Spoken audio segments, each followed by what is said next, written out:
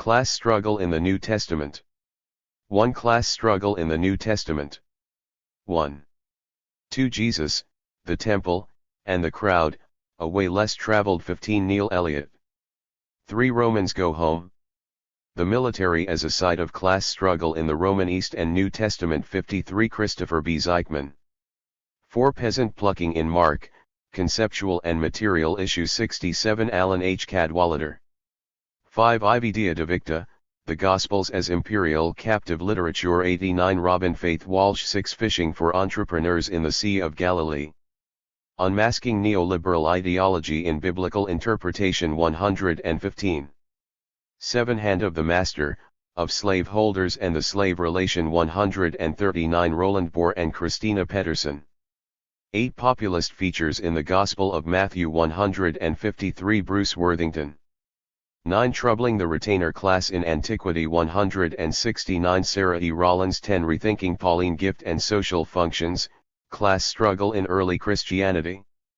191. Taylor Weaver. 11. The Origin of Archangels, Ideological Mystification of Nobility. 209. Dean Galbraith. 12. Christian Origins and the Specter of Class, Locating Class Struggle in the New Testament Today. 241. James G. Crossley.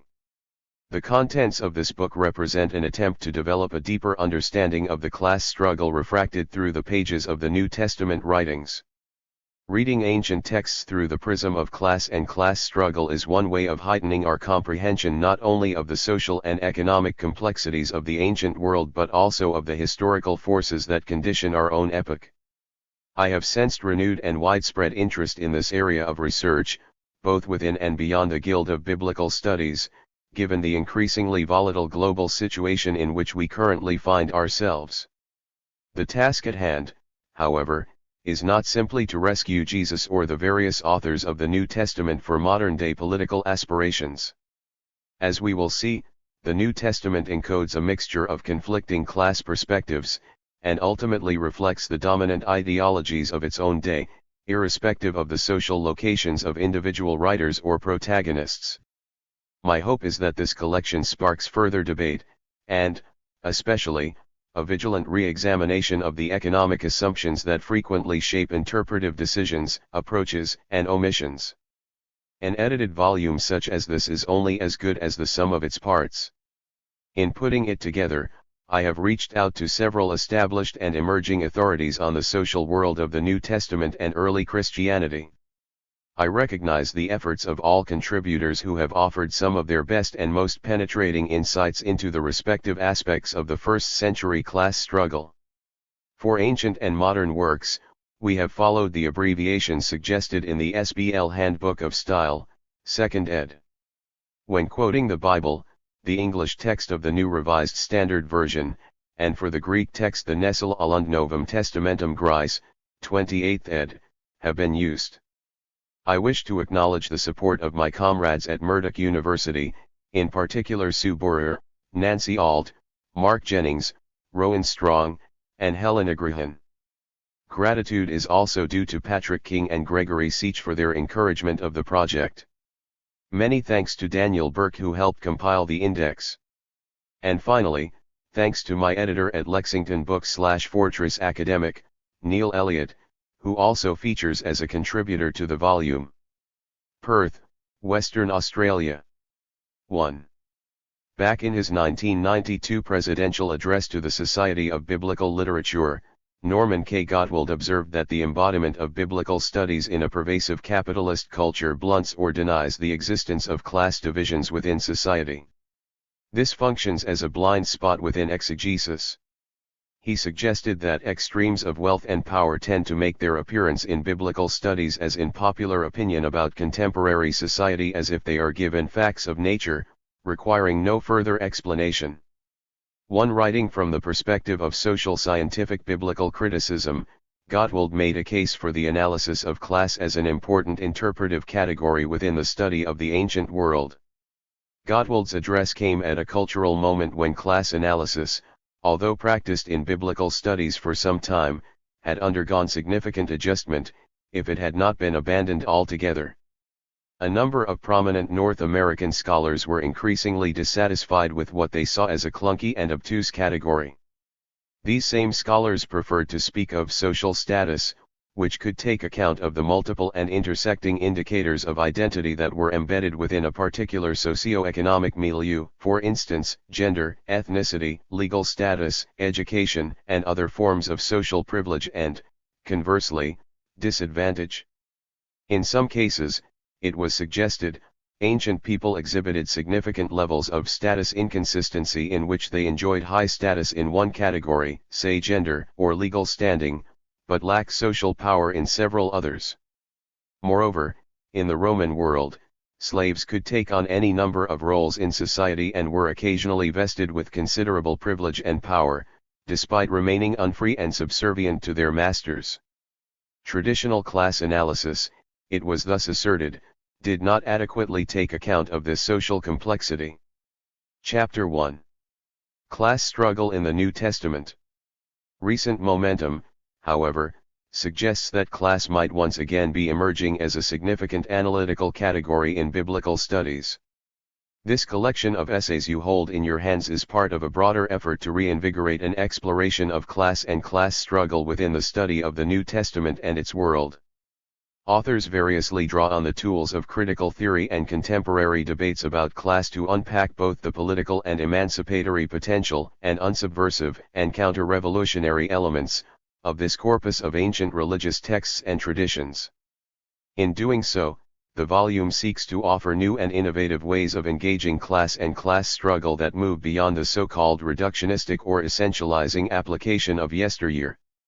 While some chapters utilize a more traditional Marxist take on class, as signifying one's relationship to the means of production, others take class as a point of departure in tackling exegetical or ideological issues at the intersection of collective struggle, economics, entrepreneurialism, imperialism, the military, slavery, gifting, cultural production, and individual populism.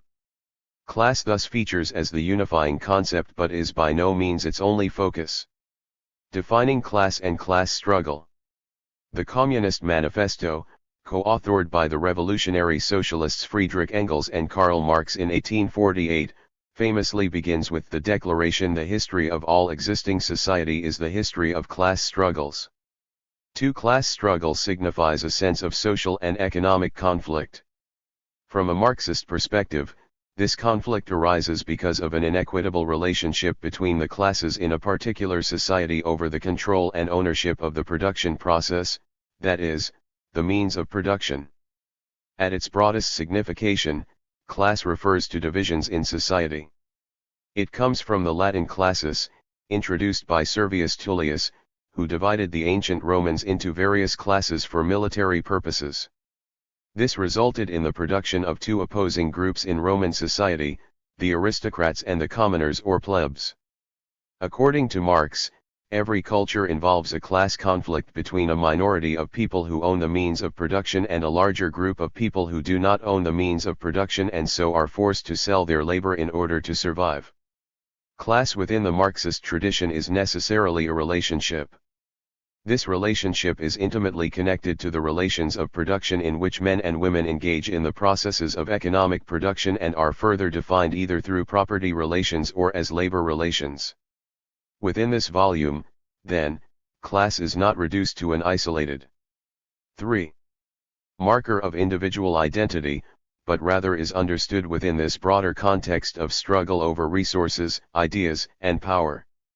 Marx located the central conflict driving capitalism, that is, the political economic system that has dominated the West and now the globe since the Industrial Revolution, as occurring between the bourgeoisie, who own the means of production, and the proletariat, who own nothing but their labor power, which they are forced to sell in order to survive.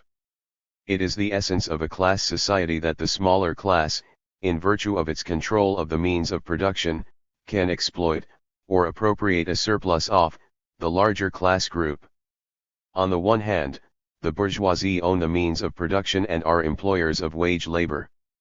The means of production refers to the land, factories, and machinery necessary to produce commodities, as well as capital to invest in such infrastructure. As the bourgeoisie were the creators and principal benefactors of the capitalist system, the term has developed negative connotations in left-wing circles. At the same time, however, Marx and Engels assert that the bourgeoisie had been in an earlier day a revolutionary class because it challenged a decaying feudal economy in which the aristocratic class were the holders of political power and property through birthright. The bourgeois revolution had resulted in a giant leap forward in the productive forces of society. With the advent of industrial capitalism, however, the bourgeoisie was seen by Marx to have fulfilled its purpose and acted only as a barrier to further development of human potential. On the other hand, the proletariat does not own the means of production and must sell its labor power in order to survive. Labor power refers to the skills or strength of workers to produce commodities which are sold on the market for a profit which is then fed back to the bourgeois class.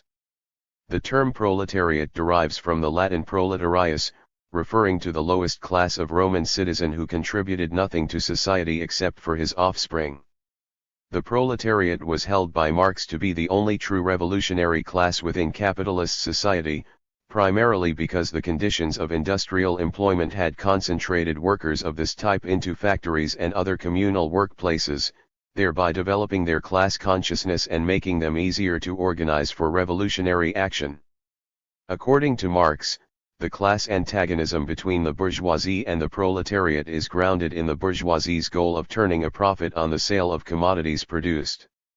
To do so, they pay the workers the lowest possible wage while having them attain the highest level of productivity, thereby producing surplus value. These basic social relations lay a foundation upon which various legal and political institutions are determined. 4. A society's politics, laws, education, and culture are enmeshed by the fundamental antagonism that undergirds the dominant arrangements of power within that society. While the class struggle under capitalism consists of this basic distinction between the bourgeoisie and the proletariat, it is possible to identify further non-basic class groups which may or may not feature in the struggle. This includes, for instance, landlords and other social groups such as the intelligentsia and petite bourgeoisie made up of aspiring shopkeepers, clerks, and students. On the other extreme are the lumpenproletariat, which consists of the unemployed, criminals, and those residing outside of the wage labor system. These additional classes complicate the pattern of class relationships somewhat. However, it should be noted that while Marxist analysis emphasizes the role of certain classes or groups in the struggle, this does not mean other non-basic classes or societal divisions are irrelevant. Within Marx's original theory, however, the proletariat is the only true revolutionary class within capitalism, for the structures of their particular working environments fosters an ability to become conscious of their class existence, the first stage required to overthrow the exploitative chains of capital. While some may object to using categories developed primarily to address industrial capitalism to investigate the ancient world, or indeed any other context, analysis of class is nonetheless an extremely useful and legitimate heuristic tool that can bring out aspects of ancient society often ignored or misunderstood by contemporary interpreters. Even when the categories of class and class struggle do not appear to fit, they prove decisively just how different the ancient world was from the modern one. The agrarian world of the New Testament was, of course, pre-capitalist and so not built on a class struggle between the bourgeoisie and the proletariat. Regardless, the antagonism refracted in its texts and traditions still constitutes the control of the means of production by one class over another. Because in antiquity, land and slaves were the principal means of production, a small class of wealthy landowners was able to extract a weighty surplus. This became the indispensable basis of the political economic system. The New Testament writings were composed in various locations that all fell under the purview of the Roman Empire, which played a significant contextual role in the formation and development of early Christianity. In recent years, much scholarly attention has focused on the pervasive imperial structure of ancient Rome and what this would have meant for Jesus, his earliest followers, and the various authors of the New Testament. In such a hierarchical structure, the emperor ruled autocratically along with the help. 5. of a small ruling elite scattered among the provinces and among whom most of the wealth, land, and social power was concentrated. The bureaucrats, military leaders, and religious political officials that comprised this elite population consisted of a small minority of the total population.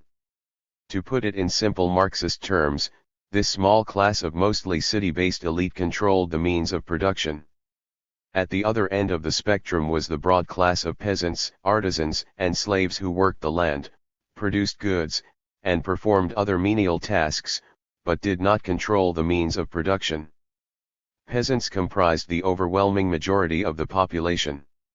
The labor power of the peasant and artisan classes produced the material wealth that, rendered through taxes and rents, sustained the parasitical lifestyle of the city-based elite. Most peasants lived at, slightly above, or below subsistence level. The smaller subclass of artisans, often associated with urban contexts but more acquainted with peasants and village life, produced goods and services. Slaves existed at multiple levels of social prestige and carried out a number of household and manual labor tasks. In between the large mass of peasants and the ruling elite was the retainer class, made up of officials, soldiers, household servants, and personal retainers, who served the ruling class in a variety of administrative tasks and duties. Even so, retainers came from diverse backgrounds and could acquire different levels of social power depending on role or function. Entrepreneurial businessmen and women were anomalous to the ancient world.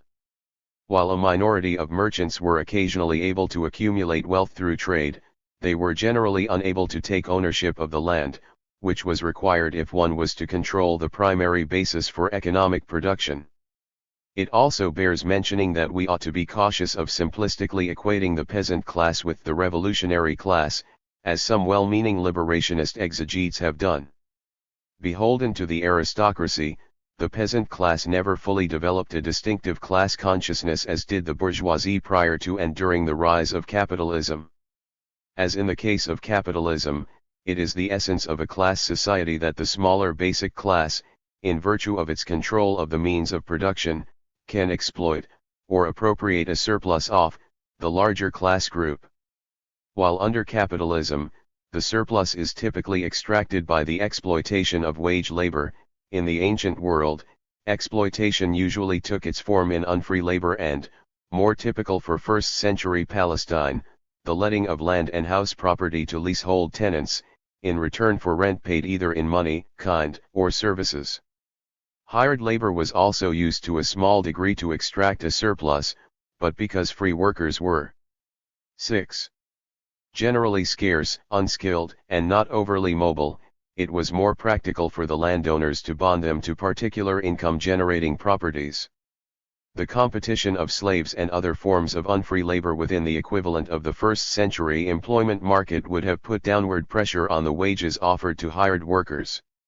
While this outline of the agrarian class struggle certainly forms the political economic background to the New Testament, texts are generally regarded as relatively autonomous, and function within their own rules of production and reception.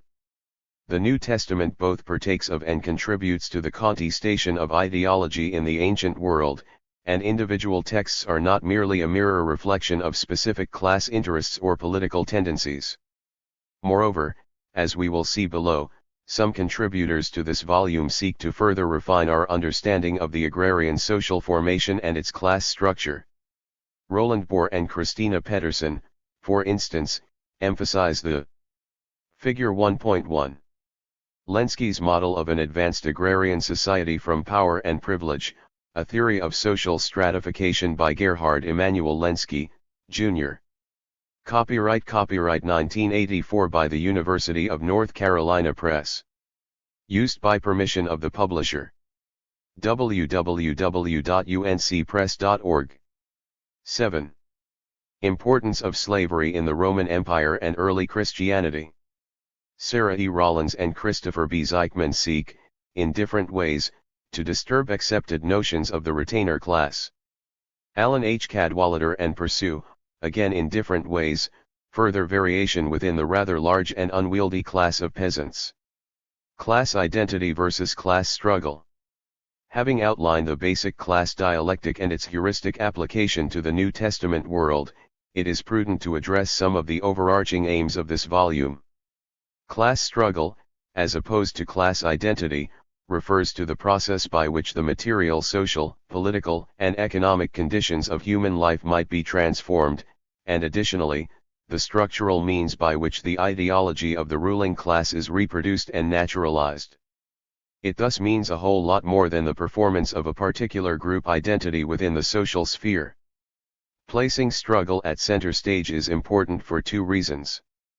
First, it broadens our understanding of class beyond its perfunctory role as a signifier of identity. Struggle indicates conflict, an incompatible clash between two or more sides. It also connotes the efforts one or more sides may take to achieve or attain something in the face of difficulty or resistance. Class packaged without struggle, however, is part of the broader trend within today's capitalist marketplace, swamped by nonsensical products that have their dangerous components extracted. As Slavoj Žižek perceptively puts it, on today's market, we find a whole series of products deprived of their malignant properties: coffee without caffeine, cream without fat, beer without alcohol. 3. The implicit rule is that you can appeal to class so long as it does not lead to anything too revolutionary. Rather than forming the basis of social and economic reality as it is experienced by people of all genders, races, and cultures, class, when divorced from struggle, becomes a superfluous category. The notional emphasis on class as an identity transforms it into an irrelevant personal idiosyncrasy, in effect, essentializing class to a private interest. As Wendy Brown contests, the politicization of identities, notably as it has emerged within the United States, is not simply a moral or political choice, but in fact an elaborate historical production. The postmodernist struggles for recognition, she insists, take the naturalization of capitalism as its starting point. What we have come to call identity politics is partly dependent upon the demise of a critique of capitalism and of bourgeois cultural and economic values. 8. Identity politics concerned with race, sexuality, and gender will appear not as a supplement to class politics, not as an expansion of left categories of oppression and emancipation, not as an enriching augmentation of progressive formulations of power and persons, all of which they also are, but as tethered to a formulation of justice that reinscribes a bourgeois ideal as its measure. 4. Brown goes on to argue that class has, in fact, become mostly inarticulable in contemporary struggles. While it is often named, it is rarely theorized or developed beyond the multiculturalist mantra: race, class, gender, sexuality. 5. While it has become increasingly common for biblical scholars to adopt some version of this multiculturalist mantra to speak about the intersectionality of oppression, 6. The promise of an intersectional focus does not often deliver in terms of specific interconnections such as those between certain signifiers of identity and class struggle. 7. The proponents of the postmodern irreducible plurality of struggles, among multiple planes, tend to leave out the resignation at its heart, the acceptance of capitalism as the only game in town, the renunciation of any real attempt to overcome the existing capitalist liberal regime. 8. This naturally leads to the second reason for placing struggle at the center. Second, struggle orients us toward the prevailing ideological economic conditions under which we currently exist, that is, capitalist realism. There is no alternative was the favoured slogan of the conservative British Prime Minister Margaret Thatcher. The slogan submits that globalised capitalism, with its free markets and free trade, is the only viable reality. Such a view encapsulates what the late Mark Fisher described as capitalist realism, that is, the dominant and all-encompassing view that there exists no coherent alternative outside of the capitalist system. 9. So anxious of the pervasive and totalizing atmosphere of capitalist ideology, Fisher struggled with depression and, tragically, took his own life at the beginning of 2017. 10. In today's liberal ideological constellation, the displacement of other societal tensions and struggles away from their relationship to class factors, from calling out unacknowledged privilege to conceptualizing mental health in individualistic terms, is part of the obfuscating neoliberal logic that effectively enables capitalism to perpetuate itself unscathed. The reason for this structural avoidance of class struggle, as opposed to class identity, arguably stems from an implicit or default acceptance of capitalist realism, in which liberal democracy and capitalism are regarded as the only feasible political and economic systems. This being the case, it has become increasingly apparent that class analysis must be carried out not only of the historical and literary worlds encoded within the texts and traditions of the New Testament, but also in light of the contemporary milieu in which biblical scholars are themselves implicated, that is, the shared context of global capitalism. After all, biblical critics 9. are not just analysts of texts, they are usually also academics hired to prepare students ideologically for their respective functions within capitalist society. If Gottwald is correct that the embodiment of biblical studies in a pervasive capitalist culture blunts or denies the existence of class divisions, then we ought to keep an eye on precisely those ways biblical exegesis is itself constrained by and generative of the capitalist culture which engulfs it. Biblical scholarship, like any intellectual enterprise, is implicated by class struggle, regardless of whether one exhibits a self-awareness of this fact. While this volume places class struggle at the center, it is not our purpose to reductively assert the primacy of class over other struggles. Instead, individual essays present new ways of understanding New Testament texts and traditions in both ancient and modern contexts by exploring the refraction of class through ideological, cultural, political, and economic modes of exploitation. Equally, tools and theories for class analysis which are part of our modern worldview must be acknowledged, subjected to criticism, and used in a self-reflexive way. We should not necessarily expect all authors to agree on definitions or method. Indeed, several authors take different and conflicting positions regarding approach and resultant interpretations. Such diversity demonstrates that more work needs to be done to clarify the various strands and approaches and to further hone how class struggle might be understood in the New Testament and its world. What is to be done? Outline of contents. It is to the individual contributions that make up this volume that I now turn. The collection begins with Neil Elliott's Jesus, the Temple, and the Crowd, A Way Less Traveled. This essay asks probing questions of the political agency of the turbulent crowds which accompanied Jesus on his fateful trip into Jerusalem. Did Jesus act alone when he, for instance, rioted in the temple? Or does it make better sense to understand him as part of a larger movement, and that Jesus was executed as a consequence of his participation in this collective action? Eliot identifies an apologetic tendency both in the various gospel narratives but also in modern biblical scholarship to steer clear from the notion Jesus may have been caught up in this failed insurrection. Following this, Christopher B. Zeichmann, in Romans Go Home? The Military as a Site of Class Struggle in the Roman East and New Testament, draws attention to the neglected place of the Roman military within studies of the first-century class structure. Rather than lumping the military together with others possessing a small surplus of income, such as priests, 10. or tax collectors, Zeichmann sinks deeper into the demographics of the military in Roman Palestine, ideologies of wealth in the Roman army, and the economic status of soldiers in selected New Testament texts.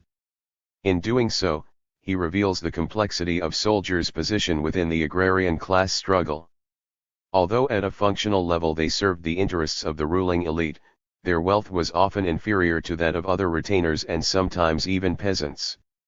Likewise, in Peasant Plucking in Mark, Conceptual and Material Issues, Alan H. Cadwallader interrogates the category of the peasant to determine whether it does, in fact, have accuracy and precision with regard to the class analysis of the Gospel of Mark. Cadwallader suggests that the work of the Marxist classicist G.E.M. de Ste. Croix is a very useful starting point. Cadwallader then explores the issue of diversity of human interaction with the environment to suggest that the category of peasant does indeed remain useful, but only after substantial redefinition that incorporates the cultural expression as people of the land in alliance with those of the sea. This is set against the narrative context in which the Emperor of Rome was widely proclaimed as Lord of land and sea. In what ways are the Gospels as cultural artifacts generative of ideology and class politics? In Idea Divicta, the Gospels as imperial captive literature, Robin Walsh pursues a mode of engaging the Gospels as conventional literature of the Roman imperial world, rather than what constitutes the more dominant approach within New Testament studies as records of communal oral tradition and Christian exceptionalism. Walsh begins by pointing out that the Gospel authors had more in common with other elite Greco-Roman writers like Athenæus, Philo, or Plutarch than with, say, a scribe, an uneducated landowner, a common farmer, or a community of illiterate Christians. She mounts a robust case that the aims of the Gospel authors were necessarily literary and, as such, can be analyzed accordingly as artifacts of elite social practice. As noted above, class analysis must be carried out not only of the historical and literary worlds encoded within the New Testament but also in light of the contemporary milieu of global capitalism. In Fishing for Entrepreneurs in the Sea of Galilee, neoliberal ideology and biblical interpretation suggests the tendency of describing ancient fishermen such as those called to follow Jesus in the synoptic tradition as middle class and relatively prosperous relies on capitalist assumptions about the individual operating detached from broader social, political, and economic forces. Drawing on St. Croix, Myles situates the fishermen within the peasant masses of the agrarian class struggle. Building on this analysis, he concludes by reading the call of the fishermen. 11. Narratives as embedded within a broader context of social upheaval and as gesturing toward peasant social unrest.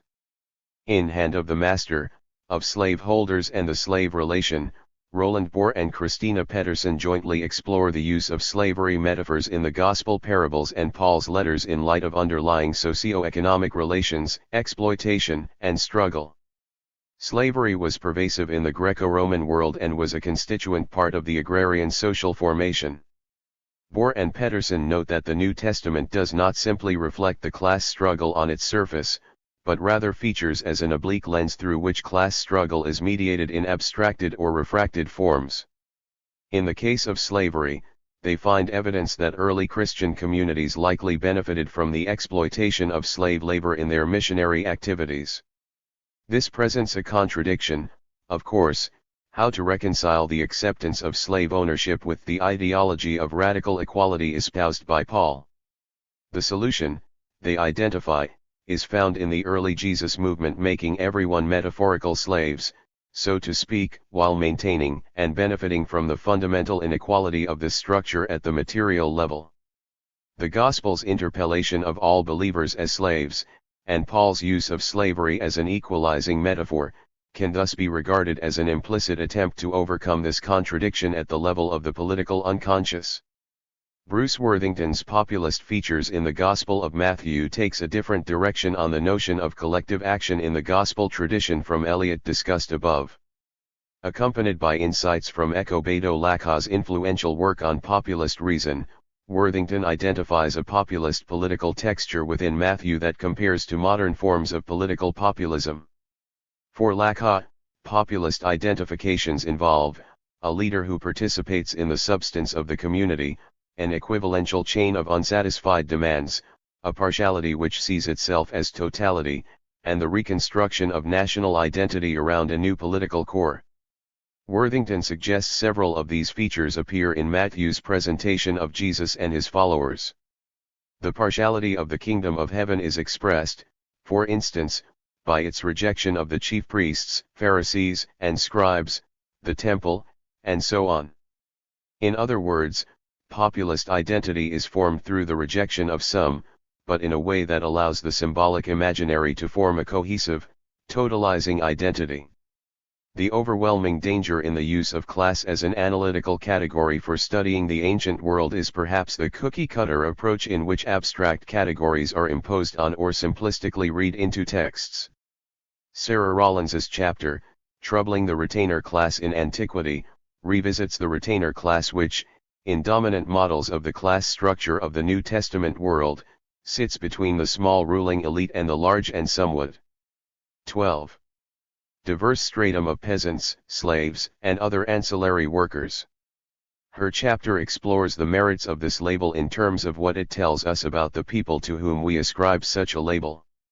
While the retainer class, which lumps together an extremely varied group of priests and bureaucrats to soldiers and officials, may tell us something about their shared economic function, it also risks collapsing an overabundance of complex and conflicting social experiences, perspectives, and goals into a monolithic entity. One of the great joys of Marxist criticism is its ability to shed new light on existing problems or questions posed by biblical scholars. Taylor Weaver's Rethinking Pauline Gift and Social Functions, Class Struggle in Early Christianity, seeks to re-examine recent scholarship on Paul's use of the concept of gifting in light of the underlying class dynamics that structured his socio-economic context. Turning to 2 Corinthians 8 and several other Pauline texts, Weaver suggests that Paul's practices agitate through withdrawing from dominant ancient discourses on gifting which, instead, tended to emphasize how benefactive practices should maintain social harmony. Finally, in The Origin of Archangels, Ideological Mystification of Nobility, Dean Galbraith offers an exhaustive examination of the complex development of the archangel through Jewish traditions of royal ancestral heroes. He suggests that early Christianity inherited an intrinsically hierarchical figure of the archangel, underpinned by an ideology which seeks to legitimate an elite class of nobles. The figure of the archangel, as such, causes the perpetuation of class difference through an imagined alliance of earthly and heavenly elite rulers. This presents a problem for readings of the New Testament that regard the eschatological promise of God's kingdom as one-dimensionally liberative. On the contrary, as Galbraith posits, these texts only oppose prevailing world empires in seeking to replace them with a Jewish equivalent. The volume concludes with a postscript by one of the foremost scholars of class and religion, James G. Crossley. Crossley locates the overall contribution of the volume within the broader ideological politics of the disciplines of Christian origins and New Testament studies. Evoking the metaphorical language of Marx and Engels, he observes that class functions as a specter in biblical studies. It haunts the history of scholarship only to return at key moments, like the present cultural moment of peak liberalism, that is, the critical point at which liberal identity politics has become equal to its own reductio ad absurdum, thus leading any rational person to abandon it for truly progressive ideologies. How can it be that we continue to find aesthetic, academic, and religious appeal in the cultural artifacts of a vastly different society? We respond to 13. These ancient texts, because our own history links us to their world, we find in the New Testament an undeveloped phase of the world historical forces which now happen to condition us. The New Testament writings refract the antagonisms of its underlying social formation. Even though the ideology of a text functions relatively autonomously from its class associations, the New Testament, as with all cultural artifacts, is nonetheless imbued with the contradictions of the societies in which it was produced and is now consumed. Exposing these contradictions is the first step of criticism. It is with these ideas in mind, and with the promise of the explanatory power of class analysis, that we turn to the crucial task of demystifying the class struggle in the New Testament. Jesus's disruptive action in the Jerusalem temple, as variously narrated in the Gospels, remains a potent symbol in political discourse today. Curiously, New Testament scholarship has focused on the motivation of Jesus's action in relative isolation from the crowds that, on the Gospel accounts, followed him into Jerusalem and aroused apprehension in the Judean and Roman authorities. Or perhaps this is not so curious. Attention to the repertoire of collective action among the disadvantaged has rarely played a large role in the repertoire of New Testament scholarship in the age of capital. The agency of crowds. In their books Empire and Multitude, Marxists Michael Hart and Antonio Negri provided an ambitious and, they admit, counterintuitive vision of the revolutionary potential embodied in an emerging post-industrial proletariat. The sheer numbers of people being steadily incorporated into the ever-expanding, ever less centralized networks of capital constitute a multitude that can and, they argued, will ultimately, spontaneously, and without the emergence of class consciousness, simply become unmanageable, untamable, unrulable by capital's institutions and instruments as they swarm about the planet, indifferent to the borders of contemporary nation-states. Their vision has not compelled wide assent. Attilio A. Boron was particularly caustic in his book-length critique, calling out the authors for underestimating, or neglecting entirely, the harsh material realities of systematic oppression, material deprivation, and degradation of whole peoples that appear. Chapter 2. Jesus, the Temple, and the Crowd. A Way Less Traveled. Neil Eliot. 16 Neil Eliot. To be accelerating today. Boron admitted that the imperial system of the early 21st century was not that of the 1970s, but it has not changed into its opposite, as neoliberal mystification suggests, giving rise to a global economy in which we are all interdependent.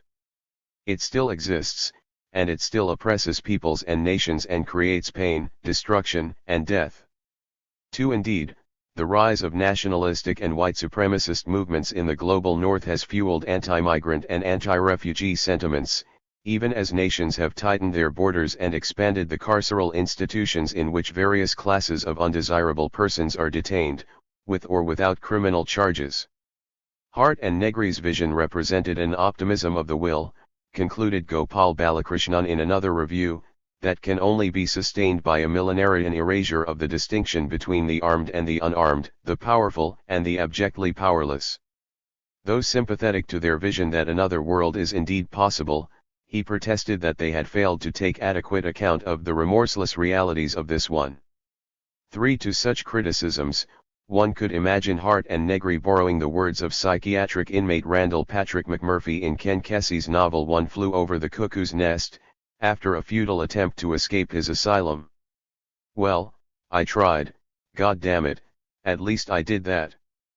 For as the flood of capital's reach has expanded, saturating every zone of social life and bursting institutional dikes and channels, especially in the months following the 2016 U.S. presidential election, calls for resistance have multiplied from political parties, non-profit organizations, and loose mobilizations of concerned citizens, asking for monetary contributions and signatures on petitions.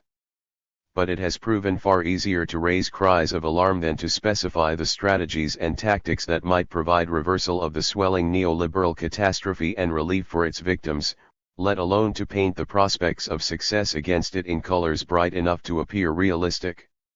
5 grand narratives of history's inevitability, such as those that thrived on the right not so long ago, are scarce on the left.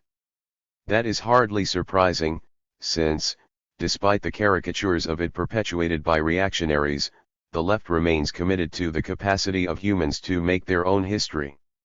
6. There is nothing rational about rebellion, writes Pulitzer Prize-winning journalist Christopher Hedges, even as he insists that rebellion against the present capitalist order is an existential and moral imperative.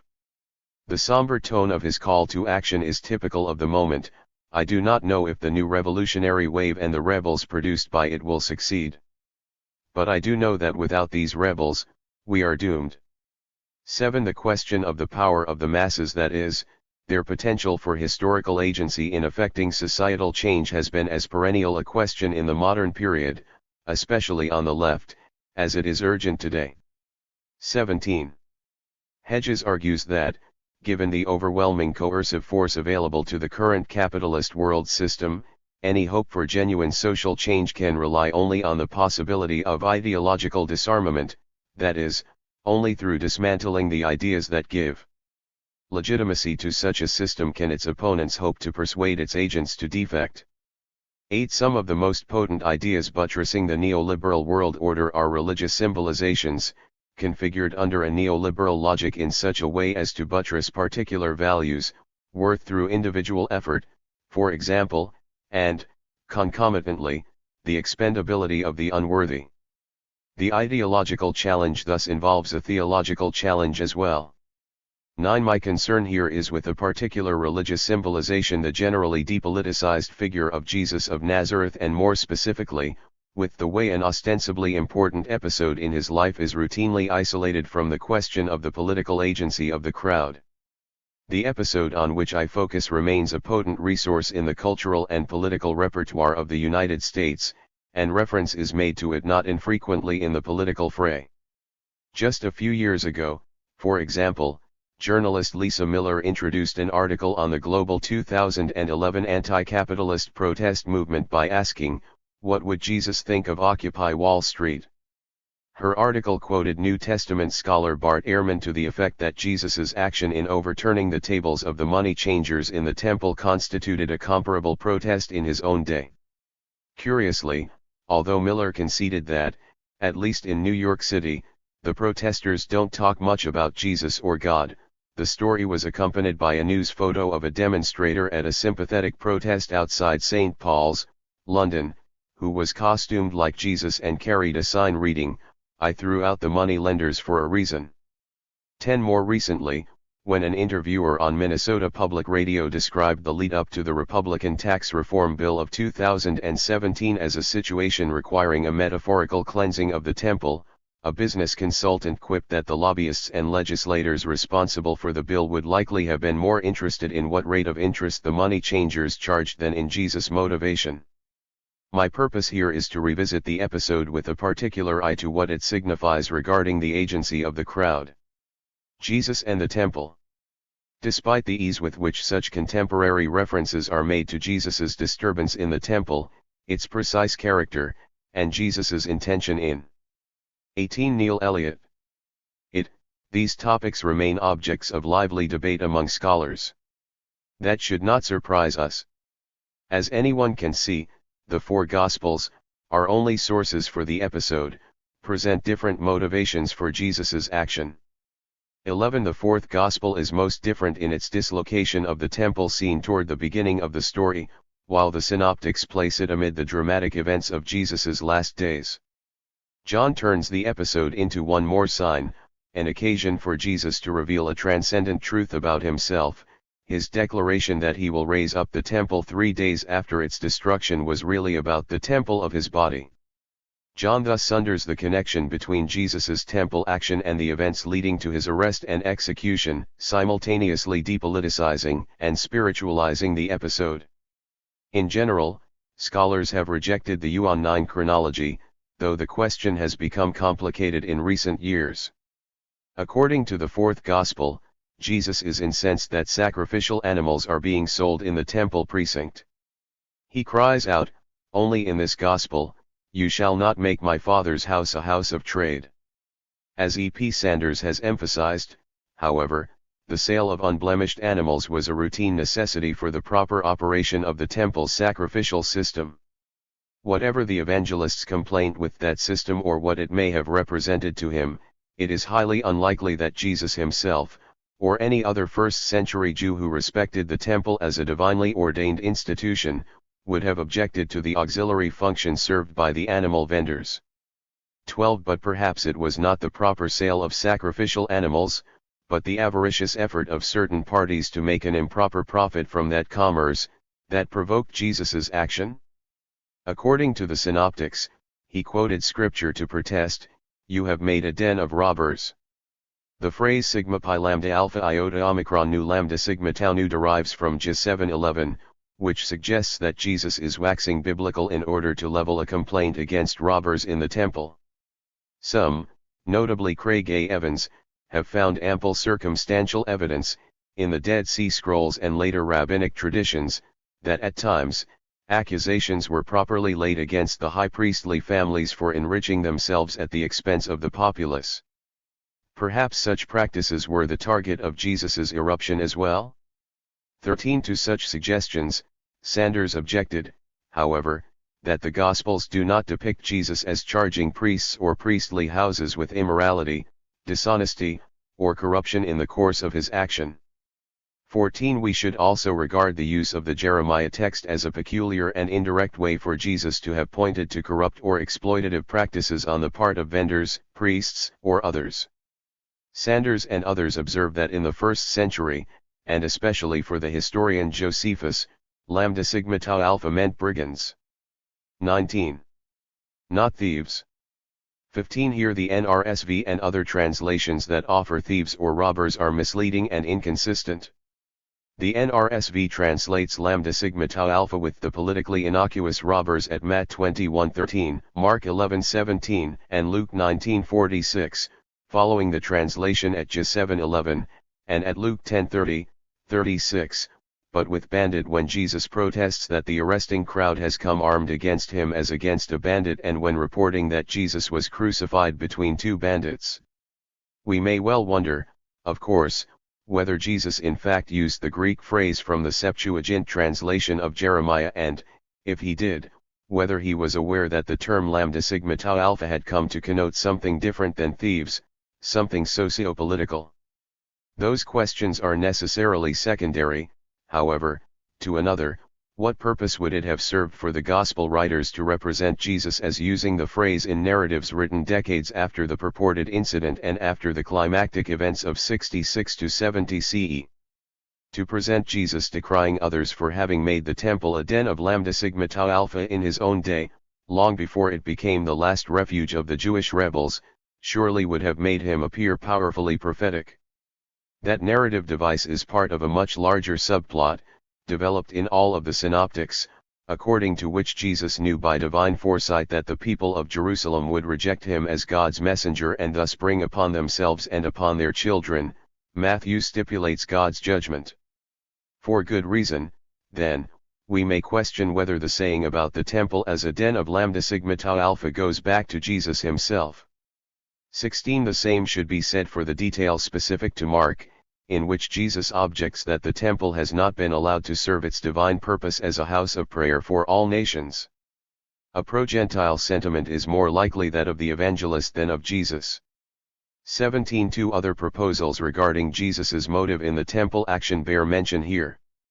First, according to Peter Richardson, Jesus's objection was specifically to the temple's use of the Tyrian silver shekel for transactions, since it bore the image of the deity Melkart. The money changers worked in the temple precincts to change Roman coinage into shekels for any transactions conducted with the temple. On Richardson's view, Jesus held a more rigorous understanding of the second commandment than pertained in the temple itself. 18. Second, Adela Yarbrough Collins argues that Herod's expansion and remodeling of the temple complex allowed vendors to occupy the royal portico, on the model of a Greek temenos or the civic esplanade appropriate. 20. Neil Elliott. To the emerging imperial cult. On her view, Jesus, in the spirit of Ezekiel and the temple scroll, regarded such activity as violating the sanctity of the outer court of the temple. 19. Both these proposals have the virtue of understanding Jesus not only as a first-century Jew but as a rigorist for the temple's holiness, a figure for which we have historical analogues. Both remain dubious, however, for lack of any explicit basis in anything the Gospels report Jesus to have said about the temple. 20. In light of the preceding considerations, it seems prudent to judge the sayings that the Gospels assign to Jesus in these scenes as failing to offer reliable insight into his actual intentions. 21. Here E. P. Sanders's arguments have proven compelling to many scholars. As we shall see, however, the search for other motives tends to focus on Jesus himself, in the context of Second Temple Judaism, to be sure, but still in terms of individual beliefs. In order to understand Jesus's action, E. P. Sanders looked to other pieces of evidence in the Gospels that, in contrast to the sayings just reviewed, are not likely to have been invented by Christian trad-ents. It is possible that Jesus spoke of the temple's destruction, as in Mark 13:1, 2. But the Gospels also report that others accused Jesus of threatening to destroy the temple, and that he was mocked while on the cross by bystanders who accused him of threatening to destroy the temple and rebuild it. Luke carefully avoids such statements in both contexts, but has Jewish opponents level a similar charge, later, against Stephen, insisting, as did Mark and Matthew regarding the charge against Jesus, that the accusation was false. Sanders notes that the charges against Jesus go nowhere, that is, they play no particular role in the subsequent narrative. They are not likely, then, to have been invented by Christian trad-ents or evangelists.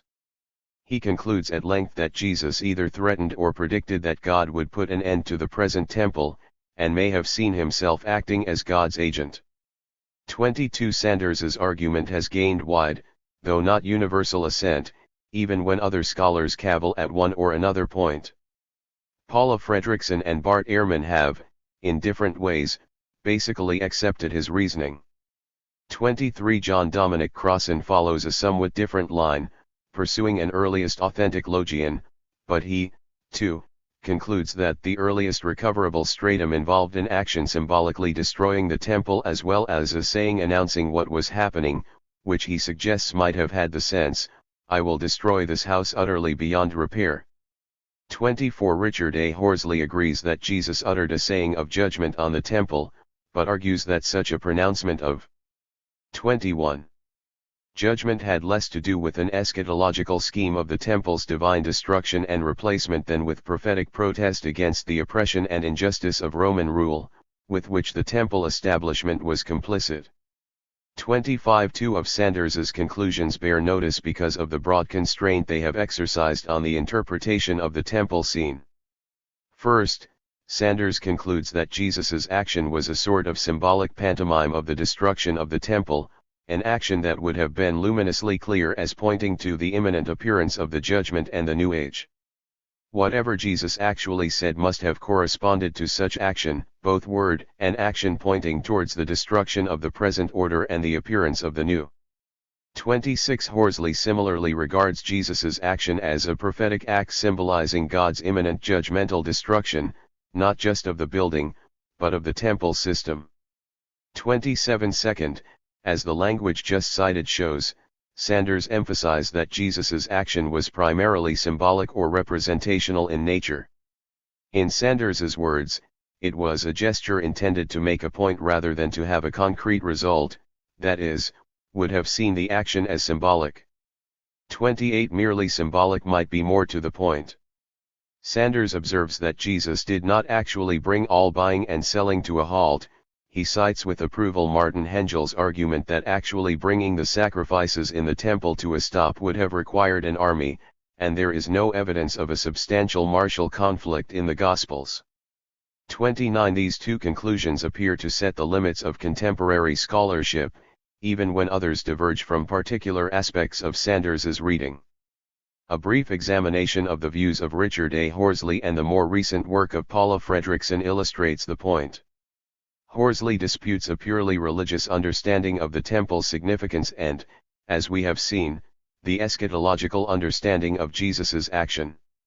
If Sanders focuses scrupulously on the realia of temple ritual, Horsley stresses instead that the temple was, among other things, the basis of an economic system in which agricultural production supported an elite temple establishment. The temple was an instrument of imperial legitimation and control of a subjected people, a point Horsley illustrates from Josephus.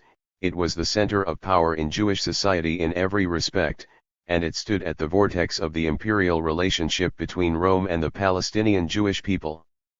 30 Jesus's action was therefore a symbolic attack on just those aspects of the temple system where the domination and exploitation of the people was most obvious. 31 That attack stood in continuity with Jesus's efforts in Galilee, consonant with the prophets of old, to renew Israel, efforts which inevitably brought Jesus into conflict with the ruling. 22 Neil Elliott. Institutions in Jerusalem, the high priesthood, as well as scribes and Pharisees, the representatives of the temple establishment in Galilee. 32 Jesus's opposition to this coordinated establishment is clear enough, Horsley argues. In sayings passed on in Q and Mark, though he stipulates that he does not presume that Mark's narrative of events in Jesus's last days in Jerusalem is historically reliable. 33 Additionally, although Horsley suspects that Jesus's action in the temple was probably more dramatic than the Gospels indicate a more rather than less disruptive demonstration that must even have involved some violence against property if not against persons, he demurs from imagining that Jesus intended to lead a takeover of this power center. That suggestion would have meant that Jesus's actions were naive and abortive, an implication that Horsley rejects. Jesus's action must therefore be understood as a demonstration symbolizing destruction, language that echoes Sanders. 34 Further, Horsley considers this action and the general antipathy to the ruling establishment or system that other sayings in Mark and Q express sufficient to have brought Jesus to the cross. He was indeed mounting a more serious opposition than a mere protest. From the viewpoint of the rulers, the crucifixion of Jesus was not a mistake. He had been stirring up the people. Though Horsley hesitates to describe the scope or precise character of this action, he insists it represented a challenge to the Roman imperial order. 35 It seems, then, that while Horsley understands Jesus's action as opposition to the temple's role in an oppressive imperial system, he nevertheless imagines that action as an individual gesture symbolizing divine judgment of the temple, one that Judean and Roman authorities alike would have recognized as an existential threat to their power. This follows the direction of Sanders's argument. Although, in recent writings, Paula Fredrickson has moved away from Sanders's conclusions and even cast doubt on the historicity of the temple scene, it appears that Sanders's interpretation of Jesus's depicted action continues to set certain limits to what she, too, imagines that action, if it happened, might have meant. In the first edition of From Jesus to Christ, Fredrickson concurred with Sanders. Since, according to the Gospels, neither Herod nor Pilate had rounded up Jesus's disciples after his arrest, they presumably did not perceive in the temple incident the sort of insurgent threat that would have required wider response. It was only a disruptive gesture, by which Jesus symbolically enacted the impending apocalyptic destruction of the temple, a destruction to be achieved by God, not human armies, and certainly not literally or personally by Jesus himself. Not itself incendiary, it was nonetheless a message delivered in a highly volatile context, Jerusalem at Passover. As 23. Fredrickson put it, to proclaim in such a context the nearness of God's kingdom, so openly perhaps so flamboyantly.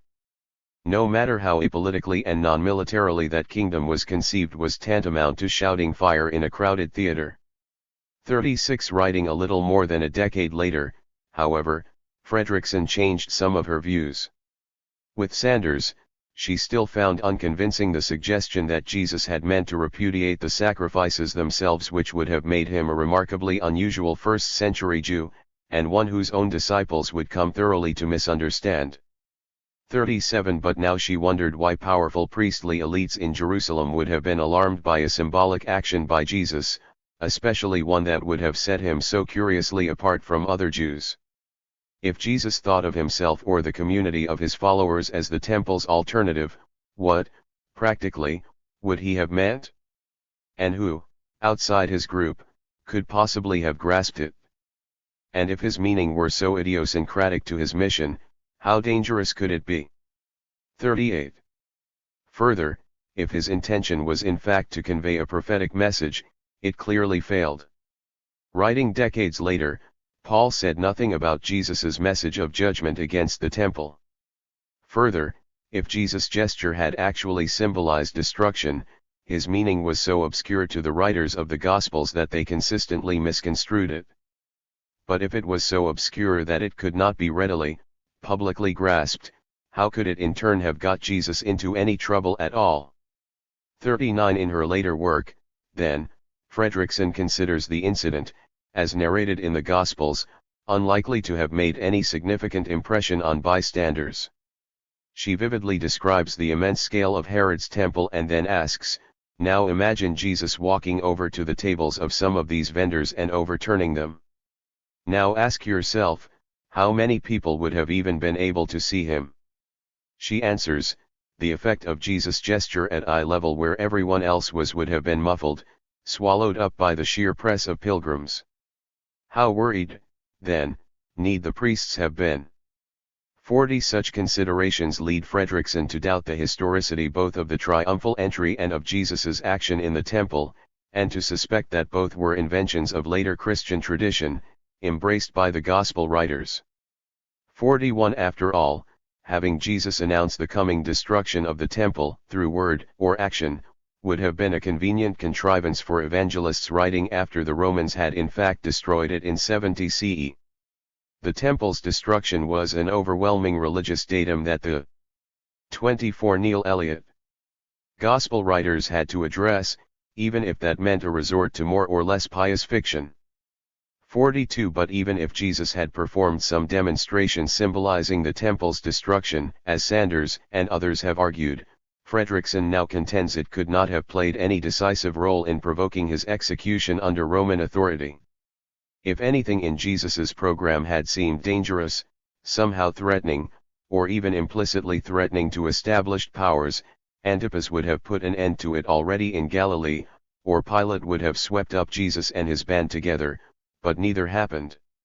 For the cause of Jesus's death, she writes, we should look, instead, to the crowds in Jerusalem. Pilate killed Jesus, not because he perceived in him any direct threat to Roman rule, but because others thought and proclaimed that he was Messiah, for reasons of their own.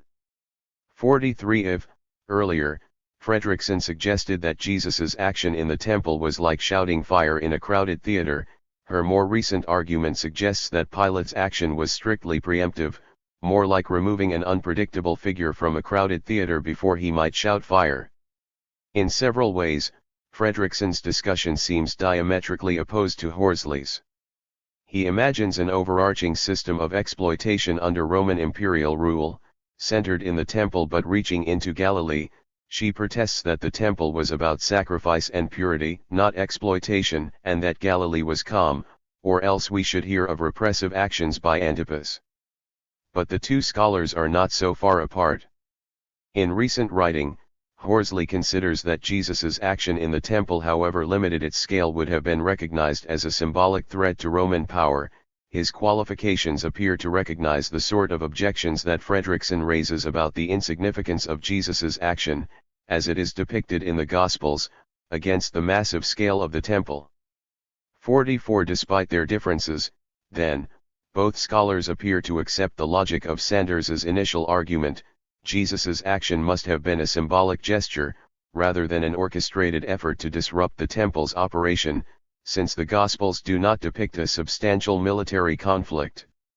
Instead, they report Jesus facing arrest and crucifixion alone, not as the head of a militant mob. 45 Here we confront a paradox, at which we hinted above. On the one hand, we see widespread willingness among scholars to accept at face value the apparent presentation of the Gospel accounts that Jesus acted alone in the temple. 46 Fredrickson puts the case as clearly as any in arguing that because the Gospels depict Jesus as having been arrested alone, he must have been perceived by the authorities as having acted alone in the temple precinct. Thus, her questions for our historical imagination focus on Jesus alone.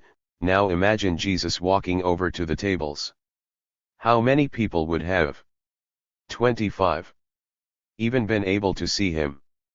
The interpretive question is thus narrowed, for any scholars who still regard the event as historical, to Jesus's own motivation in what was, at last, little more than a prophetic gesture, and the search is on for a set of eschatological beliefs regarding the temple, roughly contemporary with Jesus, that might have informed his thinking.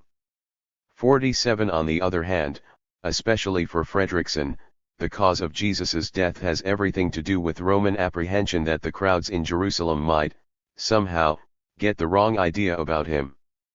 But what, if anything, in Jesus's words or actions would have given them that wrong idea? Fredrickson's answer appears to be, nothing at all. The Gospels show the crowds acclaiming Jesus as Messiah as he enters the city, a clear enough basis for his crucifixion days later. But, according to the Gospels, Pilate offers no response, which is inexplicable, unless Pilate knew what the crowds did not, that the message of Jesus's movement posed no threat to Roman power. 48 The lines of Sanders's argument appear here as constraints on the historical imagination. Behind those lines are the Gospel presentations themselves, which Sanders and others have accepted in certain respects as historical. In between Jesus's entry into Jerusalem, surrounded by crowds acclaiming him Messiah, and the crucifixion that reasonably, even inevitably would have followed, the Gospels present narratives in which the crowds, if they appear at all, do nothing but hang on Jesus's words. What Pilate supposedly knows, and consequently, what Fredrickson knows, is just what the Gospels intend their readers to know. Apparently beyond consideration is the possibility that Jesus's gesture in the temple might have been part of a collective disruptive action, or, at minimum, that he might have meant to incite one, in other words, that he might have meant not simply to shout fire, but to light a fire in the incendiary conditions in which he had, by all accounts, quite intentionally placed himself. 49. The scholarly preference for interpreting Jesus's action in the temple as his individual prophetic gesture, intended to convey a generally recognizable eschatological belief, should surprise us. Jesus's action, according to the Gospel accounts, follows closely on his triumphal entry into the city, surrounded by an enthusiastic crowd, nay, an aroused, agitated crowd, apparently anticipating a dramatic and climactic event. The sequence varies among the synoptic Gospels, as we shall see, but it is nevertheless clear that the temple event follows closely on the entry into Jerusalem. 50. Furthermore, the crowd is, on Fredrickson's view, the pivot on which any historical understanding of Pilate's condemnation of Jesus to the cross must turn. We must ask, then, of contemporary interpreters but no less of the Gospel writers themselves, what happened to the crowd? 51. 26. Neil Elliott. Whither the crowd? A brief summary of the synoptic accounts following Jesus's entry into Jerusalem, surrounded by crowds, highlights their elusive role in these narratives. Matthew speaks of a very large crowd accompanying Jesus into the city with messianic acclamations that brought the whole city to turmoil. Within the city, the crowds hailed him as the prophet Jesus from Nazareth in Galilee. These crowds seem to melt away, however, as Jesus, apparently alone, enters the temple, drives out the vendors, and overturns the tables of the money changers. Blind and lame individuals come to him there and are cured.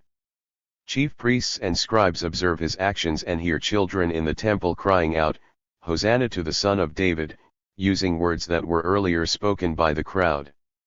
Jesus then leaves the city, in whose company, Matthew does not say. Where has the crowd gone? Jesus returns the next day, now accompanied by his disciples. There is no mention of the crowds. He enters the temple and is accosted by chief priests and elders of the people as he was teaching. Matthew does not indicate whom he is teaching, but only the disciples have been mentioned as accompanying him. After an extended argument with these opponents, they seek to arrest him, but they feared the crowds, because they regarded him as a prophet. The first indication we have, though an indirect one, that the crowds are still somehow a part of the landscape. The crowds remain offstage, as it were, their presence has not been mentioned, nor has Matthew given any indication why Jesus's opponents should fear them. Jesus refutes antagonists from the Pharisees, Sadducees, a lawyer sent from both groups, and the Pharisees again. At the end of the sequence, no one was able to give him an answer, nor from that day did anyone dare to ask him any more questions. Only at 23:1 do the crowds reappear, along with the disciples, as the audience of an extended tirade that Jesus directs, in the second person plural after 23:13, against the scribes and the Pharisees. At the end of this speech, Jesus leaves the temple in the company of his disciples, again, without any reference to the crowds. He utters a warning about the temple structures. Abruptly, and without transition in the narrative, he is seated on the Mount of Olives, where his disciples approach him privately and he explains his cryptic reference to the temple's destruction. His extended eschatological teaching is, then, directed to the disciples alone. 27. When this is ended, Jesus declares to the disciples that the Passover is coming and that the Son of Man will face crucifixion. Jesus's enemies conspire to arrest and kill him, by stealth, Matthew explains, because they feared a riot among the people. Nothing that follows in Matthew's narrative serves to bear out that apprehension. However, no one riots in support of Jesus. Rather, he is alone with his disciples until he is accosted in the Garden of Gethsemane by a large crowd, armed with swords and clubs. After a brief skirmish, which Jesus ends by admonishing one of his companions who had drawn a sword, he reproaches the crowds for coming against him fully armed, though he had been teaching day after day in the temple without their interference. We hear nothing of crowds again until Jesus stands before Pilate, but these are not now the sort of Jesus sympathizers that had earlier been reported to cause the authorities such concern. Matthew reports that the governor was accustomed to release a prisoner for the crowd. The chief priests and elders persuaded the crowds to ask for Barabbas, which they do, demanding the crucifixion of Jesus. Pilate sees that a riot was beginning, but this is not a riot in defense of Jesus, as his opponents earlier feared. 52 Pilate washes his hands before the crowd, and the whole people respond approvingly that Jesus's innocent blood is on their heads and the heads of their children. Pilate accedes to their murderous insistence.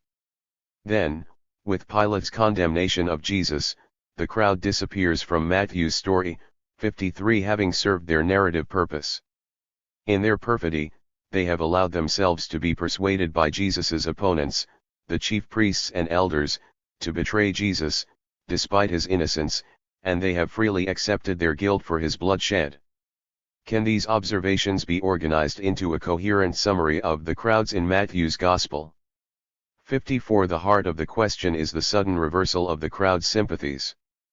55 Note that following Jesus's arrest, Matthew portrays Pilate as ineffectual before the power of the crowd. He knows they act out of jealousy, but makes his customary offer to release a prisoner to them, nevertheless. His apparent effort to stall the crowd and his protest of Jesus's innocence are alike futile, so he ceremonially washes his hands, assigning responsibility for Jesus's death to the crowd, which they together accept. All this suggests the volatility of a moment when the crowd's power is precariously balanced against that of the imperial procurator. In general terms, this might seem historically plausible. We may compare the incident with Josephus's accounts of another episode, the installation of Roman military standards in Jerusalem, in which Pilate was ready enough to enforce his will with considerable brutality, but was astonished by the concerted defiance of a Jewish crowd, and relented. Philo offers a fuller account, embellished with the warning of the Jewish crowd that Pilate's stubbornness could provoke war, and their threats to send a delegation to Tiberias and thus embarrass Pilate. Whatever Pilate's astonishment or ambivalence in the first episode, it was apparently short-lived. On a later occasion, Josephus reports, he infiltrated his soldiers in plain clothes among a protesting crowd and ordered a sizable massacre. But Josephus also reports that a similar mass protest by Jews greeted Gaius's legate Petronius when he was dispatched to install a figure of the emperor in the Jerusalem temple, and Petronius relented. Such accounts provide ample material for discussions of the power of collective action against superior military power. 56 Such socio-political realities are not Matthew's concern, however. His crowds do not possess what we might call collective political will or agency, they are helpless, like sheep without a shepherd, without the understanding that would enable them to recognize the genuine shepherd provided them. They are, Causland observes, largely pawns, easily turned by the persuasive powers of their wicked and jealous leaders into their ready tools and directed to anarchy and to murder. 57 We may recognize in Matthew's portrayal a more ancient trope, common to elite writers, that opposed the brute, indecisive crowd, the leaderless and rudderless mob with the wise aristocrat who knows how properly to exercise authority over them. 58 But Matthew's explanation goes further, his crowds are destined to betray Jesus, by scripture and by divine plan. Causland attributes this to the irresistible logic of biblical truth. The crowds simultaneously recapitulate and epitomize the checkered history of Israel's involvement with Yahweh, and describe the rise and fall of the Jewish populace of Jesus' day. 59 Such essentialized understanding of Israel and the Jews is but a masquerade of history, though it faithfully reflects the intention of Matthew's narrative. We increasingly recognize that Matthew's attribution of murderous responsibility is an ideological construction that drives the Gospel's plot. It is pronounced by Jesus, not only on the Pharisees but on this generation, then accepted by the whole people. This is more than a tragic tale of a crowd swept up in the heat of passion and misled by evil. 29. Leaders. Matthew's is a tale of divine vengeance, in which the population of a city responsible for the death of the Son receives the Father's terrible judgment, which they fully deserve.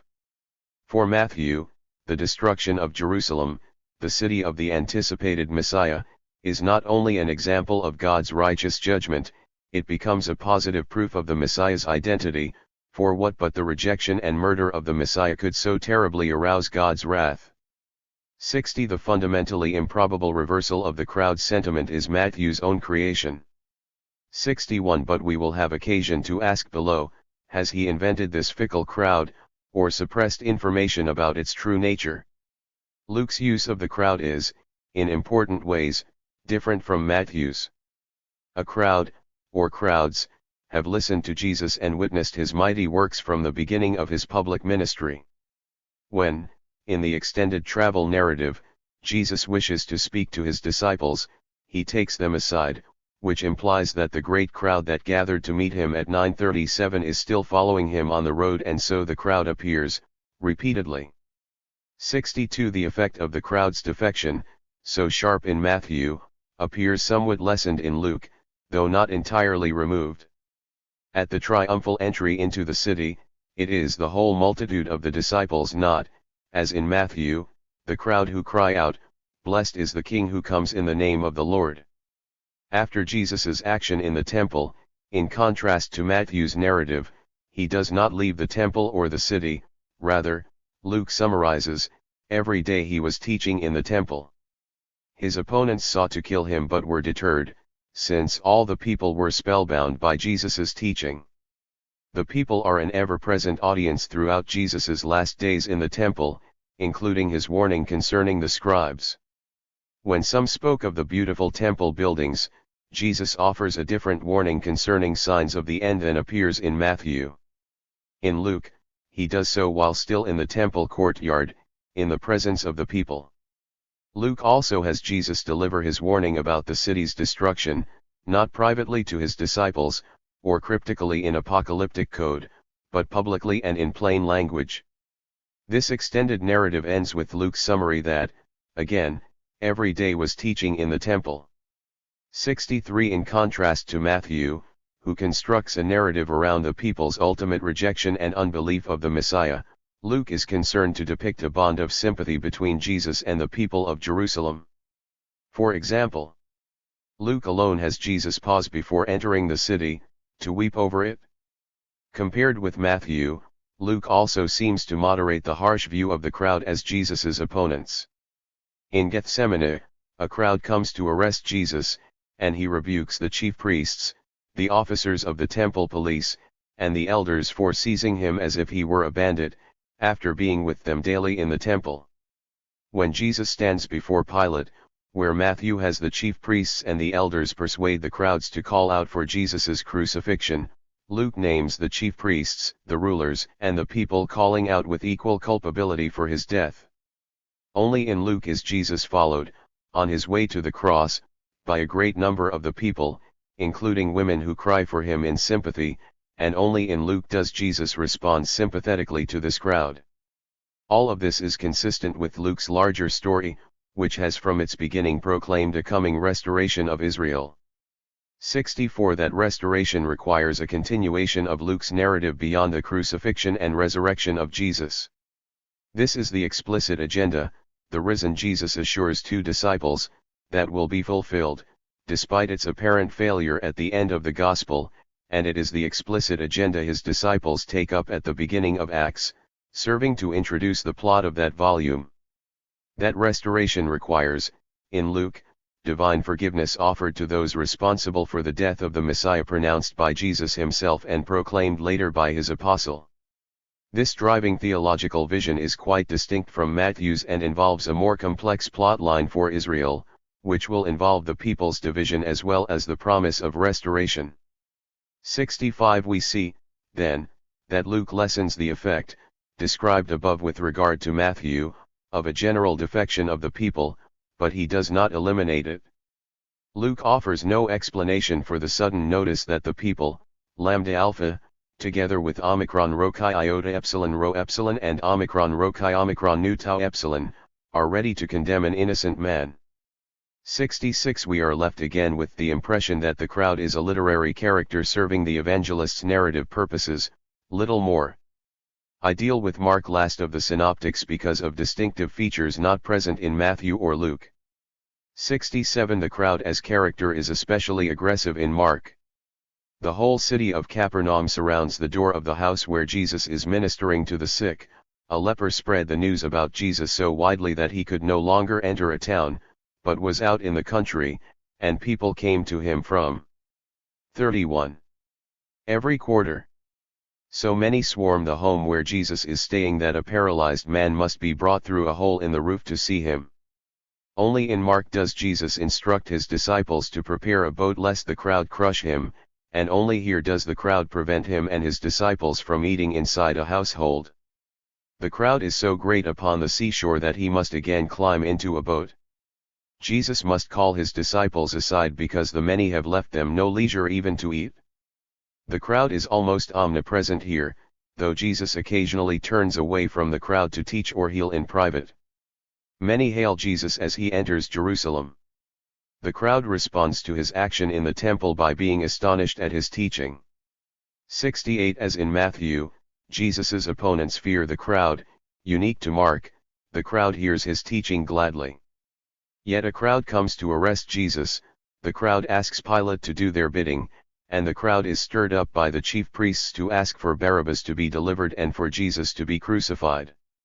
As in Matthew and Luke, then, Mark does nothing to prepare the reader for the sudden appearance of a crowd hostile to Jesus, or to explain the sudden disappearance of the approving crowd of whom Jesus's opponents were afraid. Frequently enough, interpreters have been content to regard Mark's characterization of the crowd as coherent. On a representative view, the crowds respond with amazement so long as Jesus's fate is undetermined. As he nears Jerusalem, they respond with an inadequate expectation regarding the coming rule of our father David rather than the rule of God. Once he is isolated and powerless, however, they are easily turned against him. Like the disciples and other characters, the crowds too fail in following Jesus. Regarding the crowds as a coherent character leads interpreters to read Mark's narrative as offering a coherent theological lesson. Amazement by itself is not a sufficient response to the rule of God. 69. Whether or not the narrative characterization of the crowds is coherent in any of these Gospels, Fredrickson's observation regarding Matthew is relevant for Luke and Mark as well. He crowds wholesale defection between nightfall and morning is historically improbable. 70. The priests do not have enough time to swing popular opinion around in the course of this single, highly packed interval. 71. The scene in which the crowd forces its will upon Pilate, like other events in the Passion narrative in all four Gospels, is scarcely credible as history. Rather, it serves theological motives. It is the high watermark of Jewish malice toward Jesus. 72. In 32. Neil Elliott.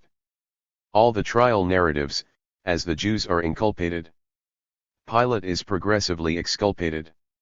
The historical judgment must be that Pilate, and not the high priest or Sanhedrin, was undeniably responsible for the crucifixion of Jesus.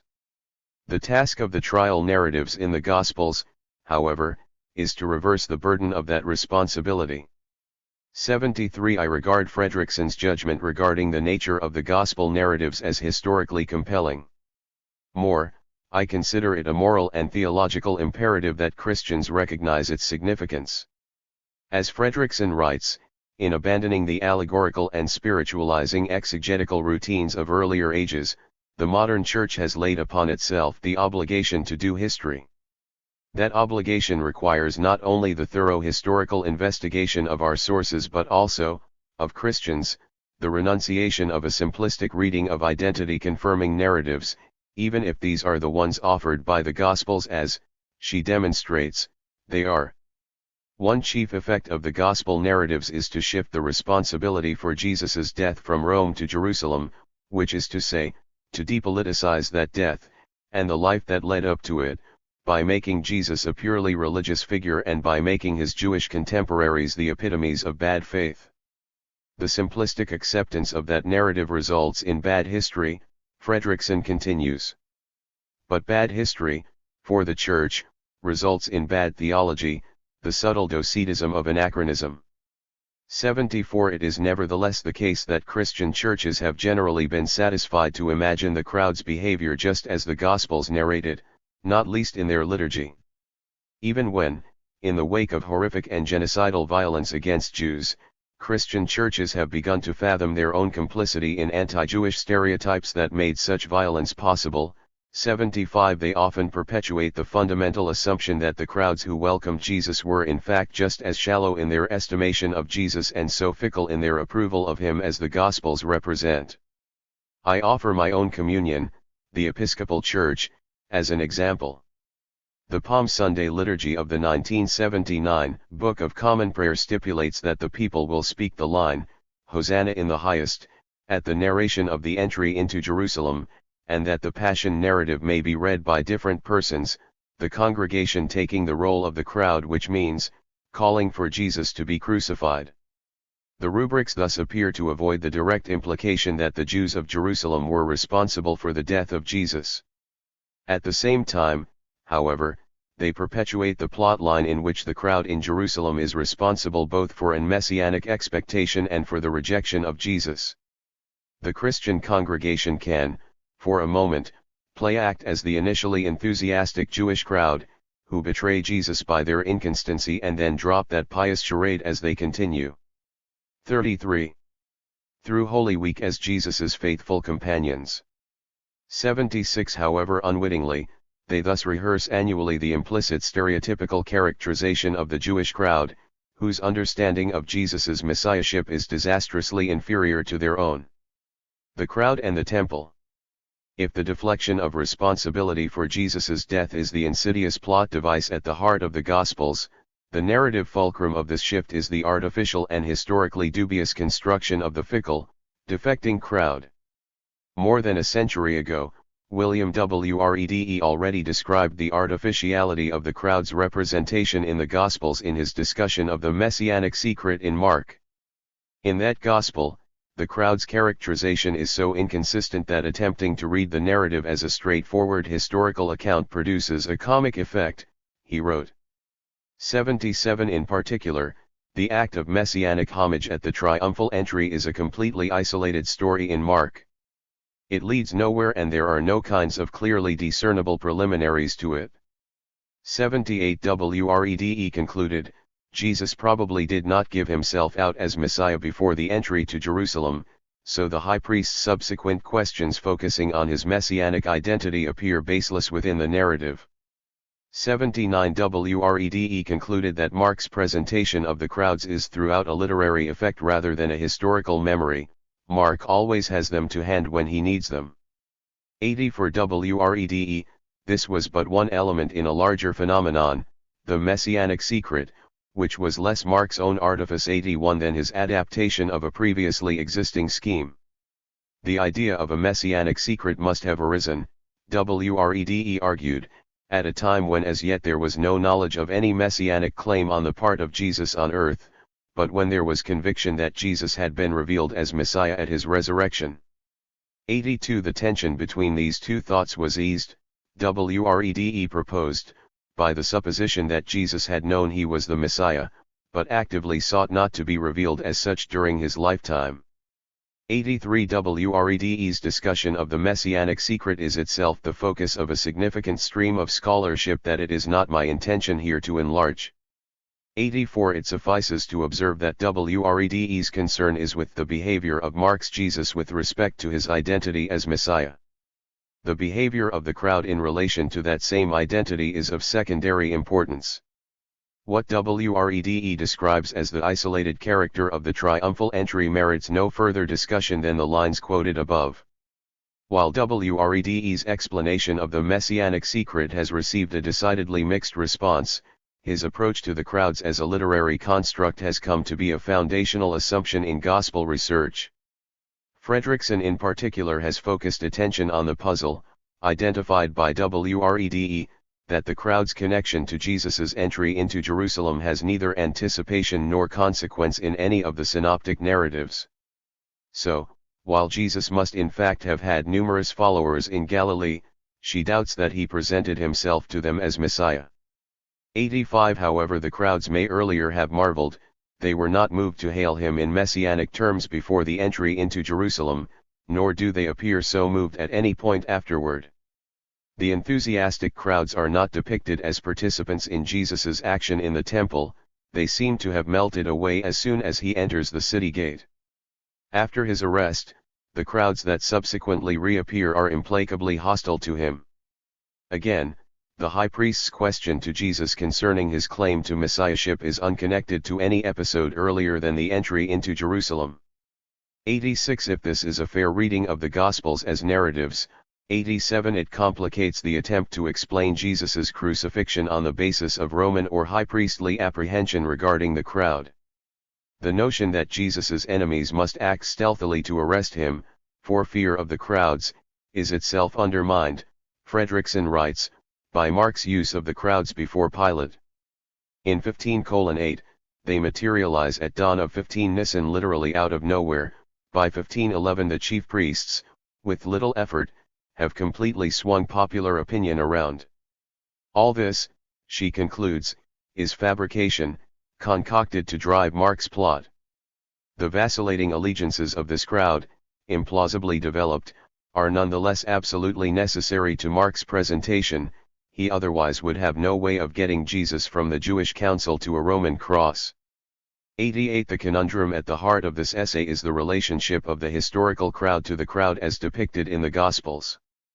Fredrickson judges the numerous, vocally enthusiastic crowd of Passover pilgrims to be historically necessary to an understanding of Pilate's decision to crucify Jesus, but this cannot have been the fickle crowd depicted in the biblical story. She imagines there may have been a crowd enthused for Jesus as well as one violently opposed to him, though the Gospels speak indiscriminately of a crowd or the crowds or the people of the city. 89 The relative size of these possible factions is irrelevant, it is the sheer volatility of the Jerusalem crowd that matters for her explanation. The Roman procurator crucified Jesus as a political insurrectionist, although Pilate knew perfectly well that Jesus was not an insurrectionist, and thus that he had no need of rounding up others in his movement as well, she argues. 90 It was the crowd that sealed Jesus's death, but not as the Gospels depict it. Pilate's decision was a simple calculation of realpolitik. They alike know that Jesus himself is not dangerous, but that the crowds who swarm around him are. 91 I focus on Fredrickson's recent argument because, in my view, she has most advanced the historical question of the cause for Jesus's death and the question of the nature of the Jerusalem crowd. Curiously, her answers to these two questions are kept carefully distinct. Pilate crucifies Jesus because of his apprehension regarding the crowds in Jerusalem at Passover, even though he himself knows that Jesus is harmless. This can only mean that the crowds are, in their emotional volatility, fundamentally irrational. They are truly dangerous, as Pilate, the chief priests, and the historian together recognize. The threat that Pilate supposedly most fears, that the crowds will be swayed by demagogic persuasion, is in fact realized in the Gospels, not by Jesus, however, but by the chief priests, yet this alarms Pilate not at all. What I find curious is how closely this argument follows the twists of the Gospel Passion narratives, even though Fredrickson recognizes their tendentiousness. The risk that Fredrickson posits must have moved the historical Pilate to act against Jesus, his apprehension that Jesus might somehow inflame the crowds in Jerusalem, is forestalled by the Gospel narratives, which first effectively remove the crowds, at a decisive moment, from any risk of contamination from Jesus or his goals, then restore them to the story as his mortal opponents. At this point, readers of the Gospels face an interpretive choice.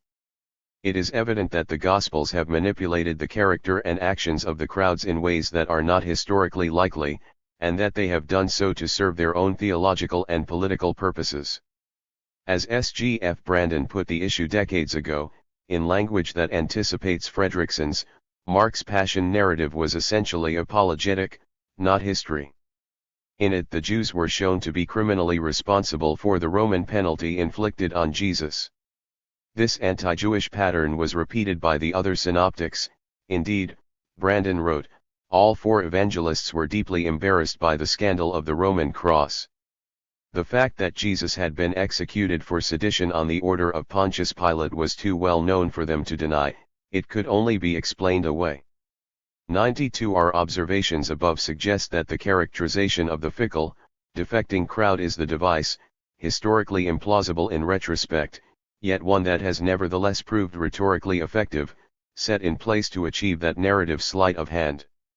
For Brandon, as, later, for Fredrickson, the scene in which Pilate bargains in futility for Jesus's release is an incredible situation, patently too preposterous and too ludicrous for belief. It depicts a most extraordinary and illogical transaction between the procurator and a Jewish mob. As to the mob's motivation, we are told, without explanation, of the chief priest's ability to persuade a crowd, whose support of Jesus a few days before they had so greatly feared, to demand his crucifixion. 93. Beyond this point, however, Brandon and Fredrickson part company, and just here the choice mentioned above becomes clear. For WREDE, the relevant questions concern Jesus's messianic self-identity, and historical questions regarding the crowd's fall away before the assertion that the crowds as they appear in the Gospels are characters in a pious fiction. For later scholars interested in the characterization of the crowd primarily as a literary feature, the question of historicity similarly fades into the background. For Sanders, for whom historical questions are primary, the absence of a military response in the temple means that Jesus acted alone. For Sanders and especially for Fredrickson, the fact that, on the Gospel accounts, none of Jesus's disciples was arrested with him, or interrogated, or tortured, or crucified with him, must point to Pilate's clear knowledge and rational decision.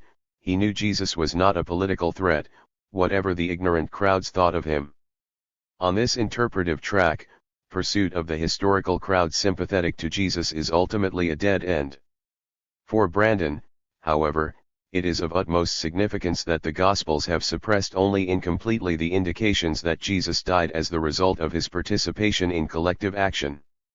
The decision confronting the historical critical reader is whether the Gospels have created the crowds in general, or especially the crowds hailing Jesus as Messiah, out of whole cloth, or whether, instead, their invention was so to spin a tale of Jesus's last days as to isolate him from the actual turbulence of the crowd. Jesus, the crowds, and riot. The hints are so incidental to the gospel narratives as to appear insignificant. Mark identifies the man whom Pilate offers to the crowd instead of Jesus as Barabbas, who was in prison with the rebels who had committed murder during the insurrection. The reference is peculiar, since Mark has made no previous mention of a lethal insurrection.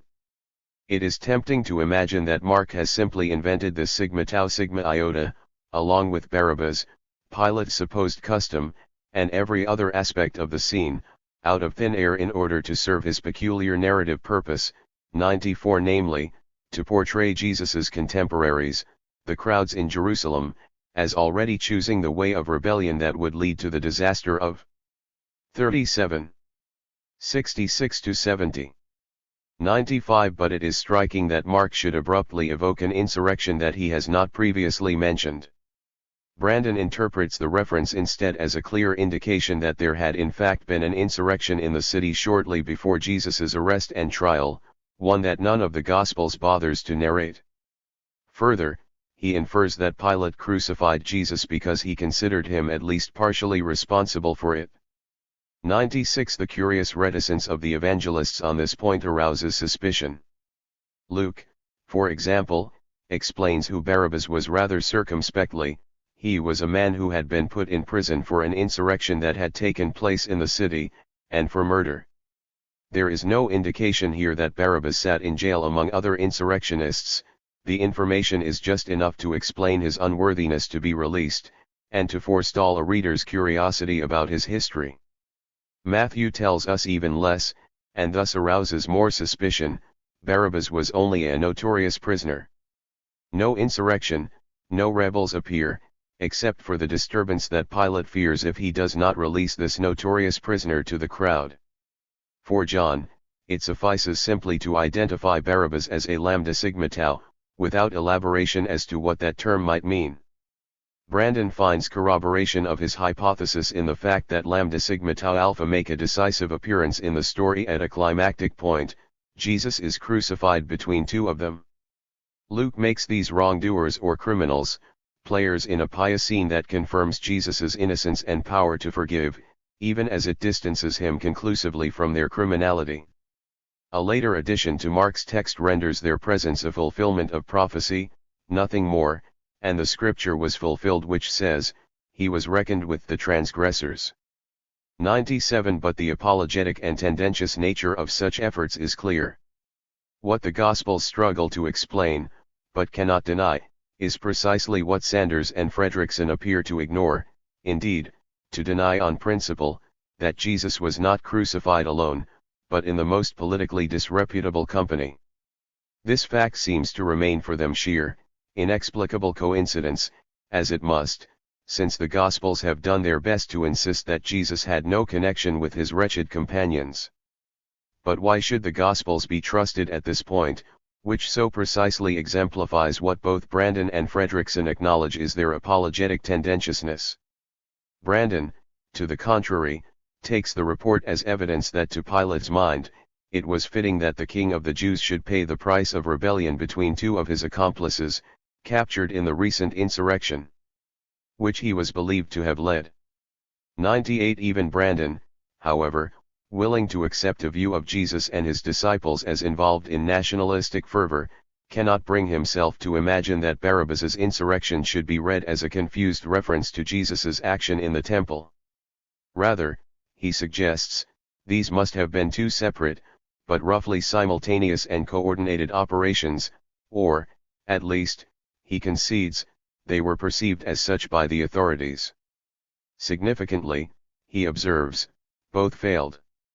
99 I appeal here to Brandon, not to resurrect all of the elements of his hypotheses regarding Jesus's nationalism or to extend lively debates over the possibility of Jesus's recourse to violence, 100 but simply to suggest a revised version of his hypothesis regarding the temple incident.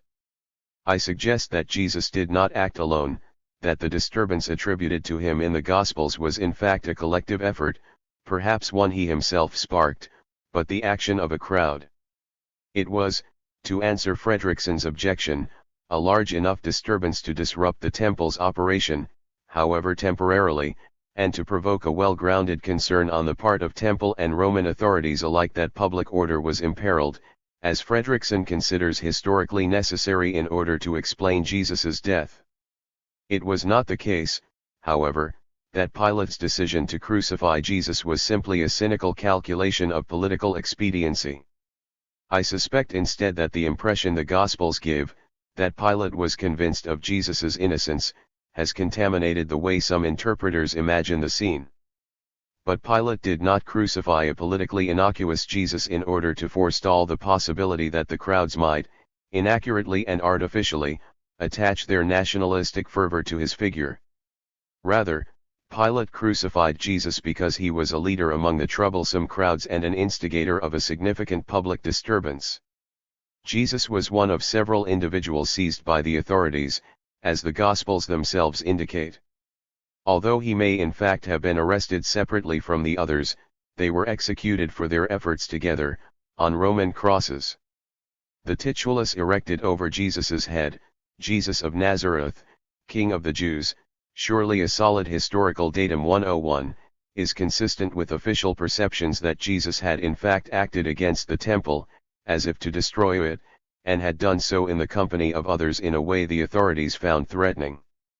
This is, of course, not the story the Gospels tell, but the way they diverge from this account is exactly what we should expect from apologetically motivated narratives, on Brandon's and Fredrickson's accounts alike. Most important, the evangelists must remove any implication that Jesus and the crowds were of one mind in actions that threatened Roman order in order to fulfill 39.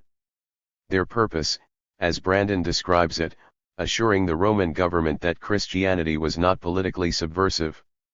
102 I do not mean with this argument to reopen the floodgates of speculation regarding what Jesus supposedly found wrong with the temple. It is not necessary, on this hypothesis, to assemble texts illustrating specific Jewish expectations regarding the temple, as if Jesus or any in his company were engaged in the deliberate exercise of the sort of self-conscious intertextuality that we scholars find so fascinating today. Neither is it important to prove exegetically just which constellations of messianic expectations the crowd attached to Jesus in its collective imagination. It is important instead to understand the temple incident as the act of a crowd, as an act of riot. Such language is provocative, but I invite the reader to pause for a moment to ask why. As Joshua Clover reminds us in his enlightening discussion of a theory of riot, the term has long been ideologically overdetermined by political discourse and media representation alike.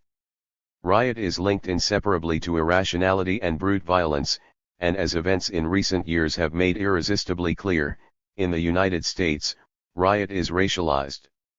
Dark people, irrational people, dangerous people riot. As even casual observers of corporate media have observed, however, white male college students destroying storefronts and setting cars on fire as they drunkenly celebrate sporting events do not, by definition, riot.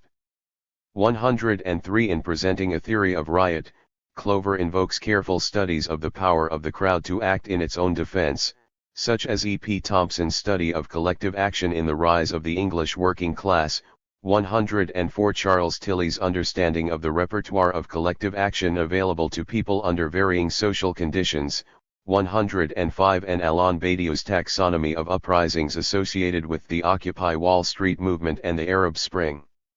106 Clover recognizes the fundamentally collective rationality of riot and stipulates its difference from the strike, which was the gesture of choice for industrial labor. If the strike was the act of demanding a renegotiation of the value of labor over time, and thus took place naturally in the workplace, its relevance has receded with the collapse of industrialism so that now laborers are compelled, in an economic version of Stockholm Syndrome, to acknowledge the coincidence of their cause with the interests of capital. 107 In contrast, riot contests the value of distributed goods, or, from a different point of view, the value assigned by a distributive economic system to people who are not actively producing value through manufacture. Increasingly, under capitalism in its catastrophic autumn, the value zero, by interrupting systems of distributive inequality. Thus, contemporary riots resemble the market riots of pre-industrialized England in that they attack, not the means of production, but channels of distribution and the state's enforcers of unequal distribution. 108 Riots, Clover argues, are struggles to control space, especially at sites where collective action has most potential to disrupt a social system. 109 Instead of asking, what was Jesus's objection to the temple, then, a question that requires speculation regarding Jesus's inner life, we might simply ask, why the temple, to which the answer immediately presents itself, because that is where the disruptive power of the crowd could be focused to greatest effect. Obviously, this explanation relies precisely on what most contemporary treatments of Jesus and the temple incident obscure or disallow, namely, Jesus's organic connection with the crowd. It is not my purpose to draw precise analogies between the temple and aspects of Clover's theory of riot, as for example by posing the temple as an equivalent to the marketplace or a banking system. Such analogies have been proposed, of course, but too readily serve as projections onto the temple of everything Jesus is alleged to have opposed. So, for example, if Jesus opposed exploitation by tax collectors and onerous debt, points that Douglas E. Oakman sustains from other passages in the Gospels, then the solution appears near at hand that the temple episode expresses a pointed protest against the temple as an institution of agrarian exploitation and a crass commercial enterprise. 110 But such broad characterizations are more appealing for a certain strand of Christian interpretation than they are demonstrable from the historical evidence. 111 The facts that the temple received tithes, that its priests ate the meat of some of the sacrifices, and that the sacrificial system required a significant budget do not alone demonstrate either corruption on the part of the priesthood or widespread exploitation centered in the temple. 112 Similarly, the fact that the Romans took an active interest in cultivating the high priestly families is well known. In fact, Martin Goodman has argued, it constituted Rome's fatal miscalculation in Judea. 113 But that does not mean that the temple as such was delegitimized in the eyes of most Judeans. If we cannot trust the various sayings attributed to Jesus to explain his action in the temple, and we have reviewed arguments above that we cannot, then it will prove difficult to exegete his choice of the money changers' tables as a target. To hazard a different analogy, the participants in the Poor People's Campaign of 1968 erected a protest camp on the National Mall in Washington, D.C., but not because of any perceived fault or failing of the mall or nearby monuments. It was a convenient and symbolically powerful location to gather for collective action. 41.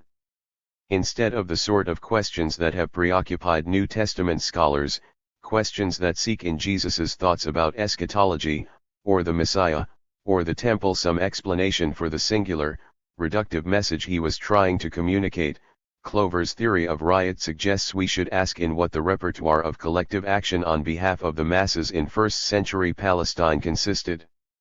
Here, Horsley's discussion of popular insurgency and banditry in Roman Palestine remains our touchstone, even if it has not yet proven decisive for an account of Jesus's last days. 114 Our studied disciplinary inattention to the crowd and to the possibility of Jesus's involvement in collective action also invites investigation. As we noted above, the answer for Sanders, so far as he is troubled to provide an answer, was that Martin Hengel had so sufficiently refuted Brandon that the latter merits no further discussion at all. 115 This abrupt dismissal is surprising, however. Hengel's responses to Brandon consist, first, in an extended book review that rarely rises above ad hominem characterization. There, Hengel exclaims, with the dismayed sarcasm of the elder, that he is not surprised that Brandon's argument should find some appeal in the midst of a time of enthusiasm for the theology of revolution, when the worldwide protest movement of students on behalf of a better and a juster future has seized hold even of theological students, yes, even of them, of whom, we are to take it, one might have expected better. 116 Note that Hengel does not describe his own time as one of reactionary caution on the part of conservative intellectuals who held such student movements in grave suspicion, though he might as accurately have done so. Beyond a rehearsal of Brandon's arguments, Hengel offers little more here than an indictment of the contemporary spirit, which he blames for what he considers Brandon's perverse preference for a historical explanation other than the clear sense of Scripture. Brandon is prejudiced by a preconceived opinion. Hengel, on the other hand, represents the unprejudiced reader, who naturally chafes against Brandon's effort. Brandon's attempt at historical argument is undermined by his disastrous one-sidedness, Hengel alleges, which apparently consists in his stubborn willingness to depart from what the Bible says. Second, Hengel offered his small books, Was Jesus a Revolutionist? And Victory Over Violence, 117, which presented the straightforward answer, no, Jesus was not a revolutionary. The Gospels themselves said so, after all, by opposing Jesus as the teacher of pacifism to Barabbas and the Zealots. Yes, Jesus was aware of the burning social and political issues of his time, but steadfastly practiced and taught nonviolence, as the Gospels make abundantly clear. Hengel is aware of Brandon's arguments regarding the tendentiousness of the Gospels on just this point, but dismisses them as evidence of the latter's unfortunate susceptibility to the extremes of the Tübingen school. In neither slim book does Hengel wrestle seriously with the substance of Brandon's arguments. It is all the more surprising, then, to see Hengel cited with approval, or his conclusions presumed without argument, even by scholars who have presented their own compelling views regarding the nature of the Gospels in terms that echo Brandon's case decades earlier. It would appear that something other than disinterested historical inquiry is at work. Indeed, in a careful survey of research published in 1992, Daniel R. Schwartz showed that the sudden explosion of Christian interest in the Zealots that began in the 1960s, of which both Brandon and Hengel were exemplars, was the result of two interrelated problems of the post-war period as experienced by Christian scholars in particular. 118 Schwartz meant the aftermath of World War II, and specifically of the Nazi campaign to eradicate the Jews of Europe, as well as the post-war creation of the State of Israel in a military struggle against all odds. The two problems facing Christians, as they began to search their collective soul regarding both their attitude to Judaism and to the propensity to submit to the authority of an evil state, were manifested in New Testament studies as questions about Jesus. How could Jesus be understood, not only anew, but in an unprecedented way, as thoroughly Jewish, but, of course, not too Jewish, more than Jewish, and how could Jesus be understood as politically engaged with the issues of his age, but, necessarily, not too politically engaged, more than politically engaged?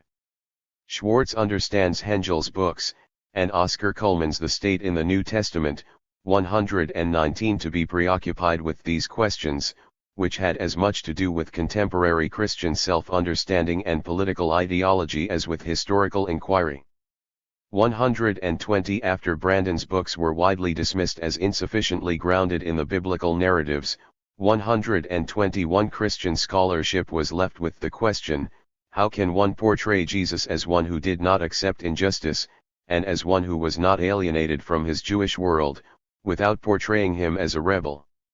122 The answer, Schwartz writes, was a trend in scholarship, beginning in the 1970s, that identified Jesus as the founder of a social protest movement, politically relevant, but not revolutionary. Schwartz identifies Hengel, Cullmann, Gert Thiessen, and Richard A. Horsley as examples of this trend.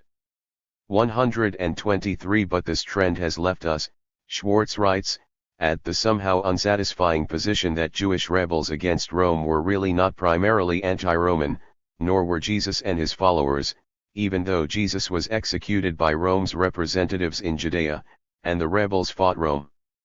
Expressing doubts similar to those I have expressed above, regarding the implication that Pilate's concern regarding the turbulent Jerusalem crowds 43 were unrelated to his respect for Jesus's political innocence, Schwartz writes, was this really all a result of misunderstanding? Or of some unfortunate misdirection of hostility, by one side or the other, or both? He concludes, to the contrary, it seems much more likely that, whatever the complexities, so many antagonists couldn't have all been wrong. Rather, current views on the topic seem only to be laboring under the burden of an understandable but overdone backlash to an overdone case, that is, Brandon's, and it is possible that recognition of this will allow for correction. 124. Decades later, we may have arrived at a time in which such correction, or at least reconsideration of aspects of Brandon's thesis, is possible. Indeed, in a series of essays, Fernando Bermejo Rubio has called for a reassessment of Brandon's work and contended that in broad view, the thesis of an anti-Roman Jesus is alive and well. 125 We may expect that this trend will face its greatest challenge from those who, whatever else they dare to imagine as historical possibility regarding Jesus, are reluctant to admit that he died as a consequence of his participation in a collective action that, from any objective standpoint, could be considered a failure. As we have seen, even Horsley, widely regarded as a steadfast advocate of an anti-imperial, socially revolutionary understanding of Jesus, and the scholar who more than any other has developed a thick description of popular Jewish resistance to Roman rule as the appropriate context for Jesus, has rejected the possibility that Jesus' actions were naive and abortive. 126 A way forward may lie in recognizing that a historical understanding of Jesus' significance cannot be restricted to the question of his achievement. If this is especially difficult for the guardians of theological orthodoxy in the global north, perhaps theological voices from the global south may provide guidance. As Salvadoran scholar John Sobrino, S.J., argued years ago, A historically responsible approach to Christology must accept the premise that Jesus died in complete rupture with his own cause. 127 An important theological correlate of this historical acceptance is the willingness, expressed far more often in the theologies of the global South than in the global North, to allow Jesus to be submerged again in the collective experience of the crucified people, historically in his day, by analogy, in our own. 128 But this redounds upon us as well, not only as readers of the Bible but as citizens of societies where the figure of Jesus is routinely evoked to shape consciousness and to achieve political ends. The restoration of an organic link between Jesus and the crowd may invite us to revisit our own visceral reaction to the disruptive crowd in our own day and to reconsider the social conditions that elicit the riot as a rational collective choice. There is a widespread manner in which the place of the military in the early Roman Palestinian economy is forgotten. This is evident, for example, in studies of first-century Palestine influenced by Gerhard Lenski's work on social stratification and the constitutive classes of society. 1. Lenski was interested in theorizing the sociology of distribution of resources in various societies including the agrarian culture of the early Roman Empire. Lenski himself described the military as part of Rome's retainer class, which included tax collectors, petty officials, and the like. The retainer class was distinguished by receiving a relative measure of livelihood in exchange for directly serving the political elite. Lenski's model has proven influential among biblical scholars interested in the social sciences. But despite the importance of the military to Lenski's own conception of agricultural societies, scholars dependent upon Lenski routinely omit it from their descriptions of Palestinian social life. 2. Soldiers are ultimately in or near the upper echelons of society, comparable to priests, tax collectors, and others living with a modicum of surplus income, according to common wisdom, anyway. While other retainers, bureaucrats, tax collectors, priests have been subject to extensive analysis in the social world of the New Testament, the same cannot be said of the military. 3. In studies where the military is discussed as a component of Palestinian society, its workings are assumed to be obvious enough that they require little explication beyond its malevolence on behalf of the ruling class. Richard Horsley, for example, modifies Lenski's model to understand the Roman military as having directly served the interests of Roman elites, who were driven by their insatiable desire for glory and gold.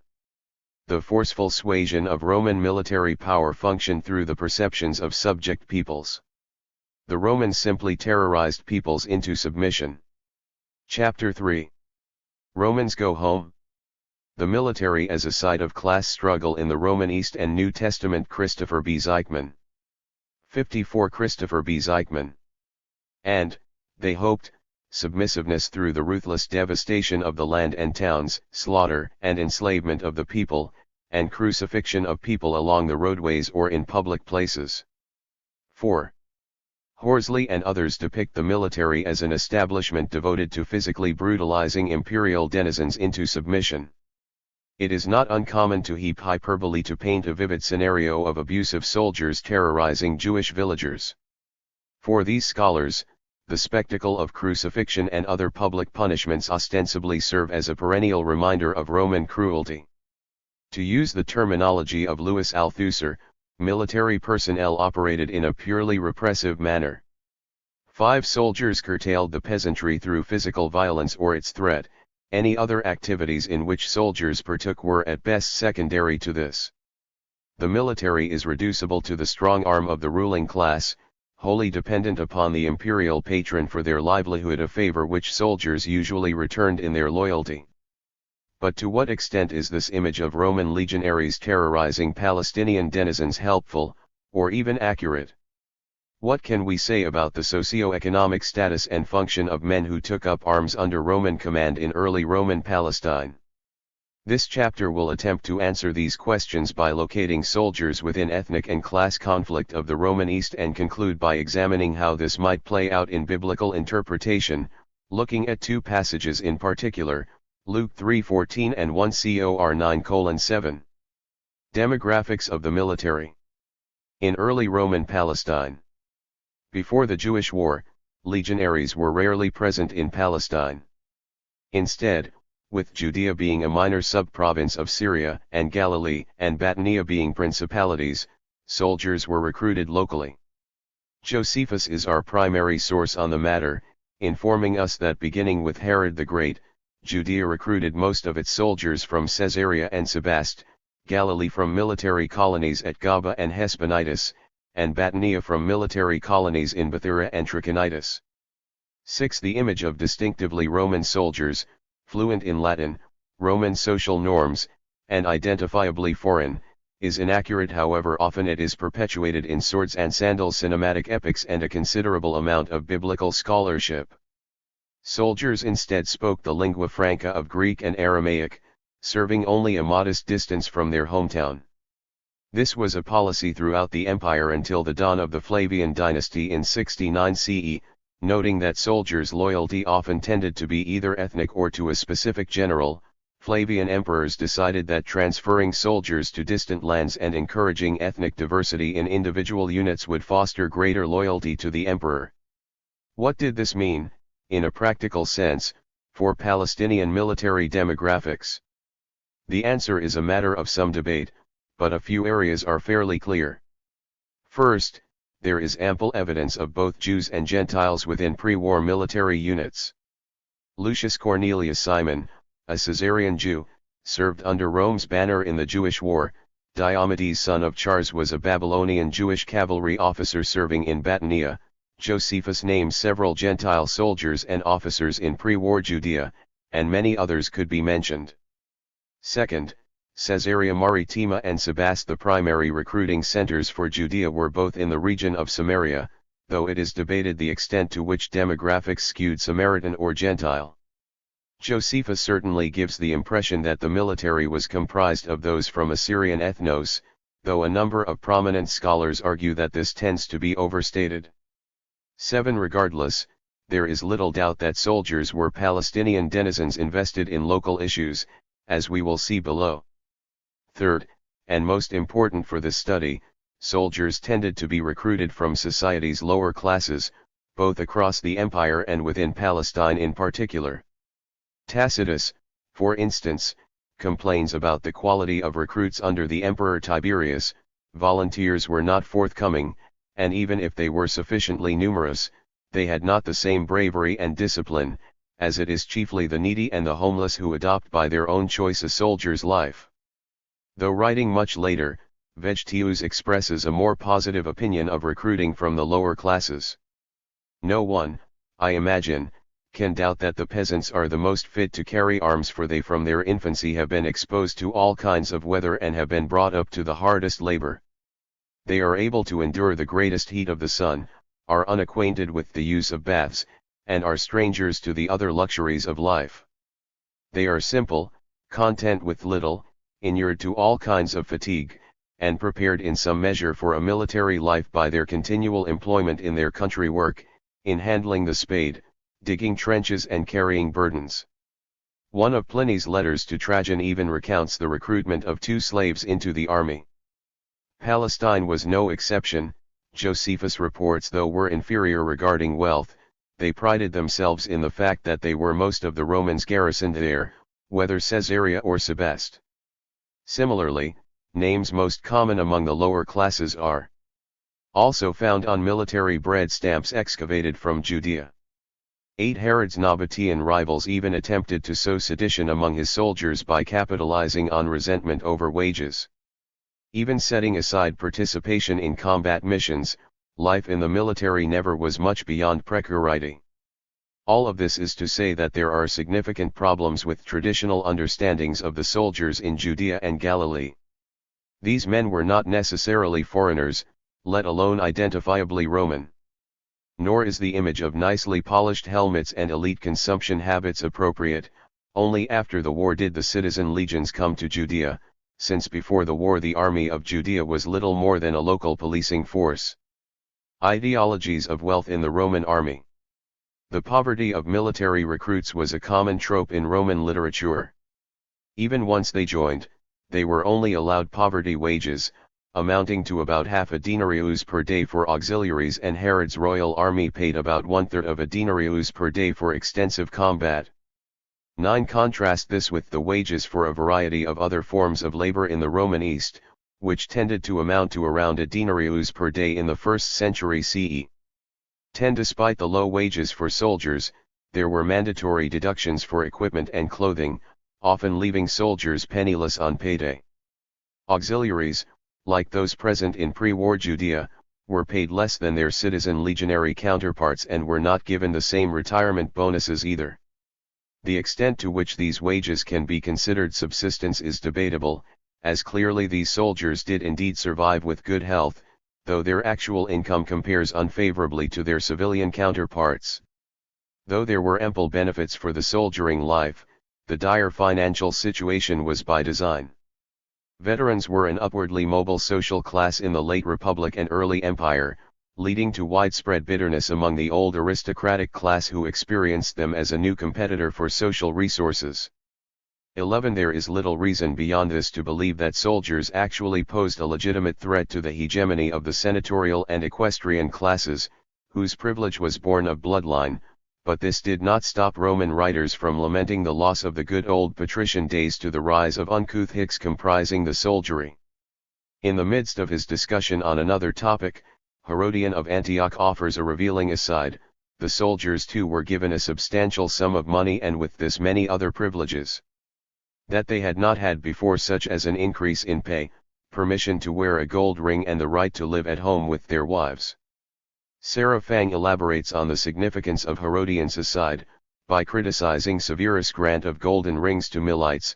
Herodian suggests that military decorations, including golden rings, should belong entirely to the symbolic order as signs of honor, neither confused with objects of personal adornment and vanity nor associated with indiscipline.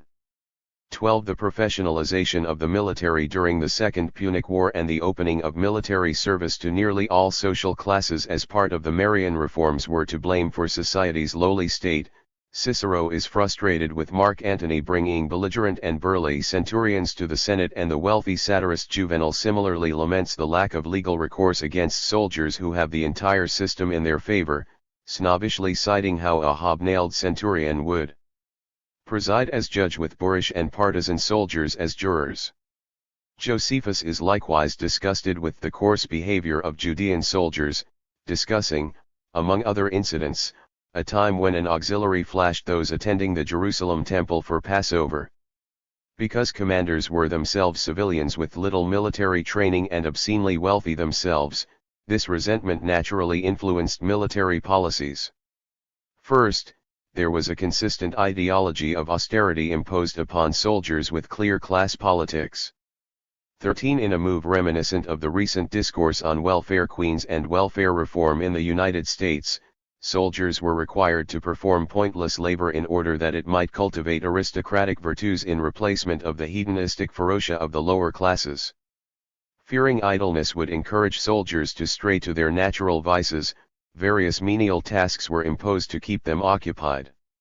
Thus, vegetius, our armies in Spain, when Scipio Africanus took the command, were in bad order and had often been beaten under preceding generals. He soon reformed them by severe discipline and obliged them to undergo the greatest fatigue in the different military works, reproaching them that since they would not wet their hands with the blood of their enemies, they should soil them with the mud of the trenches. In other instances, legions and cohorts were forced to carry their own equipment without pack animals, build walls and other infrastructure, and the like to keep their focus away from their inherent hedonism. But even this was too soft of a life according to some Roman writers, who claim absurdly and surely with only the faintest kernels of truth that soldiers were rewarded by overly generous commanders with donatives for such menial labor. Indeed, Fang observes that the principles of disciplina militaris are nearly identical to those of slave discipline in the writings of Cato, Varro, and Calamella. This austerity extended to other parts of life. Legionaries were not allowed to legally marry and sexual abstinence was encouraged, even though they are well attested as clients of sex workers. 14. Rations, while appropriately nutritious, tended to be bland. Numerous letters survive where soldiers request their family or friends bring them specific goods to eat. 15. Finally, ornamental displays of wealth were an especially controversial issue, as evident in the quotation from Herodian above. Pliny the Elder engages in a long dissertation on the same topic, lamenting instances when soldiers wore a crown seized as loot, the gift of gold necklaces to client king's soldiers, and other evidence for the threat of the poor's hubris via luxuria. Thus, retired veterans including those in Judea were often given land plots to farm as an award for service, as it comported with the long-held idea of the farmer-soldier idealized within the Roman imaginary. 16 At least in Judea, these farms seem to be of deliberately low quality and insufficient to keep subsistence. This is not to mention that soldiers had little practical knowledge of farming, in turn leading many to act as brigands instead, corresponding better to their skill set involving use of weapons and intimidation. 17 Indeed, John Kloppenborg notes that the only thing distinguishing soldiers from bandits was the veneer of legitimacy. A second policy that developed specifically in Palestine is ethnic competition for various resources, intimately connected to Roman favor. Though the precise demographics of the Judean army remain elusive, Josephus is clear that Palestinians of the Syrian ethnos comprised the majority and were in general poorer than their Jewish peers. Despite the apparent poverty of Syrians in Judea, Josephus records several incidents where their prominence in the Judean military had the effect, whether by design or as an unintended consequence, of cultivating Roman favor. Whenever ethnic tensions rose, a soldier burned a Torah scroll, a soldier mooned temple attendees at Passover, and a few other anecdotes. It is difficult to know how much of these stories are factual, as these comport with one of Josephus's major themes on the causes of the Jewish war, namely stasis due to ethnic tensions. 18 Even so, Steve Mason persuasively argues that this can be productively understood as representative of a historical phenomenon within the multi-ethnic region of Palestine, comprising Samaritans, Syrians, Jews, and others. That is to say, while Herodian client kings of Judea had successfully co-opted Samaritans and Syrians to their political causes, the annexation of Judea in 6 CE gave regional power to a Roman governor with little investment in promoting ethnic supremacy to one or another group. Consequently, the field of social power quickly fragmented into various outlets: Jewish priests with the Jerusalem temple, Syrians in the military, and so on. What had been an uneasy equilibrium under the Herodian dynasty became a ruthless competition for limited social resources upon the annexation of the region. Indeed, the ethnic conflicts between Syrian soldiers and Jewish civilians nearly led to the soldiers being transferred out of the region in 44 CE and ultimately so after the war. Economic status of soldiers in New Testament texts. Soldiers in the New Testament are frequently associated with money and economic matters. The guards at the tomb are easily bribed, a centurion acts as donor to the local synagogue, the tribune Claudius Lysias paid an exorbitant fee for his Roman citizenship, and the soldiers crucifying Jesus own a purple robe, a dye known for being remarkably expensive. 19 Though some of these depictions are fantastical, they nevertheless elucidate how many civilians perceived soldiers of the Roman East.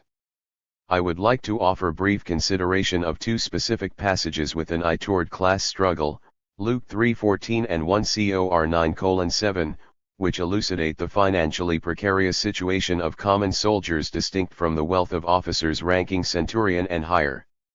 20 Luke 3:14 occurs as the final exhortation in a set of inquiries about how John's preaching affects different groups. John requires that soldiers neither extort nor defraud, and be satisfied with your wages. This, to modern ears, is a comically low standard of behavior and warrants elaboration for precisely this reason. As noted above, soldiers' pay throughout the empire was relatively low, looting was only feasible as a source of income during times of war, and with the implicit threat of physical violence lingering with all armed men, extortion and bribery were common sources of income. Several edicts from the Roman East during the 1st century banned extortion, with one from Egypt particularly noting that the garrison shamed itself in greed and injustice. As one would expect, these edicts had little effect on the problem, and several papyri indicate that soldiers extorted with impunity, especially in the desert frontier. One Egyptian accounting ledger has a series of expenses literally written off as extortion, including one to the soldier, by demand at an absurd 2,200 denarii, and another letter assures the recipient that a certain soldier and his friends had not practiced extortion. Though John the Baptist's exhortation may initially sound like good news for peasants of the Judean countryside, Luke quickly reveals his hand with the command not to defraud. The verb sigma upsilon kappa omicron phi alpha nu tau omega had, since its inception in 5th century BCE Athens, been associated with abuses against land-owning aristocracy. Numerous sources refer to an Athenian law that banned figs, and those that pointed them out were rewarded, even though Athenians widely despised these informants. By the time of Koine Greek, the word denoted false charges against the wealthy, evident in perusing use of the term in documentary papyri and literary texts of the period. The combination of low wages, impoverished demographic, extortion, and a frontier population largely helpless against such violence gave Roman elites ample reason to complain about the brigand-like nature of the military, without doing anything of significance to rectify what was a legitimate problem for provincial civilians. Elite writers often contrasted the early Republican army comprised of citizen volunteers of substantial wealth, serving at their own expense, with the hooligans comprising the late Republican and early Imperial armies. The Marian reforms, which opened the ranks to nearly all social classes, and the Second Punic War, which led to the professionalization of the army, loom large as moments of military decline. These two moments combined to welcome men more interested in lining their own empty pockets into the military, leading to its sorry state in the 1st century CE. Plutarch, typical of this polemic, writes: "The generals of this later period were men who had risen to the top by violence rather than by merit. They needed armies to fight against one another rather than against the public enemy, and so they were forced to combine the arts of the politician with the authority of the general. They spent money on making life easy for their soldiers, and then, after purchasing their labor in this way, failed to observe that they had made their whole country a thing for sale and had put themselves in a position where they had become the slaves of the worst sort of people in order to become the masters of the better." While one passage is insufficient to generalize about Luke's politics of military wealth, even a casual perusal of Luke Acts shows that it is almost exclusively military officers who emerge as exemplars for Roman Christian relations, and common soldiers tend to be forgotten, criticized, or otherwise lacking the personality the author afforded to wealthier military men. The anonymous centurion whose slave Jesus heals, Pontius Pilate, another anonymous centurion at the cross who recognizes Jesus as just, Cornelius the centurion who comes to be the first Gentile Christian, the tribune Claudius Lysias who protects Paul from hostile Jews, and Julius the centurion who keeps Paul company while under house arrest. Contrast this with the bumbling fools comprising the lower ranks, the soldiers who mock Jesus during his trial and crucifixion, Peter's prison guard, and the soldiers eager to prematurely beat Paul. Indeed, it is only when soldiers obey or imitate their commander that they are ascribed a positive role, though this is exclusive to Roman soldiers. Herodian kings and their soldiers are always villainous in Luke Acts. At the very least, Luke replicates the prevailing ideology of military wealth among Roman elites. The ranks would be better served by contentment with their own wages and behaving consistent with the aristocratic virtues of old.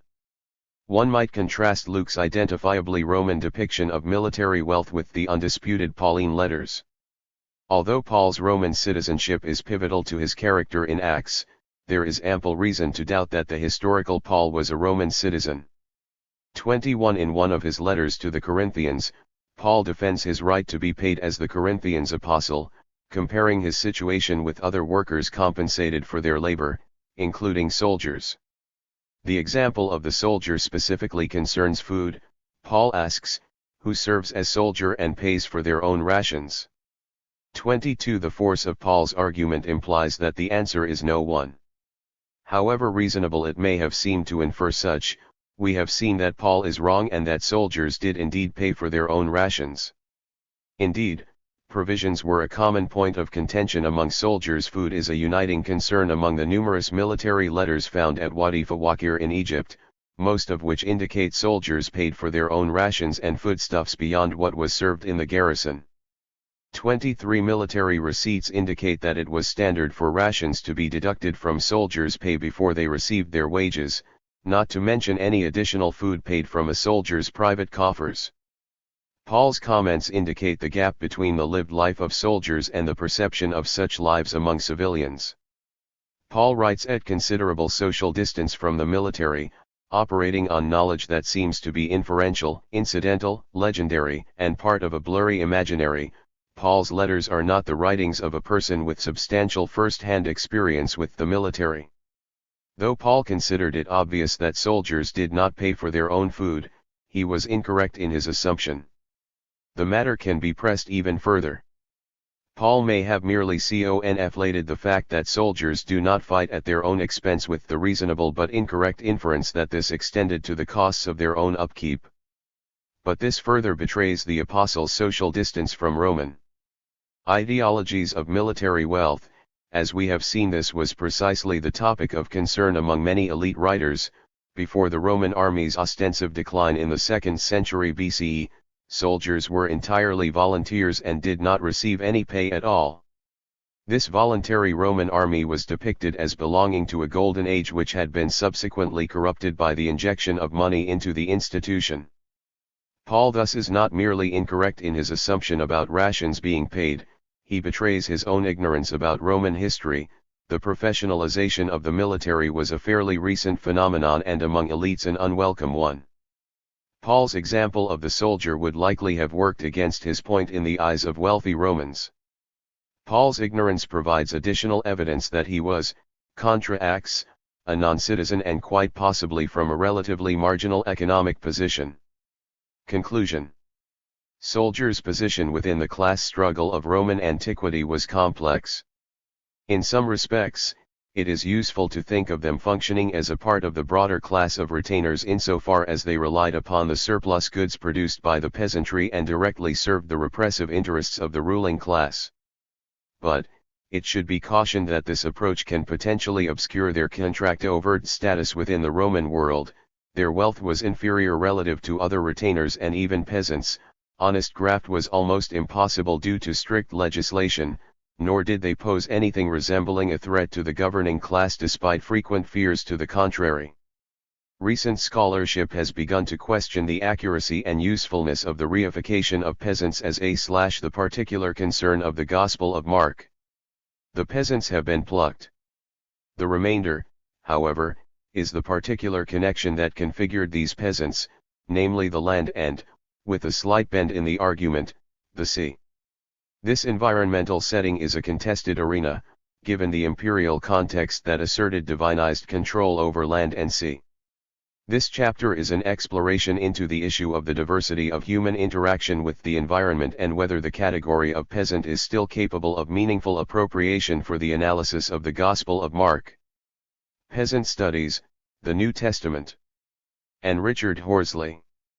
The heuristic value of the concept of peasants to New Testament studies has enjoyed considerable exploitation in the last 4 decades, especially in the attempt to reframe Jesus and his disciples away from English gentlemen who kept yachts on the Lake of Gennesareth, one towards the rabble and dregs of the population that Joachim Jeremias, following Josephus's invitation, saw as a development of the late Second Temple period. 2. It was, in part, a historical turn, with a decidedly hermeneutical commitment, but it had as a second arm, the assessment of the Gospel writings themselves as holding, expanding, or watering down this restoration of a marginal Jew or a Mediterranean peasant and his setting. 3. In this sense, the Gospels were viewed not as a transparent conduit to the materiality of the time of Jesus but as containing their own distinctive materialities in their narratives. 4. Such attention was not a hermetically sealed movement in research. Biblical scholars were awakened to a new category or perspective for analysis by developments in anthropology, sociology, and Marxist studies. Some meta-commentators have credited the West's growing awareness of so-called third-world economies and societies for the burgeoning of peasant studies, perhaps most pointedly demonstrated with the inauguration of a journal by that name. Peasant Studies, always an ambiguous venture, with scholarship seeking to draw some benefit from prior economic interests. 5. Occasionally there has been an acknowledgement that the peasant question stretches back much further to the ambivalent attitudes to the peasantry in the writings of Marx and Engels. 6. Most especially the vexed question of the dynamics of the relation between the peasantry and the proletariat. This goes as well to certain characteristics of the use of the category in New Testament studies, namely that the peasantry was a stable, undifferentiated body, that it denoted the majority of people in Palestine, and that it depended for its conceptual parameters more upon its oppositions or contrasts than in any detailed analysis of its constituency, functioning, and place within society. A good example is the plethora of books reconceptualizing ancient Galilee and Judea by Richard Horsley. He cites approvingly the student of passive descent, James Scott, 7, who asserted that the peasant community is both historically and functionally prior to cities. It is not possible to imagine a non-cultivating elite without a subordinate producing class by which it is sustained.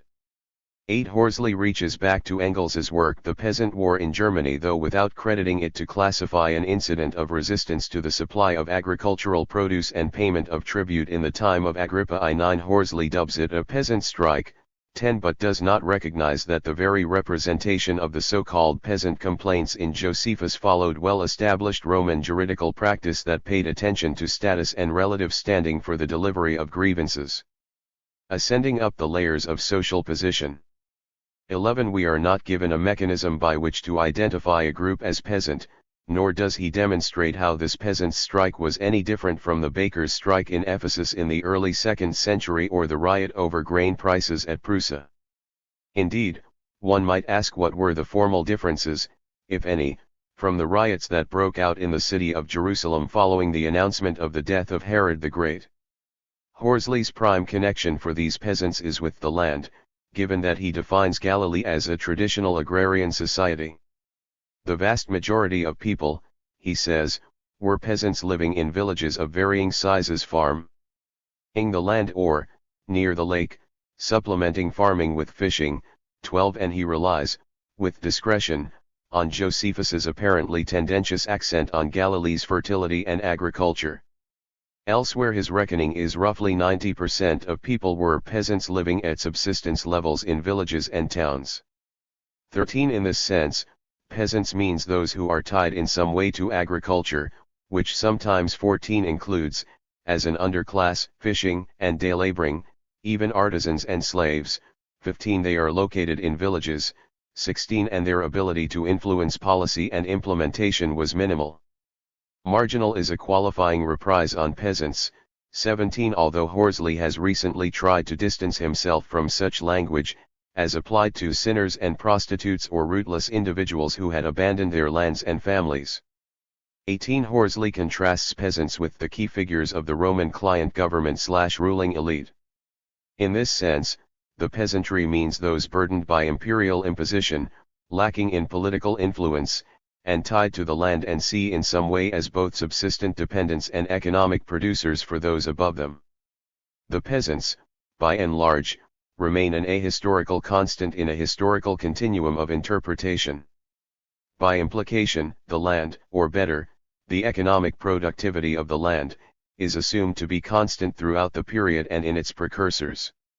The difficulty is that peasants are seen as virtually the same in Solomon's time 19 as under Persian rule 20 as under Roman imperial government, 21 a construction that has neither a historical nor an archaeological basis.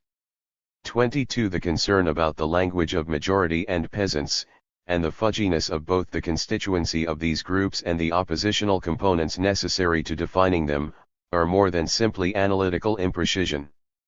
It reiterates, as history, binary oppositions that have been established in the literature that accompanies the analysis, namely, the Gospels. Thus, Mark's Gospel generates the dichotomy between city and country, with the former constantly a threat to Jesus and the Basileia movement. 23 There is here, a distinct lack of engagement with those analyses that have been applied to other parts of the Mediterranean world. Gem de Ste.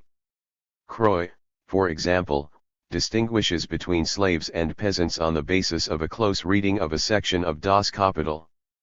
24 The key, he argues, is not so much how the bulk of the labor of production is done, as how the dominant propertied classes, controlling the conditions of production, ensure the extraction of the surplus which makes their own leisured existence possible. 25 On this basis, Ste Croix is prepared to concede that peasants, artisans, and traders, the small, free, independent producers, were the majority of the population, working at or near subsistence level and responsible for a substantial portion if not the bulk of production. But they did not produce the bulk of the surplus on which the propertied classes depended. 26 And hence are not the primary oppositional or contrastive group to the landed elite, the stock binary by which peasants have been defined. I leave in abeyance here a question of the accuracy of Ste Croix's judgment of the period up to 300 CE, though I would note that Pliny the Elder recommended the use of hired peasants rather than malfeasant slaves, largely on the basis of their knowledge of and connection with the land, even if, by implication, their subsistence has become fraud. Ste Croix's detailed demonstration of the ubiquity of slavery and its crucial contribution as the fuel for the ancient Mediterranean economy potentially displaces the accent on peasantry and complicates the definition of the group. But it also raises some pertinent questions that heighten the sense that the Gospel of Mark has to be read carefully, weighing the balance between a constructed text and a telescope on history. Mark has by far the fewest references to slaves of all the canonical Gospels, 27, even though slave carries a heavy metaphorical burden in 3 of Jesus's parabolic sayings. The only actual slaves in Mark's narrative belong to the high priest, a telling mark in judgment, perhaps, on the servility that is built into religion. 28 One might add the imitation of surplus extraction that occurs in the domestic sphere in Mark 1:31, 29, as this points to how complex the socio-economic web privileging surplus production might be. 30 Given that Q, a hypothetical document compiled about the same time as Mark, 31 has considerable mention of slaves, 32 Then there arises the question about Mark's choices in reading down references to slaves. 33 There is a further group that helps to define the peasants for Horsley, what he terms the brigands or the social bandits. In this he relies heavily on the work of Eric Hobsbawm. 34 There appears to be more flux in the proportion of Palestinians who could be classed brigands, relative to administrative practices and decisions. 35 But these were marked by a severance from the land and hence were distinguished from the peasants, even though the latter frequently protected, harbored, and fed them. 36 There were even occasions when these brigands appeared to be able to move seamlessly back into peasant communities, so even though distinguishable as categories, their operations were far more fluid. Horsley is more suspicious of Josephus's accounts of bandits, 37 recognizing that Josephus had his own particular position to justify, and so the reference to bandits needs to be read somewhat against the grain. Accordingly, Josephus's censure of the bandits that they exacted as much damage on the inhabitants of the countryside as any war is read as a reference to what? Peasant plucking in Mark 71. Horsley calls, in a nod to English sensibilities, the gentry. 38 There is some basis to this in Josephus's acknowledgement that extensive executions by crucifixion under the procurator Cumanus included both bandits and a number of common people who were found to be their accomplices. He uses a general term deltata mutata, a person without rank, for this latter group. But it is clear, by the separation of the gentry who are the inhabitants of the countryside from the peasantry who are defined by agriculture, that the connection with land is problematic. Accordingly, what is meant by peasant as distinct from gentry, bandit, and client administration remains in need of clarification. Self-critical observations. I would not want this criticism of Horsley's work, which I much admire, to create the impression of one somehow immune from trends in scholarship or inured against ill-formed presuppositions. Barely 2 years ago I published an essay analyzing the canonical tensions between the synoptic gospel accounts of the parable of the mustard seed, subsuming the redactional emphases under the categories of peasant, farmer, and gardener. 39 I will return below to Mark's accent on participatory pedagogy 40 in the introduction to the parable, but for now I wish to interrogate the notion of peasant that I deployed. The parable itself was privileged by John Dominic Crossan as yielding access to the teaching of the historical Jesus, Once extraneous redactional features were excised. But this raises a crucial issue, one that too little enters into discussion of the gospel materials, namely, that whatever the figure or figures are in a particular gospel story, they are constructions of the author.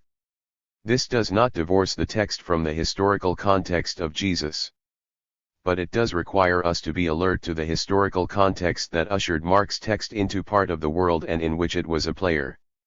It matters greatly that Mark works to remove any hint of agricultural ownership or control over the mustard seed and, indeed, sees the sowing of a mustard seed as surreptitiously thwarting the designs of farmers, who, by the way, were no fans of birds being attracted to a large tree or of a small shrub acting as a reconnaissance tower to a lucrative graze.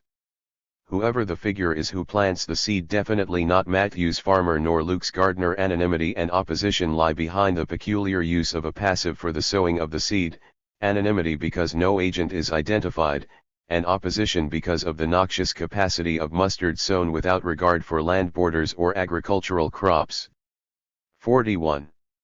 In the development of the argument that the sowing of the mustard weed was a peasant action, I blended peasants who were pushed to desperate measures because of poverty with laborers whose daily existence was fraught with instabilities in employment.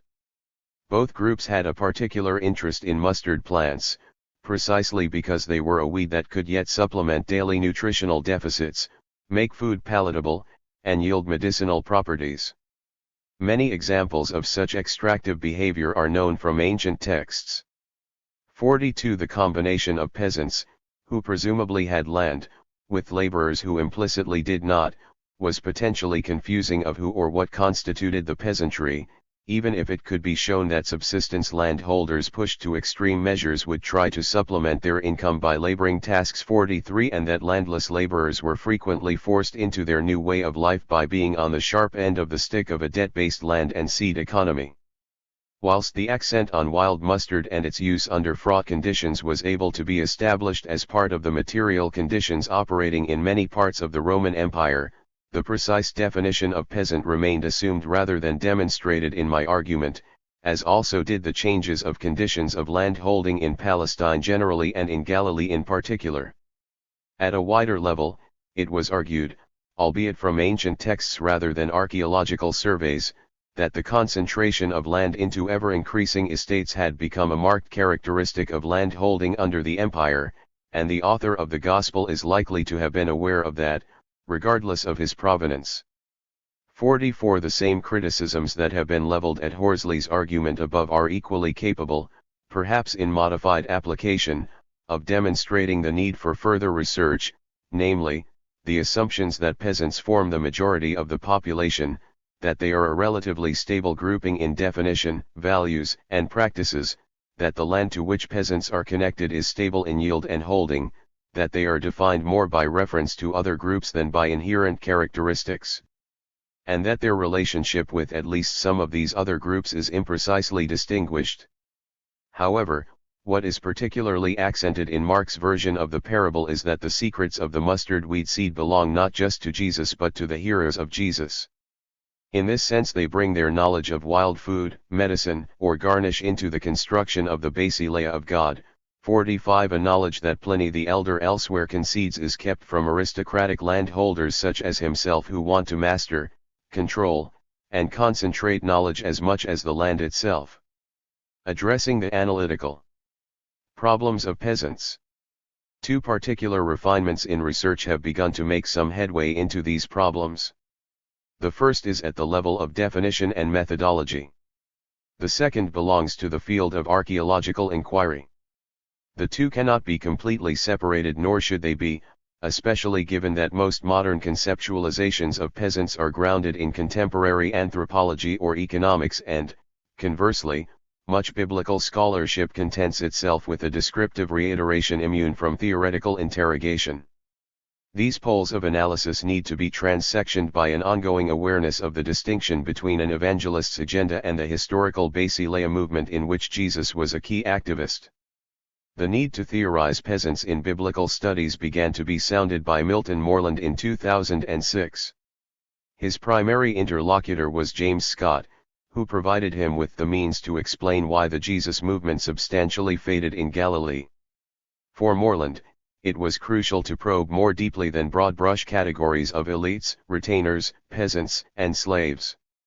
He relies on what he regards as the generally accepted definition, viz. Small agricultural producers who, with the help of simple equipment and the labor of their families, produce mostly for their own consumption, direct or indirect, and for the fulfillment of obligations to holders of political and economic power. 46. The accent here is agriculture, a familial relationship with land, and a certain lack of control over their own productivity. He thereby removes full-time village artisans, fishers, village priests, traders, and manufacturers from consideration, in spite of studies that demonstrate that even with a dominant agricultural employment, peasants frequently develop additional, non-agrarian skills as a supplement to income or as communal contribution. 47. After all, complex labor divisions are dependent on both an economic surplus and local distribution. 48. But, given its application everywhere from the late Israelite monarchy to Ireland under English rule, one is entitled to wonder whether the definition has become atemporal, divorced from the particularities and irregularities of history. 49. Basil Chubb at least is alert to the impact of different economic systems and different historical epochs on the perceptions and behaviors of peasants. He is particularly aware that there is no such thing as a singular peasant culture. The subaltern is always more complex than allowed by master narratives of scholarship. 50. A notion that may have some traction for inquiry in the oft-casual naming of Galilean and Judean peasants. He also highlights a further concern of Tieterschannen, that is, the evidence that a certain peasant heritage older elements of social interrelation, economics, policy, and culture survives, at least for a time, when newer forms of agricultural organization are being developed or imposed. 51. In this sense, peasant is a way of thinking and functioning, not simply a position in society, a mode of relationship to the land, an economic beneficiary or casualty, or a trace on a landscape. It may, thereby, have more permeable boundaries, as say, allowing others, like Antonio Gramsci's organic intellectual, to participate in a measure of solidarity with peasant experience. Hence, peasant may be an allegiance, not simply an economic or labor statistic. Sarah Rollins distills the distinction between peasant as a socio-economic type and as a cultural type, but warns that a similar monolithic typology can develop in both. A stereotyped peasant can emerge whether from economic or cultural formularies. 52. All this becomes important in Mark's Gospel when the identification of Jesus as an artisan is yet combined with a series of parables that spring from agriculture. 53. It is also important when the evangelist himself continues that organic identification by entry into embellishment or expansion of those same parables.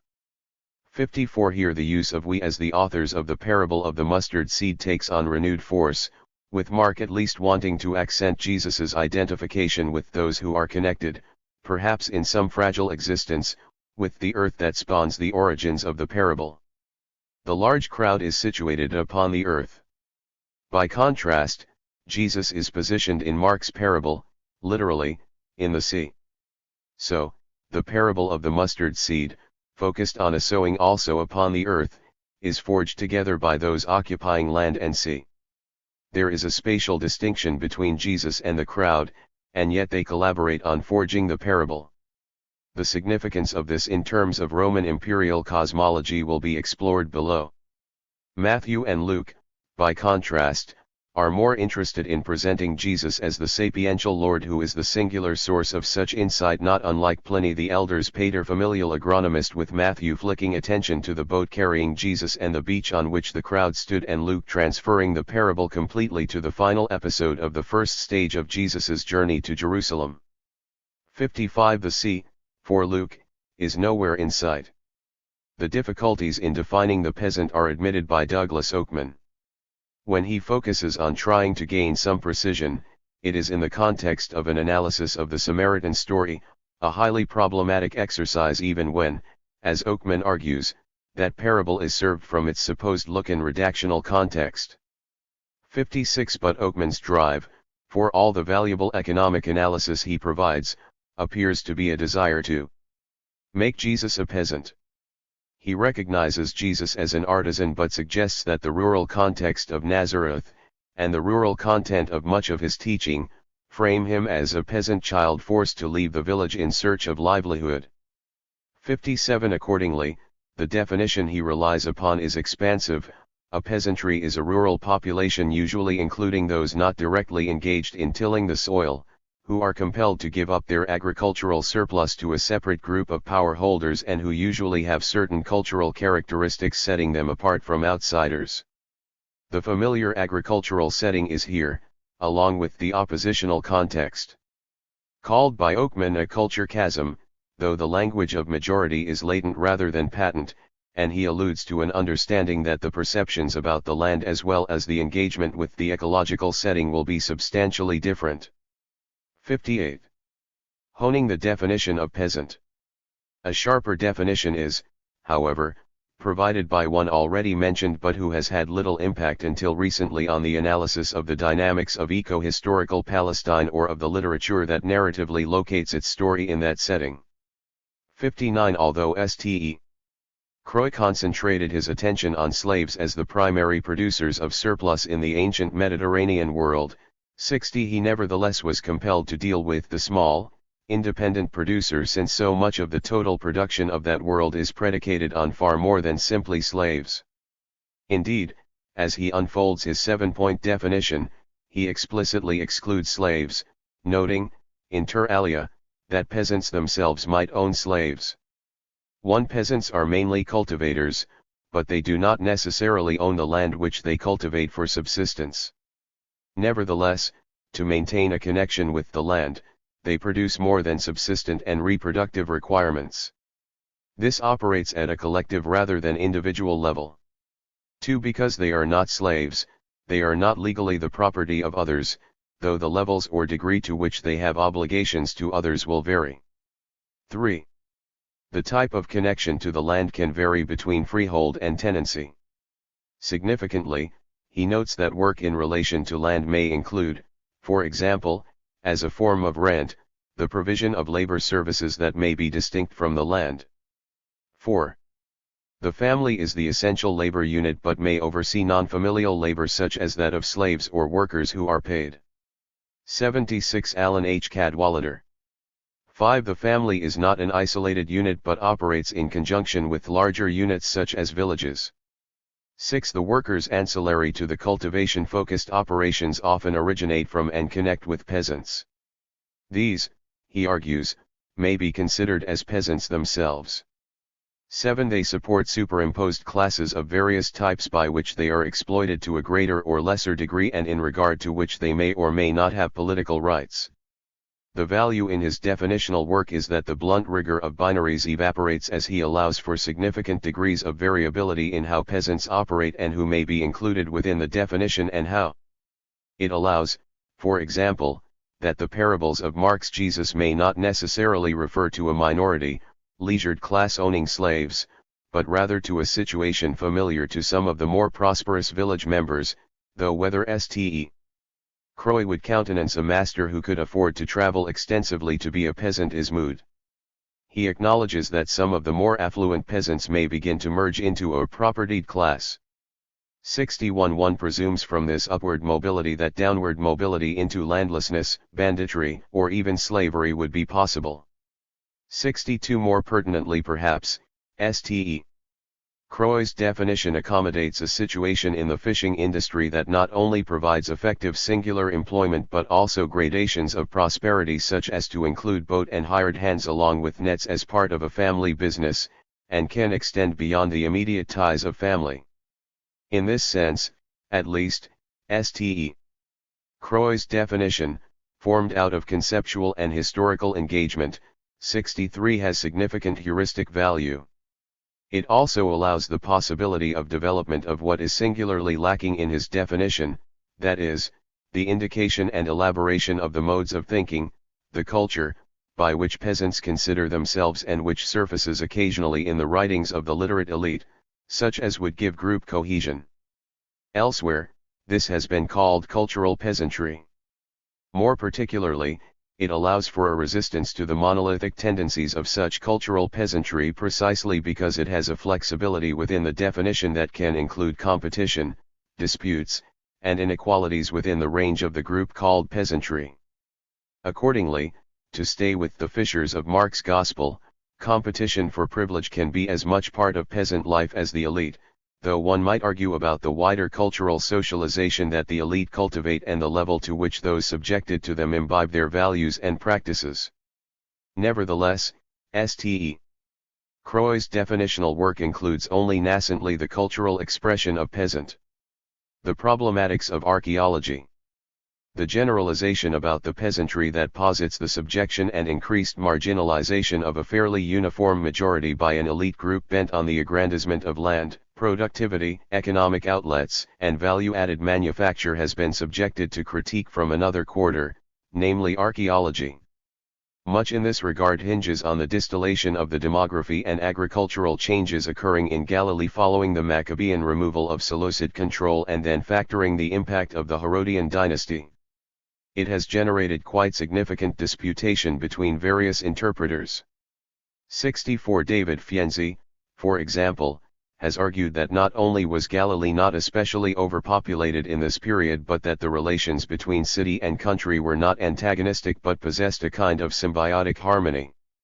It was not destitute, farmers were not starving, there were no large aggrandizing estates as have been found in Samaria or near Caesarea Maritima. 65 Housing does not show decrepit lack of maintenance even in Nazareth, though the housing is simple and small. One of the places that priests who had served in the temple found refuge after its destruction was Nazareth, though when the evidence can be dated and the purpose of the artifacts remains highly contested. 66 Jean-Franc similarly posited Galilee as relatively peaceful, requiring activists from the south to motivate their anti-Roman energies during the First Jewish War of Liberation, though he qualified his views later. The main tension, he saw, lay in what has been called cultural peasantry or, as he puts it, in the attack on the little tradition, dear to peasants, under threat from the resurgence of Hellenistic values in settlement, architecture, and administration as well as religion under the Herodian dynasty. 67 More to the point for the analysis of peasants is the ongoing work of Uzi Leibner, Sharon Lee Matilla, and, to an extent, Bradley Root. Space allows only a brief examination. Matilla has set herself to address whether a distinctive category of peasantry can be identified both conceptually and empirically.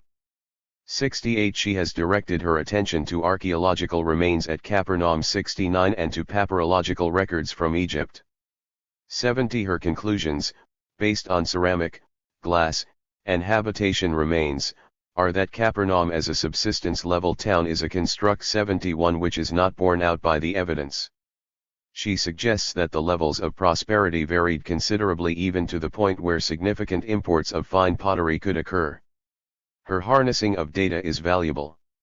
She does not, however, examine the Galilean boat on which Crossan and Reed build considerable interpretative architecture. 72 She neglects consideration of aceramic evidence. 73 She assumes that urbanization is a transparent indicator of regional prosperity, and she operates from a stilted definition of peasant which accents subsistence-level poverty, a definition which may find considerable rhetorical echoes among New Testament writers but may thereby continue the methodological problem of textual reiteration.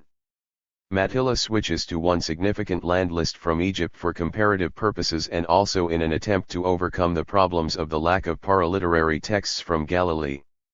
Her analysis of the holdings and habitations on these lists indicate the great variety in the size of land holdings that existed amongst inhabitants of the village of Philadelphia in the Fayyum region of Egypt. In the village, not only were 92% of the holdings owned by villagers but the largest land holding was owned by a woman who lived in the village, a holding larger than those of absentee urban dwellers in Alexandria and the nearby city of Arsinoe. Consequently, for Matilla, and others involved in her research cohort, the peasant typology has become almost useless. 74 The peasant has been plucked, although one is left wondering whether the frame of concentration and the lack of formal definitional precision may have facilitated a facile plucking. In any case, one has to account for the continued pattern of intermittent conflict that ultimately exploded in the First Jewish Revolt, as well as the critique of Roman rule that survived the destruction of Jerusalem, the very element that Leibniz recognized as accompanying the expansion of settlements in the region, 75, and which destabilizes the too easy equation of economic prosperity and class cohesion that colors Root's analysis. 76. Positing a way forward. The research of such archaeologically based interpreters has demanded a greater precision in the identification of terms and how they harness heuristic power for interpretation of an expanse of evidence, not only amongst themselves but also amongst their protagonists. 77. It demands the avoidance of rigid definitions, either to pepper with criticism or to fashion the material evidence in one's desired image. I would further suggest that St. Croix's definitional prism affords much greater nuance for the analysis of materials and the development of interpretations. What has become clear is that transformations in settlement in this period, combined with administrative changes that mark some control over the settlements, point to the very ground in which conflict is likely to arise, conflict that unavoidably impacts the interests of subsistent landholders. Even when Balo first raised the possibility of perceiving first-century Palestine as reflecting a sub-Asiatic mode of production, he was alert to the fragility of the economic relations that were dependent on overproduction because of the increasing demands of the Roman Empire and its client rulers. 78. But his consciousness that the Markan text has its own distinct materialist interests, not merely channeling early first-century Palestinian conflicts, is crucial for the debate, especially given that all the extant Gospels are written in the aftermath of the brutal swath cut through Galilee and Judea by the Roman legions under Vespasian and Titus. This is the major qualification I make to St. Croix's definition, the recognition of patterns of thinking that help peasants to understand their existence. It might be thought impossible of capture, apart from surmises based on pre-existing models. However, I have already indicated that there is significant evidence that can be extracted from the literature that does exist from the ancient world, especially the writing of the elite agriculturalists such as Pliny the Elder, Cato, Columella, Theophrastus, Virgil, and the asides about rustics, village dwellers, and the like that are found in writers such as Cicero, Athenaeus, Plutarch, and others. Of course, these all need to be read not merely against the grain but in rigorous theoretical critique of their operations as part of the political economy of the ancient world, whether as producers or as ideologues. But it also means being alert to when the sentiments that cannot be totally suppressed or are extracted by a counter-reading of these elite texts find resonance in those writings that cannot be called elite nor intended to be reproductive of the values and interests of the elite. They show evidence of Gramsci's organic intellectual who defies the alliance of the elitism of literacy with the power of the elite, or may be predicated on some provision of a resistant voice using the tool of the masters, that is, writing. It is somewhere in this wide range of possibilities for a cultural peasantry that I would place the Gospel of Mark. In this sense, Mark's Gospel is a product of his time and commitments, all too conscious of the impact of Rome upon Palestine during and after the First Jewish Revolt. 79. It highlights the need to allow the world of Mark's Gospel to be the real world, not merely in the narrative world that it creates but in the concerns in relation to the world of his day that show out in the text, the sort of stance that Christina Pedersen adopted in her book on the Acts of the Apostles, 80. Though with the recognition that the New Testament as a product of empire is, like peasantry, not monolithic. But further, the traditions which the evangelist receives and manipulates can be asserted to carry sufficient fertile ground to support a subversive reading of empire and religion. It is here that the hints I have given about Mark's cast on the story become important, not only for an appreciation of peasants but for the perspective on the world that is adopted by the writer. Gennesareth disappears from being the name of the inland body of water in northern Palestine called Lake Gennesareth and is replaced by the expansive hyperbole of the sea, very occasionally linked to the geopolitical region of the Galilee. Connected with this emphasis on sea is the emphasis on earth/land, which is announced in 2:14 as authority on the earth and then unfolds a further 18 times 81 until the darkness over the earth at Jesus's execution. These terms, earth and sea, have become the generic setting for the Basileia movement of Jesus. Movement through this setting is uniformly called the way, without distinction of types of literal pathways, 82 such as we find in Matthew and Luke. 83 As Robert Funk long ago observed in a study of Mark's prologue and its emphasis on wilderness, we are dealing here with a cosmic or symbolic geography, not topographical precision. 84 The announcement of gospel as the beginning/title/type of the writing has a redolent significance, precisely because it is the key celebration of Roman imperial rule introduced into time and space.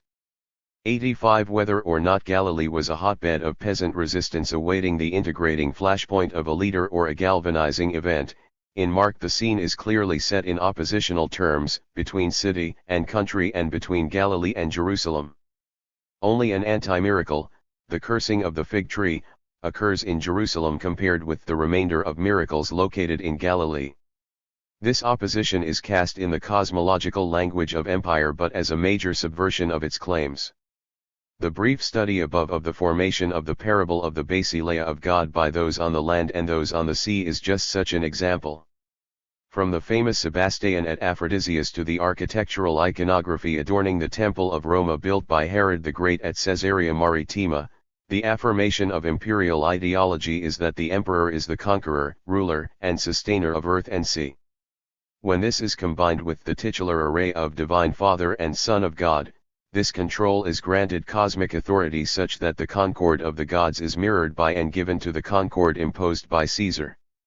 The choice Mark presents could not be more stark and comes to a head with the question of Caesar's coin in Mark 12:13, 17. The response that Jesus engineers to the question, whose image and inscription is this, becomes a statement of allegiance by his opponents.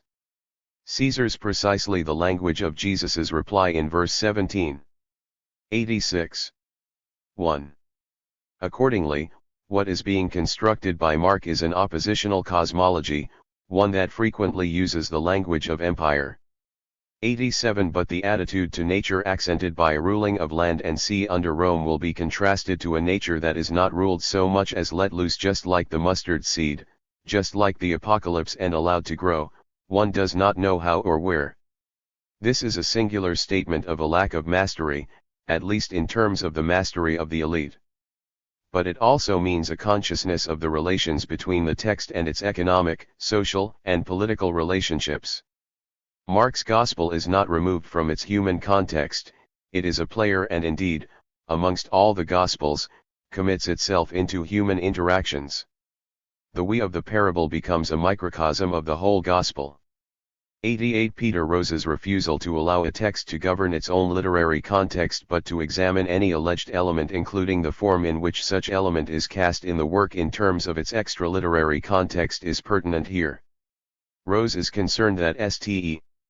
Croix's orthodox appraisal of literature as merely a superstructure from an economic base does not recognize how far and how much literature in the ancient world became not only a producer in its own right but also a player in the forces of production.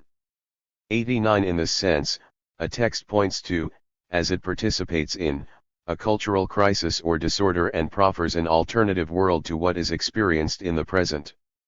Whether or not it is a utopian solution or merely a contingent one is debatable in the case of Mark's Gospel. But the value of Rose's Marxist cultural critique is to restore a sense of the value of Mark's Gospel as an insight into a key period of historical conflict, not the peasant conflict of the time of Jesus but the post-Jewish war imposition, and to do so as a player in the conflict of its day that potentially subverts and possibly confirms. In Rose's terms, the richness of a work of art seems a direct function of the tension between its commitment to a class-bound version of reality and its aesthetic capacity to open new horizons, to set its own ideology in an inherently richer and freer aesthetic and cognitive context. 90 We have come a long way from our beginning with peasant. The peasant remains, but only by substantial redefinition that allows historical particularity and cultural expression as people of the land in alliance with those on the sea. This emphasis on and conjunction of land and sea is set against the narrative context in which the emperor was ubiquitously proclaimed as Lord of land and sea. In this sense, Jesus is an organic intellectual drawing from and articulating the cultural expression of those tied to land and sea. Much remains to explore in the relation between the narrative and the impulses of an earlier Basileia movement, but it is clear that a foundation of conceptual precision and material analysis will be a prerequisite of future work. Roman imperial campaigns offered ample opportunity for cultural elites to engage in creative projects aimed at critiquing or propagandizing the empire. Flavian material imagery famously championed the victories of the Jewish war, while authors like Josephus offered companion commentary on certain events. Other literary examples are legion, including Tacitus's Germania, Cassius Dio's Roman History, Suetonius's Claudius, to name a few. In each case, the conflicts, trials, deaths, and moral psychological states of generals, soldiers, citizens, captives, so-called barbarians, and so on act as a convenient foil for writers to explore relevant interests in the gods, locations at the margins of the empire, and the state, while simultaneously providing an opportunity to showcase literary skill. This piece incorporates the canonical Gospels' writings about Judea and its inhabitants into the ambit of what I have termed imperial captive literature, works that reflect on the places and persons in conflict with and subjugation to the empire. Understanding the Gospels in this frame reinforces that these writers belong to a social context typical for those producing literature in this period, highly educated and actively engaged in the trends and tropes of writing culture. Of course, high education and knowledge of paideia did not necessarily correspond to class in the ancient world, as demonstrated by the Deipnosophists or the Satyricons Trimalchio. Participation in dominant literary culture did not guarantee that one possessed the ability to read and write. Likewise, one did not necessarily require wealth and high class to be a literate cultural producer, as was the case with Epictetus, a former slave.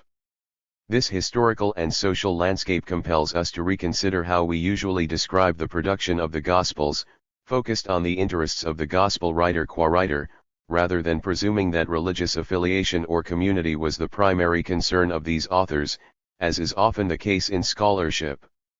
Chapter 5. The Gospel Authors, Social Setting, and Scholarly Methods. Writers in the ancient world were motivated by a wide variety of interests, often representing overlapping kinds of knowledge, skill, and social engagement. As readers, we face a difficult challenge when forced to use creative literature to reconstruct history. We must first grasp the complex social calculus that informs the ancient author before drawing conclusions about how to extract historical value from a text. In the case of the Gospels, if we assume that the author's Christian community is the sole audience and motivation for writing, then we may feel authorized to use the Gospels to reconstruct this community, the historical Jesus, or first-century Judea. Yet, when compared with what we know about writing's practices, genre, and social formations in the Roman world, constructing or presupposing such a narrow field of influence and interest for these writers does not withstand scrutiny. Thus, we must reconsider what our assumptions about community have done to skew our approaches to early Christian literature. Too often our modern critical historiography and its judgments about historical accuracy are based not on a concrete understanding of the conventions of a literary genre but on contemporary ideas about how to evaluate literary evidence. Our assumptions about the intentions and aims of an ancient writer can significantly impact how we understand the character of a work, including its historical reliability, creative invention, and so forth. Furthermore, if our assumptions are informed or reinforced by an author's own rhetorical claims about their reliability or authenticity, we risk being drawn even further afield from conducting a sober, critical reading. It is essential to understand the literary and historical context, the intellectual rules of the game that circumscribed a work before evaluating its content. In the case of the ancient world, claims to reliability are far more complex than simple truth or fiction. Scholarship that recognizes the historical implausibility of Christianity's own myth of origins has had the positive implication of showing that the Gospels more closely resemble forms of imaginative literature than historical fiction, not to be read by our contemporary standards of critical historiography. The Gospel writers had more in common with other, elite Greco-Roman writers like Athenaeus, Philo, or Plutarch than with, say, a scribe, an uneducated landowner, a common farmer, or a community of illiterate Christians. 3. A careful consideration of ancient Mediterranean writing practices reveals that authors did not necessarily write with a broad and amorphous audience in mind. Their most formative social networks consisted of fellow writers. Resultantly, they were bound by certain expectations and conventions of authorship, developing their own norms and practices of reading, writing, and literary exchange. Identifying these expectations and conventions should be the foremost concern of the New Testament scholar. In terms of social practice, the aims of the gospel writer are necessarily literary. Moreover, these writings should be extracted from the strict milieu of religious tradition, as their rhetorical claims, themes, and narratives are artifacts of certain traditions of literature, and not evidence of their reliability and incomparable uniqueness as religious texts. For this piece offers a fresh reading of the Gospels and suggests how we might better understand them as conventional literary artifacts of the imperial period, rather than records of communal, oral tradition and Christian exceptionalism. I am by no means the first scholar to acknowledge parallels between the Gospels and works like the Greek and Roman novel, philosophical treatises, ancient historiographers, biographers, and so forth. 5. The purpose of this reading is to demonstrate how the Gospel writers may have participated in a dynamic and social interplay with other writers of their era, using various techniques of allusion and elaboration in order to craft a compelling narrative about a particular character or ethical type named Jesus. Just as Philoxenus was a figure good to think with for Athenaeus's deipnosophists, Jesus, a Judean wonder-working Son of God, offered numerous possibilities for employing literary techniques and motifs in conversation with other writings of the milieu. 6. In short, the Gospels and their subject matter represent the rational choices of educated Greco-Roman writers working within a circumscribed cultural field of literary production. 7. Writers routinely invented details about a character's life or exotic, utopian, or bucolic settings in order to facilitate greater claims about philosophy, ethics, politics, the gods, and so forth. With this in mind, rather than read the Gospels as a unique and historical account of Judaism, and the messianic figure of Jesus, I argue it is possible that the Gospels are participating in a kind of imperial curiosity about these subjects, particularly in light of the Jewish War. There are manifold examples in both literature and material culture of retrospective interest in Rome's campaigns against Egypt, Gaul, Spain, Germania, Judea, Dacia, and so on, often focusing on the figure of the failed yet noble barbarian. Defeated peoples were rhetorically constructed as unspoiled, virtuous, and worthy opponents against Roman decadence or in celebration of Roman triumphalism. The Gospels have not been considered within this paradigm, although the moral teachings and wonder-workings of a Judean put to death by Rome would fit well with this motif. Because Josephus and Paul were probably receiving some form of sponsorship for their accounts and interpretations of Judean practices, history, and scriptures, we know there was broad interest in this religio-ethnic group.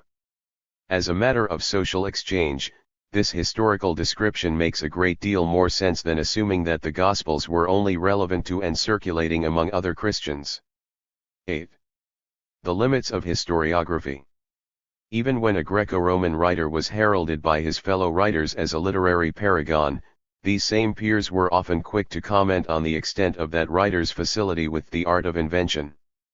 When Cicero praised Herodotus as the father of history, he added that he was also the author of innumerous fabulous tales. 9. Well before Cicero, Thucydides championed his account of history over that of Herodotus or the Athenian orators. Plutarch was extremely cautious about certain long-past eras of history represented in his own work. What lies beyond is full of marvels and unreality, a land of poets and fabulists, of doubt and obscurity.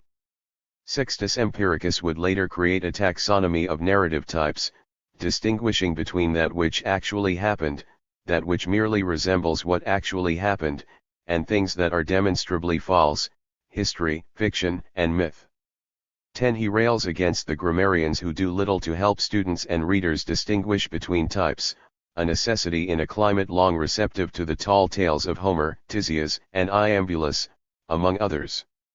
11. Origen, in his rebuttal of Celsus, for instance, noted that, while there was no doubt the Trojan War took place, one might nonetheless be embarrassed by the fictitious stories which for some reason are bound up with opinion. 12. What many of these writers were engaging was a form of historia fabularis approaching history as fable. For cases in which the foundational event or identification of place was not under dispute, it was not unheard of for a writer to incorporate a measure of creative invention to showcase literary ability, educational prowess, local knowledge, or a moral position. The trick for the reader was and remains identifying the fault lines. Many writers and other intellectuals freely traversed the divide between what we might regard today as fact and fiction, taking great liberties with the proverbial truth. From this vantage point, seemingly conscientious historians like Polybius were few and far between. There is also evidence that such writers attracted only specialist readers, hence few readers. 13. Thucydides, for example, was accepted into the proverbial canon of notable literature in antiquity, yet few could understand his prose without the help of a linguistic commentary. 14. In order to reach a wide audience, it was best to simultaneously instruct and entertain. As with the subject matters of the Historia Fabularis, Polybius acknowledged that narratives containing genealogy, myth, foundations of cities found greater favor, being of greater interest and amusement than sober history writing, and were generally encouraged. 15. It is through this lens that Lucian's 2nd century tongue-in-cheek A True Story comes into view, with Lucian paradoxically confessing to have no true story to relate. I will say one thing that is true, and that is that I am a liar. 16. This playful commentary on the state of literary truth and fiction highlights the central challenge for writers balancing veracity with vividness. Lucian's work offers a commentary on the idea that fiction can be, although not necessarily true in the sense that truth is something ultimately obtained via consensus. Claims about history, true or false, competed for acceptance. Josephus and Philo of Alexandria, for instance, repeatedly rewrote the history of the Gentiles, demonstrating that the true origins for the predominant intellectual, philosophical, and religious traditions of the age were the Hebrew people and scriptures. 17. Polybius may have enjoyed a small literary network during his lifetime, but his work eventually influenced the works of Cicero, Livy, Josephus, and others, who refashioned his histories in a new key, thereby reinforcing their legitimacy. 18. Retelling or rewriting history also served a specific purpose in the present. As G. W. Bowersock explains, the rewriting of the mythic and legendary past was part of the creation of a new and miraculous present. 19. In this respect Cicero was right when he argued that history is itself an opus oratorium, a rhetorical work. 20. Despite Sextus Empiricus's lament, and an educational context that celebrated creative invention and, thus, intentionally blurred the lines of truth, these historiographical debates were not lost on literary audiences. Depending on certain circumstances, it was possible to calibrate one's critical eye, moderating expectations for whether the story being related contained factual or fictional claims or, perhaps, something in between. 21. Plato's critique of the poets in the Republic comes to mind. Hesiod and Homer and the other poets composed false stories which they told people and are still telling them. For Plato, the question was not one of whether the poets related stories that were true in our sense of the term. Again, it was well known that the poets were engaged in what we might call imaginative exercises that allowed details as to person, place, action, moral psychological states, and so on, to be massaged for effect. The question was whether these details, both real and invented, were accepted or rejected. Celsus's suspicions about the Gospels were piqued precisely because he was under the impression that is an accurate record of what happened, but, as he read on, he had the disquieting feeling that some of it may or must be mendacious. 22. More often than not, however, what we might call critical historiography was used as a tool against one's opponent, and not necessarily the default disposition brought to a given text. Dramatic or vivid literature of all kinds was increasingly normalized and embraced in the Hellenistic and Roman periods. The fantastic stories of Greek history and cultural heritage helped cultivate a continuing interest in remarkable tales of local history. 23. The adventurism and successes of Alexander and the Roman Empire brought forward new accounts of far-off places, foreign cults, and miraculous events. In the 1st century it is tempting to suppose that monuments like the Arch of Titus or the widely circulating Judea-Capta coins artifacts memorializing Rome's victory in the Jewish War cultivated an increased interest in the Judean territory, as well as the customs and practices of the Judean people, including in rural Galilee. 24. This was certainly the case following the Gallic Wars, with images of the noble so-called dying or captive Gaul appearing on coinage and in domestic spaces. 25. The rise of the novel with its exotic landscapes, heroes, and pseudo-historical subjects also evinced curiosity about extraordinary phenomena or facts. 26. The kinds of citation practices and excerpting learned in educational contexts helped writers add veracity to their imaginative accounts by peppering in references to concrete events, places, monuments, practices, and peoples. Longus begins Daphnis and Chloe with a description of Mytilene's bridges of white polished marble and, as his pastoral tale unfolds, offers asides about country life. Chariton's 1st century Calurha contains commentary on the moral psychology of different characters, largely based on their ethnicity.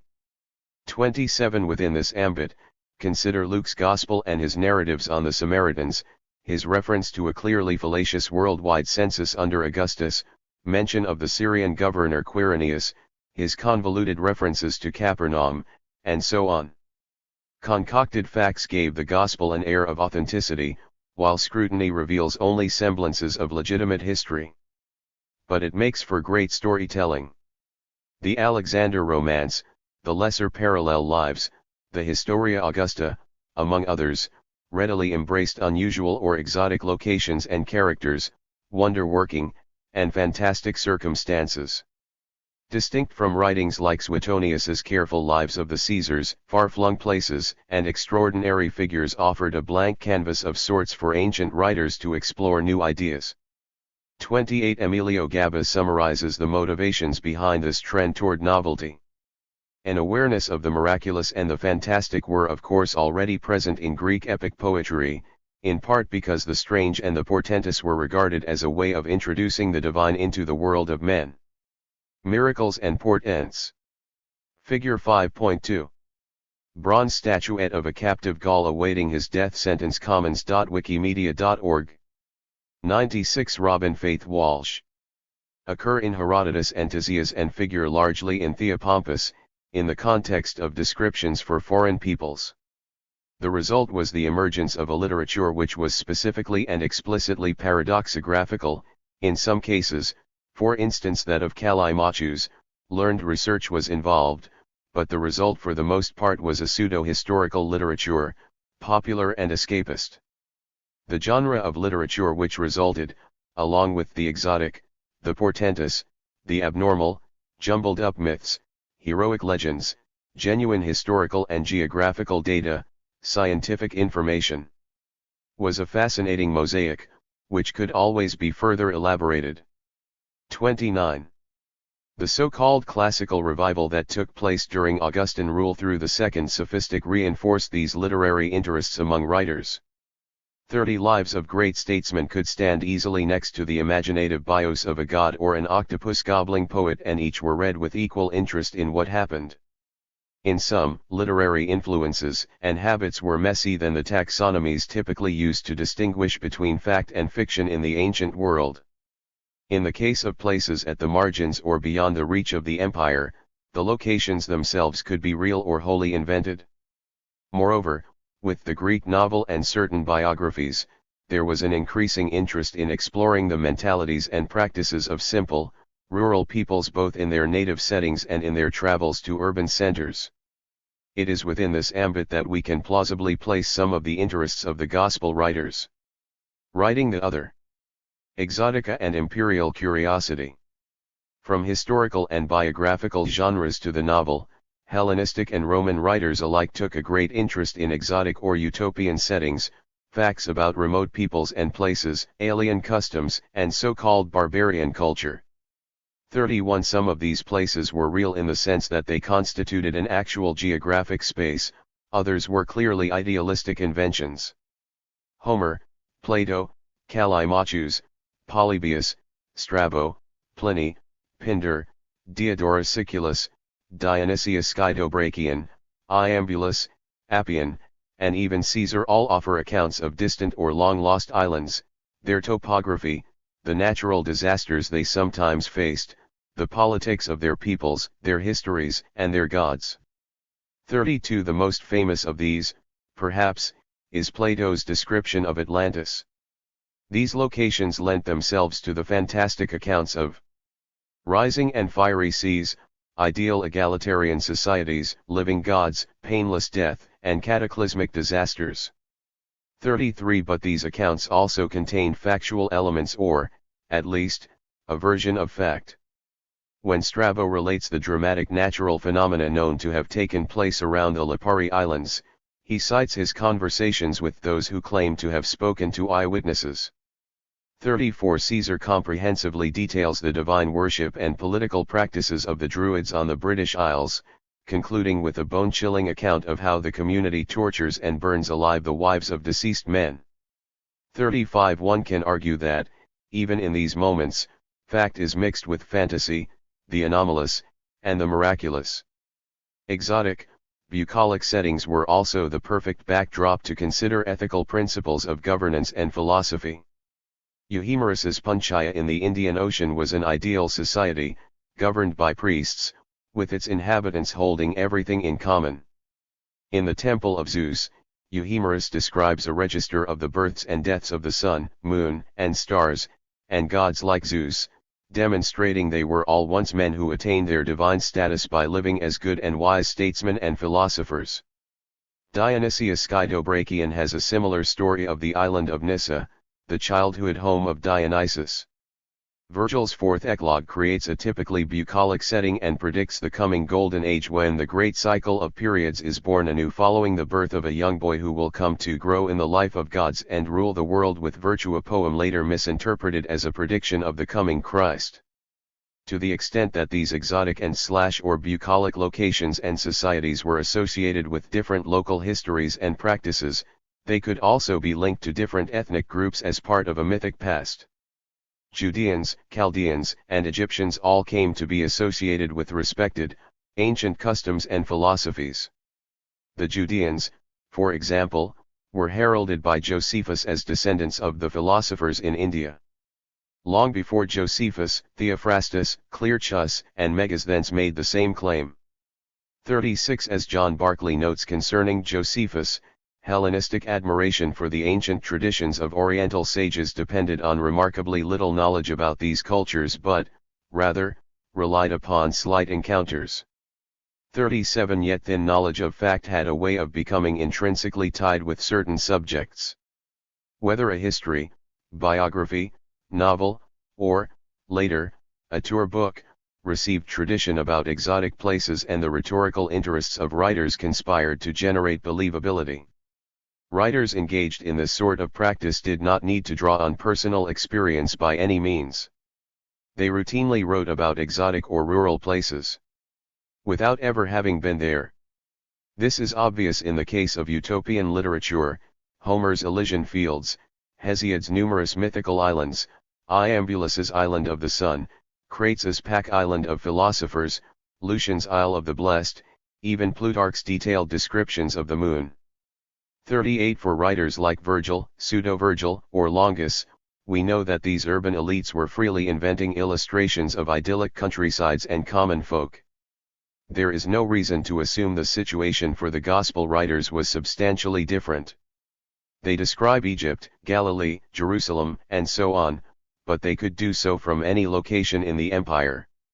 Whether through written sources or reputed eyewitnesses, there were many ways that a writer could get a sense of landscape and place without discrete, personal knowledge.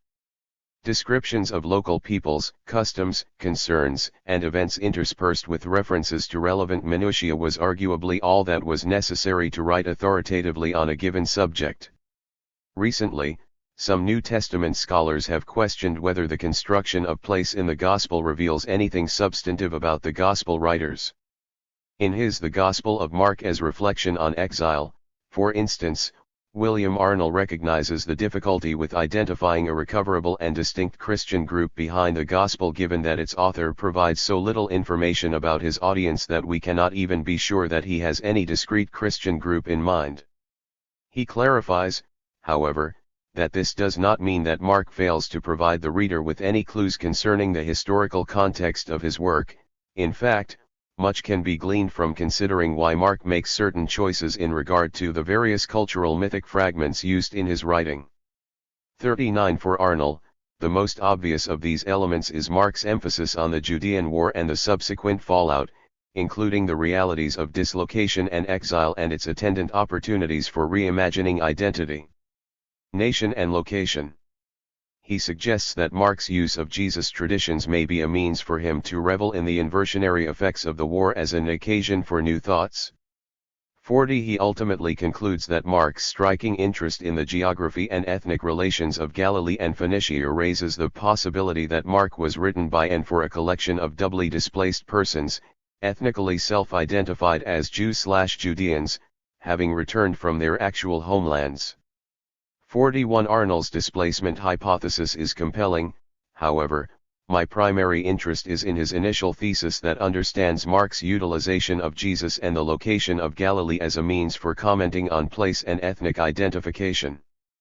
42 While Arnold sees details like Jesus's time in Bethany or the name of Gethsemane as indications of an authorial agenda centered on accurately representing Jerusalem and its environs, ultimately these details may not be in pursuit of relaying what we might consider reliable history. 43 Many in the field have taken allusions to ethnicity in the Gospels as indications of potential conflict concerning the historical Jesus and/or the early Church. Efforts to glean concrete historical data out of these references are often met with frustration upon the realization that the Gospel writers are frequently ill-informed. 44 From Mark's proclamations about the purification practices of all the Jews, to odd details about those Jesus encounters from Gerasenes or the Syrophoenician woman, 45 to Jesus's ability to avoid any direct consequence for his act of sedition in the temple, what the Gospel writers relate about the practices of Galileans, Judeans, or Samaritans is at times, at best, imprecise. However, such references to foreign places and customs become more intelligible if viewed through the lens of literary strategy. References to ethnicity in ancient literature were not merely descriptive but often in service of some larger schema. This is particularly evident when the ethnicity in question is labeled as barbaric. Extending back to the Athenians, the concept of ethnic barbarism exists in the majority of extant tragedies, classing certain non-Greek speakers as inferior in terms of culture, social standing, and/or virtue. 46 Rhetorically, these definitional markers construct the other in order to foster a sense of cohesion among prospective audiences. As Edith Hall summarizes in her formidable work on the so-called barbarian in Athenian imagination, writing about barbarians is usually an exercise in self-definition.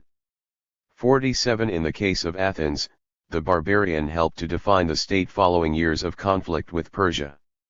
5 centuries later, Chariton would employ the same foil with his Persian king and minions, with Artaxerxes portrayed as an ignorant eunuch, slave, and a barbarian lacking the virtues exemplified by his heroine Kalurha. 48 Plautus routinely mocks the underwhelming cuisine of the barbarian, citing a variety of bland mushes or stews that are likened to the mental confusion of their consumers and contrasted with the sophisticated tastes of Rome. 49 Gorgias's speech at the conclusion of the Satyricon includes reference to foreign territories that authorize cannibalism, followed by a vivid description of man-eating in former barbarian lands now under the influence of the empire.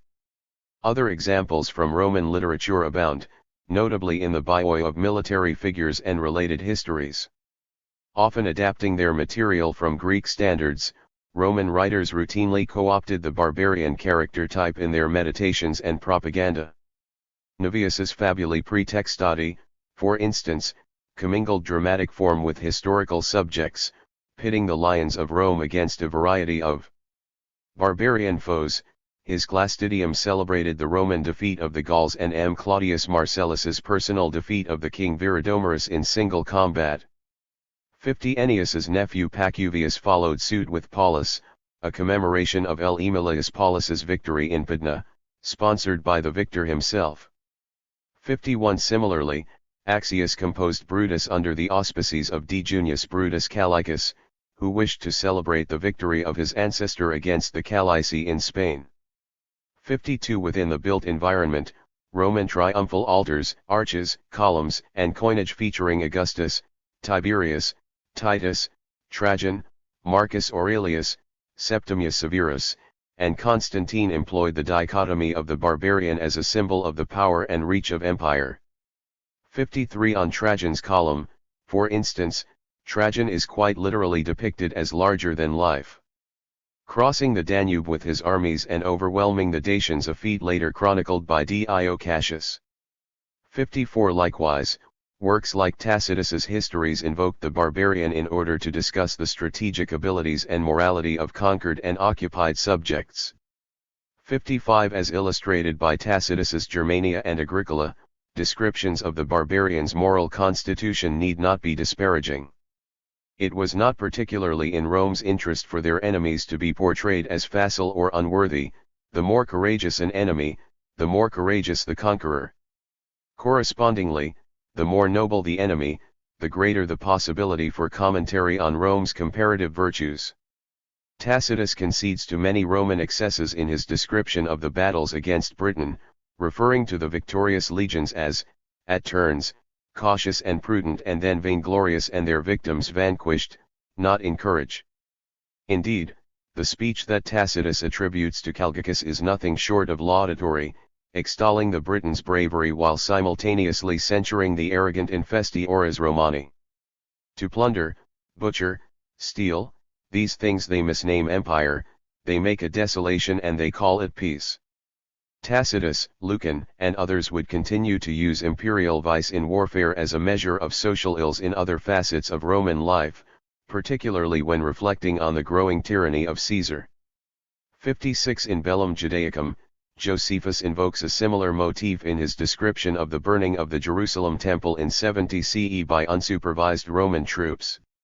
One of the soldiers, awaiting no orders and with no horror of so dread a deed, but moved by some supernatural impulse, snatched a brand from the burning timber and, hoisted up by one of the comrades, flung the fiery missile through a low golden door, which gave access on the north side to the chambers surrounding the sanctuary. 57. The Romans are not treated as a monolith in Josephus's account, however. Representing the whole, the undisciplined Roman soldier who sets fire to the temple stands in direct contrast with the Roman commander Titus. Josephus's Titus is credited with a desire to preserve the temple for the city and its people out of reverence for the holy things of the enemy. 58 Titus, in fact, vows to the Judeans that he will save their temple even against your will, as it would be an ornament to the empire if it stood. 59 The Judeans ultimately find themselves powerless to defend it either by force or through more passive intervention. When the temple begins to burn, Josephus tells us that Titus hurried to the site in hopes of extinguishing the flames, but found that his commands were no match for the building frenzy of the Roman troops, leaving him with little choice but to plunder. Of course, this account contradicts Josephus's later Jewish Antiquities, wherein he unequivocally states that Titus captured and set fire to the temple. 60 His favorable treatment is unsurprising given that Titus personally called for the first 6 books of Bellum Judaicum to be published. 61 Moreover, compare Titus's reluctance and stately measure in Bellum Judaicum with the unabashedly triumphal iconographic programs of the Arch of Titus and related Flavian currency, and it is clear that Josephus's account utilizes the sacking of the temple purely as a means for championing his patron's virtues. 62 War in foreign fields created opportunities for both reflection and propaganda. The socially marginal underdog, whether marginal due to ethnicity, class, or location, was good to think with, as the imperial project fostered curiosity for the conflicts themselves, as well as in the people being conquered. In the specific case of Judea, Flavian iconography concerning the war not only maintained an emphasis on the subjugation of the Judean people, but also on the notion that the region was exotic or, at the very least, on the outskirts of the proverbial center of the empire.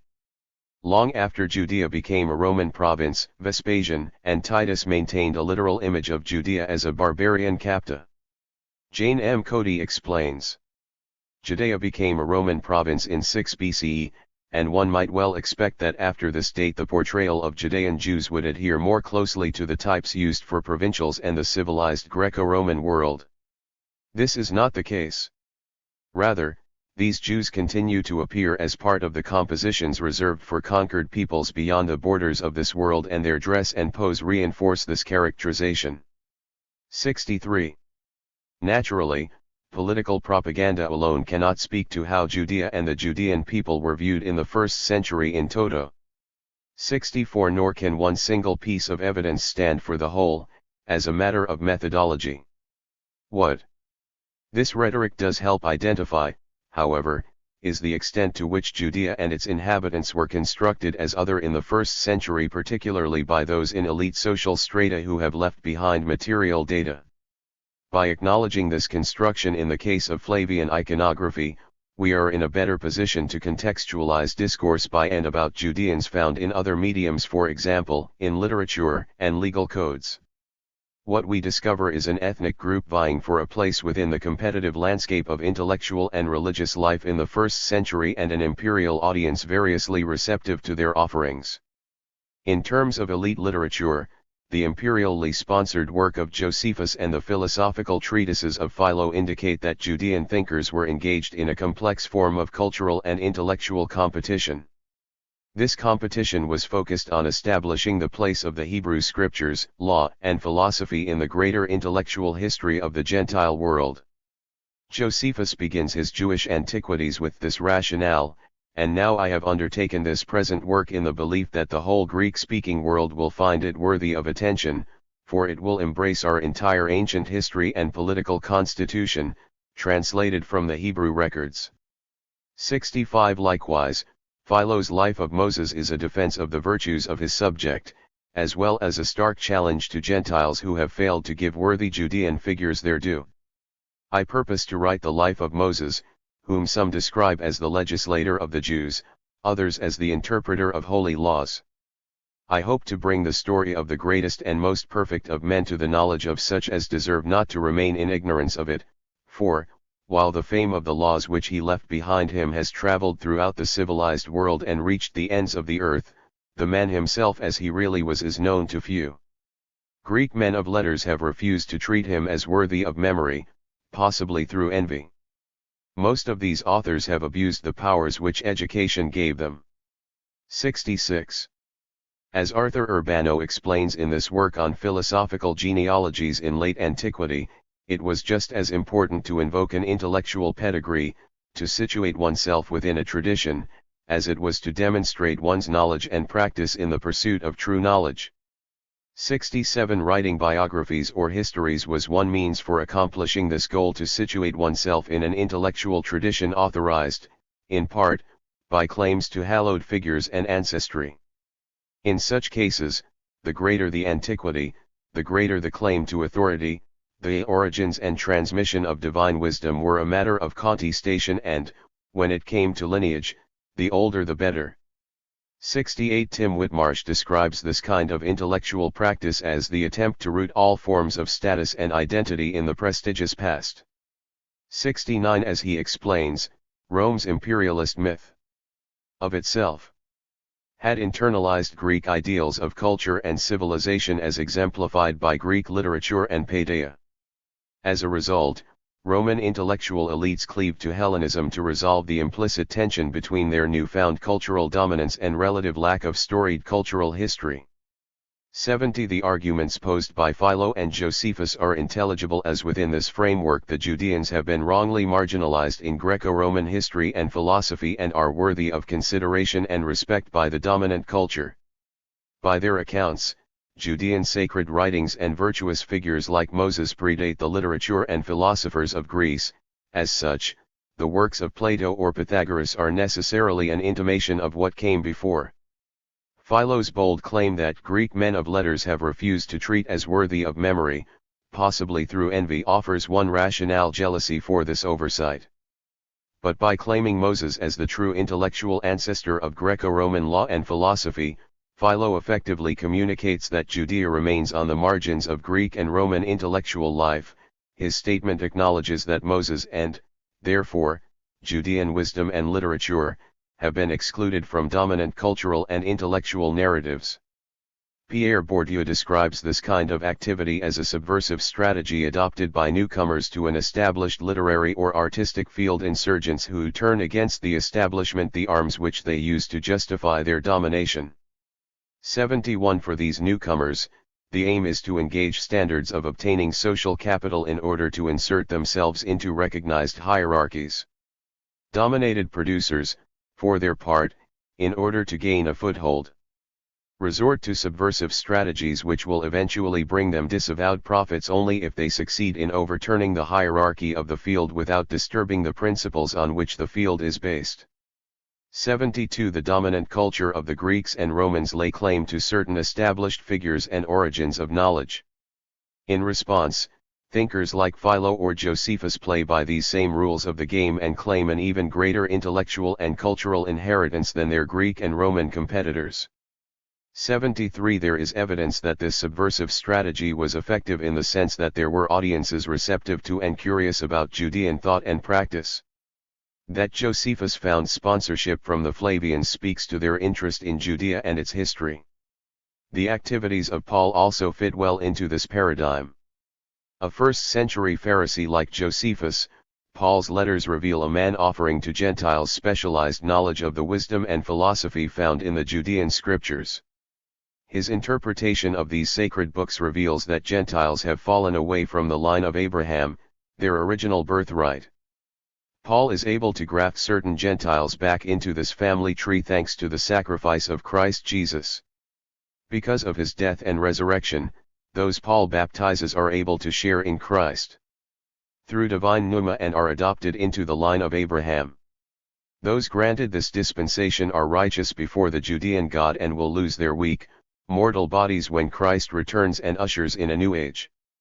74. Much of Paul's interpretation would have been intelligible to his Gentile audience thanks to contemporary currents in Middle Platonic and Stoic philosophy that sought strategies to control the passions in order to live virtuously and in agreement with nature.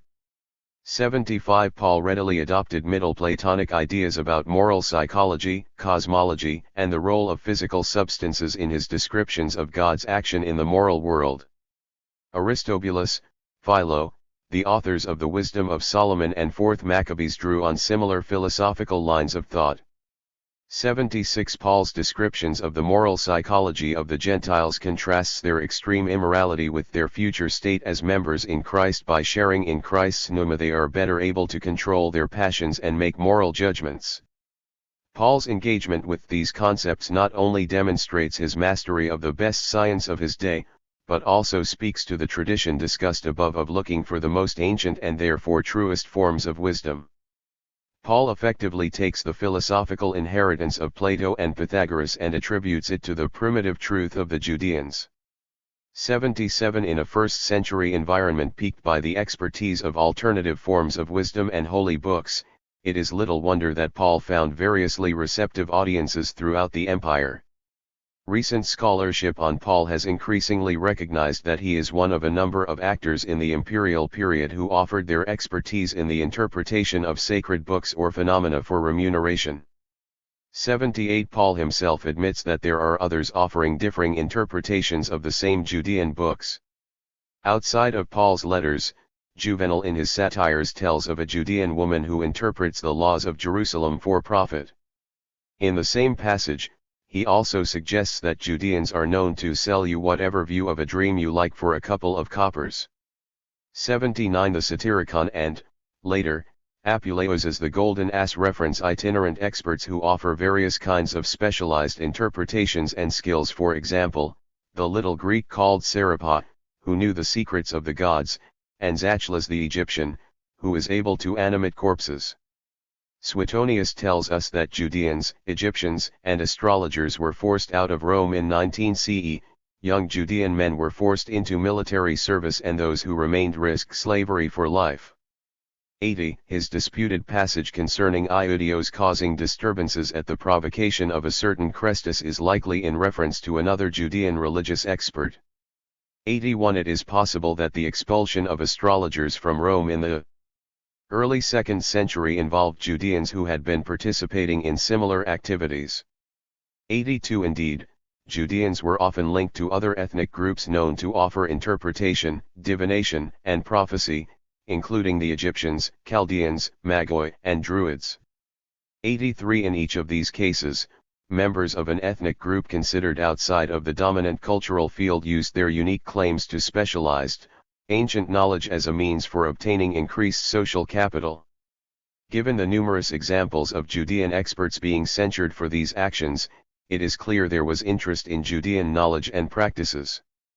As a post-war literary product engaging the subject of Judea and Judean scriptures, the Gospels fit quite intelligibly within this environment of imperial curiosity in the 1st century. A virtuous, rural peasant named Jesus is found to be the son of the Judean god, fulfilling a prophecy set in their sacred books. He is endowed with wonder-working skills and knowledge of the special wisdom and customs of the Judean people. He speaks in Middle Platonic and Stoic philosophical terms, but with reference to the Judean scriptures. Like many other teacher types, he is misunderstood by many he encounters. He journeys throughout the borderlands of the eastern Mediterranean, eventually arriving in the urban center of his homeland. He is executed at the hands of the ignorant Roman imperial authority, who do not realize that they are participating in what has been predicted by Judean sacred books. The Gospel writers engage the same elements of wisdom, prophecy, philosophy, and details about Judean practices that were of such interest to the broader Mediterranean world. As an explanation for why Gospel literature was written in the post-war period, this context does not require the interest and patronage of a Christian community to justify its motivation and reception. In her popular-level self-help book, Jesus, Entrepreneur, Using Ancient Wisdom to Launch and Live Your Dreams, Lori Beth Jones confidently portrays Jesus as a model businessman from whom entrepreneurial readers can discover key business insights to enhance their careers. She insists that Jesus, as unique as he was also like so many of us who are engaged in one kind of work yet yearn to be doing another. Jesus created a new category of work for himself and was able to make a living doing what he most loved. Yes, it was his Father's will. But it was his will, too. And he was economically sustained and supported as he went about his Father's work. 1. Beyond speaking of Jesus's impeccable market timing and his clever use of an offshore account to pay overdue taxes, Jones even deploys Paul's instructions to submit to governing authorities in Rom 13:1-5 as requiring employees to respect and honor their bosses, serving them as unto the Lord. 2. Such assertions should rightly receive a bewildered response from most New Testament scholars.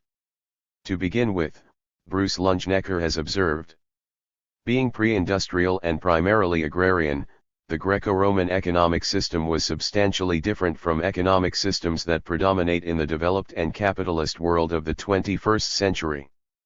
When this simple observation is lost from view, it is all too easy to read texts from the ancient world through the relatively comfortable lenses of contemporary middle-class affluence, and to be relatively numb to the economic dynamics that regimented ancient life to a considerable extent. 3. Chapter 6. Fishing for Entrepreneurs in the Sea of Galilee. Unmasking Neoliberal Ideology in Biblical Interpretation. 116. That insight is of fundamental importance but is too easily relinquished in much discussion of Jesus and his context today. It is not uncommon to find unchecked entrepreneurial assumptions influencing the interpretation of the New Testament world, not only in the popular press but even within the discourse of biblical studies. From explorations of Jesus and Paul as social entrepreneurs, 4 or Paul's work as an entrepreneur of dual identities, 5 to admonitions of the entrepreneurial widows in 1 Timothy, 6 it appears that enterprise and innovation were just as alive and well in the 1st century as in the 21st.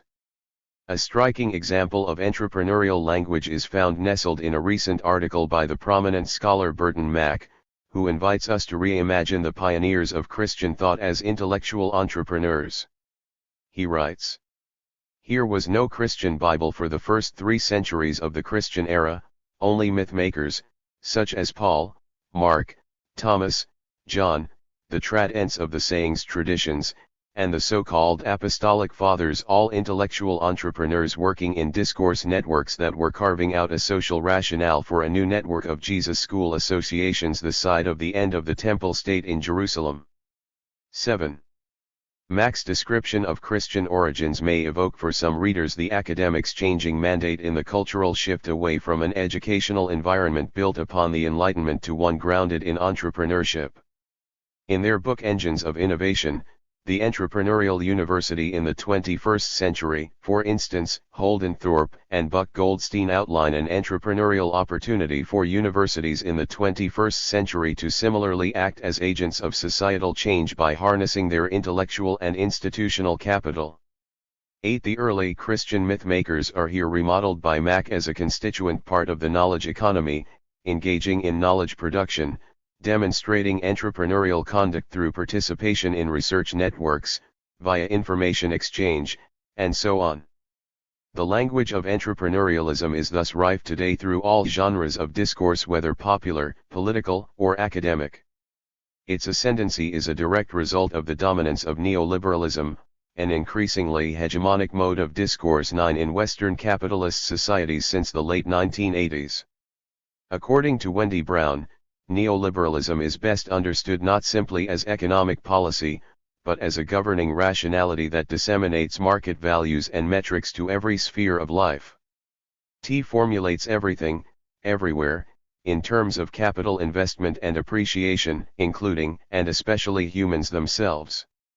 10. Neoliberalism is intensely focused on the individual, specifying entrepreneurial conduct everywhere, and constraining the subject to act in a capital-enhancing fashion. One way the ideology of neoliberalism has become entrenched as a governing rationality, or what Philip Morosky labels a set of epistemic commitments 11, is through a constant practice of dehistoricizing, universalizing, and internalizing some of its key tenets. One assumption that has become increasingly prevalent is the novel idea that the world consists solely or primarily of entrepreneurial agents, individualized subjects reduced to being cogwheels of human capital seeking to maximize private interests through the navigation of market forces that supposedly comprise every dimension of human social existence. Neoliberalism and its accent on entrepreneurialism now saturate the conditions under which biblical scholarship is produced, marketed, and consumed. 12. As a result, capitalist ideology subtly infiltrates our hermeneutical filters, guiding interpretive decisions and shaping the redecryption of ancient economic and social realities.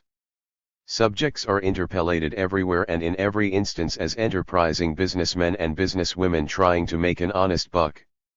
13. Concepts of stable employment have also become increasingly flexible as underemployed individuals are directed toward maximizing their own employability rather than placing accountability on dysfunctional industries, large market actors, and government policies that actively limit and reduce opportunities for secure work. These are precisely the cultural assumptions that Laurie Beth Jones can exploit in suggesting that Jesus's shift from carpenter to itinerant prophet is best explained as an unassuming career change rather than due to broader social or economic forces. This chapter reveals how the discourse of New Testament scholarship is itself implicated by neoliberal ideology through its fishing for entrepreneurs in the ancient economy. On the surface level, this means scholars are perhaps guilty of anachronism. While the category of the entrepreneur was specifically birthed under the conditions of capitalism and has assumed peak popularity during the neoliberal era, entrepreneurial language has come to lurk within descriptions of the biblical world and, in particular, how ancient subjects almost always conceived of as enterprising individuals navigate their wider social and economic context. In probing the problem deeper, however, I dive to the nether regions at the bottom of the ocean known as the benthic zone. At this lowest level, among the sediment and soil linings, one finds the substrate zero-sum remainder of ideology. The entrenchment of entrepreneurial language at the most basic levels of discourse reveals how neoliberalism has become internalized as an implicit hermeneutical frame, territorializing new discursive horizons which make thinking outside of a totalizing neoliberal paradigm increasingly difficult. Historical disciplines can, however, play a crucial role in relativizing the inviolable reality of entrepreneurialism.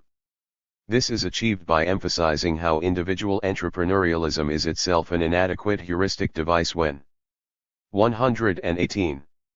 Applied to Jesus, ancient fishermen, or the Gospels. Not only were the social and economic dynamics of an agrarian society different from the relations and structures of contemporary capitalism, but discourse around entrepreneurialism is itself one of the more contentious aspects of our own cultural moment. The path of navigation is as follows. To set the scene, I situate the emergence of the entrepreneur within the development of classical economic theory. Having cast our nets, I dive deeper, investigating recent discussions concerning the fishing trade in 1st century Galilee and Palestine as a case study.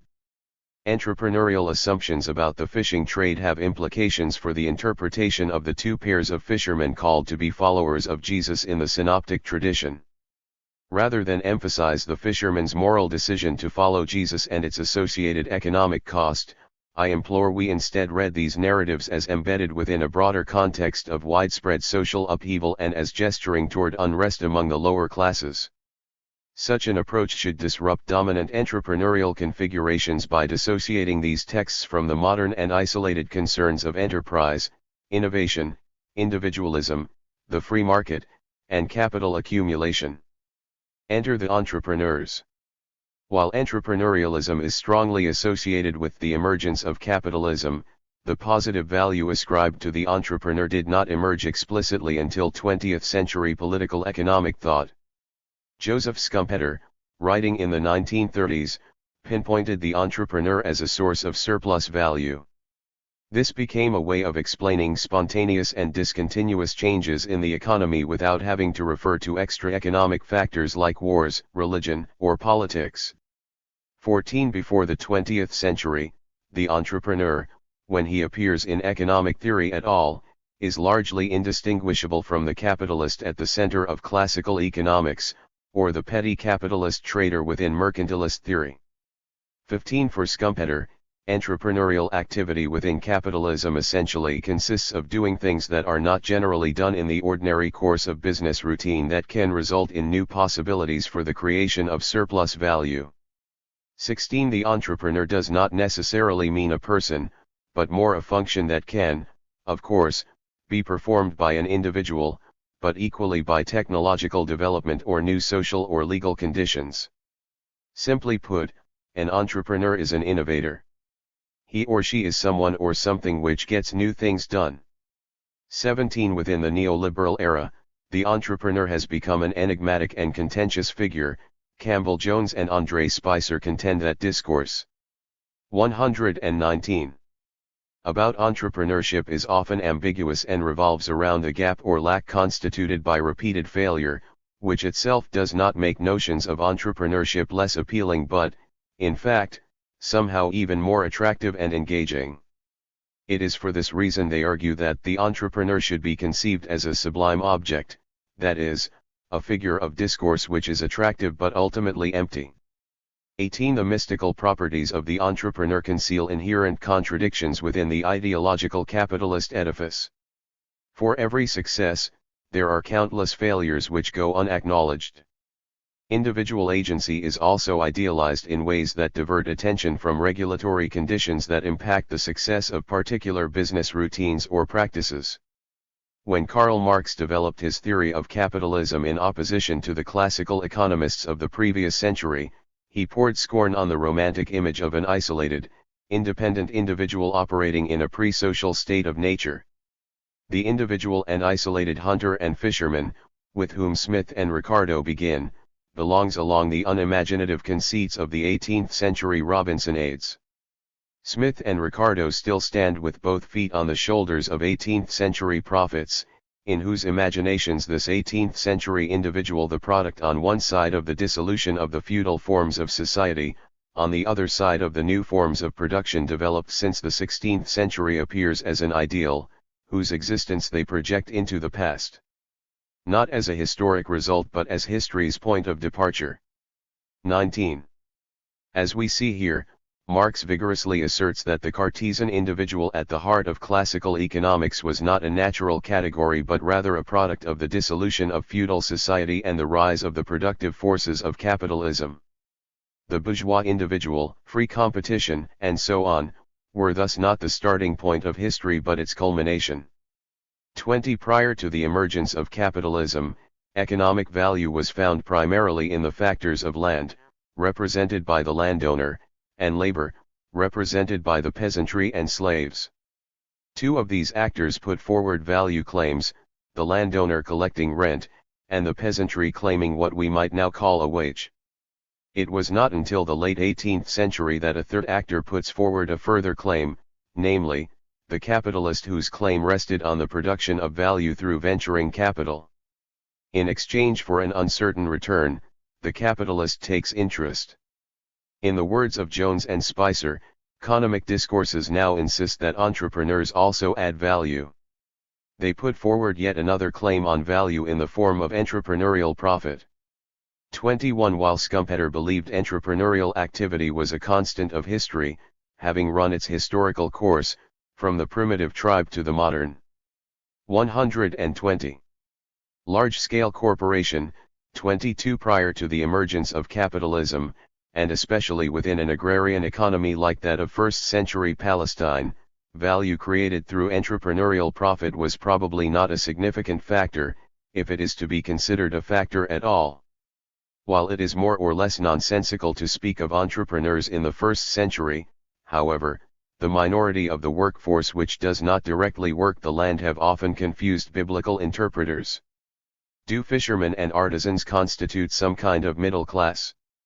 Moreover, were the conditions of their existence such that most were able to become relatively prosperous? As we will observe, these are common assertions found through the scholarly literature. The Marxist classicist Gem de Ste. Croix, however, would say, emphatically, no. The small independent producer was still subject to indirect and collective forms of exploitation, primarily through payments and services not rendered from individual to individual but instead extracted by the authority of the occupying regime. 23. In what follows, I bring the work of Ste. Croix into sharp dialogue with recent discussions on the fishing trade in first-century Galilee to underline just how pervasive the logic of entrepreneurialism has become in guiding interpretive trends, choices, and omissions in biblical scholarship. Were ancient fishermen middle class? Historical, sociological, and archaeological research into the fishing trade has long interested biblical scholars, given that the synoptic tradition identifies the first 4 disciples of Jesus as fishermen who abandoned their fishing nets in order to follow him. The Sea of Galilee was itself a prominent natural feature of the topography of Palestine. During antiquity, it gave rise to a number of settlements and villages, providing opportunities for trade and ferrying by boat. Whereas most economic activity within the ancient world was centered on the cultivation of land, the Sea of Galilee stands out as a notable exception in the political economic activity of the region. Did the importance of the lake and the fishing trade result in an enterprising group of fishermen who were able to accumulate wealth and ascend beyond the peasant masses?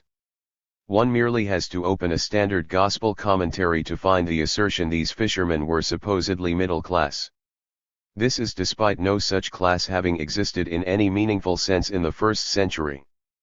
Dale Allison and W. D. Davies, for instance, designate the Matthean fishermen as coming from the middle class. 24 John Meyer remarks that Mark's mention of hired workers, omitted in Matt 4:18, 22, gives the impression of a relatively prosperous family fishing. 121. Business on the Sea of Galilee.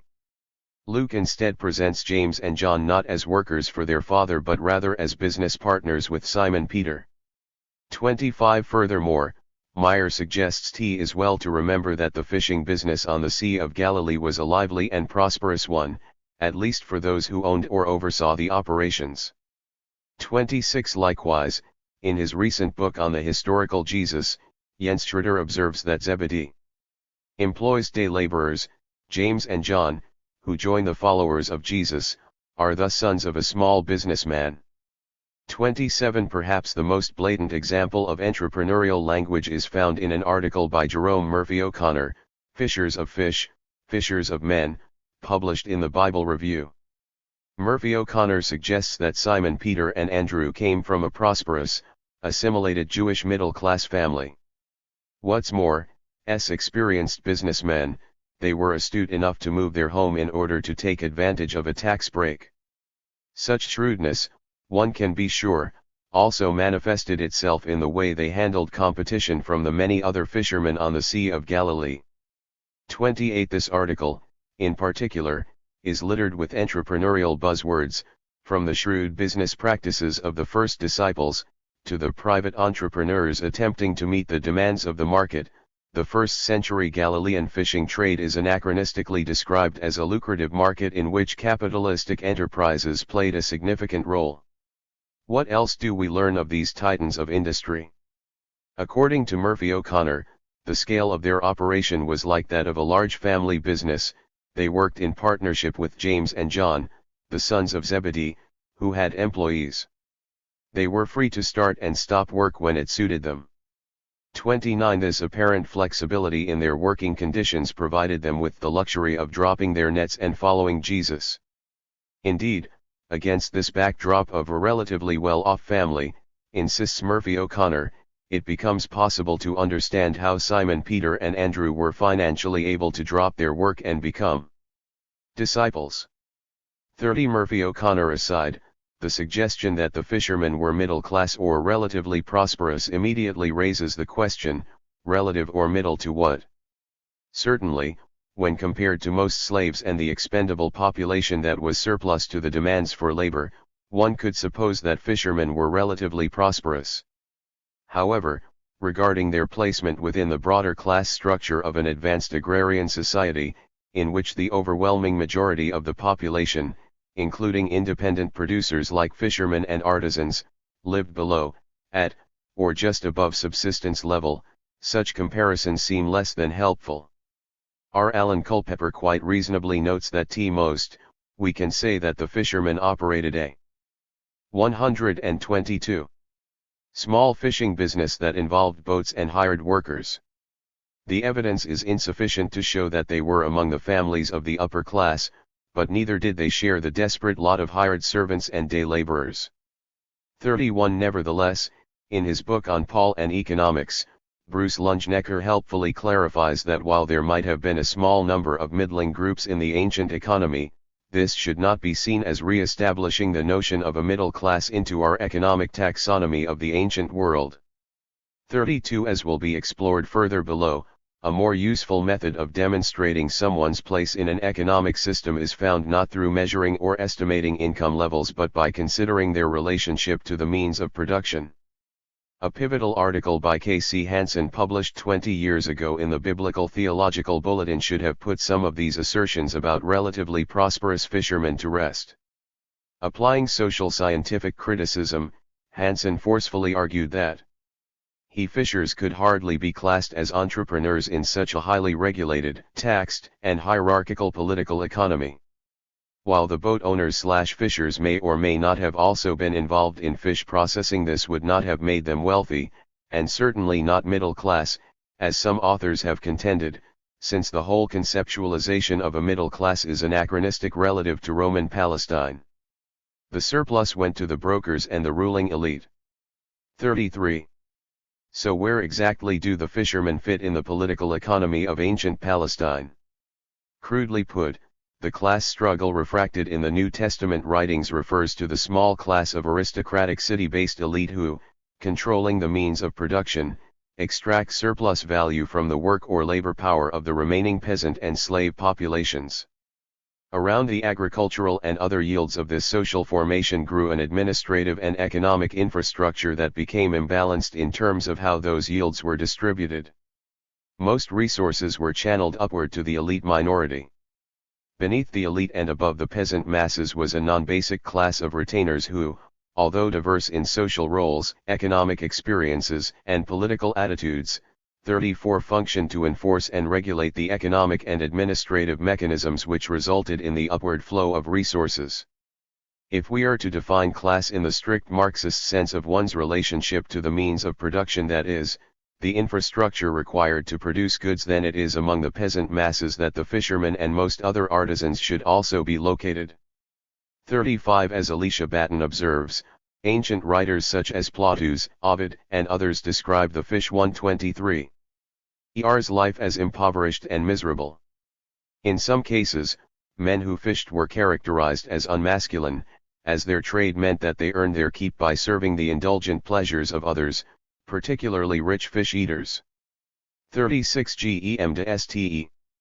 Croix specifically excludes fishermen from his discussion of other independent producers, which includes a non-heterogeneous middling group of artisans, traders of different sorts, and the merchants who carried on commerce between cities to small local dealers. 37 Instead classifying them as part of the exploited classes located within the broad peasant strata of Greco-Roman society. He writes, Hose ancillary workers who originate from and remain among the peasants may be considered as peasants themselves. 38 Like the overwhelming majority of peasants who worked the land, artisans also lived slightly below, at, or above subsistence level. Lucian of Samosata describes an artisan's life as laborious and barely able to supply them with just enough. 39 Xenophon similarly describes the plight of marginal craftsmen as grim. In small towns the same man makes couches, doors, plows, and tables, and still he is thankful if only he can find enough work to support himself. Moreover, owning one's tools, shop, land, or boat would not be enough to guarantee economic security, although it would make one's existence slightly less precarious. The economic system was overdetermined in such a way that made it far more likely for small peasant landholders to lose their land through debt or elite requisition than obtain more land and expand their wealth. A range of lucrative opportunities for entrepreneurially minded Jewish peasants simply did not exist under the Roman occupation of 1st century Palestine. In much the same way, fishermen could own boats and even hire servants, but this would not make them akin to aspiring small business owners with several employees. The fundamental dynamics of an advanced agrarian social formation effectively precluded peasants from accumulating capital in any meaningful way. For that minority of exceptional people who were able to climb the socio-economic ladder somewhere near or even into the propertied class, Ste. Croix maintains this could only be done in one of two ways, either by displaying some extraordinary skill, or by becoming able to exploit the labor of others. 40 Possessing one or two servants, however, would not be enough to make a peasant household considerably wealthy. Bohr and Pedersen note that it was not uncommon for peasants to occasionally make restricted use of slaves or wage labor. 41 As we will see below, even if fishermen owned their boats or were partners in a collaborative fishing venture, they did not enjoy an absolute entitlement to the fish in the waters where they cast their nets. Rather, they paid the elite a hefty sum for the privilege. 124. Laissez-faire fishing en the petite bourgeoisie of Galilee. Be this as it may, a recent article by Remo Hacola in Novum Testamentum asks us to re-examine the portrait of the Galilean fishing economy in light of fresh archaeological findings in Magdala along with recent classical scholarship on ancient fishing technologies and fish production. In direct opposition to Hansen's earlier article, Hacola contends, the expansion of Galilean fish production and trade gave an economic boost to the local economy and that local collectives of fishermen were able to benefit from this development. 42 Hacola puts forward a number of arguments to support his claim. I will briefly summarize his main points before observing how entrepreneurial assumptions shape his interpretation of the data. It should already be clear that the assertion that a prosperous fishing trade would necessarily result in wealthy fishermen assumes a trickle-down logic and is not based on direct, observable evidence.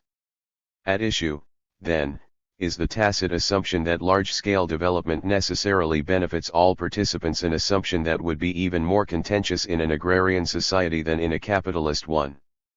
First, Hakola notes that excavations on a Franciscan property in Magdala reveal an urban character and a harbor dating from the 1st century BCE, which suggests large industrial-scale fishing and trade in the region. Structures such as storage facilities and port structures bear evidence for the scale of investments that were put into the development of the infrastructures that facilitated the Galilean fishing economy. 43 Second, Hakola suggests a high level of prosperity in the region, evidenced in part by a high number of coins of minimal value. Intense monetary economic activity and frequent trade exchanges took place in Magdala. 44 Hakola suggests the findings in Magdala should be placed in a larger comparative context that supports the conclusion that these structures are associated with small-scale urban fish production, which often included rooms for salting and processing fish. 45 The discovery of lead weights in Magdala also suggests an organized and regulated fish market. Hakola asserts it is most probable that urban fish salteries were examples of small privately owned industries working independently of the state and in competition with each other. 46 Third, the documentary evidence used by Hansen and others, 47 indicating tight state control of fisheries in the ancient economy, that is, that the king or holder of an estate made a large amount of profit, whereas fishermen made very little, and that fishing rights were farmed out at a very high rate of taxation, comes from Egypt and might not apply to 1st century Palestine. 48 The 125 legal document in question demonstrates how the methods of preservation and marketing in Egypt were controlled by a large-scale entity as either a royal concern or one managed by the holder of a gift estate. Hakola wants to overturn Hansen's earlier suggestion that local fishermen leased their fishing rights from tax farmers or collectors working for the state. 49 and instead points to recent discussions concerning the legal status of fishing in the Roman world. It should go without saying that material remains from antiquity do not provide us with direct, unmediated facts, and that archaeological discoveries, as with written texts, require interpretation. Archaeological material privileges the ceramic and durable over the aceramic and makeshift, meaning that what passes as conventional economic analysis can easily overlook those whose lives were aceramic and makeshift. 50 Material remains cannot, as such, be adequately understood without consideration of the prevailing patterns of power relations within Palestine and the Roman Empire. Irrespective of whether Hakola's assessment of the evidence is correct, however, it is not difficult to see how entrepreneurial assumptions are shaping his interpretative decisions and omissions. The idea of selling fish on a free market already presumes the catch was being exchanged in commodity form, thus requiring a level of abstraction that was not a significant or natural factor of economic systems before the advent of capitalism. 51 What's more, Hakola suggests the expansion of new fishing markets and flourishing local economy at Magdala very likely opened up new possibilities of at least a reasonable livelihood for ordinary fishermen working on the lake as well. How did the ordinary fishermen seize these opportunities? It is likely, according to Hakola, that fishing was organized in Galilee through professional associations. He continues, it is likely that some rural fishermen families who had organized the practice of their trade collectively were able to benefit from the development of the Galilean fishing economy and gain a moderate livelihood from their profession. 52 The idea that peasant fishing collectives would have had any real bargaining power, however, is based on wishful thinking. While St. Croix observes that specialized workers of various kinds, not only craftsmen but also merchants, shipowners, ferrymen, money changers, gardeners, and many others became more and more addicted, partly under Roman influence, to collective associations.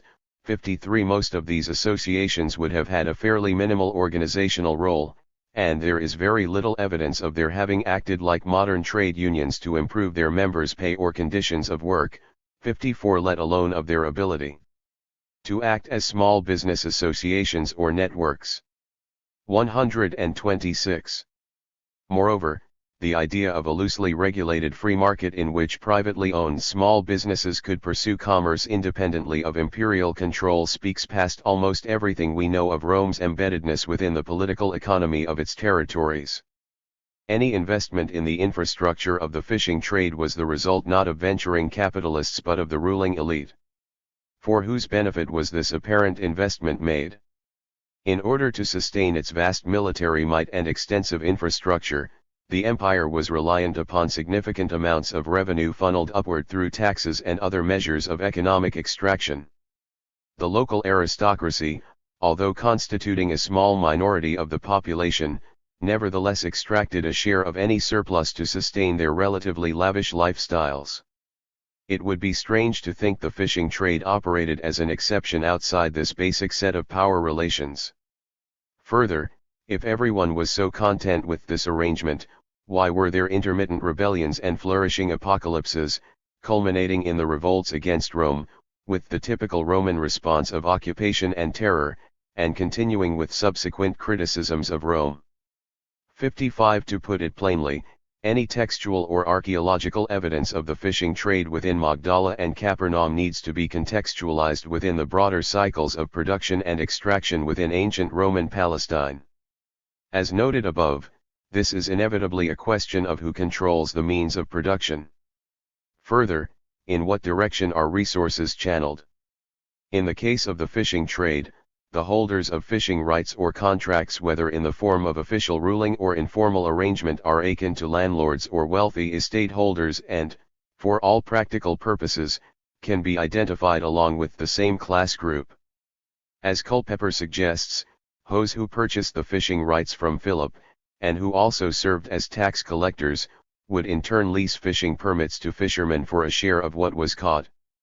56 Furthermore, irrespective of whether the fishing trade was a prominent or even relatively prosperous enterprise, it does not follow that the fishermen themselves, even boat-owning, servant-hiring fishermen, were primary, or even secondary, benefactors.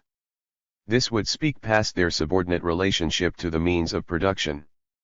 The accumulation of small amounts of wealth does not result in a shift in economic class location, although it could facilitate small levels of upward social mobility.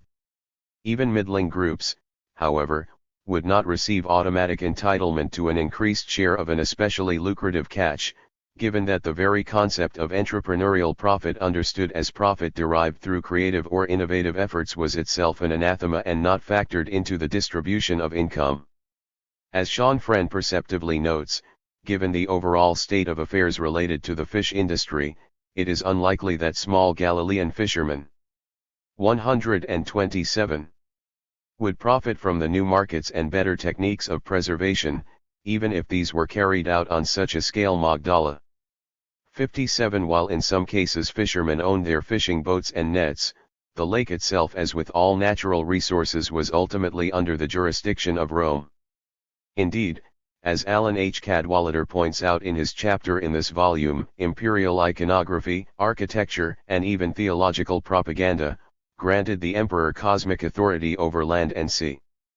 Hakola instead suggests that the concept that fish, like hunted birds or wild animals, was regarded as residential nullius, the property of no one, in ancient Greek philosophical thought, and was widespread from the classical Greek period to legal collections compiled at the instigation of Byzantine emperors. 58 He also supposes there is no evidence of officials policing sea waters in an attempt to regulate marine fisheries in Galilee. 59 Further, because the Sea of Galilee was a sizable lake, he insists we view it as comparable to open sea waters in terms of jurisdiction. As such, it is probable that fishermen, Jews as well as non-Jews, from different administrative areas were able to practice their profession on the lake without the intrusion of patrolling officials.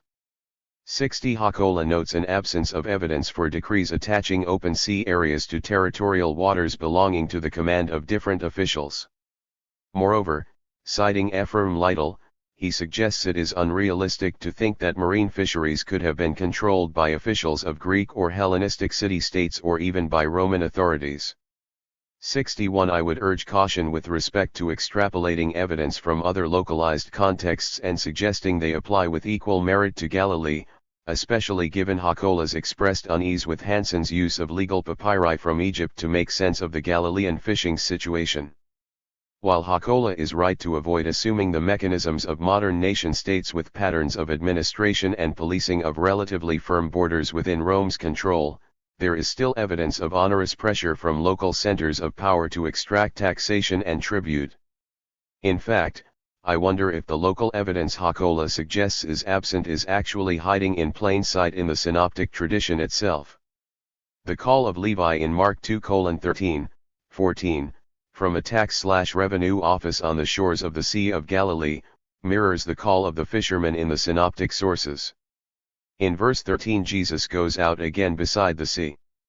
The Greek adverb pylamdaiotenu and verse 14 establish an explicit narrative connection between Levi's call and the call of the fishermen in 1:16-20.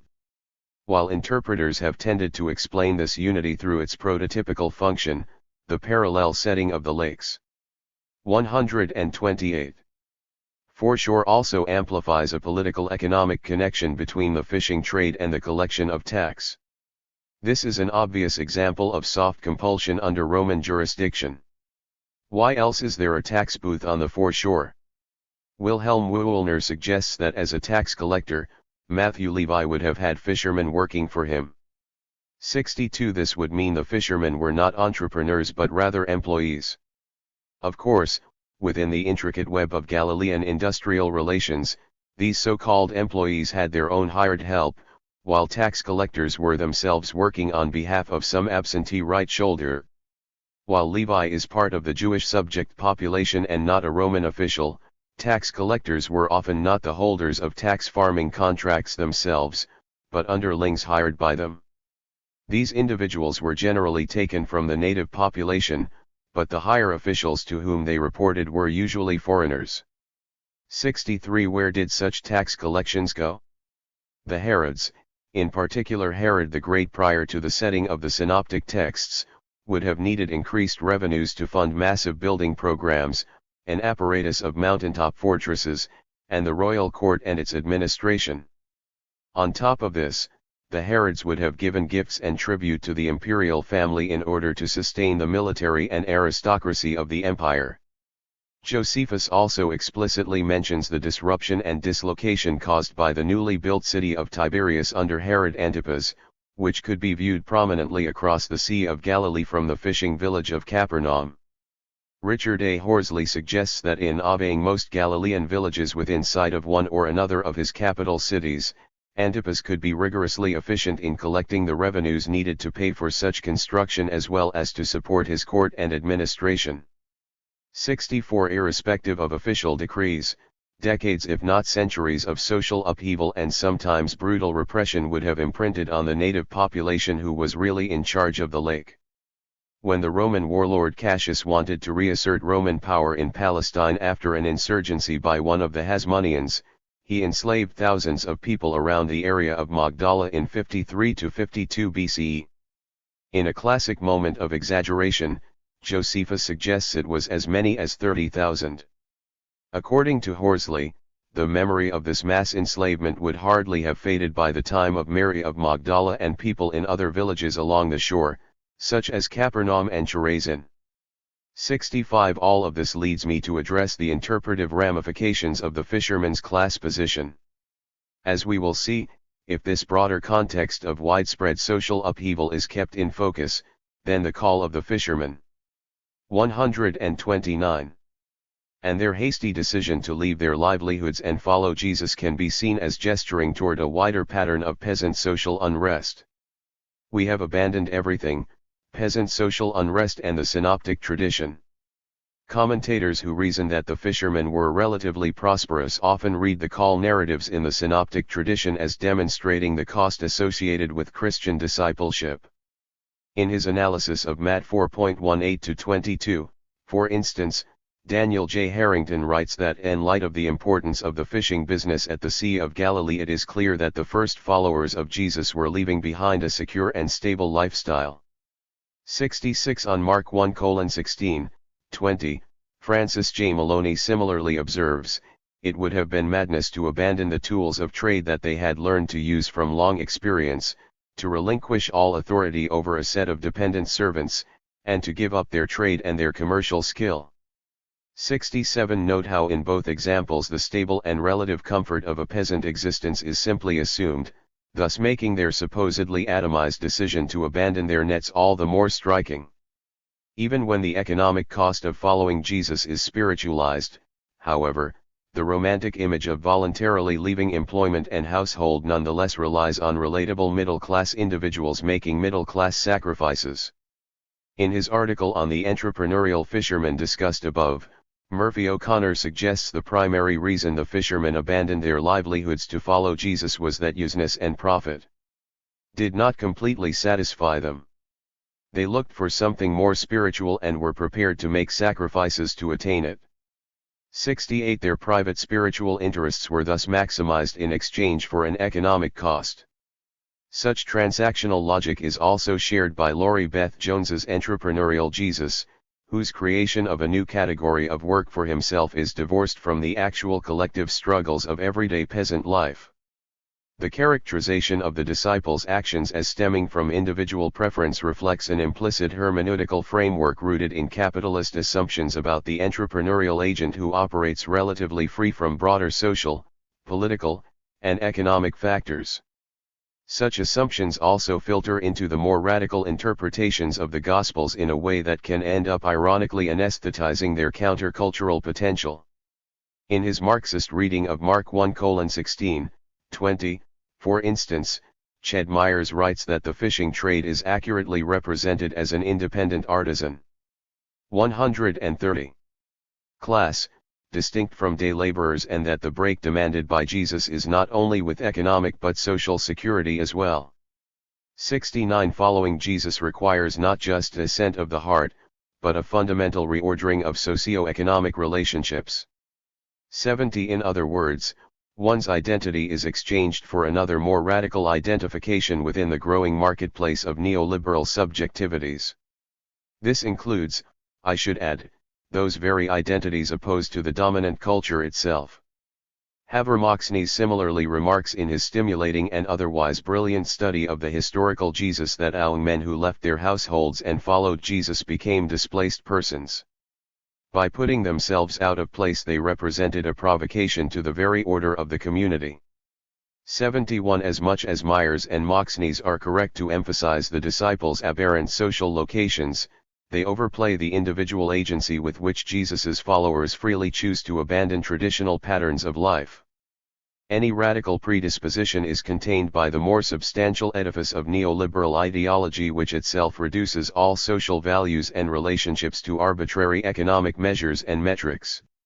Even if, on the surface of the text, it appears the fishermen actively choose their fate, we ought to read against the grain and take seriously the exploitation inherent within the broader political economic struggle.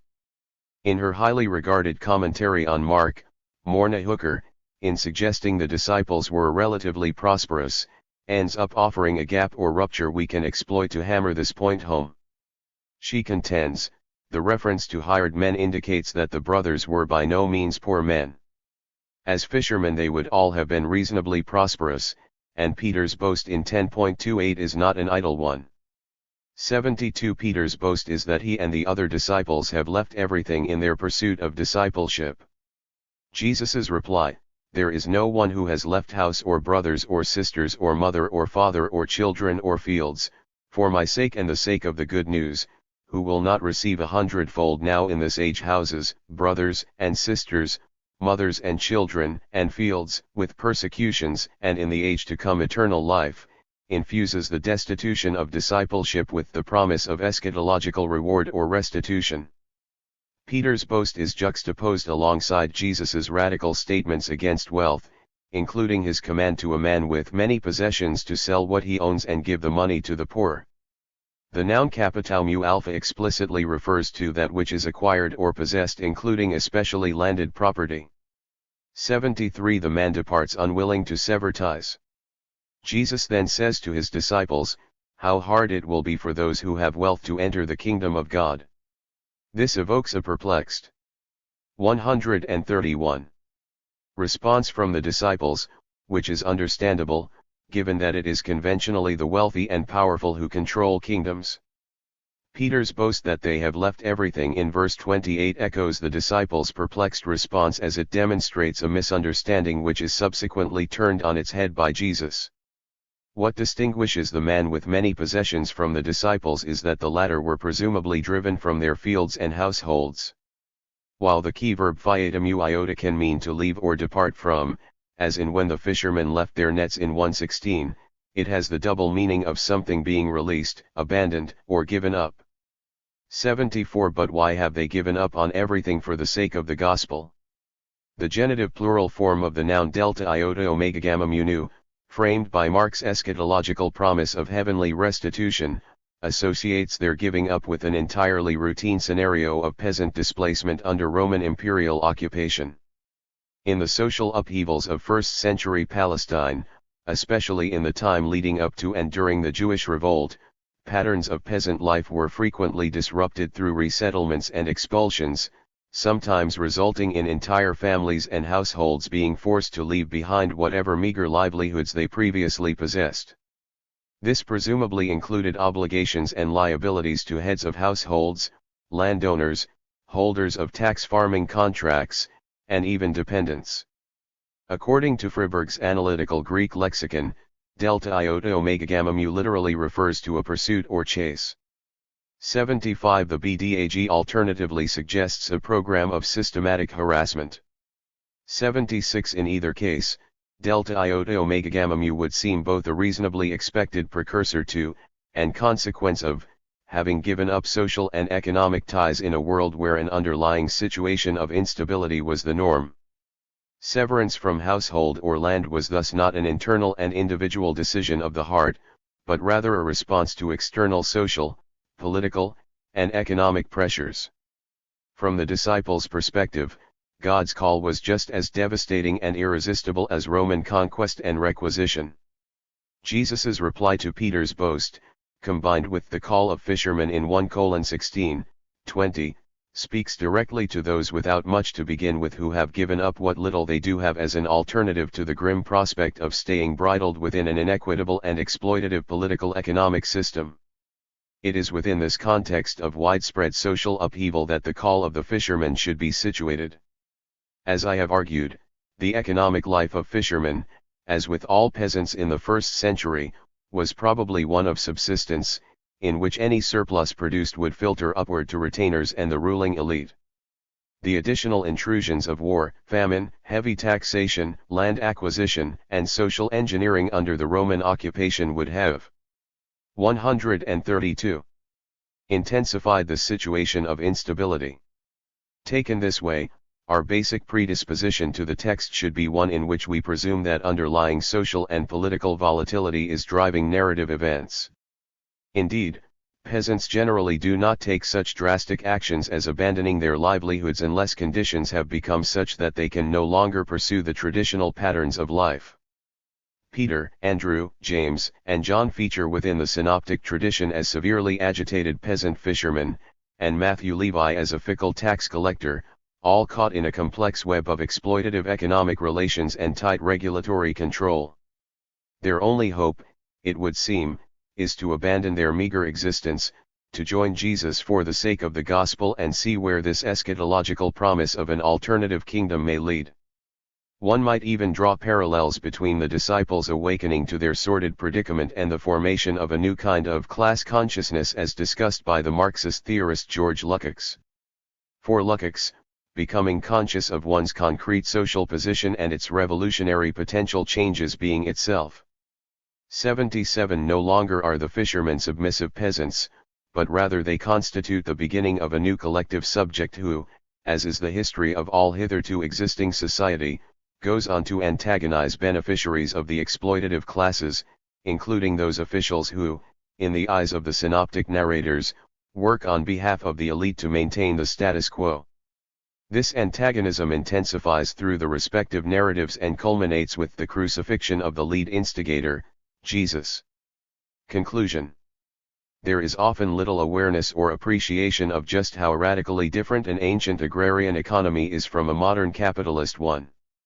What we see in the seemingly ubiquitous desire to make ancient people individual entrepreneurs is more than just an anachronistic tendency or inability to appreciate these differences.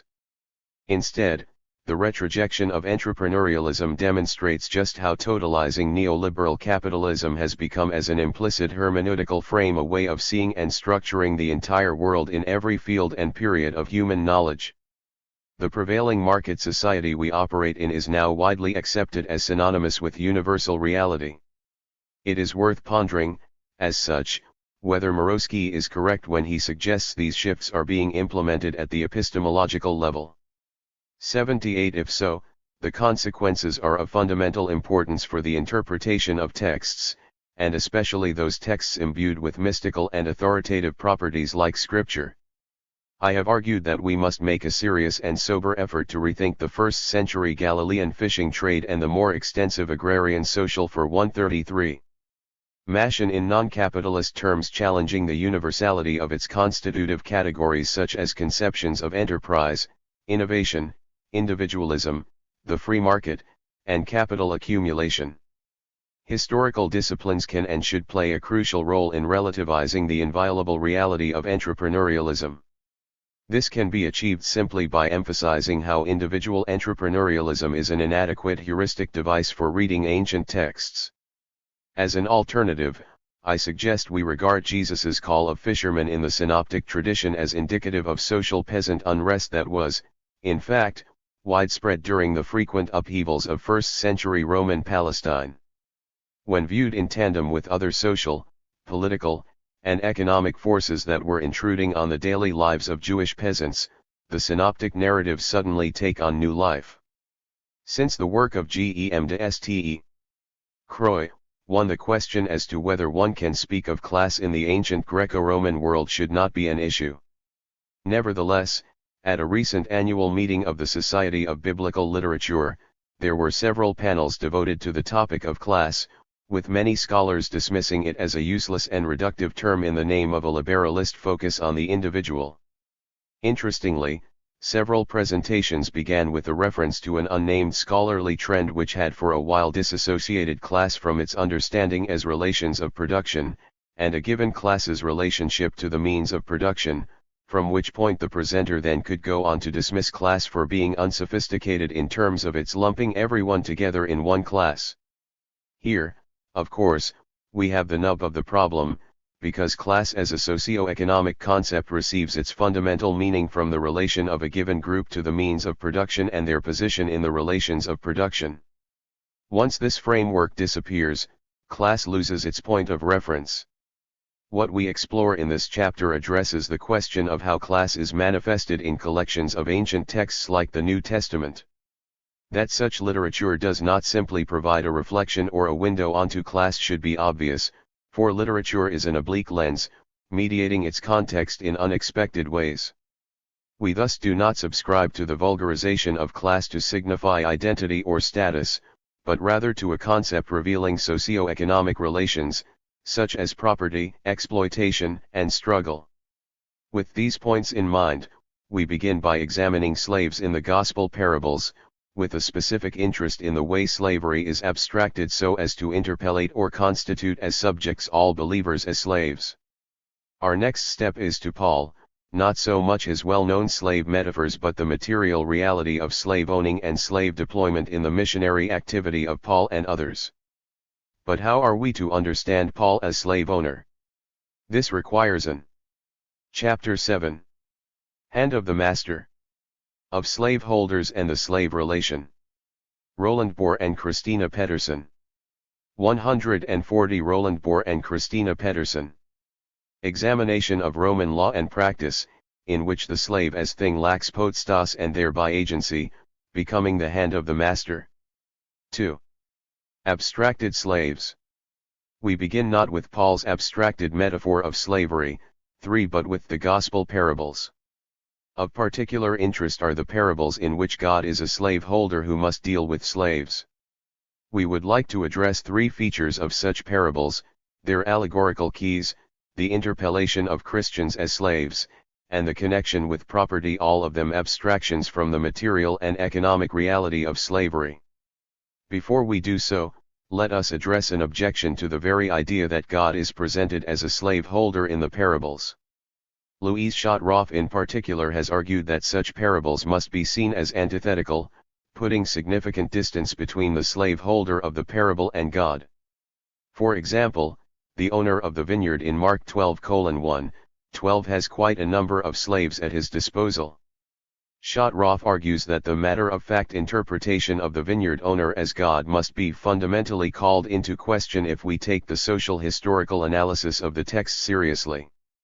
Instead, the owner of the vineyard actually behaves like an opponent of God. He does the opposite of what the God of the Torah and the Lord's Prayer desires and does. For if we add to this the violence against the tenants and the dismissal of the Jewish people, then the parable is clearly unacceptable as commonly understood. In order to provide an alternative approach, Schottroff develops her non-dualist theory of parables. Instead of treating the lives of common people in the Roman Empire as theological signifiers, she focuses on the actual lives of these people.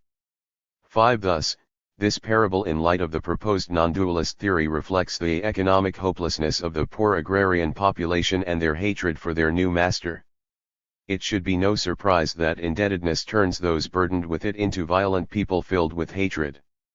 6. This particular parable is only one of a number of problematic parables, to which may be added the parable of the unforgiving slave, the laborers in the vineyard, the wedding banquet, and the slave parables in Luke. In each case, Schottroff refuses to see God as complicit in or providing ideological justification for socio-economic and political structures of exploitation. Instead, she proposes that they should be seen not as analogies but as antithetical parables. They present the listeners with a sharp difference between the kingdom of God and the contemporary situation.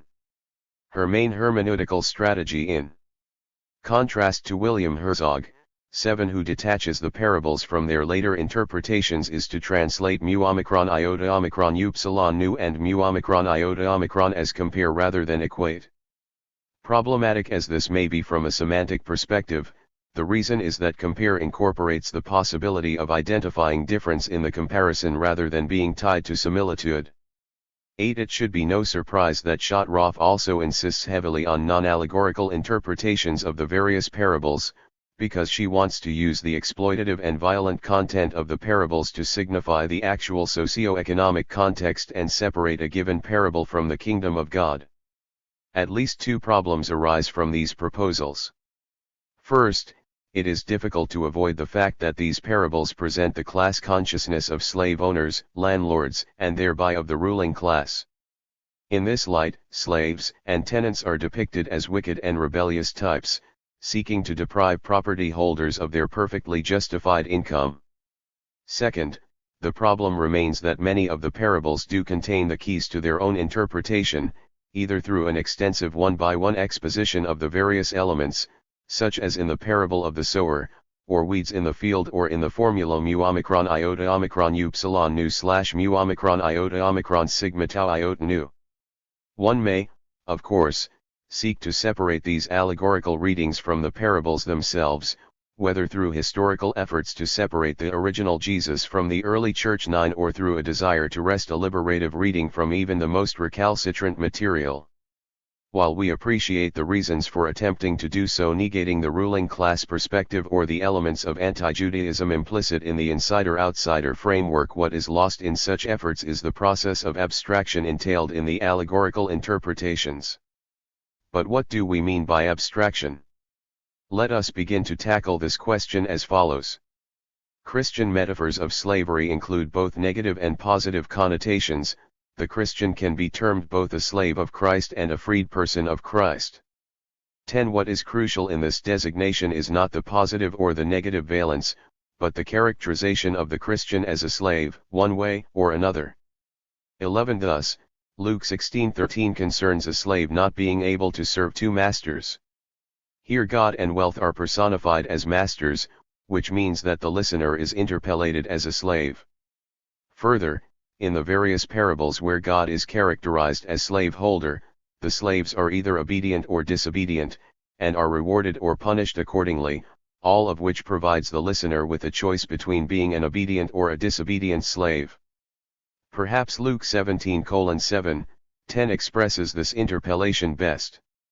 Who among you would say to your slave who has just come in from plowing or tending sheep in the field, "Come here at once and take your place at the table"? Would you not rather say to him, "Prepare supper for me, put on your apron and serve me while I eat and drink, later you may eat and drink"? Do you thank the slave for doing what was commanded? So you also, when you have done all that you were ordered to do, say, "We are worthless slaves, we have done only what we ought to have done." In doing so, one follows Jesus' own example.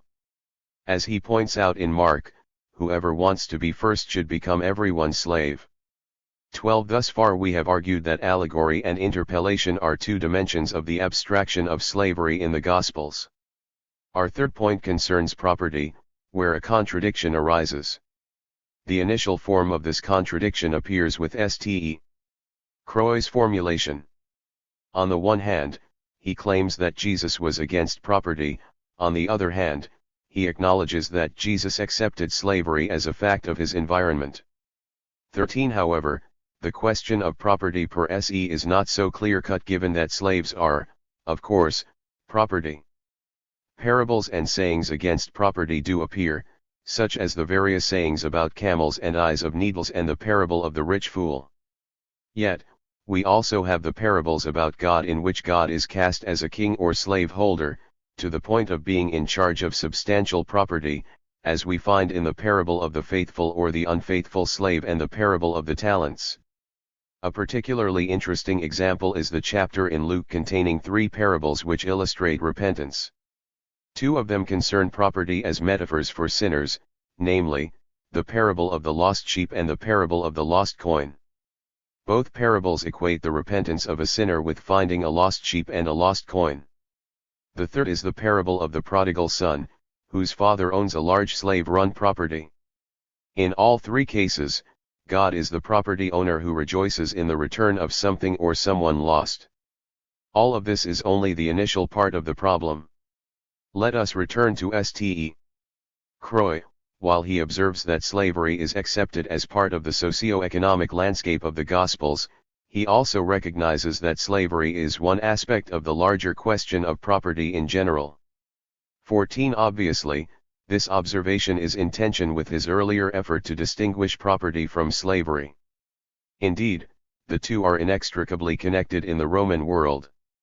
To summarize an argument detailed elsewhere, 15 The pervasiveness of slavery in Greco-Roman society and the slave market economy eventually led the Roman jurors of the late 2nd century BCE to invent the category of absolute private property.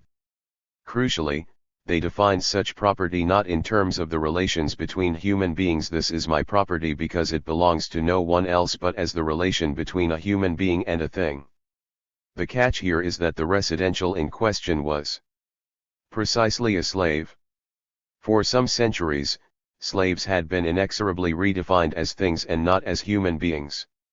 In this way it became possible to define absolute private property as the relation between a master and slave as thing.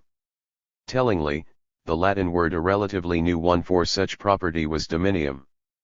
By the time we come to the Gospels, this definition of an economic reality had been in place for some 2 centuries. But the crucial point for our argument is that the very ability to designate a human being as private property entails a significant step in abstraction. It was not merely the abstraction entailed in coinage, in which an abstract value attaches to the shaped form of metal, but a further step in which the curious abstraction of value can also attach to a human being. Or rather, it could happen only when the human being in question had become an object, res. It turns out that the separation between slavery and property in the Gospels is somewhat artificial, for they are part of the same socio-economic reality. The tensions between Jesus's challenge to private property and simultaneous acceptance may now be read as a manifestation of the continuing struggle to come to terms with what was still a relatively new development. But we also suggest that the possibility of the abstraction of slavery in the Gospels, which we have identified in terms of allegory, interpellation, and the representations of property itself, lifts off from the socio-economic shifts that were underway. More specifically, it was precisely the further level of abstraction produced and recognized in defining private property itself, in which a human being became an object with abstract value, that enabled the gospel abstractions we have identified. Material slaves. By now our argument has already moved from gospel texts, metaphor, and abstraction to the material reality of economic relations. In this section, we explore further this materiality, now in terms of Paul's role as a slave owner. 16 Above all, there is the letter which concerns a slave directly, the letter to Philemon.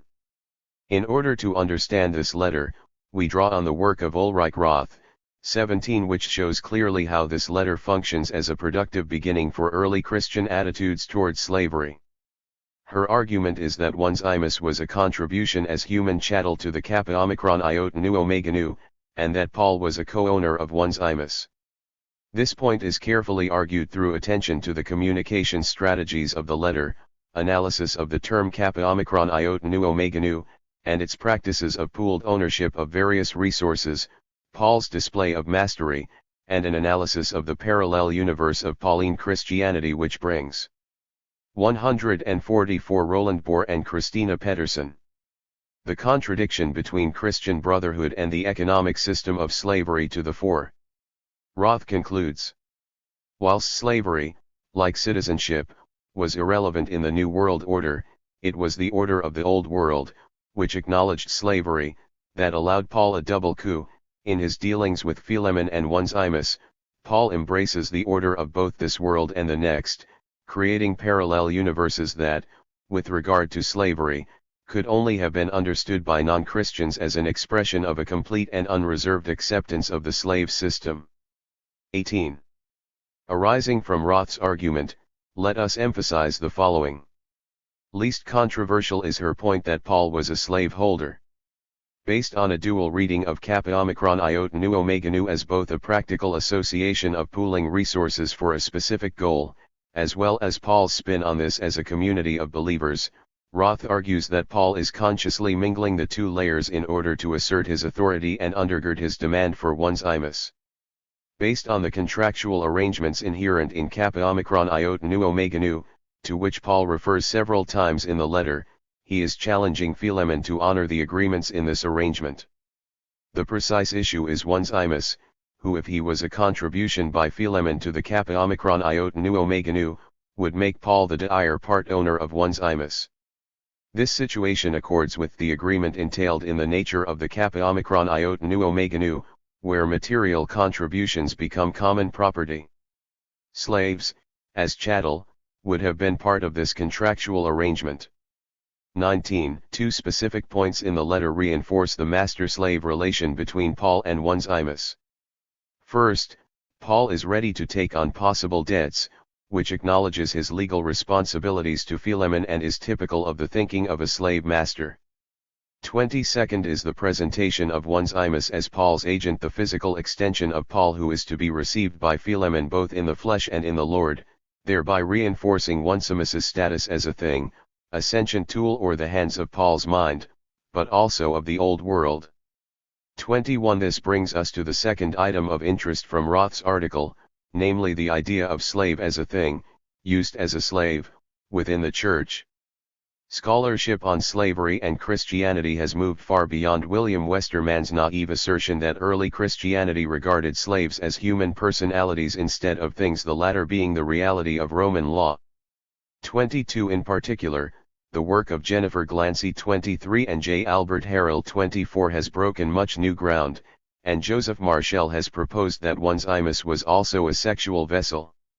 25. Yet, there is still another possible step, which many scholars appear reluctant to take, the use of slave labor within the churches and congregations.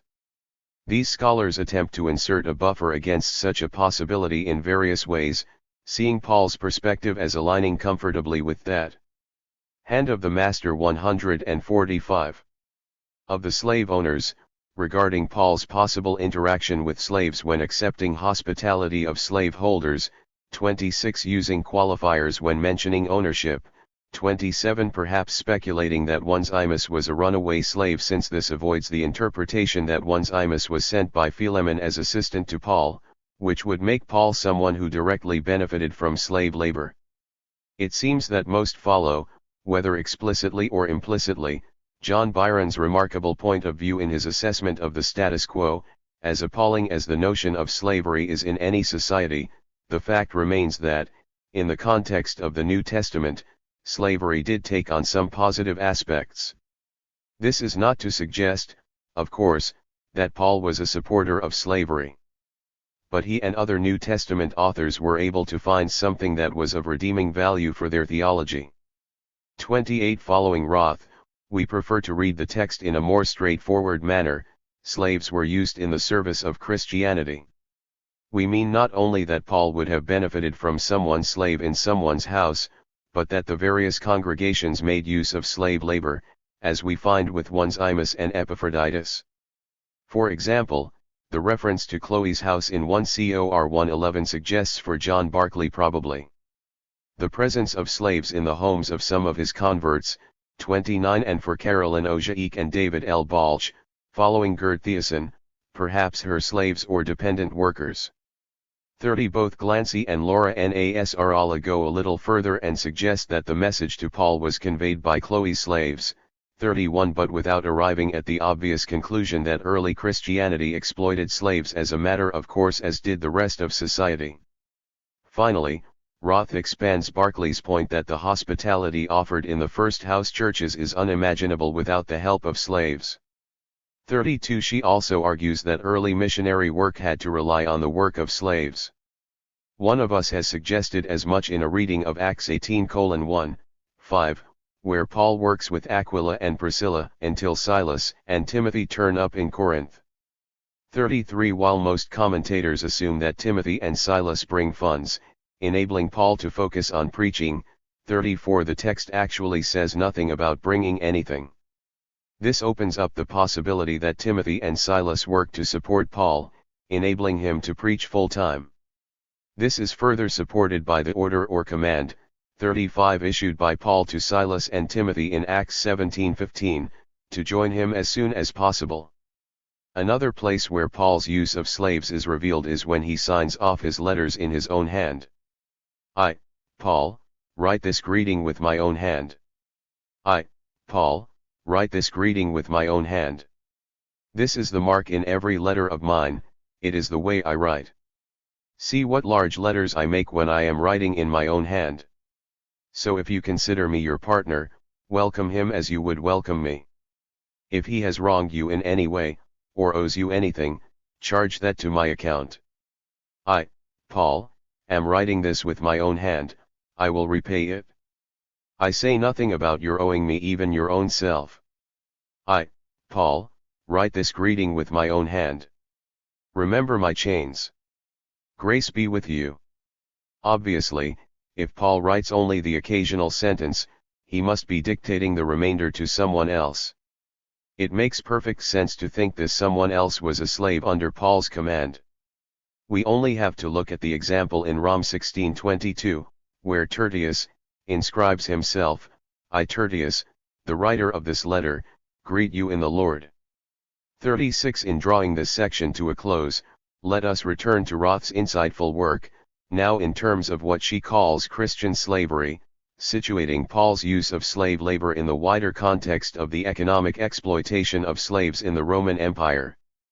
37. Dealing with slavery and the economics of missionary success, she argues that slave exploitation was a systematic feature behind Christianity's early success. 38. Since full-time labor and ministry were incompatible within Paul's modus operandi, 39. And taking into account the necessities of staying connected with various communities, Roth concludes that the demand for slaves to undertake some of the legwork in a literal sense emerges as very real, of which Onesimus and Epaphroditus are suitable examples. 40. The travels and epistles which made the Pauline mission a success were unthinkable without slave labor. Here we find offers of accommodation, financial assistance, in-kind travel subventions and courier services, as examples of slave-based services which slave owners may offer Paul. Not to be forgotten is the possibility that Paul's own co-owned slaves assisted him on travels, as the earlier example from Acts likely shows. Hand of the master. A final question remains: how did Paul and other slave owners see their slaves? Let us return to Westermann's suggestion that slaves were viewed as human beings.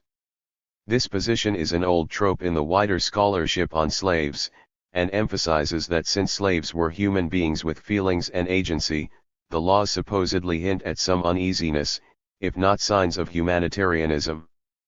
41. This human side appears, it is suggested, in signs of affection between slaves and masters, recognition of family relations, and slave roles in responsible positions, such as doctors, teachers, and overseers of estates. Here too the fact that slaves undertook most of the exchange activities in markets is supposed to indicate that they were not mere objects. There may have been certain restrictions: a slave could engage in a simple act of transfer, but not the elaborate and choreographed ritual of in ire cessio. Debate continues as whether a slave could undertake a solemn verbal contract for the residential mancipi which concerned the transfer of the central production items of land, horses, cattle, and slaves themselves. 42. It may have been banned in strictly legal terms, but the reality was that such exchange took place all the time at the hands of slaves.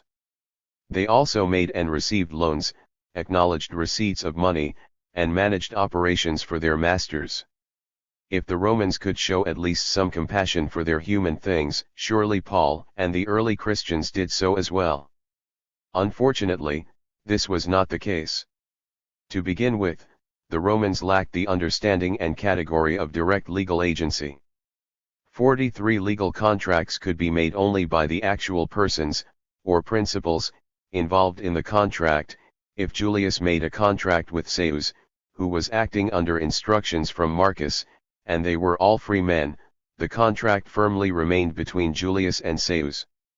44. A third party was out of the question, or, if employed, the process was extremely circuitous and cumbersome. The crucial issue concerns what counts as a third party. This was another free person, that person's slaves, or a master's freed person. It did not count slaves in their own right, or indeed a master's children. The reason is that slaves and children did not have potestas but were subject to the potestas of the master. By contrast, another free person or even a freed person of a master's household did have potestas independent of the master. To go back to the contract, it could be made between two principals with potestas, but not through a third that also held potestas. Thus, the slave who engaged in myriad tasks for a master was an extension of the master. It was as though the master himself had acted in this or that transaction, for the slave was subject to his potestas. In other words, the slave was the absolute private property of the master and therefore had no ability to act outside that frame. The slave in question was the hand of the master, or perhaps a puppet, or most appropriately the self-motivated tool or automaton that Aristotle imagined, if every tool could perform its own work when ordered, or by seeing what to do in advance. 45. This image is usually presented as an alternative to slavery or as the only other possibility to slavery, at least in the Greek imagination. Instead, it embodies how the Greeks actually saw slavery. The Romans took it a step further as they had done with private property and made it a legal and economic reality. In many respects, the slave was a thinking automaton, acting as an extension of the master. From this reality a whole series of practices flowed, such as giving the slave a peculium so that the slave could engage in market transactions directly, the ability to sue a master directly even if the transaction had been undertaken by his slave. 46. The limit to the amount sued up to the level of the slave's peculium. 47. More widely, a slave could be appointed as manager of all manner of activities, such as cattle or slave merchant, innkeeper, miller, funeral undertaker, brothel manager, correspondence coordinator, tour manager, missionary worker, and so on. It would seem that slaves were the hands of early Christian masters as well, Paul included. Conclusion. We are left with a final problem, the contradiction between the acceptance of slave ownership in the early congregations and the ideology of equality espoused by Paul in his epistles. 48. However, if it is clear that the early Christian communities exploited slave labor in their missionary activity, then the issue becomes slightly more acute, needing an effort at least toward a solution. Here we draw on the theory of an imaginary resolution of a real contradiction, first proposed by Claude Lévi-Strauss and then elaborated by Frederick Jameson in an Althusserian framework. 49. In short, an irresolvable social and indeed economic contradiction so often generates an attempt at resolution at an ideological level. Obviously, such a resolution cannot deal with the real social contradiction, so it reveals, through its very tensions and problems, the irresolvable nature of the problem. In this light, we propose that Paul's effort to use slavery as a metaphor of equality, if not the Gospel's attempt to interpellate all believers as slaves, is an attempt to resolve the actual contradiction at an ideological level. It consists, quite simply, in making everyone slaves, figuratively speaking, while maintaining, supporting, and benefiting from the fundamental inequality of this economic structure in daily life. As Roth observes, Paul has his cake and eats it too. 50. The contradiction is not expressed in these terms, but relies rather on a difference between this world and the next, flesh and spirit, death and resurrection, and so on, which revolve around the fundamental problem of the early Christians caught between this world and the next. This means that the metaphor does not simply arise from everyday life, 51, but emerges as an ideological effort to deal with an actual and pressing problem. It also indicates the inability to resolve this problem in practice, a fact less surprising to those who insist that class is a prevalent feature of history. Due to the depoliticized manner in which biblical studies generally proceed, there are, potentially, numerous populist elements within the Gospel of Matthew that have been overlooked in favor of literary, source-critical, or form-critical approaches. Source-critical assumptions that treat the Gospel of Matthew in terms of discrete textual units often overlook the phenomenon of crowds and multitudes as a political totality. Likewise, popular literary approaches to Matthew's Gospel often view crowds and multitudes as tools or pawns in a greater theological plot. Once seen only as distinct literary or theological elements within Matthew, crowds and multitudes cannot be recognized for what they actually are: legitimate political actors in and around the 1st century CE. The effect of this has been a general failure to conceive of the people, the crowds, the multitude, and the kingdom of heaven as political features in Matthew, or to place the Gospel of Matthew within a particular political sequence. 2. Now, with an increased amount of critical attention being paid to contemporary populist movements and leaders, perhaps it is appropriate to use some of this timely reflection in the service of biblical interpretation. This is hardly anachronistic. Rather, the phenomenon of populist movements and political strategies can be traced to the turn of the 1st century BCE, as a response to the failure of the Roman Republic. 3. In these ancient cases, political grievances like an increase in the price of bread or of rents often led to the emergence of a popular leader who represented the marginal interest of the urban poor and led popular uprisings against an established political frontier. After the failure of Athenian-style democracy, populism. Chapter 8. Populist features in the Gospel of Matthew.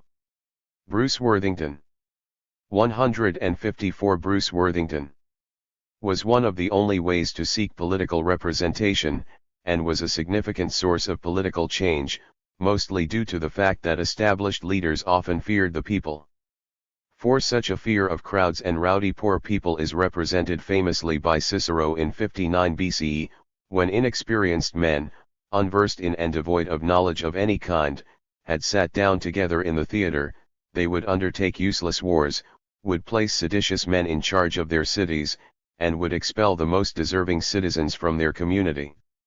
Does Cicero's report not in part resemble the wild political scenario in Matt 27:15, 26 regarding Jesus's crucifixion? The reason I have selected this topic is quite simple, given the turn toward the individual and individual identity in contemporary capitalist biblical interpretation. Collective group identities, especially collective political identities, are generally ignored by biblical scholars fascinated with individual political actors. By focusing on the individual, systemic change is curtailed, leaving behind a cultural resignation that forces us to focus chiefly on ourselves. 5. My emphasis on collective political identities and populist movements challenges this turn toward the individual in capitalist biblical interpretation, and recovers elements of the Matthean political experience that can only be described in terms of collective identity. To begin, populist elements in the Gospel of Matthew may include the numerous references to large crowds, the double account of the feeding of the multitude, a demonization of the Judean aristocracy, the rejection of the Jewish temple as religious core, a king who identifies with the common people, and a partiality which conceives itself as the totality, or the kingdom of heaven. Although there have been significant, helpful pieces devoted to Matthew's political texture, we are left with a general, loose political antagonism between early Christian groups and the Roman imperial project. While this has been helpful, we need to be more specific with this assumption. Popular political dissent in and around the 1st century, especially that leading up to and during the First Jewish Revolt, was predominantly organized in terms of populist protest and the supposition of alternative political subjectivities. To view the people, crowds, or multitudes as a one-dimensional ruse, foil, or literary tool that ultimately functions reductively to advance Matthew's theological plot arguably undermines the political real that such collective subjects always and necessarily represent. Methodology. The particular lens this chapter utilizes for unpacking Matthew's various populist features is Ecobedo Laca's work on populist reason. Laca, who passed in April 2014, was professor of political theory at the University of Essex, and throughout his life applied the thought of Jacques Lacan, Karl Marx, Jacques Derrida, and Michel Foucault to the practice of political theory. While there are, potentially, numerous types of populist identifications that we might make in Matthew, for the purposes of this chapter, I focus on just 4 key elements raised by Lacan. 1. A leader who participates in the very substance of the community. 2. An equivalential chain of unsatisfied demands. 3. A partiality which views itself as the totality. 4. The reconstruction of a nation around a new political core. 6.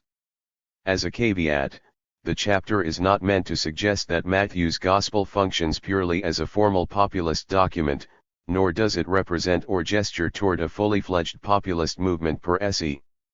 Rather, I simply seek to identify certain convergence between populist thought and the political texture of Matthew to improve our understanding of certain neglected features of the Gospel. Here we are left to work with pieces, fragments, and elements of the Matthean political experience, as it is refracted in the text, and to listen closely for the echoes to our own experience of the political, in the end goal that we might produce an enriched understanding of both the text and the task of biblical interpretation itself. The singularity of the leader. A key element of the populist political phenomenon is a common identification or social bond expressed in the singularity of the leader. 7. For Lacan, the populist leader becomes a substitute for some unattained ego ideal of our own, whereby the individual political subject gives up his/her ego ideal and substitutes it for the group ideal as embodied in the leader. For Lacan, an effective bond is established between the leader and the people on account of perfection striven for, but not achieved in the individual.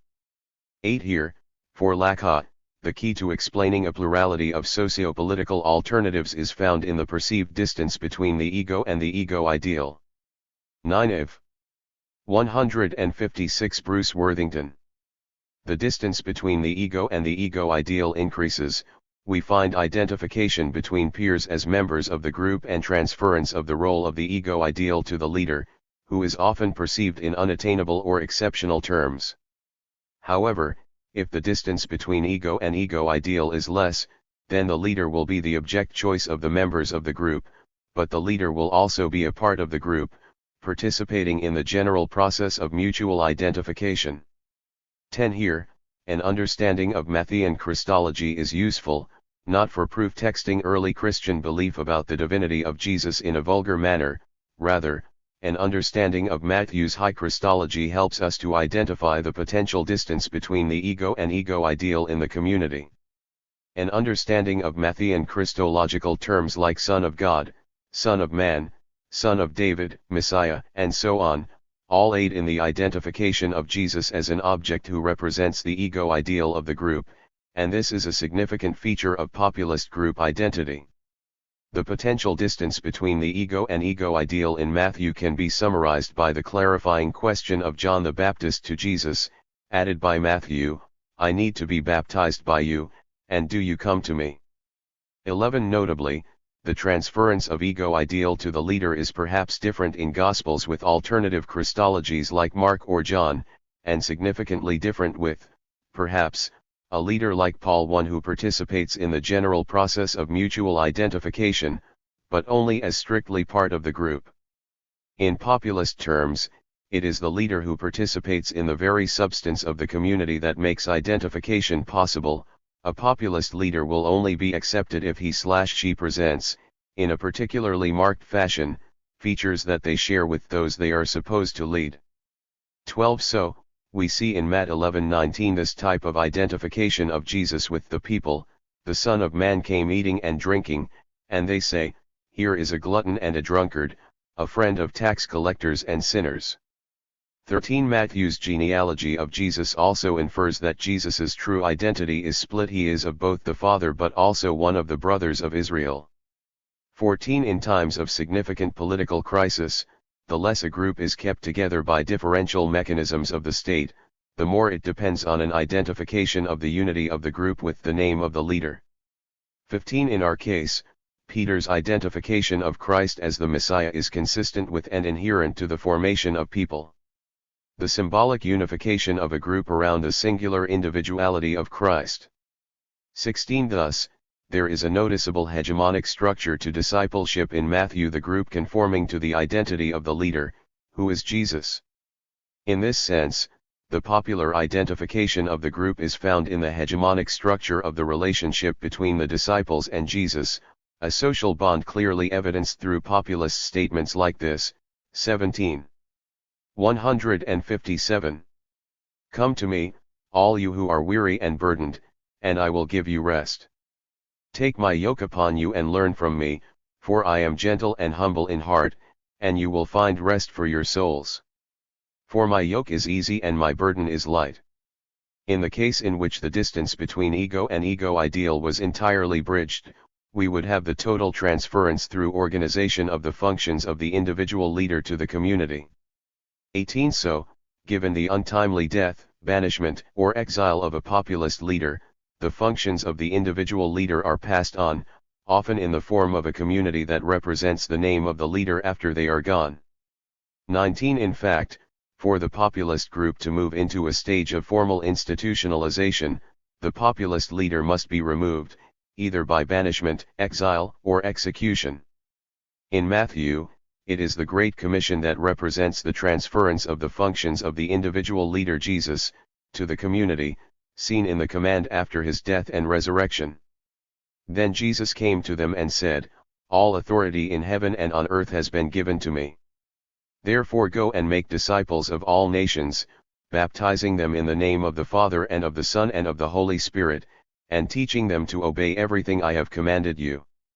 And surely I am with you always, to the very end of the age."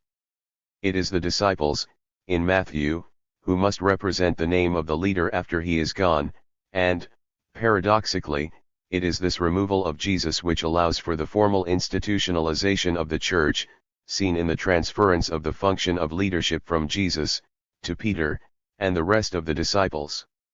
Donald Sr. notes that Matthew represents a different conception of the community's relationship to the risen Christ than the other Gospels. 20 Unlike Mark, where the community is instructed to wait for the risen Lord, or Luke, where Jesus is ascended, the divine presence remains with the community as it moves out into the nations. At the end of Matthew, the leader is gone, but is promised to live on in the spirit of the community he has founded. This is the nature of populist politics. An equivalential chain of unfulfilled demands. The construction of populist group identity requires the unification of a plurality of unsatisfied demands, witnessed by a widening chasm separating the institutional system from the people. 21 Here, the construction of a new people will be the attempt to give a name to a lack that has emerged in the 158 Bruce Worthington. Harmonious continuity of the social. For the construction of populist identities, a particular demand becomes a signifier within a greater chain of unfulfilled demands which may share very little in common, other than the fact that they remain unfulfilled. 22 In emerging populist identities, such equivalential relations may not go beyond a vague feeling of solidarity if they do not crystallize in a certain discursive identity, and it is this moment of crystallization that constitutes the people of populism.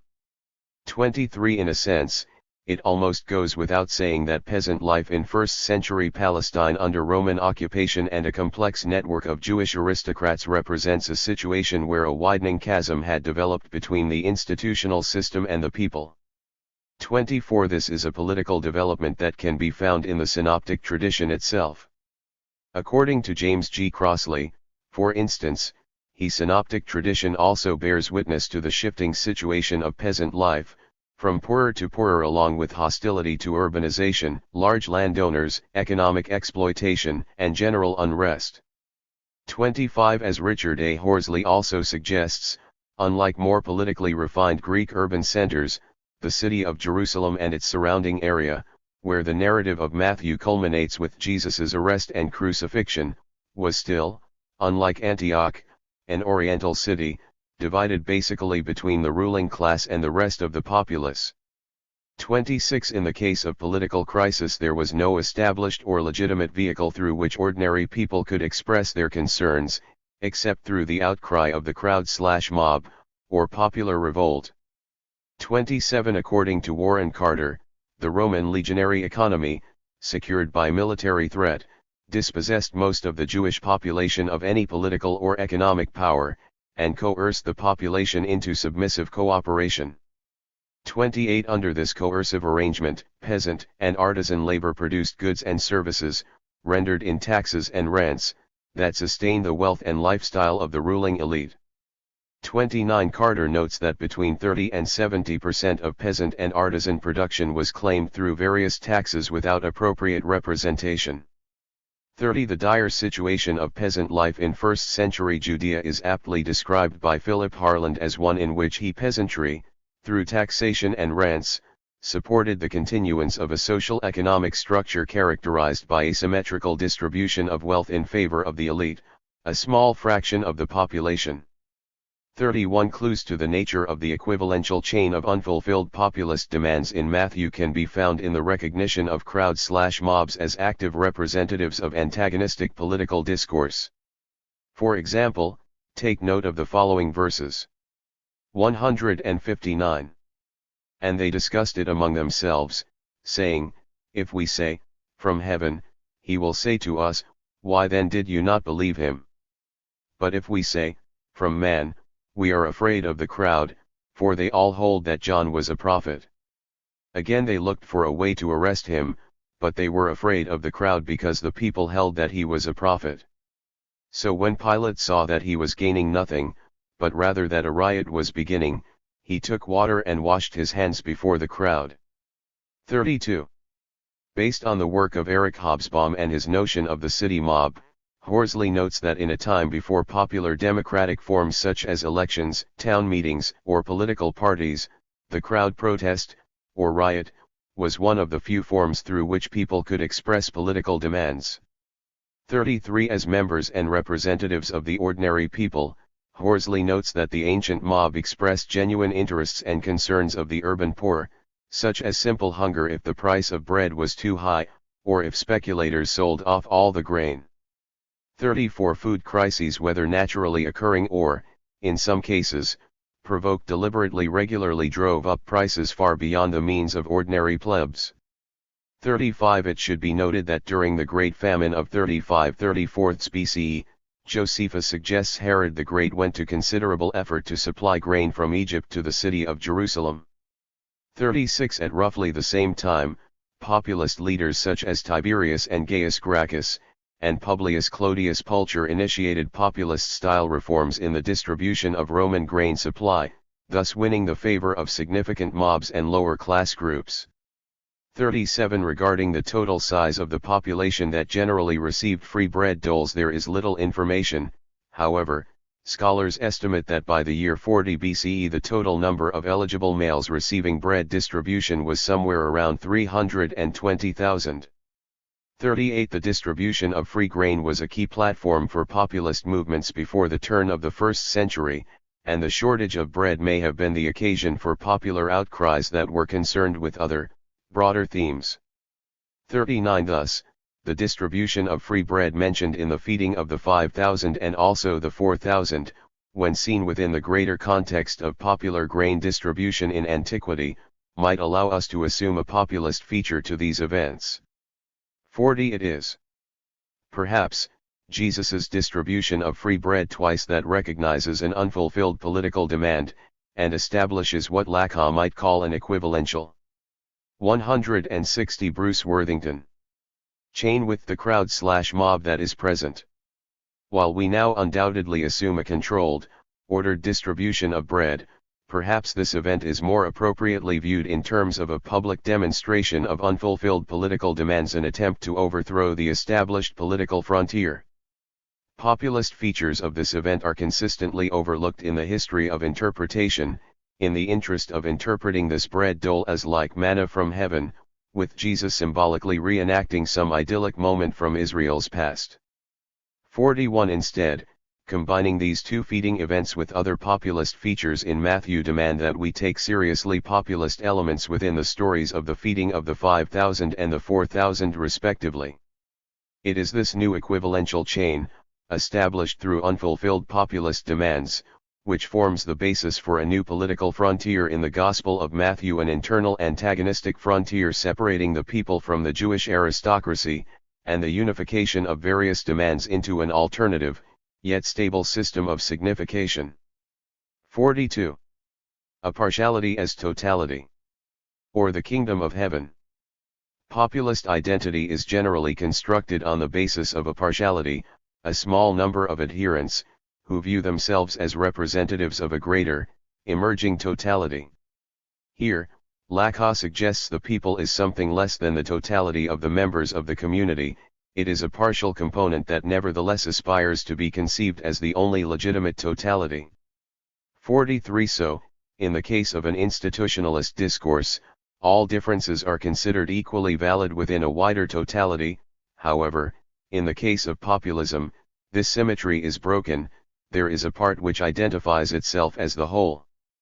44 Populism requires the dichotomic division of society into two camps, one presenting itself as a part that represents the whole, or, an antagonistic division of the social field, and a construction of a global identity out of the equivalence of a plurality of unfulfilled social demands.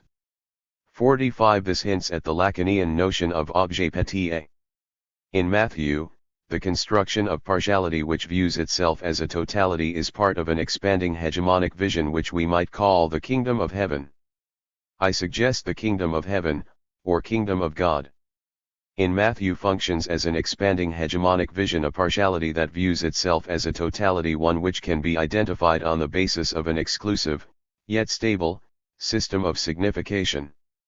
As such, the kingdom of heaven is a positive symbolic expression of identity based on a plurality of unfulfilled political demands, one that presents a challenge to the prevailing political frontier in first-century Judea. 161. In the Gospel of Matthew, the construction of populist identity is based on a number of key exclusions which aid in the production of a new political frontier: the chief priests, Pharisees, and scribes, the temple, the story of the sheep and the goats, the rich young ruler, the purpose of parables, all indicate the manner in which the kingdom of heaven proceeds as a partiality that seeks to view itself in terms of the whole. This is accomplished, in Matthew, Through two interlinked operations, the people are constituted by finding their common identity through a set of social claims in opposition to the priestly oligarchy. On the other hand, the enemy ceases to be purely circumstantial and acquires a more global dimension, that of Satan. 46. In Matthew, the emerging totality kingdom of God cannot merely be a neutral element within its own cultural conditions, rather, in order to constitute itself, it requires the expulsion of some to achieve a cohesive identity for itself. 47. Like most populist groups in Matthew, this partiality or new people is comprised chiefly of those who are themselves excluded from the existing political frontier, affirming the need for a developed internal frontier between the established political order and those excluded from ancient political life. For Matthew, it is the expulsion of the poor, the blind, the lame, the impure, and the sinner from the field of historicity which is the condition of possibility of a pure interiority. This group begins to look like what Marx might call the lumpenproletariat, or pure outsider, which is the basis for the kingdom of God in Matthew. Here, the lumpenproletariat bears considerable resemblance to those who participate in the kingdom of heaven in Matthew. The lumpenproletariat, once it is constituted, brings all its forces to endanger the security of the town, and is the sign of the irrevocable decay, the gangrene ever present at the heart of colonial domination.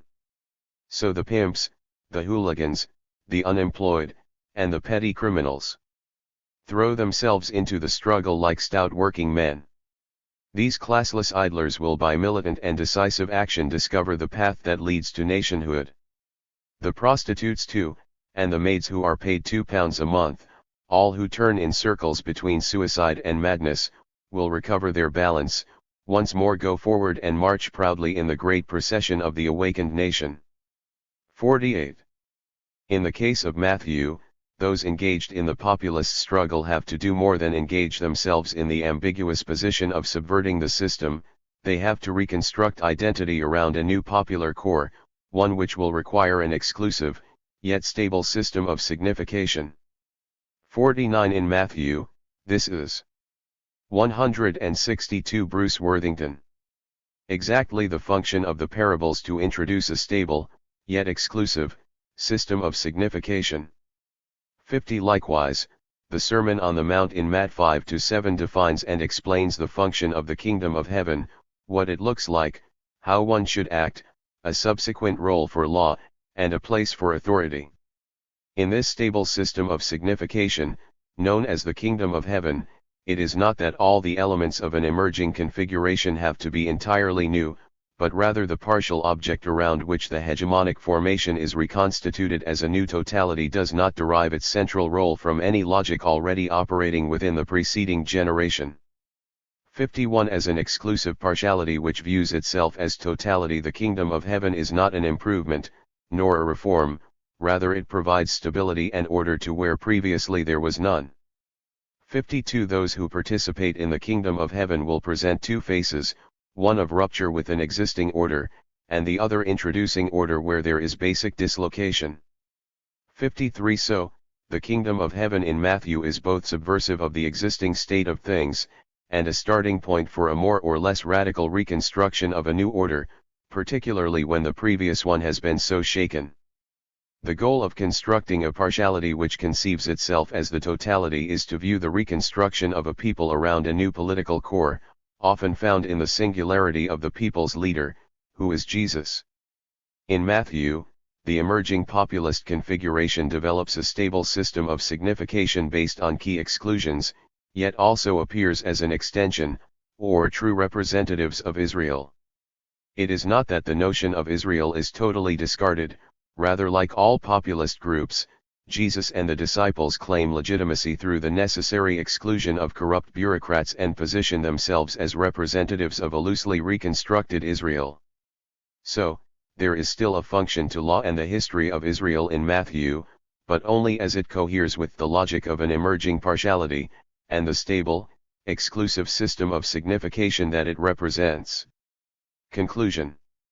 There is much more to say, but the time is short.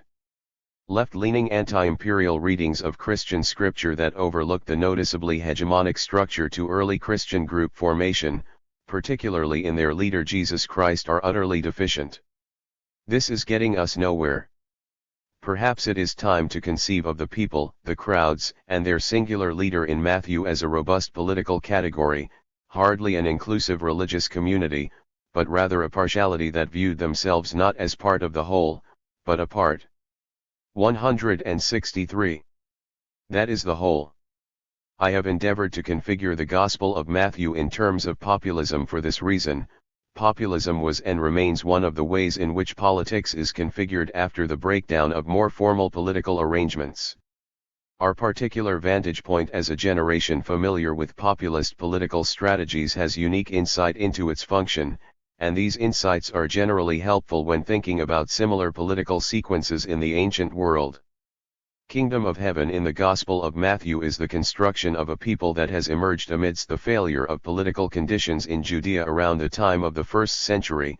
The singularity of the group is found in the name of their leader, Jesus, and is constructed on the basis of a partiality, a small number of adherents who view themselves as representatives of a greater, emerging totality. In 1931, Albert Einstein opined, "It seems to me that the distinctions separating the social classes are false, in the last analysis they rest on force." One such a statement was issued as part of a wider critique of global politics and praise of American democracy on the eve of World War II. The import of his observation is clear: presumptions about inherent differences among classes are not natural, but rather result from power structures that identify and enforce specific differences and make them act as key markers for particular groups of people. It is possible, on one hand, to agree with Einstein in that, stripped of all mediating factors, all humans have the same mental, biological, social, and other potential. Yet it is also possible to push back against his statement on the grounds that social and economic experiences do lead to fundamentally different conceptions of how the world works that create significant distinctions between people who have variant experiences, and this becomes a critical factor in thinking about ideological assumptions that tend to emerge in different social classes. Such experiences are, as Einstein and others have observed, predicated on social and economic power, which invites close attention to how these conditions are generated through structures of power.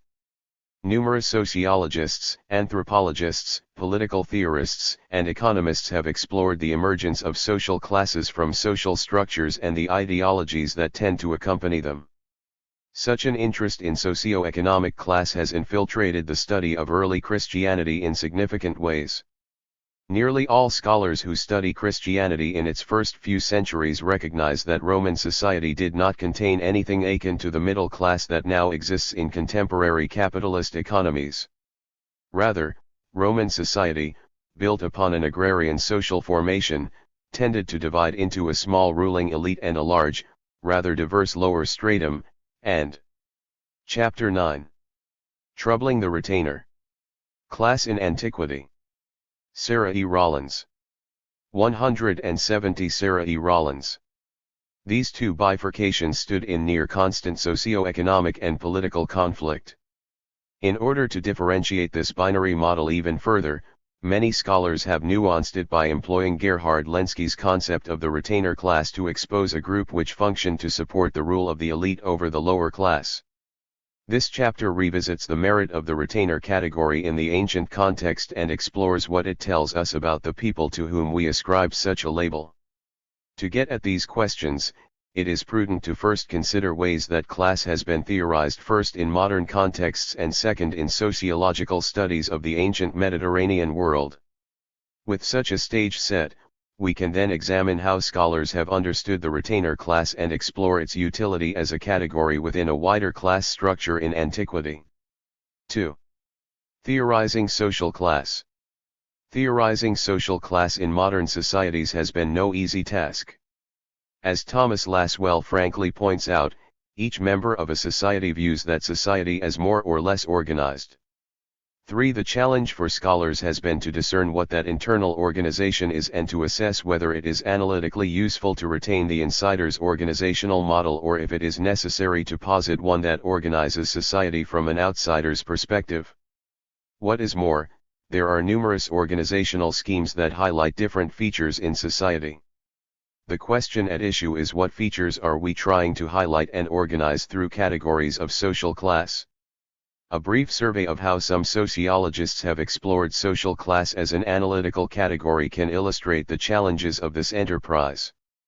Karl Marx famously posited that class distinctions are a function of economic relations, and that they emerge when there is a clear division of labor and when some groups control the means of production, that is, primarily capitalist and feudalist societies. For because social classes arise out of varying economic relations, they are comprised somewhat differently at each historical moment. While Marx was also known for the broad claim that the history of all hitherto existing society is the history of class struggles, he and co-author Friedrich Engels were there speaking of written history, which never manifested the primitive communism that they envisioned in nascent human history. For this reason, most are in agreement with their basic premise that written history has indeed reflected class struggle from the beginning.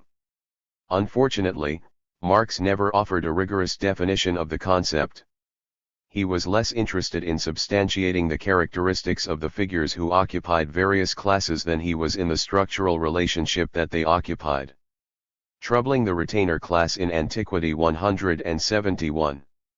Thus, for Marx, one's class location was indicative of one's relationship to the means of production.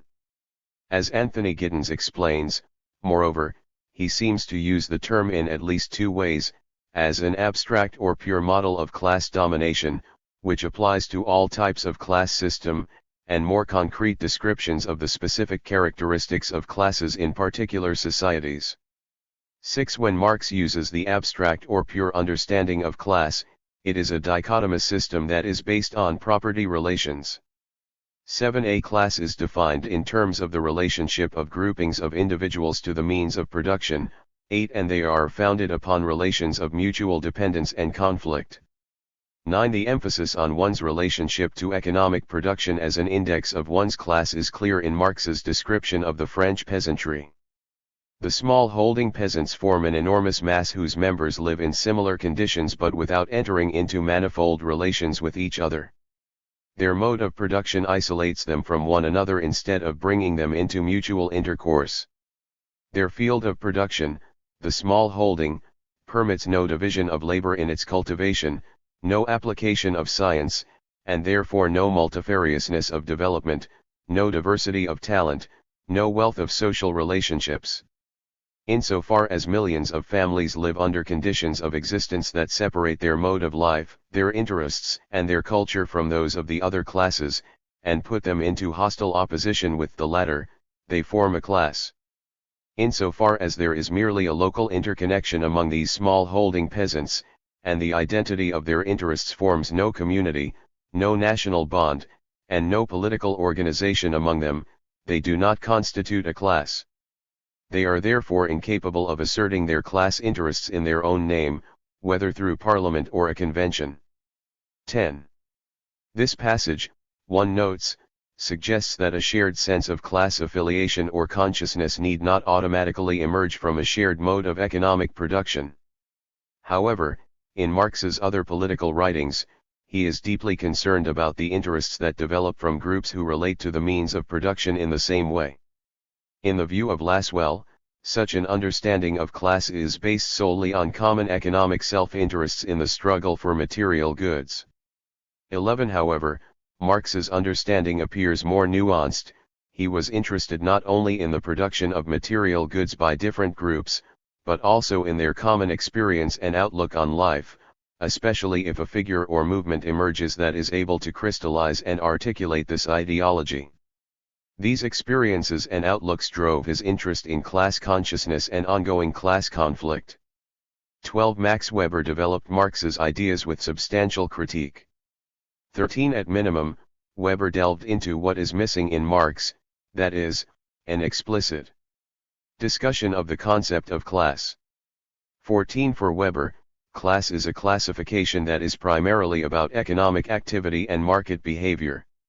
In that sense, it is an objective 16 measure of an economic situation that a person experiences. Depending on one's economic success and other experiences of acquisition, one could achieve categorization in a particular class at a certain point in one's life. Interestingly, since class appears to be such an objective categorization that posits little about the lived experiences of the members of the class, some have observed that this construct could result in strange bedfellows within the same class category, such as the child of a pirate or gangster, the child of a Supreme Court justice or an ambassador, the child of a film actor, and the child of a major merchant or industrialist, provided that each had the economic potential of achieving a specified range of wealth and experience. 17. When thinking about group identity and affiliation, on the other hand, Weber was more interested in the notion of status and status group, which group people together on variables other than economic activity, such as socio-political power and lifestyle patterns. Thus, he was concerned to organize society in schema based on occupational and lifestyle patterns, but he opted for two different concepts to do so. Numerous sociologists and economists have worked specifically in the Marxian or Weberian traditions of class modeling, or at the very least, have recognized that the work of both must be given attention in any study on social class. The post-Marx and Weber scholarship on class is vast, and so this discussion will only briefly mention selected pivotal moments in the academic genealogy, before considering how these frameworks have been put to work successfully or unsuccessfully in the social and historical analysis of antiquity. Thomas E. Lasswell offers a robust examination of social class in his Social Class and Stratum, A Introduction to Concepts and Research. He is interested in social class as a process of differentiating groups of humans. In particular, the process of social stratification results in a view of a society that has been separated into categories that are unequal in social evaluation. From there, he posits a definition of class that requires a specific group tied to the category. To risk overgeneralization again, the use of the term social class in contemporary empirical works tends to assume a population as opposed to an abstract category with common cultural characteristics, a range of prestige and power in the community, and some kind of potential for close association and intermarriage. 18. Crucially, social classes are not logical or statistical, they are historical, moral, and functional categories. 19. At the popular level, people tend to rely on different criteria to organize society into classes, everything from official membership to cultural homogeneity, to demographic details, to privilege, prestige, and influence. 20. Social status, on the other hand, refers to the perceived relationship of a person, a social group, or a category of persons to others. 21. On this definition, a social actor can have numerous social statuses, and their values change depending on social context. Pierre Bourdieu's work on social class and cultural preferences has pushed the theorizing of social class in important new directions. In the spirit of Marx, Bourdieu highlights the role of power in creating and sustaining classification systems, which calls into question the heuristic utility of any classificatory scheme, whose interests are served by making and marking such divisions in society. Unlike others who have sought to pinpoint discrete markers to distinguish social classes, such as income/wealth, occupations, or education level, Bourdieu is interested in the behaviors and practices that help to distinguish and rank different groups of people. As he explains, through the differentiated and differentiating conditionings associated with the different conditions of existence, through the exclusions and inclusions, unions, and divisions which govern the social structure and the structuring force it exerts, through all the hierarchies and classifications inscribed in objects, in institutions, or simply in language, and through all the judgments, verdicts, gradings and warnings imposed by the institutions specially designed for this purpose, such as the family or the educational system, or constantly arising from the meetings and interactions of everyday life, the social order is progressively inscribed in people's minds. 22. These habits, attitudes, and practices reflect a basic social differentiation between dominant groups and non-dominated. The seemingly most formal oppositions within this social mythology always derive their ideological strength from the fact that they refer back, more and less discreetly, to the most fundamental oppositions within the social order, the opposition between the dominant and the dominated, which is inscribed in the division of labor, and the opposition, rooted in the division of the labor of domination, between two principles of domination, two powers, dominant and dominated, temporal and spiritual, material and intellectual, etc. 23. This amounts to a situation in which, reduced to their formal structure, the same fundamental relationships, precisely those which express the major relations of order, reappear in class-divided societies. 24. These relationships encourage a kind of performance of class structure, which constantly reproduces real distinctions in any given society. This means that class identity has no essential or objective characteristic, but rather, is continually being defined through action. The laying down of boundaries between the classes is inspired by the strategic aim of counting in or being counted in, cataloging or annexing, when it is not the simple recording of a legally guaranteed state of the power relation between the classified groups. 25. More recently, Eric Olin Wright has published a reappraisal of class and its utility for comparative studies. Unlike Bourdieu's emphasis on class as constantly in formation, Wright argues that class is an objective social category which seems to be a pervasive social cause. 26. Of various other social phenomena, and so it is worth analyzing as a distinct category. In his words, class formation is the formation of collective actors organized around class interests within class structures. Class struggle is the struggle between such collectively organized actors over class interests. Class consciousness is the understanding of a people within a class of their class interests. 27. In this case, it is obvious how, once reified, the concept of class is tasked with doing a great deal of work by contemporary sociologists. As we can see from this brief survey, theorists of social class have come into conflict over some key points. For instance, what is the essential feature of a social class? Is there, in fact, an essential feature? On what characteristics should classes be distinguished? Do classes express certain shared characteristics, possess tangible resources, and perform habits and attitudes, or some combination thereof? Can one belong to one class at a particular point and manage to achieve ranking in another? Despite these points of conflict, some similarities among these varying analyses emerge. Nearly all theorists observe that for most of human history, complex social groups have found ways to internally organize themselves. This organization, moreover, is frequently the result, or at least a plausible byproduct, of conflict over resources or common interests.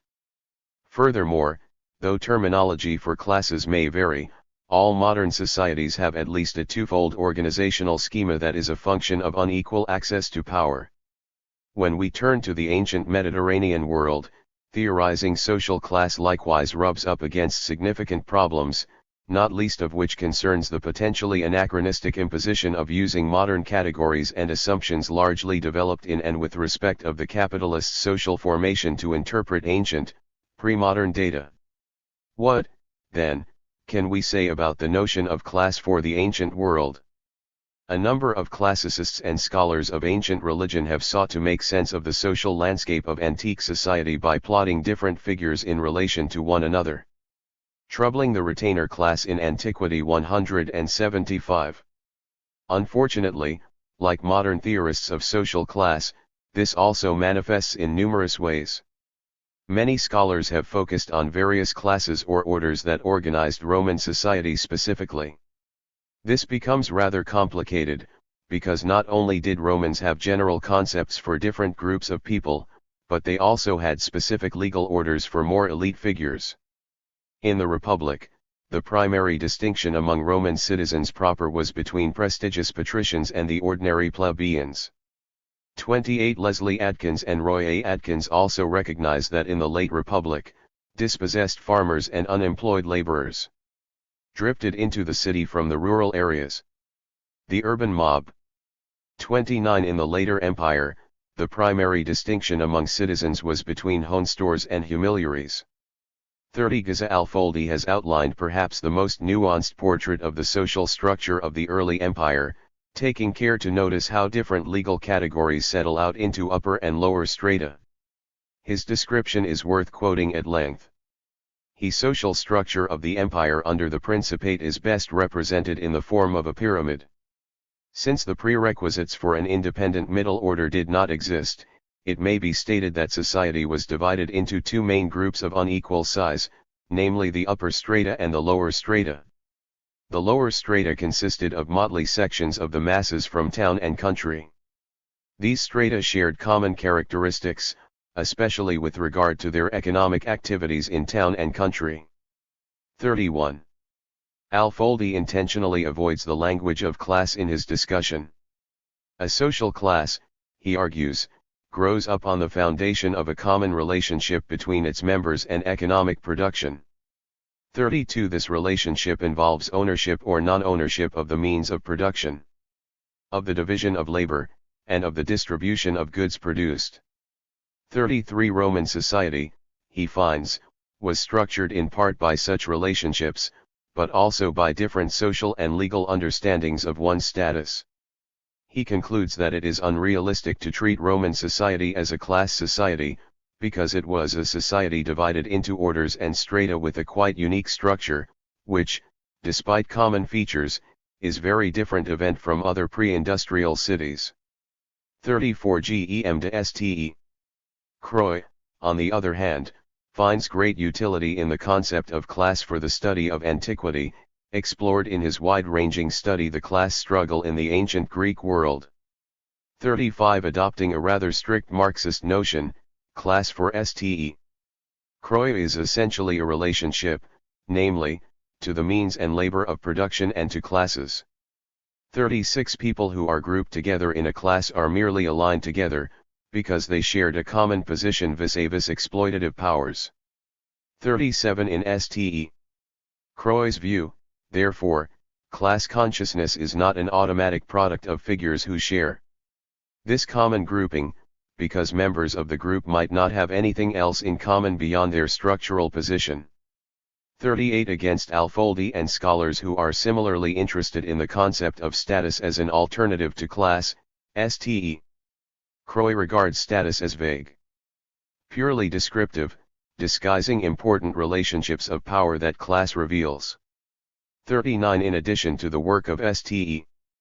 Croix, Gerhard E. Lenski's Power and Privilege, a theory of social stratification, has been enormously influential in studying the social context of the Roman Empire, though for him, Roman society is only one instance of a more general organizational structure found in advanced agrarian societies. Although he admittedly draws together a wide range of data from a variety of agrarian societies, he maintains that their similarities outweigh their differences, such that it is justified to speak of the agrarian society as a generic type. 40. These similarities include larger territories, higher population size, superior military and engineering technology, endemic warfare, more urbanized communities, greater diversity and specialization in vocations, more frequent trade and commerce, and a tendency toward monarchical government. 41. The Roman Empire exemplifies an agrarian type of society conceived along these lines. Lenski carefully outlines the social structure of such agrarian societies. The government is predominantly monarchical, headed by a sole ruler and his or her governing class, together constituting only a fraction of the population.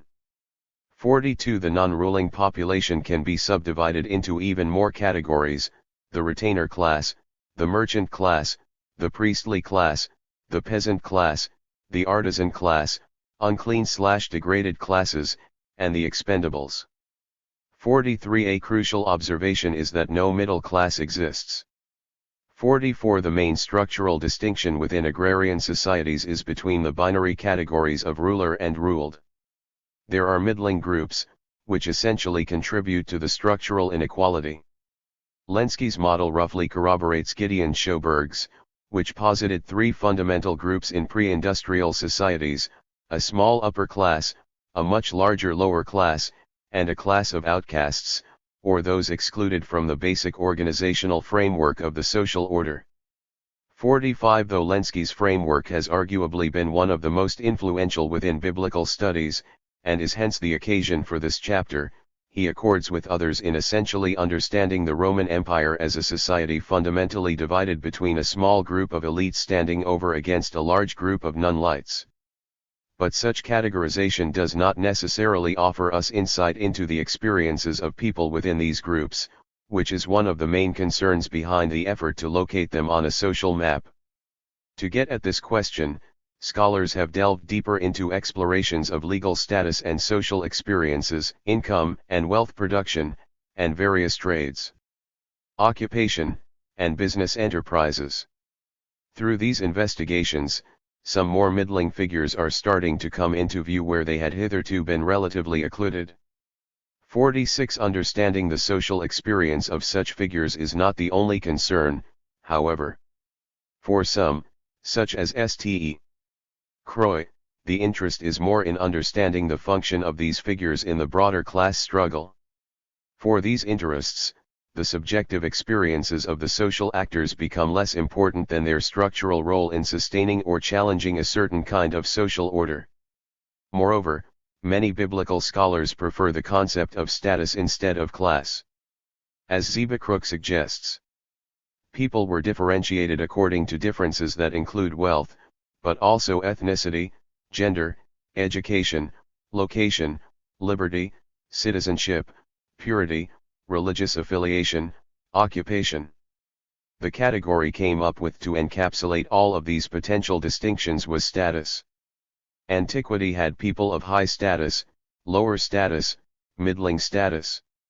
And the key here is that while wealth is a factor in social stratification, and might even be the most important factor, it is not the sole factor, which is what class entails. 47. For Crook, class is primarily an economic category, which leads him to prefer status over it. Here we can see how definitions significantly affect this debate. For Crook, class is an economic category, in that it refers to accumulated wealth and other resources. For many Marxist theorists, however, class is understood as an economic category for a different reason, not because it says anything about an individual's wealth but because it implies their structural relationship and access to the means of production. To complicate matters further, the phenomenon of patronage disrupted horizontal class affiliations and encouraged vertical connections between people of higher and lower status instead. 48. Among slaves especially, ancient sources suggest that no internal sense of a slave class existed, even though slave was both a social and legal status. 49. Related, we should note that these models of ancient social strata operate on the fundamental assumption that social and economic competition takes place between classes. 50. That is, they presume an inherent opposition between members of the peasant class, the retainer class, the elite class, and so on. Such perspectives are likely indebted to Marxist theories of class which rely upon a binarist conflict between two basic classes defined in opposition to one another. Yet few scholars have attended to conflict and competition within a particular class. Such competition, like those brought about by patronage relations, fractures the internal identity of a class even more. 178. Sarah E. Rollins. Even if we jettison class proper, however, obvious social differentiation exists in all models. The clear distinction in social experiences and worldviews of people located at different levels of this social hierarchy has proven too difficult for scholars of early Christianity to ignore. I am not convinced we should give up class altogether, given that we do readily observe common socio-economic experiences among some groups in antiquity leading to a coherent outlook on the world and a sense of collective affiliation among people with similar experiences. Indeed, my views accord with those of Richard Rohrbaugh, who contends that a broadly defined understanding of social class as a politico-economic power group will best serve the needs of the New Testament scholar. 51. It is with this in mind I now turn to consider whether the stratum of retainers is best housed under the nomenclature of class. The retainer class. Taking their cue from Lenski's persuasive modeling, many scholars have enthusiastically deployed the concept of the retainer class to account for all manner of sub-elite figures who do not neatly fit within either the upper strata or lower strata of the Roman Empire. This section will explore how this concept has been made useful by New Testament scholars in particular, before examining its heuristic utility. At issue is the pivotal question: can the terminology of retainer class tell us anything meaningful about the social experiences of the people to whom it is applied, or is it merely a placeholder for various middling figures? 52 New Testament scholars have focused on retainers, in part, because they seem to correspond rather well to some of Jesus's antagonists within the Gospels. In Richard A. Horsley's understanding, for instance, retainers are the bureaucrats, the intellectuals, the priests, the administrators, the tax collectors, and the like, who often act as interlocutors vis-a-vis Jesus. In the Judean and Galilean contexts, this group includes scholars, teachers, lawyers, which correlate to the Pharisees and scribes discussed in the Gospels, who were guardians and interpreters of the sacred traditions embodied in the Torah. 53 Though such figures may have authored the political and social critiques evident in such texts as Daniel or parts of Enoch, 54 Horsley contends that they are essentially conflated with the problematic Jerusalem elite by the time retainers are represented in the early Jesus tradition.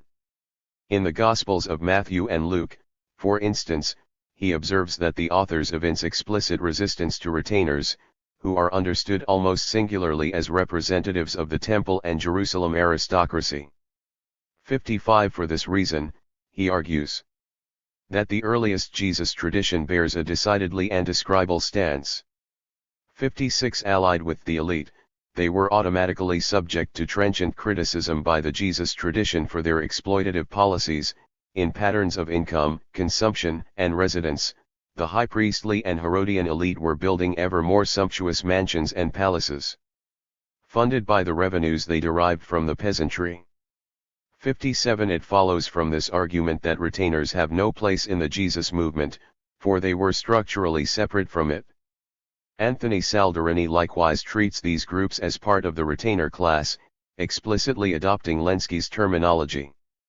58 Although he admits that there is little economic data to understand the livelihoods and social experiences of these various figures, he still maintains that their structural functions can be assessed. As he explains, class analysis usually depends substantially on the economic position of a group of people. However, one's place in ancient society was determined much more by one's status and power than by wealth, so class analysis in Lenski's sense is not impossible. 59 Saldarini seems to posit the Pharisees in particular as a kind of prototypical retainer, whose status and power derived mainly from their proximity to and support of ruling classes. 60 William R. Herzog too has similarly focused on retainers, especially as a feature within Jesus's pedagogy. The parable of the unmerciful servant offers a prime example of how Herzog engages with retainers in the early Jesus traditions. The parable tells of a king whose servant owed him 10,000 talents, an exorbitant amount of money that he could not ever hope to pay. When he understandably defaults on the payment and begs for forgiveness, the king lets him off the hook. Unfortunately, the servant then goes and finds another servant who was in turn indebted to him and demands payment from him. The servant who was owed the money refuses to forgive the one in debt and instead has him put in prison until he can pay. When the king hears of this, he hands the first servant over to be tortured until he too can pay the original debt. On a meta-level, the parable is arguably about the importance of forgiveness, and since it is located near other ethical material that concerns a wider group, many have posited that the parable is aimed at the Matthean community to cultivate a certain ethos among them. 61 In his interpretation, however, Herzog focuses not on the vague notion of forgiveness but rather on the characters involved in the account and what they represent.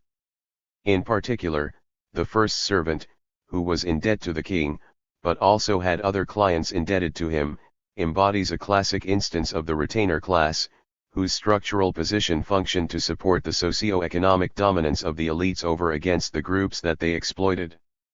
In this case, the parable provides a peasant audience with the opportunity to think about the vulnerability of the retainer, whom they typically would have viewed with hostility and resentment. In his words, the parable highlights the crucial role played by retainers and holds it up for examination. Their vulnerability also on their power to frustrate the designs of a debt-forgiving ruler. Not even the most powerful retainer could secure his future or ensure his life.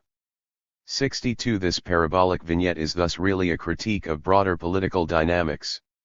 While Herzog, Horsley, and Saldarini have been some of the most enthusiastic advocates of analyzing ancient Palestine in light of the retainer class, many others have used this concept as well, sometimes merely in passing. Warren Carter uses this term to cover all those who serviced elite interests, 63 including soldiers, craftsmen, merchants, and village elders. In his work, it quickly becomes clear that retainers are primarily interesting as social actors due to the economic consequences of their activity, namely, their function to assist the elites in retaining their grip on power. James Crossley also adopts Lenski's Model 64 in his Social History of Early Christianity. Importantly, he notes that the boundaries of social classes in this context were inevitably blurred and ambiguous. 65 Even so, a basic upper stratum can be distinguished from lower strata. The upper class included the ruling class, governing class, retainer class, merchant class, and priestly class, whereas the lower classes included peasants, artisans, degraded class, and expendables. 66 K. C. Hansen and Douglas Oakman also adopt Lenski's framework, explaining that in ancient Palestine, a small percentage of the population corresponded to elite figures, including those who wielded political and economic control of the region. Absentee landlords, bureaucrats, and retainers. 67 Elsewhere, the category is expanded to include rulers, soldiers, scribes, administrators, and so on. 68 These figures stand over against the general population, the peasants. 69 Similarly, John Dominic Crossan adopts Lenski's ideas, primarily distinguishing between the governing class, the retainer class, the merchant class, the priestly class, and the peasant class. Retainers, he writes, averaged out around 5% of the population and ranged from scribes and bureaucrats to soldiers and generals. 70 Though Louise Schottroff does not rely on retainers for her analysis of Jesus's parable, she also adopts this concept from Lenski to imagine them as people who were sharers, to a certain extent in power and wealth. 71 Similarly analyzing Jesus's parables, Stephen I. Wright deploys this term to make sense of Luke 16:1, 9. Though for him, retainers are predictably in the service of the elite, 72 He interprets the mediating manager in the story as the unlikely hero. 73 A final example is William E. Arnold's almost offhand use of retainers in his Social History of the Authors of the Sayings source 74 Quetzales. However, Arnold is working with a rather more flexible definition of retainers that is malleable enough to encompass early followers of Jesus, a point to which I will return below. 75 I should also note that I, too, have opted to use the language of retainer class, especially when drawing on Lenski's framework. In some ways, my own engagement with the term has prompted me to look more closely at how it works in our field.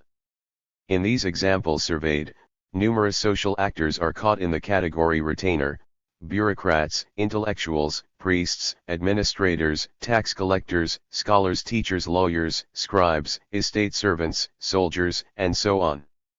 Such diversity within a particular class could be problematic, especially if one is interested in social experience instead of structural consequences of those gathered in the classification, a concern to which I return below. Moreover, scholars differ in how they understand the import of retainers in the discourse of the Gospels. For Horsley, retainers have been solely opposed to the early Jesus movement, and thus he has trouble envisioning followers of Jesus being found among them. For Herzog, it still only seems possible that very exceptional retainers can transcend their social location to embody the ethos of Jesus's teachings. For others, the category has simply been taken over cursorily when Lenski's broader model is adopted. I, however, am interested in nuancing this. I have been intrigued by retainers for a different reason. Unlike Horsley, Herzog, and others, I find the retainer class to be the most likely social location for the people who would have had enough education and resources to compose and copy the texts about Jesus. 76 The challenge, then, becomes thinking through a social class that most scholars have treated as complicit in Roman socio-economic domination of the Mediterranean world, when it is simultaneously the most reasonable locus for the intellectuals responsible for trading in Jesus' traditions. To help approach this challenge, I next turn to assessing the heuristic utility of the concept of retainer class for understanding the social history of early Christianity. Heuristic utility. As with any second-order, analytical concept that scholars use, it is always possible to identify some weaknesses. 77 The situation is no different with the notion of the retainer class. The question, then, that will guide this section is, does the analytical payoff of using this concept surpass the problems that it invites? The first problem with the terminology retainer class involves the figures that have been slotted into the category. Categories of classification need to be flexible enough to encompass diversity when present, but nevertheless precise enough to say something meaningful about the reason for placing the members of the category together as a group. Scholars have tended to assume that the essential feature of retainer class is that their functions benefit the elite, and so its use has reflected such assumptions. As we have seen above, depending on who is deploying the category, a retainer might refer to anything from soldiers to priests to tax collectors to scribes of varying levels. It should go without saying that the social experiences and interests of Roman soldiers were vastly different from, say, learned intellectuals or local administrators. This means that such categorization threatens to occlude diversity, and it forces a kind of homogenization on the experiences and worldviews of those placed within the group. To categorize all of these people as retainers because their social and economic function ultimately benefits the elite could obscure what else they may or may not have in common. A second, and related, problem has to do with class consciousness, or really, the lack thereof, in such a diverse group. In short, it seems unwise to use the category of retainer class, because the diversity of such a group makes it very unlikely that a common social experience or coherent worldview would arise in such a group. Priests, tax collectors, scribes, and so on, do not have a uniform relationship to the many variables that many theorists of social class agree should inform, in some way or another, the construction of any particular class categorization: income/wealth, education, status, occupation, and so on. Retainers' main commonality is their similar structural relationship to the means of production in a strict Marxist sense. This variability can be compared to a more homogeneous group such as the peasantry, which, despite some diversity, is typically marked by participation in an agrarian mode of economic production or distribution of goods, while being excluded from primary spheres of social and political power. 78 Moreover, in most social strata in antiquity, patronage relations precluded an automatic sense of class consciousness. As Eric Stewart explains, patronage involved a system of exchange for goods and services between people who are not social equals. 79 Patrons and clients formed an asymmetrical relationship, both to mutual benefit. The client might receive material or financial support from the patron, who in turn benefited from the honor that the client helped him accrue in the public sphere. These relationships involved personal, voluntary, unequal, and reciprocal elements. Involve elements of trust and solidarity, stressing the continuation of the relationships, at least in ideal terms, for entire lifetimes. 80 In terms of class development, the consequences of these sorts of arrangements would be that social connections were often vertical and linked people of differing social locations, instead of horizontal and linking people of a more similar position. This means that social bonds were formed between different ranks instead of among people of the same rank, and these horizontal connections provide the strongest basis for a sense of class consciousness. Of course, some form of class consciousness could likely still arise if some groups shared a common economic experience and relationship to power structure, as peasants typically did, but it seems unlikely that the diverse figures that have been grouped as retainers would generate a shared outlook on life and sense of affinity. To be clear, if one is only interested in the structural position of such figures, they can easily be treated as a homogeneous retainer class. but if one is interested in these figures as cultural producers with specific social experiences, intellectual motivations, and the like, it becomes necessary to envision a different sort of categorization. Third, and still related, this class categorization has been treated in an overly negative way by biblical scholars, due to a kind of cookie-cutter imposition on the ancient evidence. That is, the retainer class has been understood nebulously as figures either retained by the elite for their purposes or figures who act to retain the elite distinction from the lower strata or some variation thereof. No matter the understanding, they are, by definition, not sympathetic figures. But such a cookie-cutter approach threatens to overdetermine our analysis and distort the evidence. The best example of this is Horsley's view, discussed above, that retainers were uniformly opposed to Jesus and his followers. This has resulted in his inability to imagine that scribal figures could have been involved in the early Jesus movement, despite compelling evidence that the earliest written sources bear such characteristics.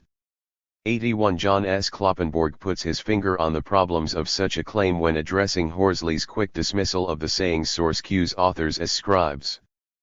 Horsley's declaration betrays a monolithic conception of scribes as belonging by definition to the retainer class and therefore as inimical to the interests of Q. Scribes did not uniformly serve the interests of the ruling elite. There is no reason at all to suppose that this sector was uniformly aligned with the ruling classes against the poor or that this sector functioned exclusively as retainers of the elite. 82.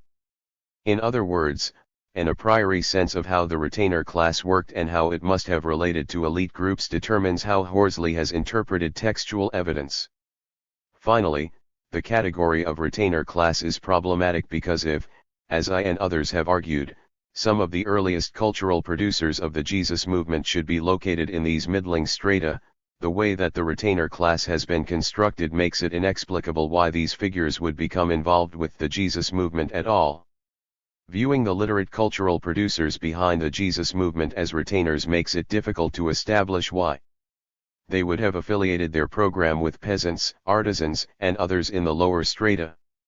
The typical construction of retainers paints them as inherently ideologically conservative and loyal to elite interests. If we had a category that did not fixate from the very beginning on these figures' service to the elite as their defining features and perhaps attended to their more general roles as figures who mediated various sorts of power dynamics, we could better theorize early Christians when they appear to be at home in this stratum. Should we retain the retainer class? Scholars can make categories mean nearly anything that they want them to, within reason. 83 In that sense, it is not necessary to automatically abandon an analytical concept when we find some problems with it. Even so, I would like to underscore that the category of retainer class has been essentially framed on the basis of how members of the category might be required to act to support elite figures. It does not tell us about political interests of people within the group, nor does it tell us about how the social actors view themselves in the world.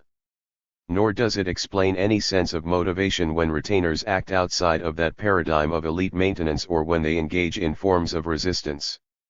It might thus be useful to think of a broader way of describing these intermediary figures that connects them to people above them as well as to people below them on the social hierarchy.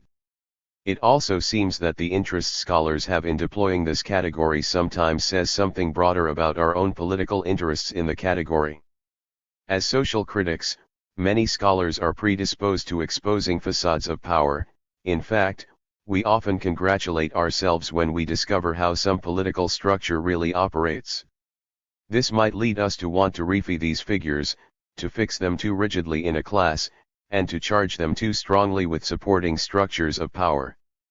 But to make this the sole feature that unifies such a middling stratum is misleading.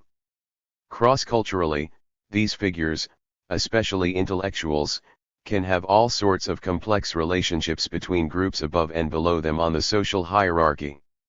84 Yet the way that this concept has been used in New Testament scholarship suggests very real interests in keeping a certain portion of that Roman Empire clearly separate from those involved in the Jesus movement. Bourdieu observed that groups' presence or absence in the official classification depends on its capacity to get itself recognized, to get itself noticed and admitted, and so to win a place in the social order.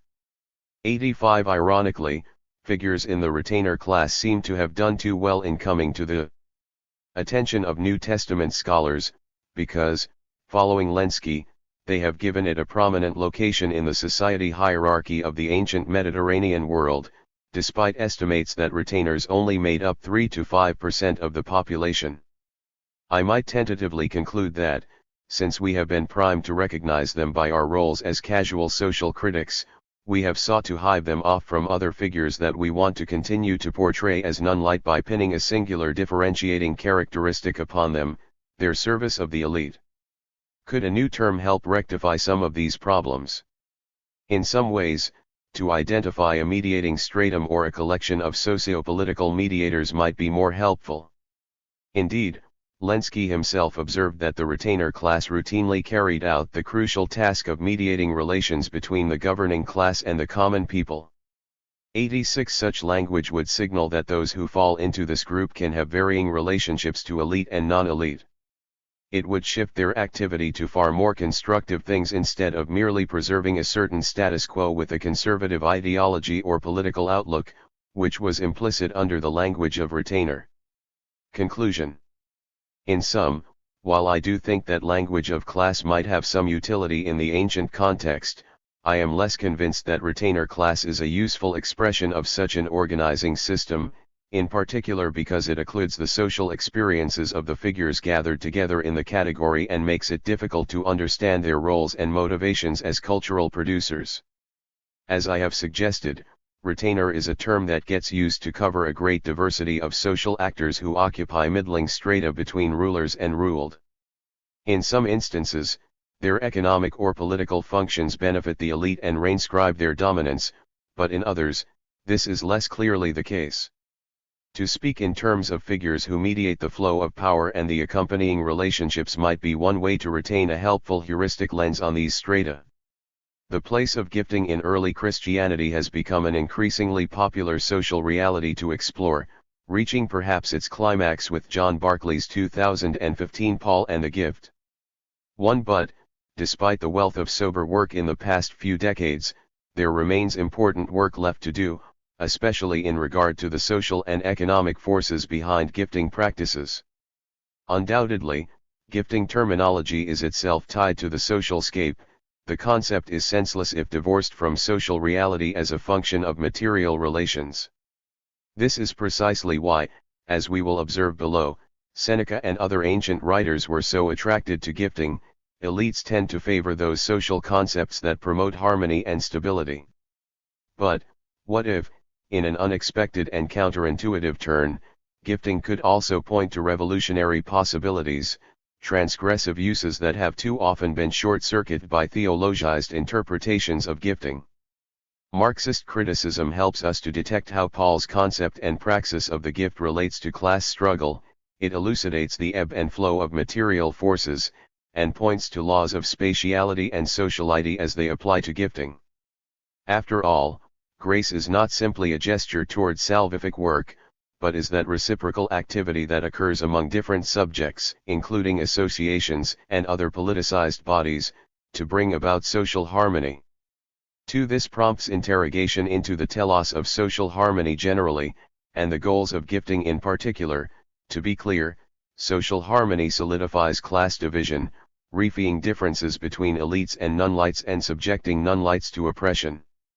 In this chapter, I examine the Pauline conception of benefaction/grace/gift to expose the subtle ways that Paul engages in class struggle through agitating the veneer of social harmony. Building on the work of Gem de Ste. Croix in particular, I implore that Marxist analysis. Chapter 10. Rethinking Pauline Gift and Social Functions. Class Struggle in Early Christianity. Taylor Weaver has much to offer when it comes to understanding Paul's turbulent social and political world. I will also address some of the broader nuances of gifting in the ancient world and early Christianity. Finally, I conclude by observing how Paul's grace/gift/benefactive practices reveal moments of class struggle. Exposing divisions in New Testament scholarship, critiques of Marxist criticism. Undoubtedly, Marxist historical work paved the way for later social scientific work. 3. Even if a minority of scholars occasionally scoffed at the crude reductionism of Marxist historical analysis. Note a telling quote from James D. G. Dunn: Jesus' call to and teaching on the poor are not reducible to some class war dogma. 4. Dunn's is not an isolated sentiment among New Testament scholars. 5. Louise Schotroff noted, for instance, that the comments of New Testament scholarship stress almost without exception that a Marxist understanding of early Christianity as a revolutionary social movement of the lower classes is to be refuted. 6. 2 years before Schotroff's article appeared, Wayne Meeks's The First Urban Christians burst onto the scene, a sort of continuation of the spirit of Gerd Thiesen's work, helping to reignite interest in the social analysis of early Christianity during the 1970s. Meeks is opposed to the sentiments of Schotroff, representing that strong new consensus among New Testament scholars she mentions. Meeks can be found writing this in regard to the binary of proletarians and middle class. The notions of early Christianity as a proletarian movement was equally congenial, though for quite different reasons, to Marxist historians and to those bourgeois writers who tended to romanticize poverty. 7. The implication from this quote is clear: Marxist analysis is, at best, anachronistic and, at worst, not serious. Instead it is merely sentimental delusion about the poor. While Schotroff and Meeks wrote these comments in the 1980s, toward the end of the Cold War when anything remotely Marxian was viewed with suspicion, the dismissive attitude is still active in the field, to the extent that many scholars writing in the wake of the post-Deisman New Consensus refuse to speak of poverty in any meaningful way. Stephen J. Friesen notes, for instance, that scholars have rejected Marxist interpretation while refusing to engage in economic analysis of their own. 8. While Thiesen and others do make note of economic realities, they privilege social and psychological issues. Oppression and injustice are concerns that are replaced by the issues. Rethinking Pauline Gift and Social Functions 193.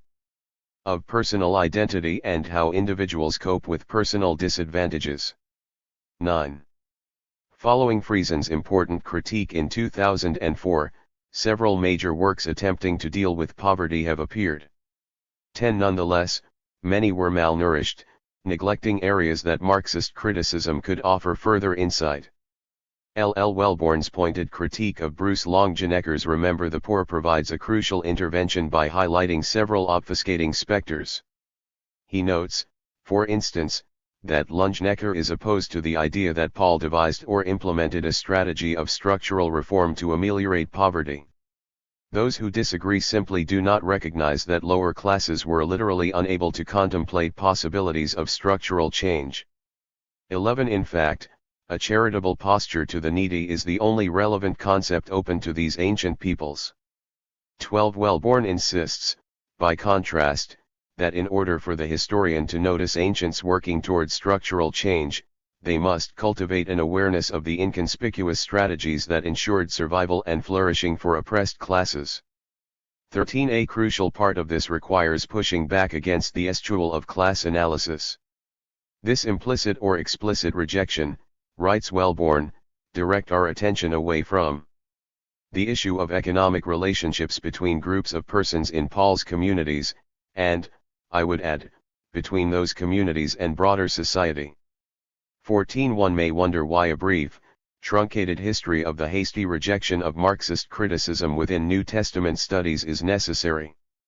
Evident from this recounting is that despite charges of reductionism, scholars utilizing Marxist criticism have actually produced several important insights into the shape of discourse surrounding social forms and poverty, as will be explored further below. Gifting is one important place that we can theorize strategies of the type Wellborn notes.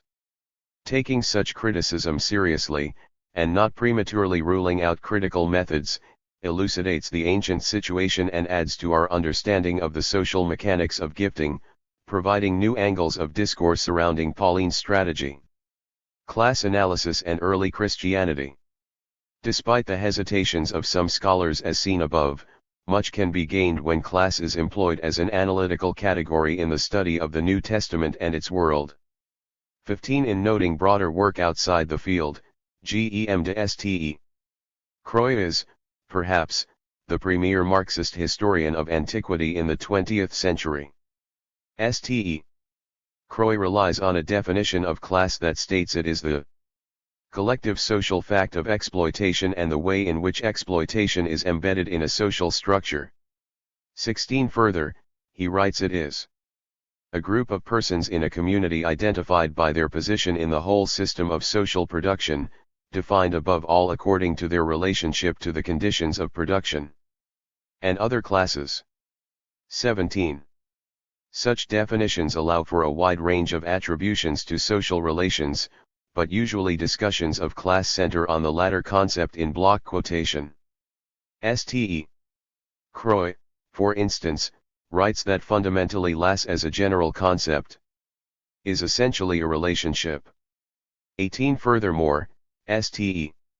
Croix points to other divisions beyond the usual binary of exploited/exploiters, noting intermediate classes that existed between the binary and yet were still likely taken advantage of by landowners and other elites in direct ways. 19 Moreover, in regard to these intermediate classes, Ste. Croix notes that while much production occurred through the work of peasants, traders, small free producers, and artisans, therefore seeming to skip the binary of exploited/exploiter, these groups were still subject to exploitation.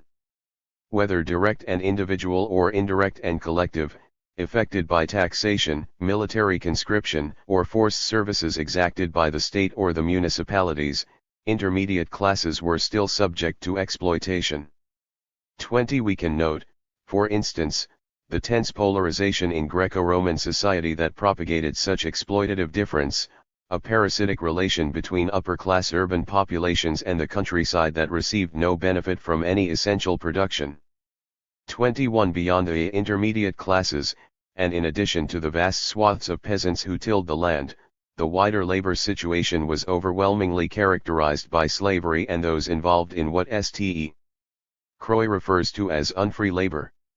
22 In fact, Ste. Croix points directly to slavery as the most important form of unfree labor at the highest periods of Greek and Roman civilization.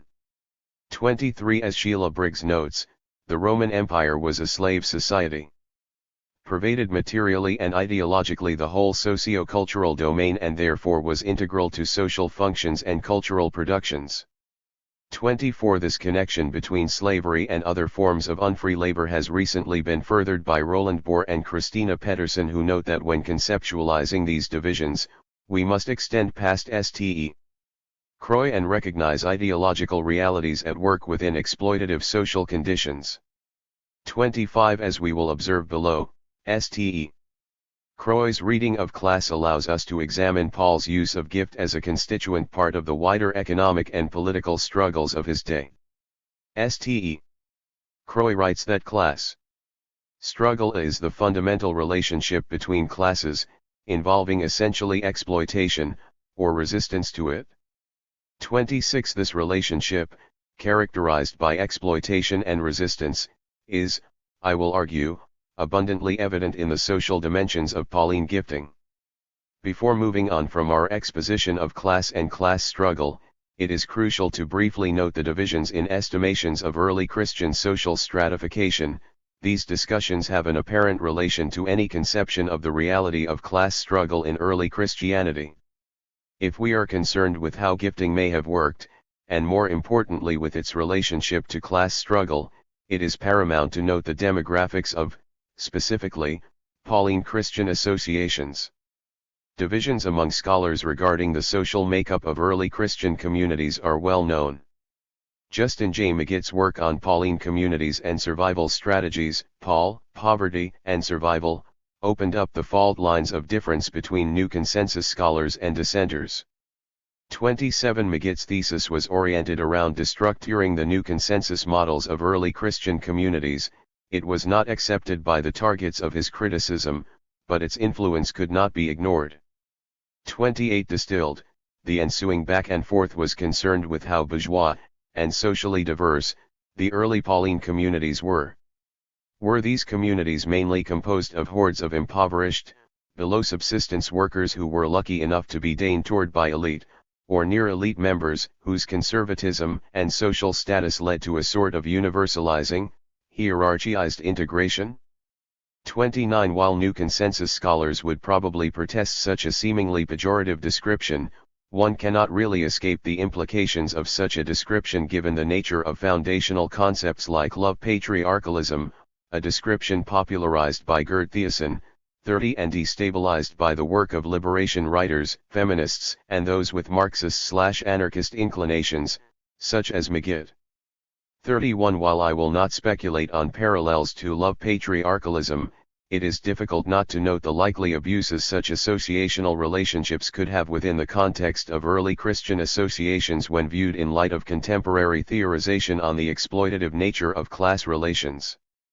32. While the composition of Christian associations cannot be fully dealt with here, I want to highlight that such compositions are surely important for thinking about the place of grace/benefaction in early Christianity. This includes both the place of benefactive actions occurring within associations, but also the place of these activities between associations. Such actions and their reciprocation were not conducted on a level playing field, as it were, but rather were obfuscated by the ideology of gifting which, according to Paul's theology of grace, obliterated really existing social markers of economic differentiation.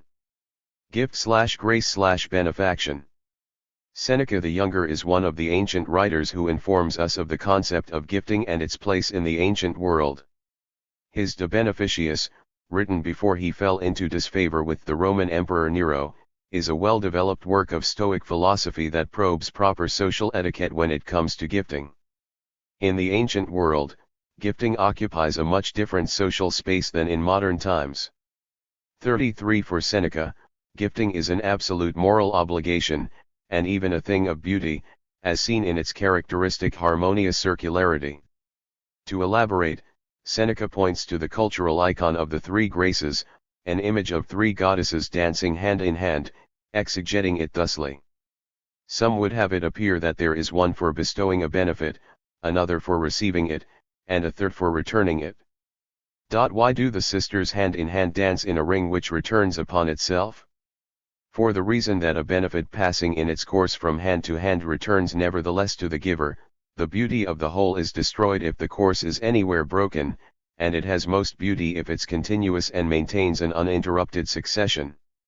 They are young because the memory of benefits ought not to grow old.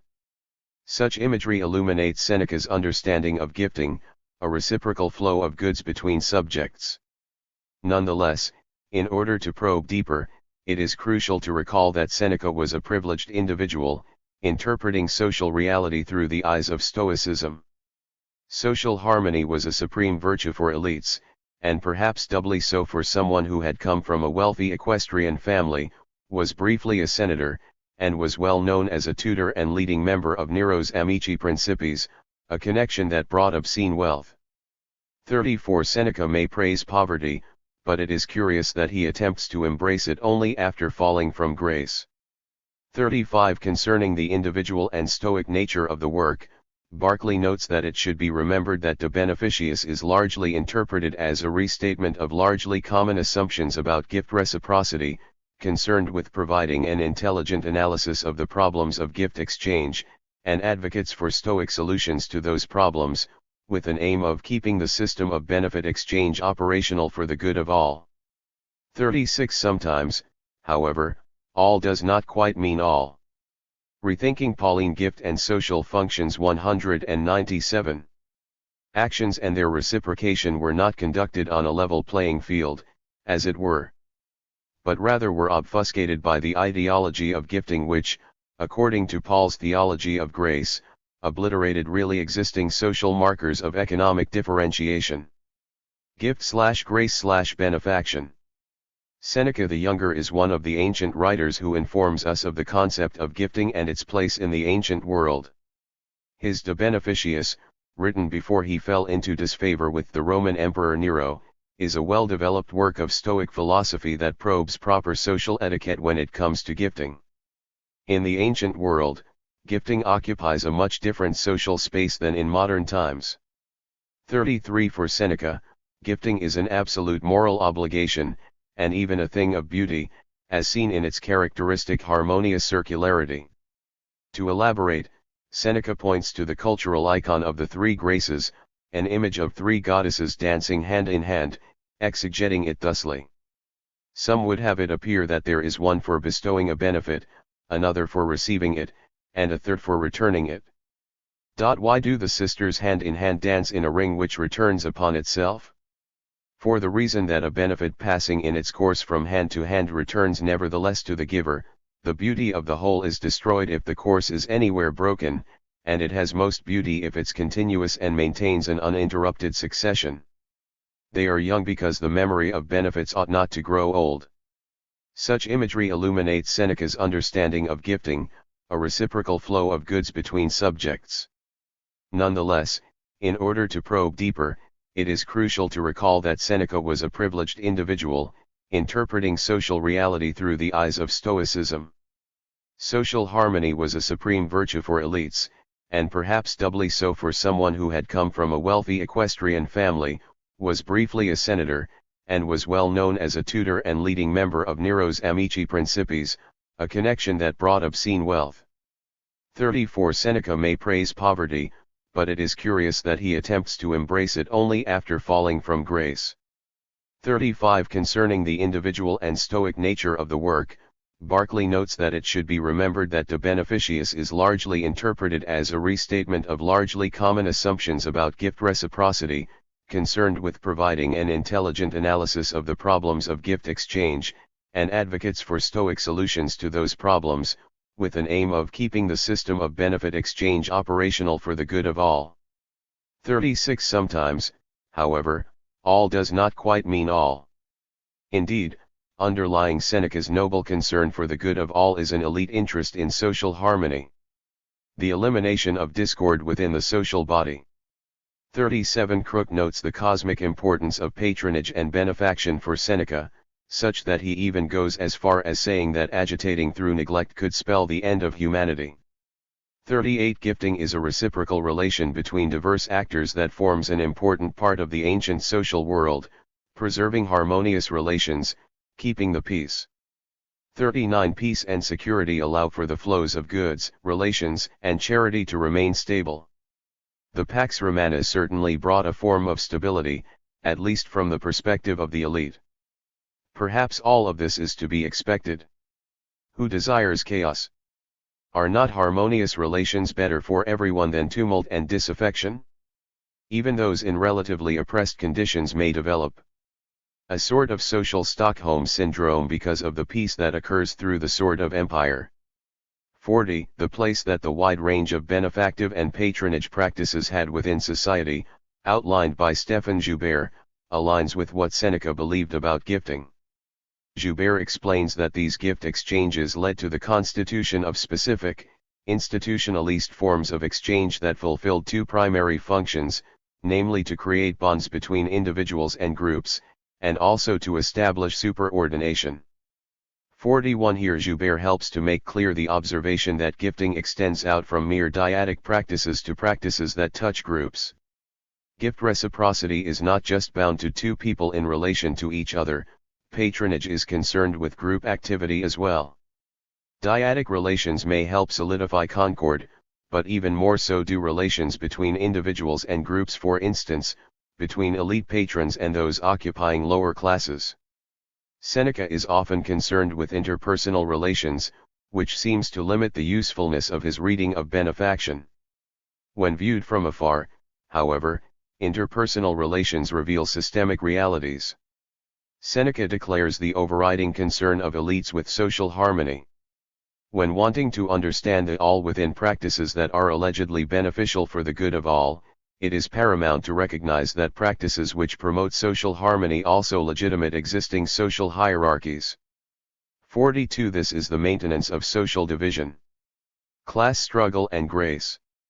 While on the face of it, gifting seems to have nothing to do with class struggle, we only have to probe the social practice gently to unmask all kinds of political relations. Gifting conceptually circulates around reciprocity and aims to maintain concord when interpreted within the context of the ancient world. Moreover, Paying attention to the other historical actors may reveal different dimensions to gifting that hint at class struggle. In fact, Seneca's contemporary, Paul, can help reveal these dimensions inherent in gifting. As mentioned above, numerous scholars have detailed the social composition of early Christian communities. New consensus scholarship reckoned that, for the most part, these communities consisted of below subsistence and subsistence peoples, along with some elite or near-elite individuals who would sustain these communities. 43 Magid published a trenchant critique in 1997 that destabilized new consensus authors, noting the heuristic importance of reading the Roman world through a binary composed of the 99% of near or below subsistence persons, and the 1% of elites. 44 Newer Mod. Els by Friesen and Walter Skeidel also carefully distinguish between several levels of social stratification in ancient Rome. 45 Even with a revised model by Lungenecker, the levels of elites were maintained at about the same amount, moving from 1% to 3%. 46 Despite the contribution of these more nuanced models, Magid's work still retains importance due to its description of possible survival strategies among urban, impoverished peoples. This effectively allows us to reframe early Pauline congregations as impoverished groups sustained through mutualist strategies. While it may be true that a binary class division is inherently simplistic, the simplification does not detract from the vast percentage ranges of people living at or near subsistence levels. Stark binaries are in certain cases heuristically useful for recognizing the reality of exploitation and the range of deleterious living situations. 47 The proliferation of multiple income levels in the ancient economy does not, by implication, eliminate the significance of this binary between rich and poor, nor does it disconnect individuals and groups from the underlying dynamics of exploitation through class struggle. 48 Social stratification is important for contextualizing the situation of the associations that Paul has connections with, although only estimations are possible. Nevertheless, most approximations of societal divisions make clear how crucial survival strategies would be, including the importance of associations in the daily life of subsistence and near-subsistence peoples. Richard A. Horsley rightly points out that early Christian assemblies are not simply political religious entities, but also political-economic. This political-economic dimension is concerned with strategies of sharing that Horsley reads as exceptional within the ancient Mediterranean world.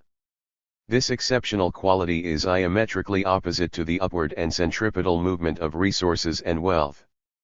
49 They may have been, as written above, extracted from the broader stage of social relations. Pauline gifting and class solidarity. Paul may have lived nearly 2 millennia before Marx and Engels, but he appears to gesture towards social forms and formulations of gifting that, in my reading, break from the dominant patronage relations crucial for social concord, perhaps throwing a tiny spanner into the localized machinery. While Paul's work appears ultimately ineffectual, it parallels contemporary forms of protest that highlight the effect that local withdrawal can provoke.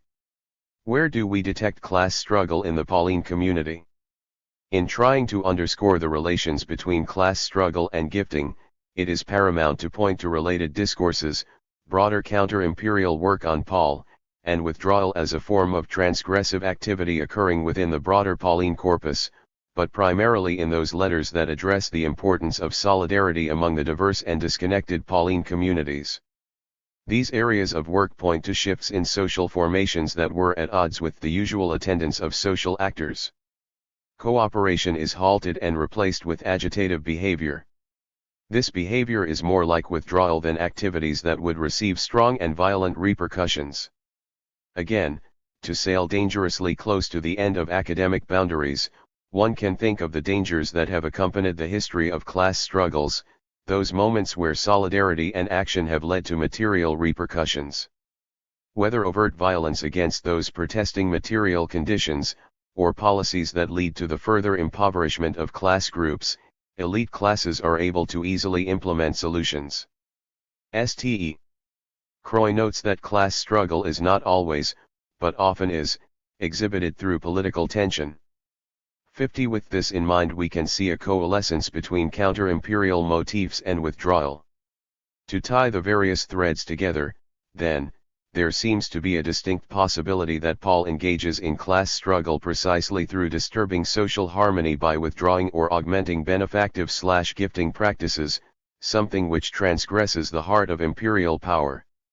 As noted above, gifting practices were readily understood as bound within the proper nature or etiquette of social functionality. Beyond Seneca, scholars investigating the social realities of benefaction, patronage, and reciprocity recognize the importance of gifting within the ancient world. 51. My reading of Paul's gifting practices places it within a type of mutualism that agitates through withdrawing from dominant social practices. 52. Horsley points to some of the dynamics I am drawing out when he writes that to understand the Pauline mission, we want to understand economic relations in particular, but we cannot understand them as separate from the broader structure and networks of social, political, religious relations in which they are embedded. 53. An important key to recognizing this lies in putting one more piece of the puzzle into place. Beyond just maintaining social harmony, benefactive practices help to structure class division just as the rhetorical use of body terminology sustains division amidst concord. 54. If Pauline practices really do agitate through withdrawing from dominant practices and discourses, then class divisions are put in jeopardy. This is not to claim, however, that Paul is actually effective, as if any transgressive action he initiates has any lasting material result on the social scape. Associations and disunity. Gifting and unification. In modern studies of voluntary associations there are competing understandings of the role the association may play for the subject. Some read associations as providing an adaptive mechanism that helps the individual fit into societal structures. Alternatively, it could be that associations help to solidify the cultural distinctiveness of minority groups. Harland makes a strong case that associations can supply both cultural adaptation and identity maintenance, rather than simply one or the other. 55. It is a short step, then, to wonder about not simply reciprocal social systems in the ancient world, but how they affected associations when tensions existed between cultural adaptation and identity maintenance. Trying to think through the possibilities is not as simple as pointing to a single text, or a series of texts, as should be obvious. But, Paul's collection attempts may provide a possible heuristic for pointing to moments of class struggle discussed above. In 2 Corinthians 8, Paul continues a theme that has been stewing for some time. 56. In fact, he has attempted this discussion with the Corinthians previously, imploring them to join a resource collection project involving multiple, distinct congregations in disconnected locations.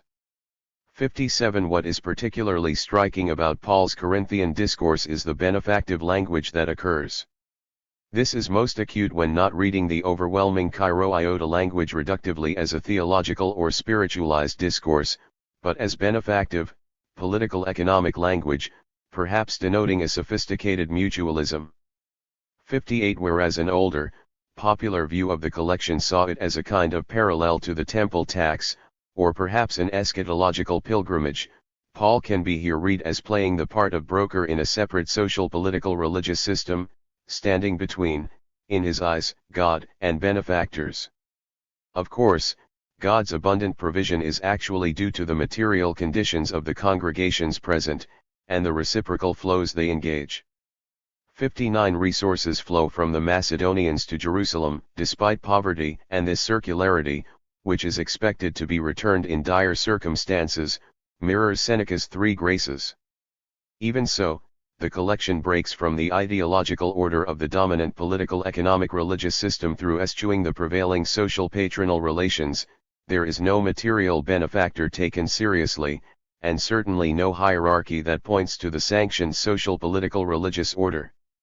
60. Paul appeals to the Corinthians after an apparent backtrack on their agreeing to send resources to Jerusalem, pointing initially to Jesus' followers in Macedonia.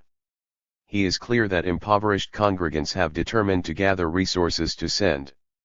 Downes notes that Pauline communities refrain from vertical patronal relations, and, despite his insistence that the collection was likely a one-time caritative donation, the collection functions as evidence of withdrawing from proper forms of social relationality. 61. This becomes more likely when observing the work on Pauline communities mentioned above, Wellborn's insistence that the historian cultivate an awareness of the importance of seemingly mundane strategies for survival, for example, the characterization of Pauline communities as part of the larger slave economy, and, indeed, Horsley's gesture to the tension between counter-social political religious systems.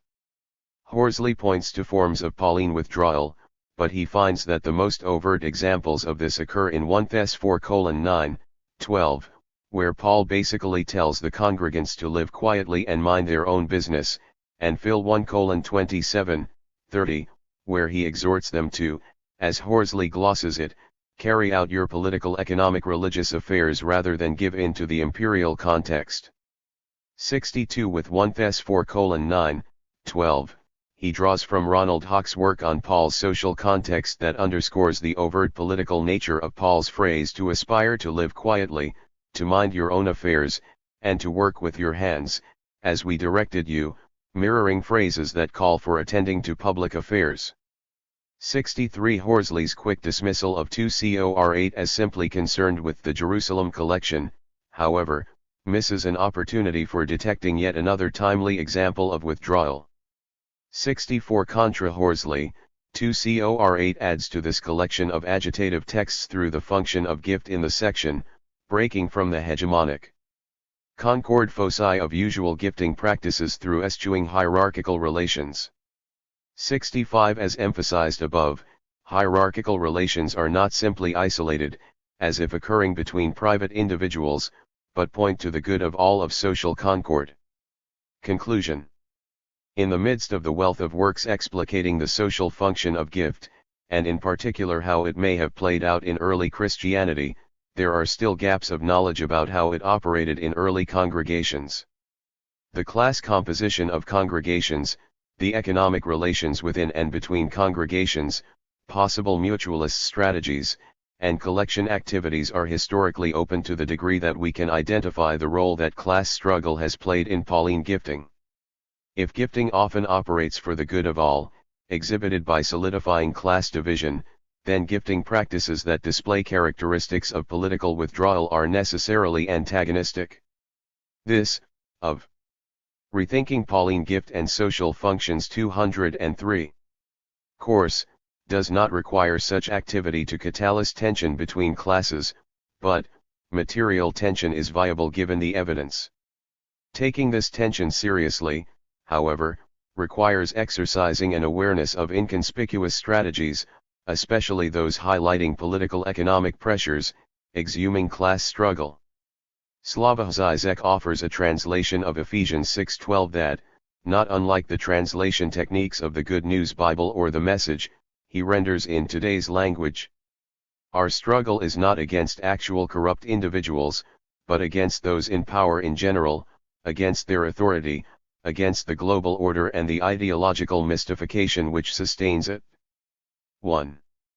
Zizek here reformulates the well-known Marxist axiom that the ruling class requires ideological mystification in order to maintain its power over the dominated classes. Yet while a society's prevailing ideology necessarily serves ruling class interests, Louis Althusser warns against thereby envisaging the ruling class as cynical puppeteers operating behind the scenes, knowingly manipulating the thoughts and actions of the dominated classes. Yes, the ruling class is always served by the hegemonic ideology, but no, they are not in control of that ideology. Members of the dominant class are in the same boat as the dominated classes, also ensconced in and deluded by society's hegemonic ideology. 2. This fact makes ideology all the more powerful and resilient, even for those who benefit from it. The tendency is for ideology to respond to challenges, to reinscribe itself in a different guise, and so to sustain rather than subvert the existing class structure. It is for this reason that there are benefits in casting our gaze outside of our own time and place, to examine an ideology in which we might not be so greatly invested. For here we are in a better position to observe the patterns of change and adaptation by which ideology works to sustain class inequality. 3.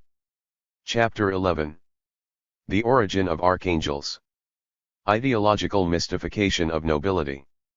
Dean Galbraith. 210 Dean Galbraith.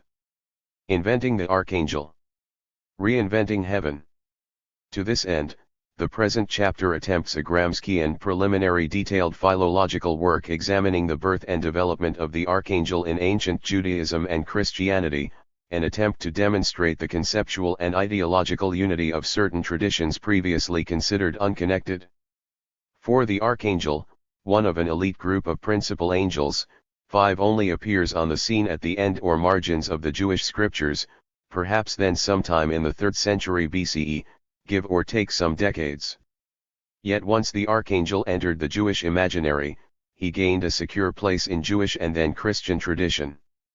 In the latter, the Archangel provided a crucial basis both for the development of the imagined future role of Christians in the cosmic hierarchy, and also for the attribution of angelomorphic or divine conceptions to Jesus. 6. In the present chapter, I argue that the figure of the Archangel is a development and perpetuation of earlier Judahite ideology of royalty and nobility, in particular the heroic ancestry and therefore character of the king's sons and the nobles of his inner court. The Archangel appears on the scene only after the shift in power from the local Judahite monarchy to foreign empires, a shift accompanied by the shift from an ancient mode of production to a tributary mode of production. 7. These were the major political and economic changes which prompted the transformation of the ideology of nobility, a development we can trace in the construction of the Archangel.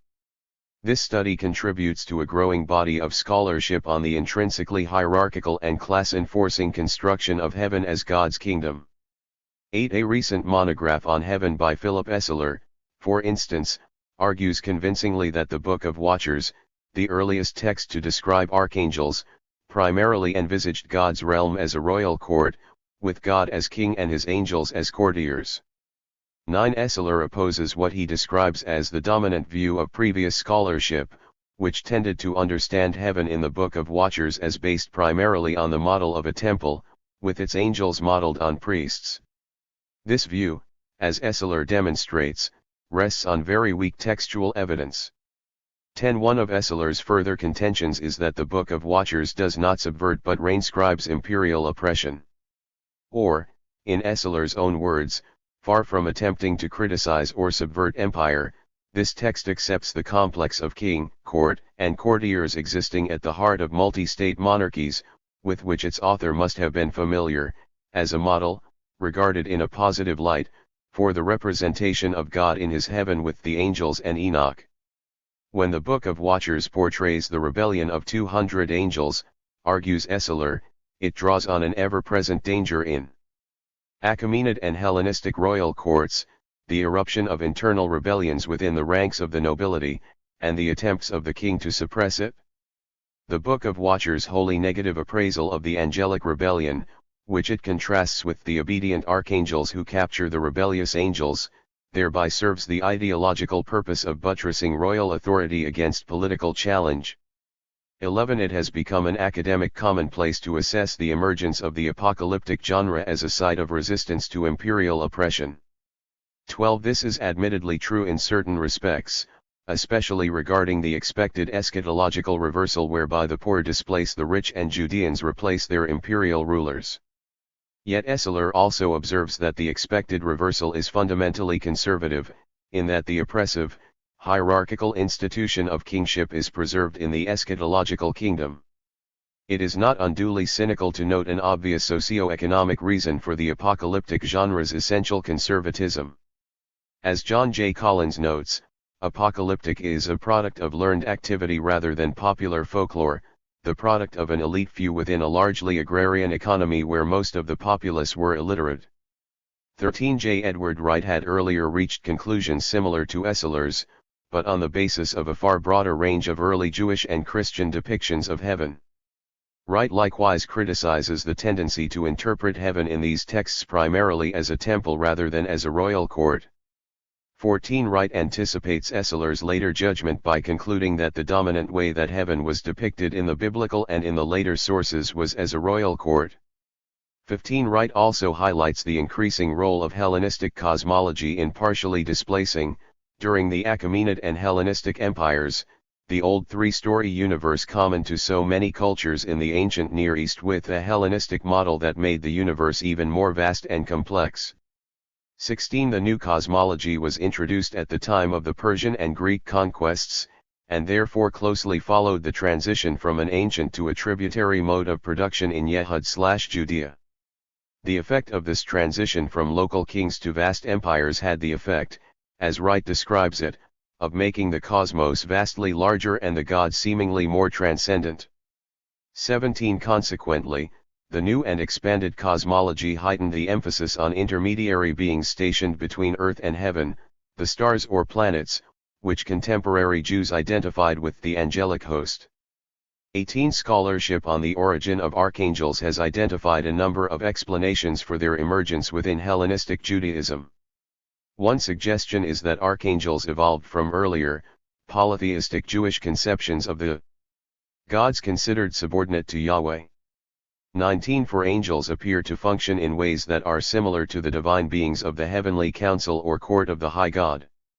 Such a development fits with the theologically motivated early textual emendations of some biblical references are appointed over each nation according to 4 Qduda, but angels of God in the Septuagint. Second, the principal angels may have been developed from biblical references to exalted angels, such as the angel of Yahweh. 20. In the Hebrew Bible, the angel of Yahweh is both identified with and distinguished from Yahweh, sometimes startlingly within a single passage. Yet by the time of the late biblical text Zechariah 1-8, the angel of Yahweh functions consistently as a wholly independent being. This paves the way for the first appearances of individualized, named principal angels in Tobit and Daniel. Another important exalted heavenly figure that clearly influenced the development of the warrior angel Michael is the /Rho Chi Iota Sigma Tau Rho Tau Eta Gamma Omicron Delta Upsilon Nu Mu Epsilon Omega Kappa Upsilon Rho Omicron Upsilon, who converses with Joshua during the conquest of Canaan. 21. Further, Isaiah's, while not distinct from Yahweh, is clearly a major basis for the development of the elite group of distinct angels, including Raphael, who are able to enter the presence of the Lord, and for Jubilee's angel of the presence who clearly acts in distinction from Yahweh. 22. Lastly, the grouping of 4 archangels is almost certainly influenced by Ezekiel's reference to the or who stand under the throne of God. 23. A third theory of the origin of archangels posits that, as God became more transcendent and less directly involved in human affairs in early Judaism, archangels filled the widening gap between God and humanity. 24. At best, however, this theory rests on alleged general trends of religious evolution during the so-called axial age, which are inevitably difficult to either prove or falsify. Fourth, a more modest version of the third theory is that the changing nature of God in Judaism may have prompted the transference to other heavenly beings of certain actions and attributes now deemed unbecoming of the deity. 25. Ephraim Erbach notes several examples in which angels are employed to avoid anthropomorphism in describing God. 26. In addition, angels replace God in various retellings of biblical stories. Satan replaces God in the chronicler's retelling of the story of David's census. Mastema replaces God in the account of the binding of Isaac and again in the story of God's attempt to kill Moses. 5th, Saul Olian has emphasized the exegetical imperative to fill in the gaps of the text where there are vague or mysterious references to angels. 27. While the elaboration of angelic names, orders, and functions is most evident only in late antiquity, such exegetical speculation was arguably operative earlier. 6th, the Jewish identification of sons of gods and angels as stars, testified already at Ugarit in respect of the sons of God, likely contributed to speculations about prominent angels/astral beings. 28. In addition, the new Ptolemaic cosmology and its focus on intermediary beings, together with the distinctive appearance of 7 heavenly bodies, may have influenced the development of the 7 archangels. 29. 7th, there may have been some role played by Babylonian, Persian, or Hellenistic religious influences.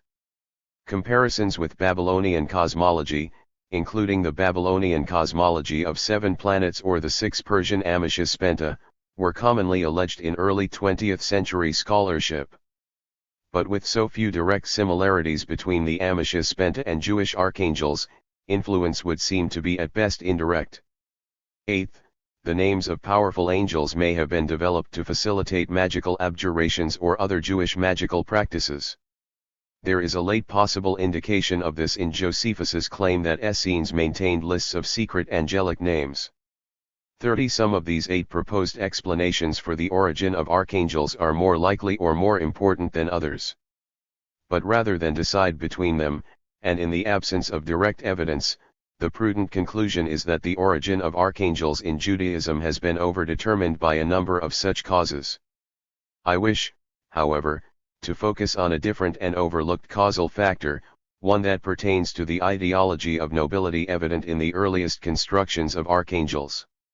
In so doing, I draw philological conclusions from the names of the earliest grouping of archangels, the 4 archangels named in 1 Enoch 9-10. 31 On the basis of these names and, more substantially, a widespread legend about nobles or courtiers, I will argue that earlier scholarship has overlooked one major basis for the development of the archangel. My proposal is that the first archangels developed from the complex of earlier Jewish heroic warrior traditions, with its ideological mystification of the king's sons and other noble members of the inner court as heroic warriors. The influence is evident in the names of the first archangels, Gabriel from the Gibborim, Raphael from the Rephaim, Cyril from other princely heroes, and Michael the prince as the unique son of the king. This cause for the early conception of the 4 main archangels makes sense of the royal noble ideology inherent in the archangels' presentation as princely or noble warrior angels. But to demonstrate the proposal, some preliminary philology is now required. Ancient, elite heroic warriors. A preliminary philology. The Hebrew Bible employs various terms to describe an elite group of heroic warriors, most of whom lived in pre-monarchic Israel, and who were either autochthonous rulers, elites, and royalty or members of their retinue, Gibborim, Rephaim, Nephilim, and Anakim. In late biblical texts, but not evident in earlier biblical or the even earlier Ugaritic texts, the Rephaim and Anakim attract negative associations through their identification with the heroic ancient rulers of Israel's neighboring enemies. 32 This late development has tended to obscure the more fundamental fact that these terms are close synonyms, a point not usually appreciated in most scholarship on these figures. Significantly, each of the names has much the same underlying meaning, great hero, with frequent connotations of being active in a primeval or foundational epoch and also of being ancestors of present-day royalty and nobility. Interestingly, the division between Gibborim and Rephaim in the biblical texts does not occur for the archangels I identify below as the Gibber of El and the Rapha of El. The construction of these principal angels was influenced by the earlier biblical characterization of the great heroes and may even precede the late denigration of the Rephaim. 33 The great heroes of old, tied genealogically to later rulers, serve the ideological role of magnifying the heroic, military greatness of the ruling family, providing a key symbolic basis for their authority to rule. 34 Jacob writes recent studies of royal ideology in ancient Near Eastern and biblical texts demonstrate the centrality of military might in the confirmation of a king's right to rule. 35 The theme is present, for example, in Psalm 2, where the royal Son of God smashes his enemies with an iron mace and dashes them in pieces like a potter's vessel. 36 And in the older sections of 1 Samuel, which present both Saul and David establishing and then consolidating power by martial means. 37 In Deuteronomistic and post-Deuteronomistic texts, however, Wright outlines various ways in which legitimization by military might is transferred from human kings to Yahweh. 38 I add to his excellent analysis the observation, argued below, that the heroic military basis for the legitimization of nobility is also transferred, probably at an even later stage, from the Judahite royal family to Yahweh's principal angels. On the political and economic plane, the change reflects the transition which occurred when the local Judahite monarchy and the ancient court-centered economy were replaced by a tribute-based administrative economy within vast Achaemenid and Hellenistic empires. The first of the terms under review, Gibborim, was sometimes employed generically for any warriors, but is used most distinctively of ancient or legendary warriors and, in the singular, occasionally to present-day kings and frequently to God. Hans Kosmala summarizes that a Gibber is a male individual who distinguished himself from others by his strength, or courage, or uprightness, or some other quality. 39 The most famous of the biblical Gibborim are David's mighty men, the antediluvian heroes who are also called Nephilim, and the early post-diluvian warrior Nimrod. In PS 103:20 and 1QH 8.11, 10.33-34, the term Gibborim in the phrase also appears in synonymous parallelism with, demonstrating the extension of the term Gibborim to angels in a late biblical text and a 2nd century BCE Dead Sea Scroll. 40 The meaning of Gabriel is usually derived from the generic meaning of the term as strength or strong one. So Elig, God's strong hero, 41 Barton, man of God or hero of God, 42 Lystra, strong man of God, 43 Noth, man of God or power of God, 44 Fitzmyer, God is my hero/warrior, 45 Brown, God has shown himself strong, 46 Geese Chen, God has shown himself mighty. 47 But if the term is directly influenced by the semantic field of ancient royal heroes, it should instead be considered a technical term. Gabriel is the Gibber of God, the divine king's noble warrior. The plot of Tobit and 1 Enoch 40:9 clearly understand that the name Raphael is based on the verb to heal. 48 But it is unlikely that the biblical term Rephaim possessed such a meaning. For the character and role of the Rephaim in biblical texts, who are consistently presented there as long-dead royal warriors, have no obvious connection with healing. 49 The conclusion is made reasonably certain by the existence of the Rephaim in Ugaritic texts, clearly related to the biblical Rephaim. For the verb rp is unattested at Ugarit, and a different regular Ugaritic verb is regularly used instead. 50 Given these considerations, we should look elsewhere for the meaning of the closely related Ugaritic and Hebrew terms. It is likely that the root of Rephaim is related to ek, Rabbaum, and its derivative Rubium, and Amoritic rp. 51 The term is also found within the name of the great Babylonian king and conqueror, Hammurabi, which is more frequently spelled Mervi on Ugaritic tablets.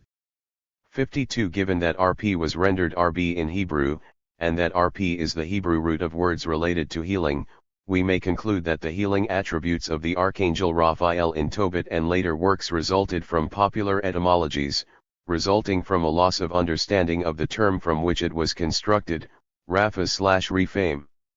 This ancient popular etymology of Raphael has subsequently also been assumed by the majority of scholars, example Barton, healer of God, 53 Geese Chen, God healed.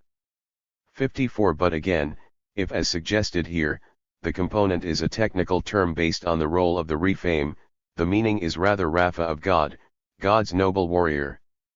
The plausibility of this meaning for Raphael rests, however, on establishing more substantive similarities with the Gibborim and Rephaim. As I will outline, the roles and nature of the Hebrew Rephaim and Ugaritic Rephaim are fundamentally the same as those of the Gibborim examined above, that is, ancient royal warrior heroes serving ideologically to legitimize noble and also regal authority. These are the same basic roles and characteristics of Gabriel, Raphael, and the other archangels, who are likewise depicted as warrior heroes, stationed within the inner heavenly court of the divine king. The high level of continuity between their roles, natures, and ideologies strongly suggests that the name Raphael, like Gabriel, was drawn from the imagined world of ancient noble and royal heroes. The Ugaritic tablet KTU 1.108 describes a Rb as king, one enthroned BTRT and ruling BHDRY. The text reads, He is established, the Rpua, the eternal king, and established is Gatharanyuker, the god who sits in Athtarat, the god who rules in Hedri. 55. The two cities located in the Oron are also named together in Deuteronomy 1:4 and Josh 12:4, 13:12, 31. Ashtaroth and Edrei are associated especially with the autochthonous king Og, who is described as enthroned in the same two cities, reigning over the kingdom of Bashan. Furthermore, Og is also described as the only survivor of the remnant of the Rephaim. King Og and the Rephaim are therefore members of a small number of royal elite believed to have occupied the land before the imagined conquest of the Israelites. The elite conception of the Rephaim is further evident in the short narratives of battles between David's Gibborim and the 3 Gittite sons of Rapha. 56. Furthermore, there is no material difference in the conception of the Rephaim inhabiting Sheol, where, there too, the Rephaim are portrayed as elite, royal heroes. 57. Their only substantial difference from the Rephaim of the founding myths of Israel and David is the fact that they are now dead. In Isa 14.9, the Rephaim who address the recently conquered and deceased king of Babylon are described as, and that is, as royal elite, albeit subject to the king of Babylon's rule. In Isa 26:13, 14, the Rephaim are described as other lords besides who have ruled over us. Again, the Rephaim form an elite few who rule over the masses. There is a substantial semantic overlap, therefore, between the terms Gibborim and Rephaim, and further, for deriving Raphael from Rapha just as Gabriel is derived from Gibbor. Og's name itself provides a further synonym of the terms Rapha and Gibbor. Haim Rabin suggests that the cognate of Og that makes most sense of his association with the elite warriors of the Rephaim is the South Semitic gwg, meaning man or man of valor. 58. Thus, Og is not primarily a personal name but a title of a heroic warrior. It is similar to other titles of the Ugaritic and Canaanite kings which emphasize their manhood par excellence, and thus their strength and military prowess, for example, Ish, Amilu, Mt 59. The conclusion that is a descriptive or titular noun receives support from the use of the term on the Phoenician tomb inscription Byblos 13, which has a definite article before the term, hg. 60. The inscription therefore invokes the Og as a generic powerful being able to enact revenge on anyone who would desecrate the grave, it does not invoke a personal name. In this way, Byblos 13 parallels other tomb inscriptions, such as Chi 13.8 and Chi 14.8, which likewise summon powerful beings to deal with desecrators of graves, except that the beings there are called Rephaim. The Rephaim and the Og are thus interchangeable on these Phoenician tomb inscriptions. Therefore, the Og should be interpreted as a powerful elite warrior and member of the Rephaim, providing further evidence of a fundamentally united conception of ancient heroic warriors in the ideology of nobility. In the biblical tradition, however, the Og is developed into the proper name Og. What originated as a title evolved into a named individual given a particular history, albeit a history derived from much earlier legend. 61. The same basic meaning concerning ancient heroic warriors with royal connections makes most sense of the term Nephilim, which appears in the Bible only in 2 verses. 62. The brief account in Gen 6:1, 4 identifies the Nephilim as the antediluvian offspring of sons of God and daughters of men. The form of the term, from the root, is probably a reduction of the passive adjective, so those made to fall. 63. A plausible sense of the term can be established from the brief contexts of Gen 6:4 and number 13. In Gen 6:4, the Nephilim are also identified as the heroes who were from antiquity, and the men of renown. 64. They are also described as having sexual intercourse with whichever women they please, recalling the ancient trope of the sexual escapades and rapes of ancient kings, rulers, or potentates. 65. In number 13, the Nephilim are identified as the sons of Anak, a legendary elite family of autochthonous warriors who ruled in the southern Judean highlands. On these and other grounds, Hartmutkus concludes that refers to fallen warriors felled in battle, hailing especially from legendary ancient times. 66. Therefore, the term overlaps substantially with the semantic range of Gibborim, Rephaim, and Og, providing further evidence for a largely united conception of ancient hero warriors connected with the ruling elite. Unlike the Gibborim and Rephaim, however, 1 Enoch reinterprets the Nephilim as opponents of the archangels, introducing a negative inflection to the otherwise neutral description in Gen 6:1, 4. In the spy expedition narrative, the descendants of Anak are an elite or ruling family in Canaan, distinguished from the people who live in the land. Only in post-Deuteronomistic edition 67 is the elite ruling family of Arba and his three sons Sheshai, Ahiman, and Talmah secondarily developed into an entire autochthonous race or people. The traditions in Deuteronomy 2:10, 11, 12, 21, 23, 3:11 that refer to the Rephaim as entire groups of autochthonous peoples who lived in Israel's neighboring territories are in turn dependent on the reference to the Anakim as an entire people in Deuteronomy 2:10, so are likewise part of this secondary, post-Deuteronomistic development.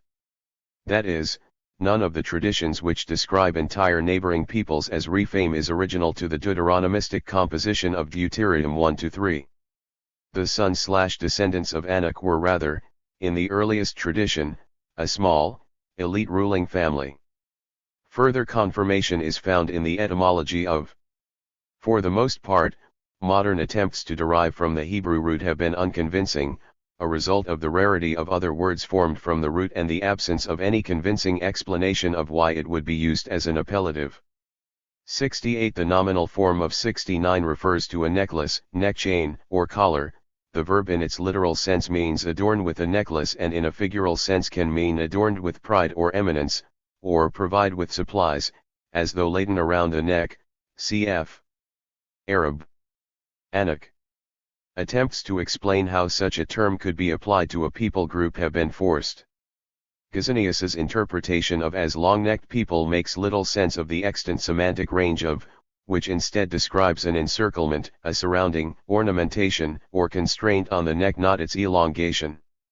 70 Similarly forced and lacking sufficient justification are offspring of necklace, sons of the chain, necklace as a symbol of power over the wearer.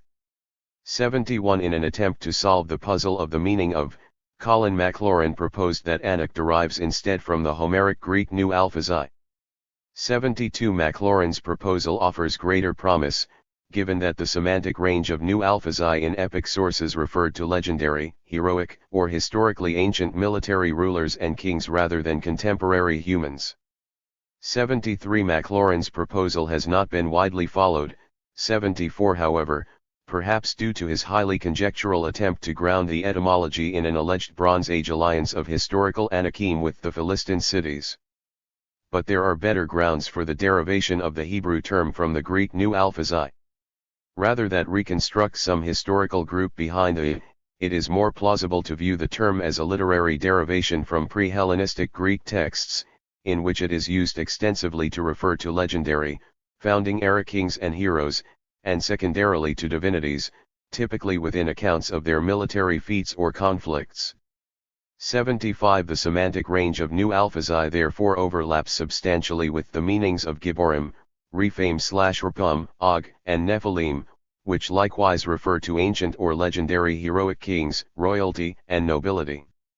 It appears memorably with respect to Agamemnon in the opening lines of the Iliad, and throughout, as Nu Alphazai Alpha Nu Delta Rho Nu. 76 It is never used of Greek kings from later, historical eras, although Aeschylus uses Nu Alphazai in respect of the Persian high kings and royal family.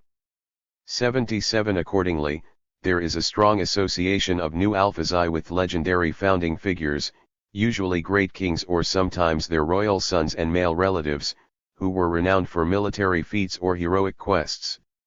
Leonard Palmer argues that the cognate Mycenaean conception of the Wanax was of a priest-king who governed not by his personal qualities but by his degree of nobility, that is, affinity to earlier kings, who for their part in the last resort traced their descent to some distinguished popular hero or claimed a divine ancestor.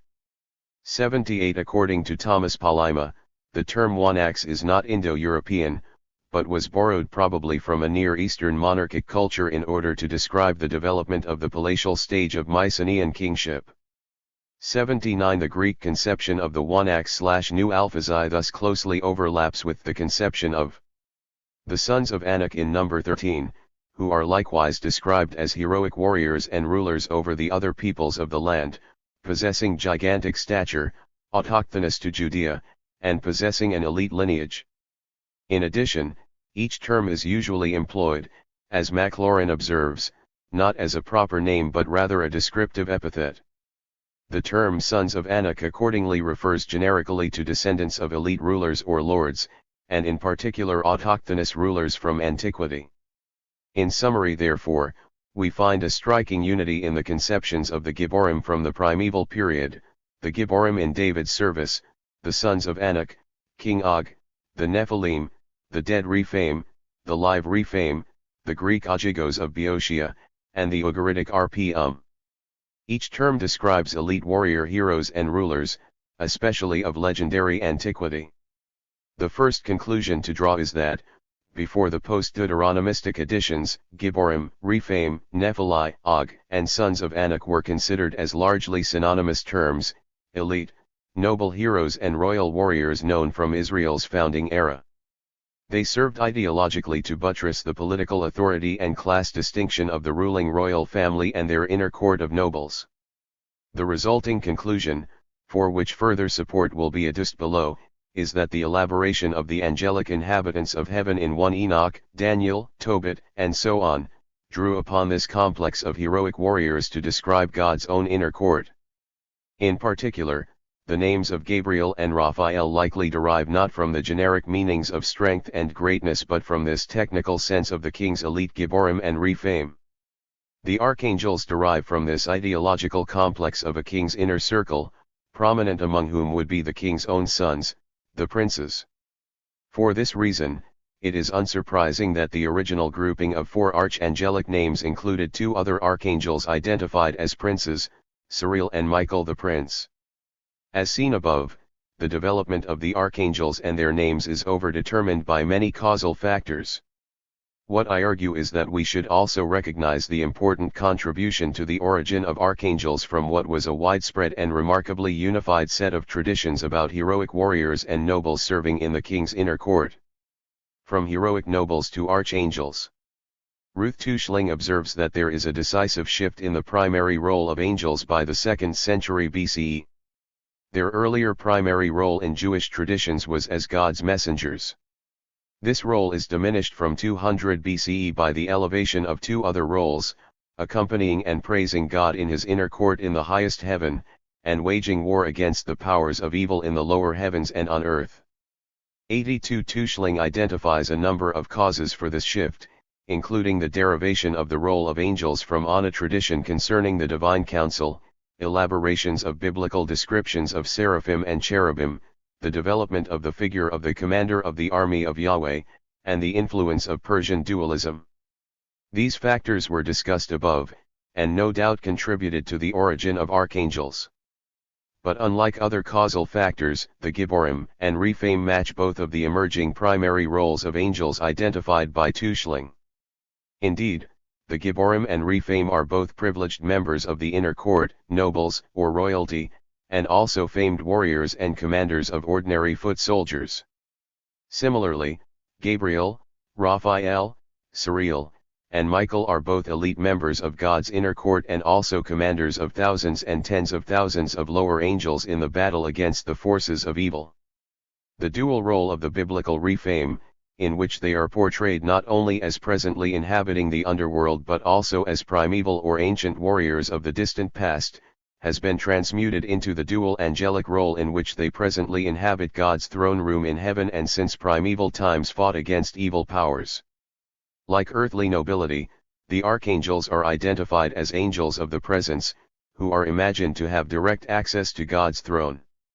The similitudes of Enoch envisage this court as the heavenly temple's holy of holies, restricting its access to what it terms holy angels, identified as Michael, Raphael, Gabriel, and Phanuel. 83-2 Enoch 9:1 imagines this celestial holy of holies as occupying the level in the cosmic hierarchy immediately below the throne of God itself, as befitting its occupants, heaven's noble class, the archangels. In Tobit, only these 7 archangels are permitted to enter the glory of God.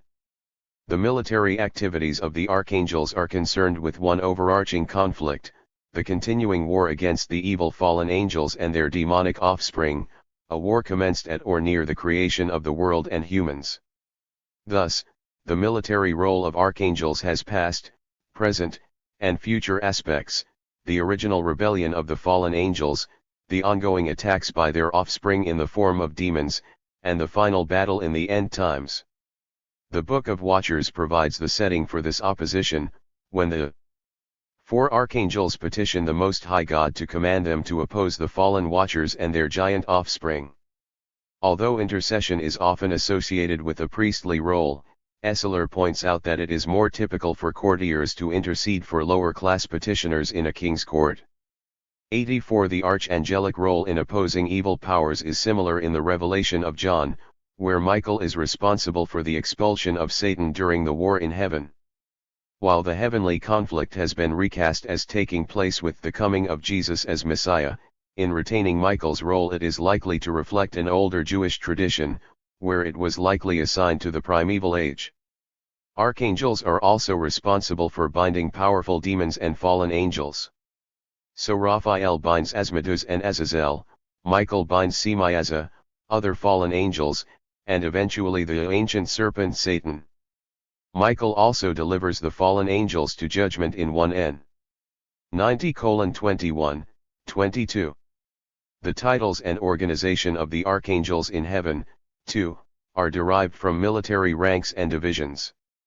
The same is the case for the evil watchers. Shemihaza is their chief, the first of 20 chiefs of tens making up the 200 fallen angels. As Esseler maintains, this reference to tens only makes sense as an army unit. 85 In Daniel, Michael's role involves fighting for Israel, and against the angels in charge of the empires which subjugate Israel, with the eventual aim of bringing victory to Israel in the last days. It is for this reason that Michael is described especially as one of the chief princes, your prince, and the great prince standing over your people. His position of prince is legitimate by the leadership and protection he is thought to provide the chosen people. Another angel, probably to be identified as Gabriel given his role in bringing revelation to Daniel, is also involved with fighting the prince of the Persian Empire. Behind this adoption of heroic tradition is the political and economic expansion from the local Judahite monarchy to the tribute-paying military administrative outpost in the Hellenistic Empire. The traditions of ancient heroes, which underpin the Judahite monarchy, now serve to ideologically buttress the complex structure of an extensive world empire, and this results in the ideological expansion of heavenly hierarchies, and intensifies the scale of military operations. Instead of a subversion of empire, however, the archangels preserve empire. Foreign emperors and their remote and largely inaccessible courts and courtiers are replaced by a heavenly king, court, and complex hierarchy of angelic beings, which sustain the ideology of the world empire it wishes to replace. As in the paradoxical exclamation, "The king is dead. Long live the king," the end of one form of royal ideology marks the beginning of yet another. 2 Transitional texts. The War Scroll and Tobit. The prevalence of founding legends concerning Gibborim and Rephaim under the Judahite kingdom was in this way eventually displaced by the prevalence of Jewish apocalyptic, with its legend of national archangels who would assist Jews to overcome the world empires which subjugated them, to be replaced by their own world empire. In this section, I focus on 2 examples of texts featuring archangels that were written nearer the beginning of this transition, the War Scroll from Qumran and the Book of Tobit. 86 The evident reliance of their descriptions of archangels on the earlier hero traditions is more distinct than in later texts and at times overt. As noted above, late sections of the Hebrew Bible identify angels as Gibborim. Psalm 103:20 places the terms and in synonymous parallelism. Describing the final defeat of the nations by Judea, the prophet Joel calls on Yahweh to bring down your Gibborim, implicitly to join the human men of war who go up to war 3:9. In one of Isaiah's oracles against Babylon, Yahweh of armies musters an army for war after summoning his holy ones or Gibborim. Alexander Michalak notes that, in these depictions of the final battle and judgment, Gibborim are God's tools for the undertaking. 87 These texts expand the earlier tradition of when the Gibborim lived from foundational stories, where they are typically set in primeval or Davidic times, to the imagined end times drama. The texts also change the traditional setting of the Gibborim from earth or the underworld to the heavenly realms. The war scroll depicts the meeting of two sides in a final eschatological war, one side combining angels with elect humans, the other side combining evil angels commanded by Belial with human forces consisting of Israel's traditional enemies, the Kittim of Assyria, 88, and internal Jewish enemies called violators of the covenant. Column 13 of the war scroll distinguishes one titled angel, the Prince of Light, from all the other untitled angels. 1 QM 1310 sets out his supreme role in this way. Maxwell Davidson would also identify the Prince of Light in 1 QM 1310 with Michael, given that he fulfills the same role as Michael in 1 QM 17:6, 8. 89 in 1 QM 17:5, 6, God sends Michael against, that is, against Belial, the named head angel of the sons of darkness. 1 QM 17:5, 6 reads, He sends eternal strength/aid to his people on earth, by the power of the mighty angel for the authority of Michael in eternal light. The result of God's actions is and correspondingly to give Israel dominion over all flesh, the latter role presently claimed by the Seleucid king. The term may simply refer to the other angels, although it could alternatively refer to angelomorphic or divinized humans also in heaven, and under Michael's aegis. In favor of the latter option, 1 QM 15:15 appears to distinguish two distinct heavenly battalions, the first described as. Significantly, it is the Gibborim, not the angels who are identified as being of the dot. Given the traditional identification of the Gibborim and Rephaim as heroes within the realm of the dead, they are an obvious choice for an apocalyptic transformation into a battalion of deceased Jewish heroes who will come from their heavenly afterlife to assist the sectarians in the end times war. Further support for this interpretation can be found in 1 QM 12:1, 2. For there is a multitude of holy ones in heaven and armies of angels in your holy dwelling to your and the chosen ones of the people of holiness you have established for yourself among the book of the names of all their armies is with you in your holy dwelling, and the numst. The mention of the chosen ones occurs in a sequence after holy ones and angels, precisely the grouping in 1 QM 12:1. 93. But the description of the chosen ones as forming thousands and myriads is a formulaic description usually employed for angelic armies.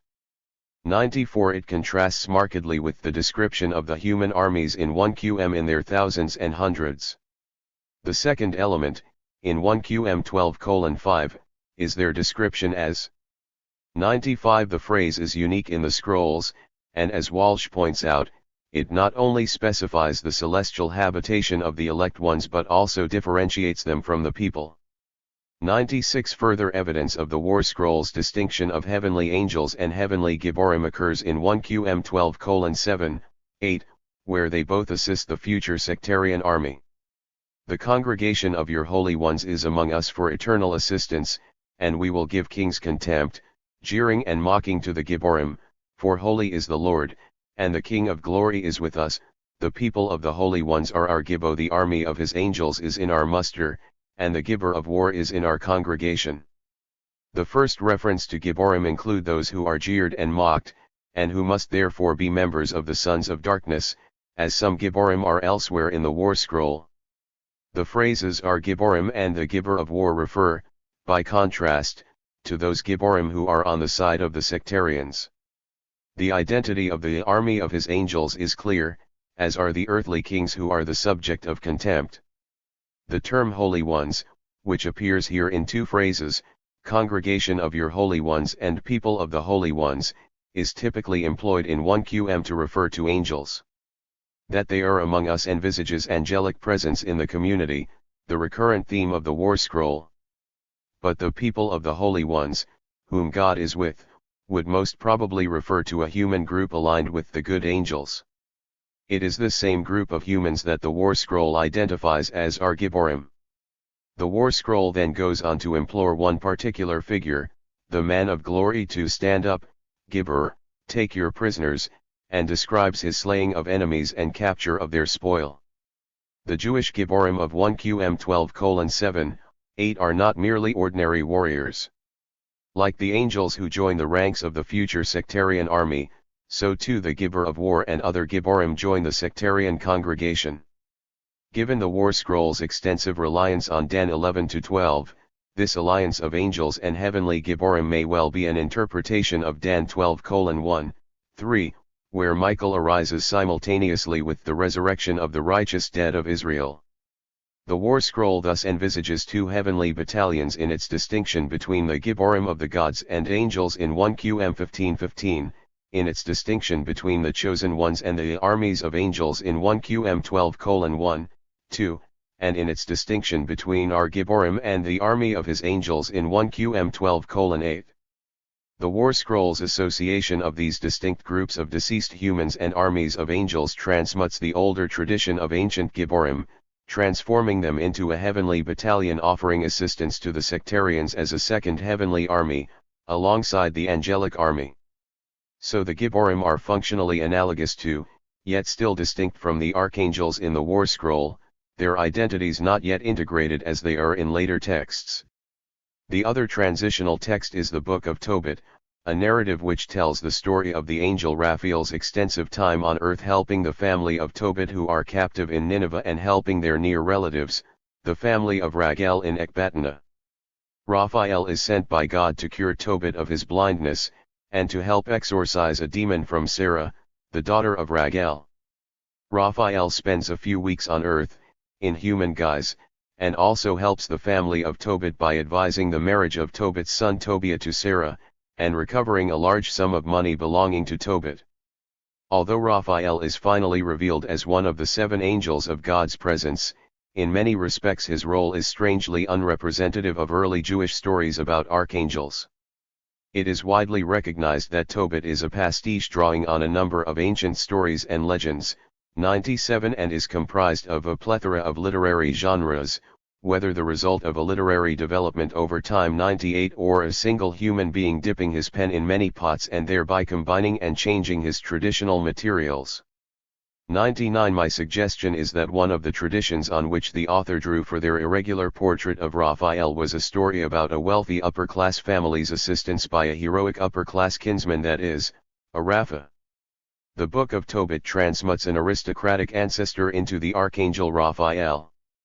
A number of factors indicate that the angelic nature of Raphael is secondary to the core story of Tobit. The first point to note is that Raphael's mission to Earth is irregular in its duration, which takes some weeks. 100. This is at odds with the usually transitory visits to Earth by the angel of Yahweh or archangels, but in keeping with a helpful and heroic kinsman. 101. Second, the purpose of Raphael's visit is irregular. It is not for the benefit of the Israelite nation as a whole, as is the task of archangels in apocalyptic literature, but for the primary benefit of one upper-class family. 102. The class characteristics of the Tobit family are frequently missed by commentators, despite many indications of their wealth and status. The Tobit family expect to hire servants to assist members of their household. Tobit becomes a high-ranking official in the court of Shalmaneser, traveling to Media to buy for him there. Tobit is related to another high-ranking official, his nephew Ahikar, allegedly the chief cupbearer, who has authority over all accounts and administration of the Assyrian Empire. Tobit carries out acts of charity well in excess of what was required, a privilege of the upper class in a subsistence economy. When Tobit falls out of favor with the Assyrian king Sennacherib, all of Tobit's property is confiscated, and is valuable enough to be taken to the royal treasury.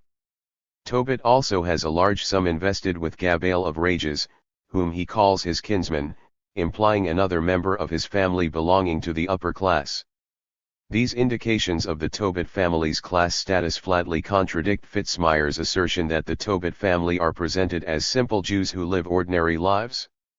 103. Rather, the indications of the upper-class setting of Tobit, together with its usual dating to ca. 200 BCE, give credence to Millick's theory that the book was written to glorify the aristocratic family of the Tobiads, by honoring their alleged ancestor. 104. Third, the story's ruse that Raphael has been disguised as an angel is a thin veneer on what is a well-developed human character. As Monod comments, Raphael is humanly embedded among Israelites to a degree that further sets him apart from all previous angels that took on earthly form. 105 Raphael is identified as an angel only at his first appearance and then in various references to him as an angel in the early part of the story, and later in an addendum to the core story in which Raphael discloses his true identity. But his description as an angel is notably dropped in chapters 7 to 11, due plausibly to authorial fatigue in adapting an earlier tradition. Indeed, Raphael's identity as an angel is not at all essential to the core story. By contrast, Azariah otherwise appears as a well-rounded human character, with extensive links to the Tobit family. He is the son of Hananiah the Great, one of your relatives. The term the Great is only known from this verse, and could fit a well-known ruler or warrior or a deceased heroic ancestor. Although the Hebrew Bible provides examples of deceitful heavenly beings and prophets, 106 commentators have found it difficult to explain why an angel should commit a lie, and lie so extensively. As Jeffrey D. Miller summarizes, Raphael gives a false name, ethnicity, lineage, and bogus credentials as a travel guide. 107 Munno rightly contends that Raphael is no shadowy figure but has a well-established ethnic fingerprint. 108 In addition, Raphael repeats the lie concerning his identity to Raguel and Edna, the parents of Sarah. Only the narrator calls him Raphael before Tobit 12:15, the characters in the core story all call him Azariah. 109 More out of character for an archangel, Raphael engages in activities that we would usually only expect from an ordinary human character. As Azariah, he agrees to travel to Gabael's house in rages to recover Tobit's money, effectively running an errand that has little to do with the heavenly petitions of Tobit and Sarah that originally brought him to earth. Azariah then invites and brings Gabael to the wedding of Tobias and Sarah. 110 Noel observes that nobody is ever suspicious that Raphael is anything other than human. 111 The fact has even led some scholars to suggest that the angel is indwelling the form of an actual human.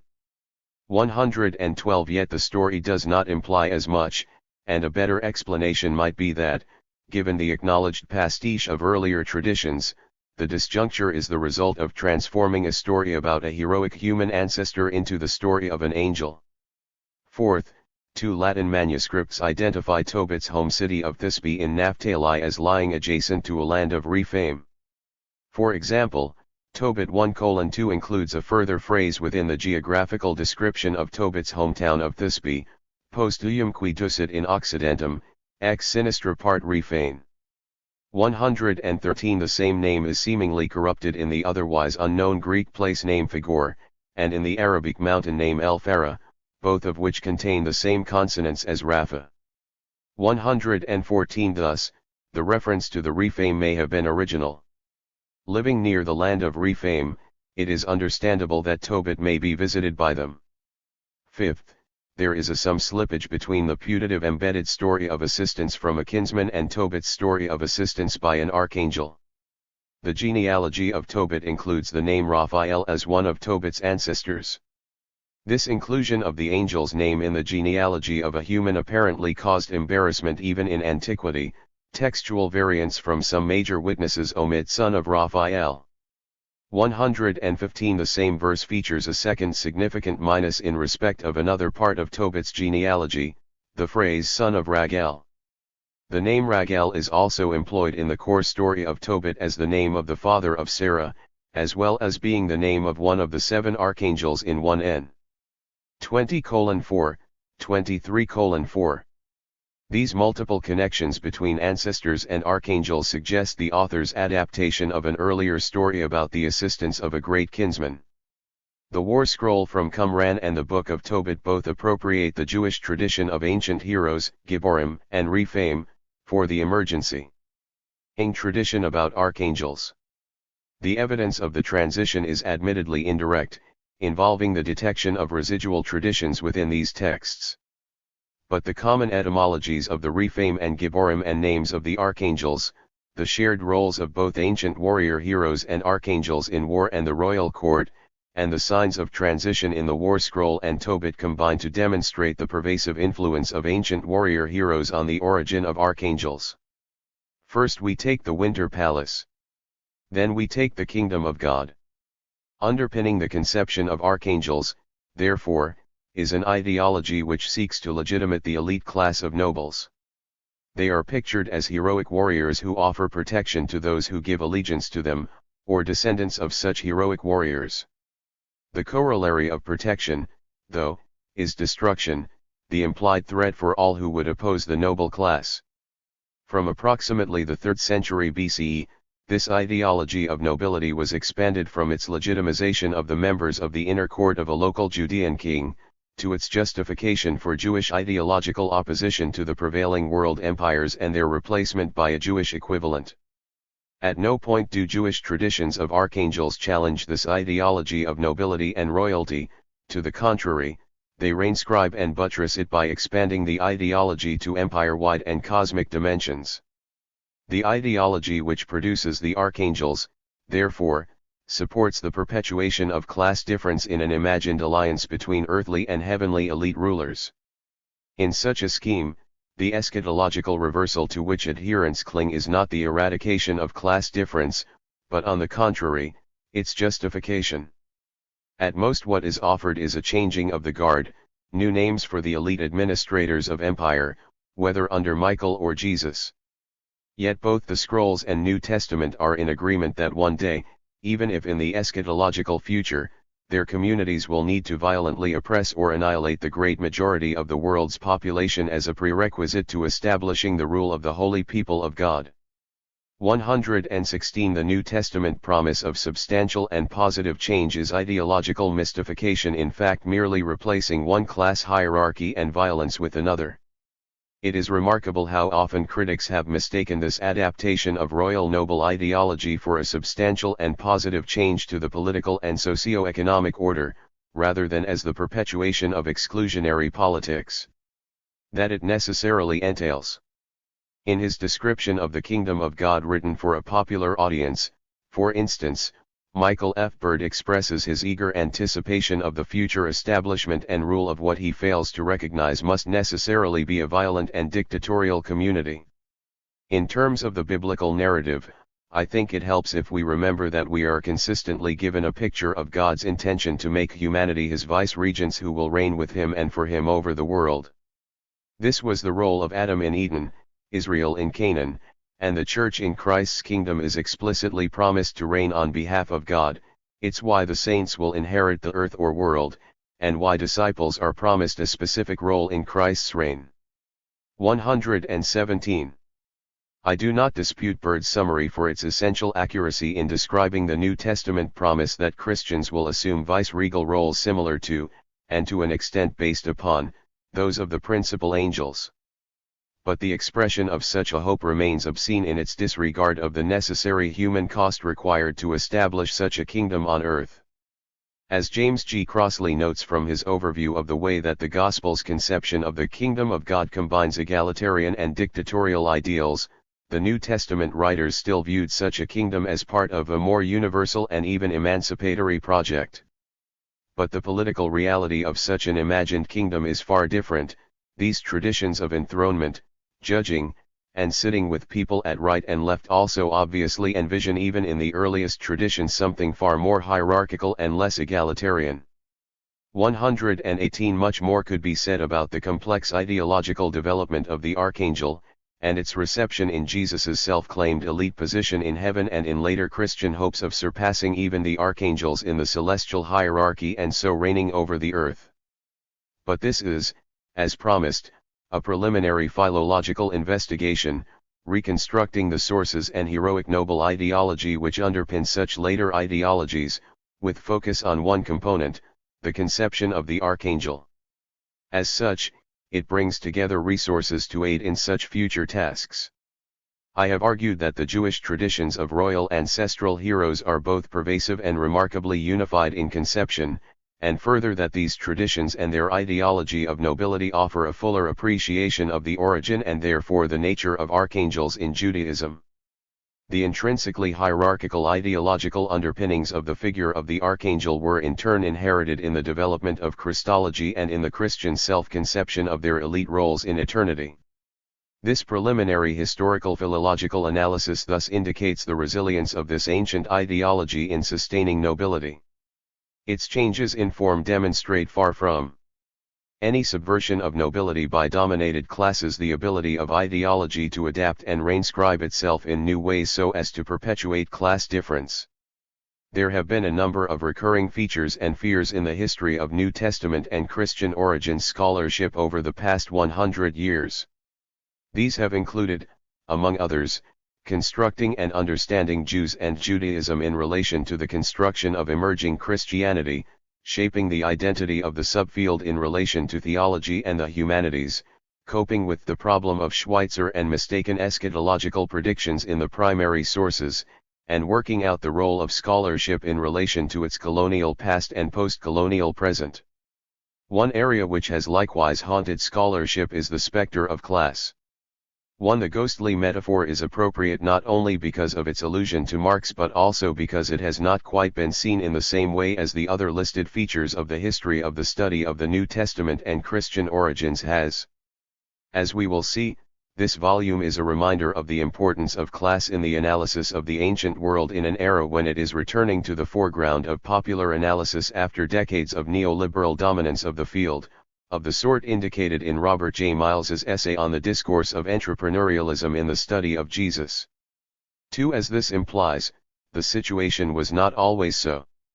At the end of the 19th century and turn of the 20th century, Friedrich Engels and Karl Koski wrote about Christian origins 3, while the Evangelisk Sozialer Kongress, featuring leading New Testament scholars like Adolf Deismann and Adolf von Harnack, would position itself and its scholarship against Borgianing Marxism and revolutionary thinking as part of its attempt to produce a social gospel to appeal to the working class. 4. But, with isolated exceptions, social scientific scholarship effectively disappeared from the study of Christian origins from between the 1930s and the 1970s. 5. One of the key reasons. Chapter 12. Christian Origins and the Spectre of Class. Locating class struggle in the New Testament today. James G. Crossley. Was a fear of Marxism and class-orientated analysis after the rise of the Soviet Union and the perceptions of Marxism and Soviet communism as atheistic, which made it doubly problematic given the bourgeois Christian dominance of the field. To get a flavor of the fear of communism and class-based analysis in New Testament scholarship more generally, we might turn to the celebrated work of Gunther Bornkamm, who discussed and dismissed the parallels between Bolshevism and Jesus, at least on the topic of eschatology. These revolutionaries, when they wanted to claim Jesus as an ally in the struggle for a new world or social order, have had to learn again and again that they could not rely long on this ally, and that the kingdom of God which he proclaimed would not square with their own expectation. It is, therefore, not surprising that today this alliance, often enough attempted in revolutionary movements in the West, has apparently been definitely renounced, and that this completely secularist Marxist doctrine of salvation has replaced that of Jesus. 6. Indeed, at the end of his book on Jesus, Bornkamm provides an appendix on the exposition of the Sermon on the Mount where he attacks the ideas associated with Koski and others as a frequently horrible and grotesque misrepresentation of Jesus' person and message.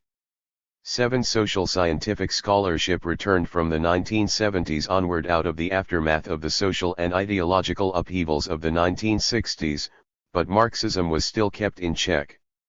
Gerd Thiessen, one of the most influential scholars of this new generation, had to make apologetic comments about using anything that sounded too Marxist. I must therefore limit myself to a few remarks which I wish were unnecessary. Anyone who learns from Marxism and finds it stimulating as a result to apply theories of conflicts in society to the interpretation of social and religious processes is not necessarily a Marxist. Remember Ralph Dahrendorf. 8. Some of this newer scholarship was more reactionary. Indeed, social scientific scholarship would become dominated by the context group, inspired by the Orientalist work of Bruce Malina and, whatever the personal views and liberal or leftist credentials of individual participants, the stress on a culturally static the Mediterranean and its blurry overlap with the Arab world aligns smoothly with the interests of American capitalism and imperialism in the Middle East. This context highlights the importance of Neil Elliott's essay in this volume, where he shows how, at the beginning of the resurgence of social scientific scholarship, an alternative revolutionary understanding of social analysis in the work of S.G.F. Brandon was unceremoniously dismissed by one of the most influential New Testament scholars of the late 20th century, Martin Hengel, whose own social scientific emphasis was that of an individualistic, charismatic leader, a concept which would neatly overlap with emerging neoliberalism. 9. Indeed, Brandon's work partly inspired something of an establishment reaction to make sure politics was understood in a sufficiently banal and conservative manner, and, as Eliot implies, this laid the groundwork for simply being able to avoid discussion in later mainstream scholarship. 10. The fact that Brandon caused such an ideological stir before being ignored 11 should make us wary of the emphasis over the past 20 years on Jesus, Paul, the New Testament, or the Bible itself as representative of straightforward anti-imperialism. One of the many reasons why Dean Galbraith's accurate essay hits a nerve is that it shows clearly that among the relevant ancient texts was not a progressive anti-imperialism but a concern for the right, divinely inspired sort of imperialism. But why has anti-imperialism been so accepted and prominent in bourgeois New Testament studies? Is this not Marxist, class-based analysis in action?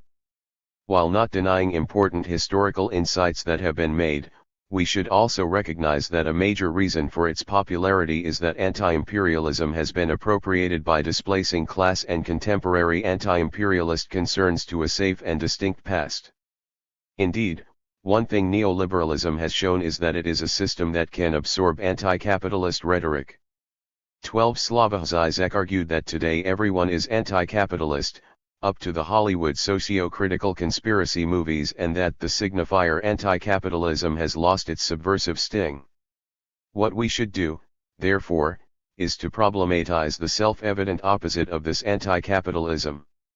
13. Of particular relevance to the study of anti-imperialism and the New Testament is Žižek's review of the film Avatar. As he pointed out, at the same time as Avatar was generating $1 billion, a similar plot was happening in the Indian state of Orissa with an armed rebellion provoked by selling land to mining companies. As Žižek noted. So where is Cameron's film here? Nowhere. In Orissa, there are no noble princesses waiting for white heroes to seduce them and help their people, just the Maoists organizing the starving farmers. The film enables us to practice a typical ideological division, sympathizing with the idealized Aborigines while rejecting their actual struggle. The same people who enjoy the film and admire its Aboriginal rebels would in all probability turn away in horror from the Naxalites, dismissing them as murderous terrorists. The true Avatar is thus Avatar itself, the film substituting for reality. 14. This helps us understand the influence of anti-imperialism as a discourse in New Testament scholarship. Does anyone really think John Dominic Crossan, Marcus Borg, or N.T. Wright would significantly influence anti-imperial struggles in the present? Presumably not. While not questioning the motives of such scholarship, the anti-imperialism of such scholarship contributes to them selling books to large audiences, including large liberal Christian audiences. Agrarian unrest may be part of the ancient contexts of gospel scholarship, but popular mainstream scholars and their popular books are not facing the same situations on the ground as Latin American liberation theology has done. To paraphrase Mark Fisher, such readings of the New Testament texts perform our anti-capitalism and radicalism for us, allowing us to consume learned books with impunity. 15. With these general comments on the history of New Testament scholarship in mind, we can see further the importance of Stephen Friesen's observation that over the course of 20th century scholarship there was a marked shift from the discourse of class to social status. 16. As mentioned in Roland Bohr and Christina Pedersen's article, there were sessions at a recent Society of Biblical Literature annual meeting dedicated to class which showed how embedded the notion of status over against class had become. I was also involved and was similarly struck by this emphasis. Here we might now add that for all the emphasis on status in such critical scholarship, it takes on a similar role as the cliched evangelical scholar working on the biblical text. Greco-Roman constructions are taken at face value and there is a suspicious lack of a hermeneutic of suspicion on the part of the bourgeois exegete. However, this does not mean we rid ourselves of the category of status in the ancient world any more than we should do today. Rather, it should mean further complexity in understanding perceptions, constructions, presentations, nuances, and obfuscations of socio-economic relations. Taken as a whole, this is a striking feature of this book as we see the significance of understanding the structure of roles in relation to and within the peasantry, relationships between differing classifications, the enabling of socio-economic change and elite or imperial consolidation of hegemony and prestige in the suitably suspicious essays by Robin Walsh, Sarah Rollins, Dean Galbraith, Christopher Zeichmann, Taylor Weaver, and Alan Cadwallader. The broad ideological thrust of their essays remains integral to future understandings of class in the field. Indeed, such work interacts with notions of forgotten histories and history from below, approaches which have been central to Marxist and class-based analyses, and this tradition is explicitly represented in Bruce Worthington's essay on popularism and the Matthean tradition. Histories from below are of course crucial to understanding human history in their own right, but it now remains to be seen how the work represented in this volume gets taken up. The fact that histories from below have long been embraced and appropriated by the liberal mainstream should warn us that there is always the possibility that they can become another form of non-materialist, bourgeois identity politics. What is almost always left behind is what was at the heart of the project of the pioneers of history from below, such as the British Marxist historians who have influenced the study of Christian origins directly or indirectly, historical or dialectical materialism and class conflict as a motor of historical change. This is why we should not be enthralled by the more naive replacements of class with status, because class in this sense is about how struggles over the means of production lead to changes in the means of production, and it is crucial that Myles frames the volume in such Marxist terms in his introductory chapter. Put another way, this would be to take up the mantle of the British Marxist historians who in turn had taken it up from their illustrious predecessors, and work toward how we explain the historic emergence of capitalism and understand what lies beyond. It is in this sense that the agenda of Bohr and Pedersen in their essay and recent work is important, as they encourage us to think about and explain history in such dialectical and materialist terms, and it is a concept implicit throughout Rollins's work on middling and scribal groups in the development of the Jesus movement. 17. Of course there have been materialist analyses of the New Testament and Christian origins over the years, but they have not caught on or influenced the field in any significant way. The reception of this book should provide a good indication as to where the field is and the extent of what it is prepared to entertain in relation to class politics. Right now is the most likely time for such work to have a wider impact. Since the 2008 financial crash, there has been increasing popular interest in materialism and class politics, even in the heart of bourgeois biblical studies in North America. He may not be preaching the imminent shift to a centralized communist party, but the fact that Bernie Sanders could bring the word socialist into mainstream political discourse and gain the support of communist analysts like Jody Dean is a startling development in the history of recent American political discourse. 18. Britain, so typically a favored American attack dog, has gone further to the left still with Jeremy Corbyn and a movement which brought class politics back to the fore and halted the PASOKification of labor, in sharp contrast to several European social democratic counterparts.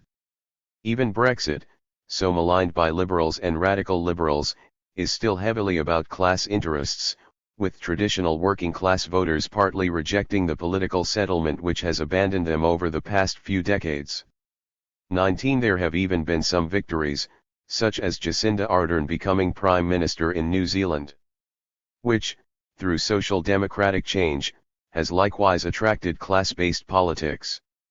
It is perhaps notable that New Zealand is duly represented in this volume.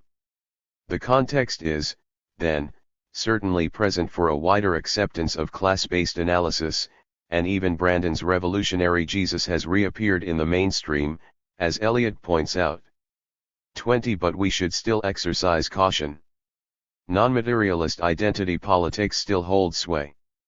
Certainly, there has been a shift away from the conservative dominance of the Society of Biblical Literature a decade or so ago. My own ongoing observations of academics on social media suggests that there is a pervasive interest in liberal politics positioned against materialist analysis and some of the recent swings to the left. 21. After all, some academics did very well out of neoliberal managerialism and will not necessarily want to go against their perceived material interests. If such a tendency wins out, future academic conflict may end up being focused on whether not wearing proper academic attire is offensive to minorities, or other liberal and radical liberal North American obsessions that do not always translate easily to outsiders. Perhaps the influence of a book like this will now hinge on the reactions of a younger generation of academics more familiar with precarious employment than older generations. Will they use what access and agency they have to see what can be done beyond neoliberal capitalism, or look for ways to enjoy the potential bourgeois privileges of a tenured academic life with a radical liberal facade?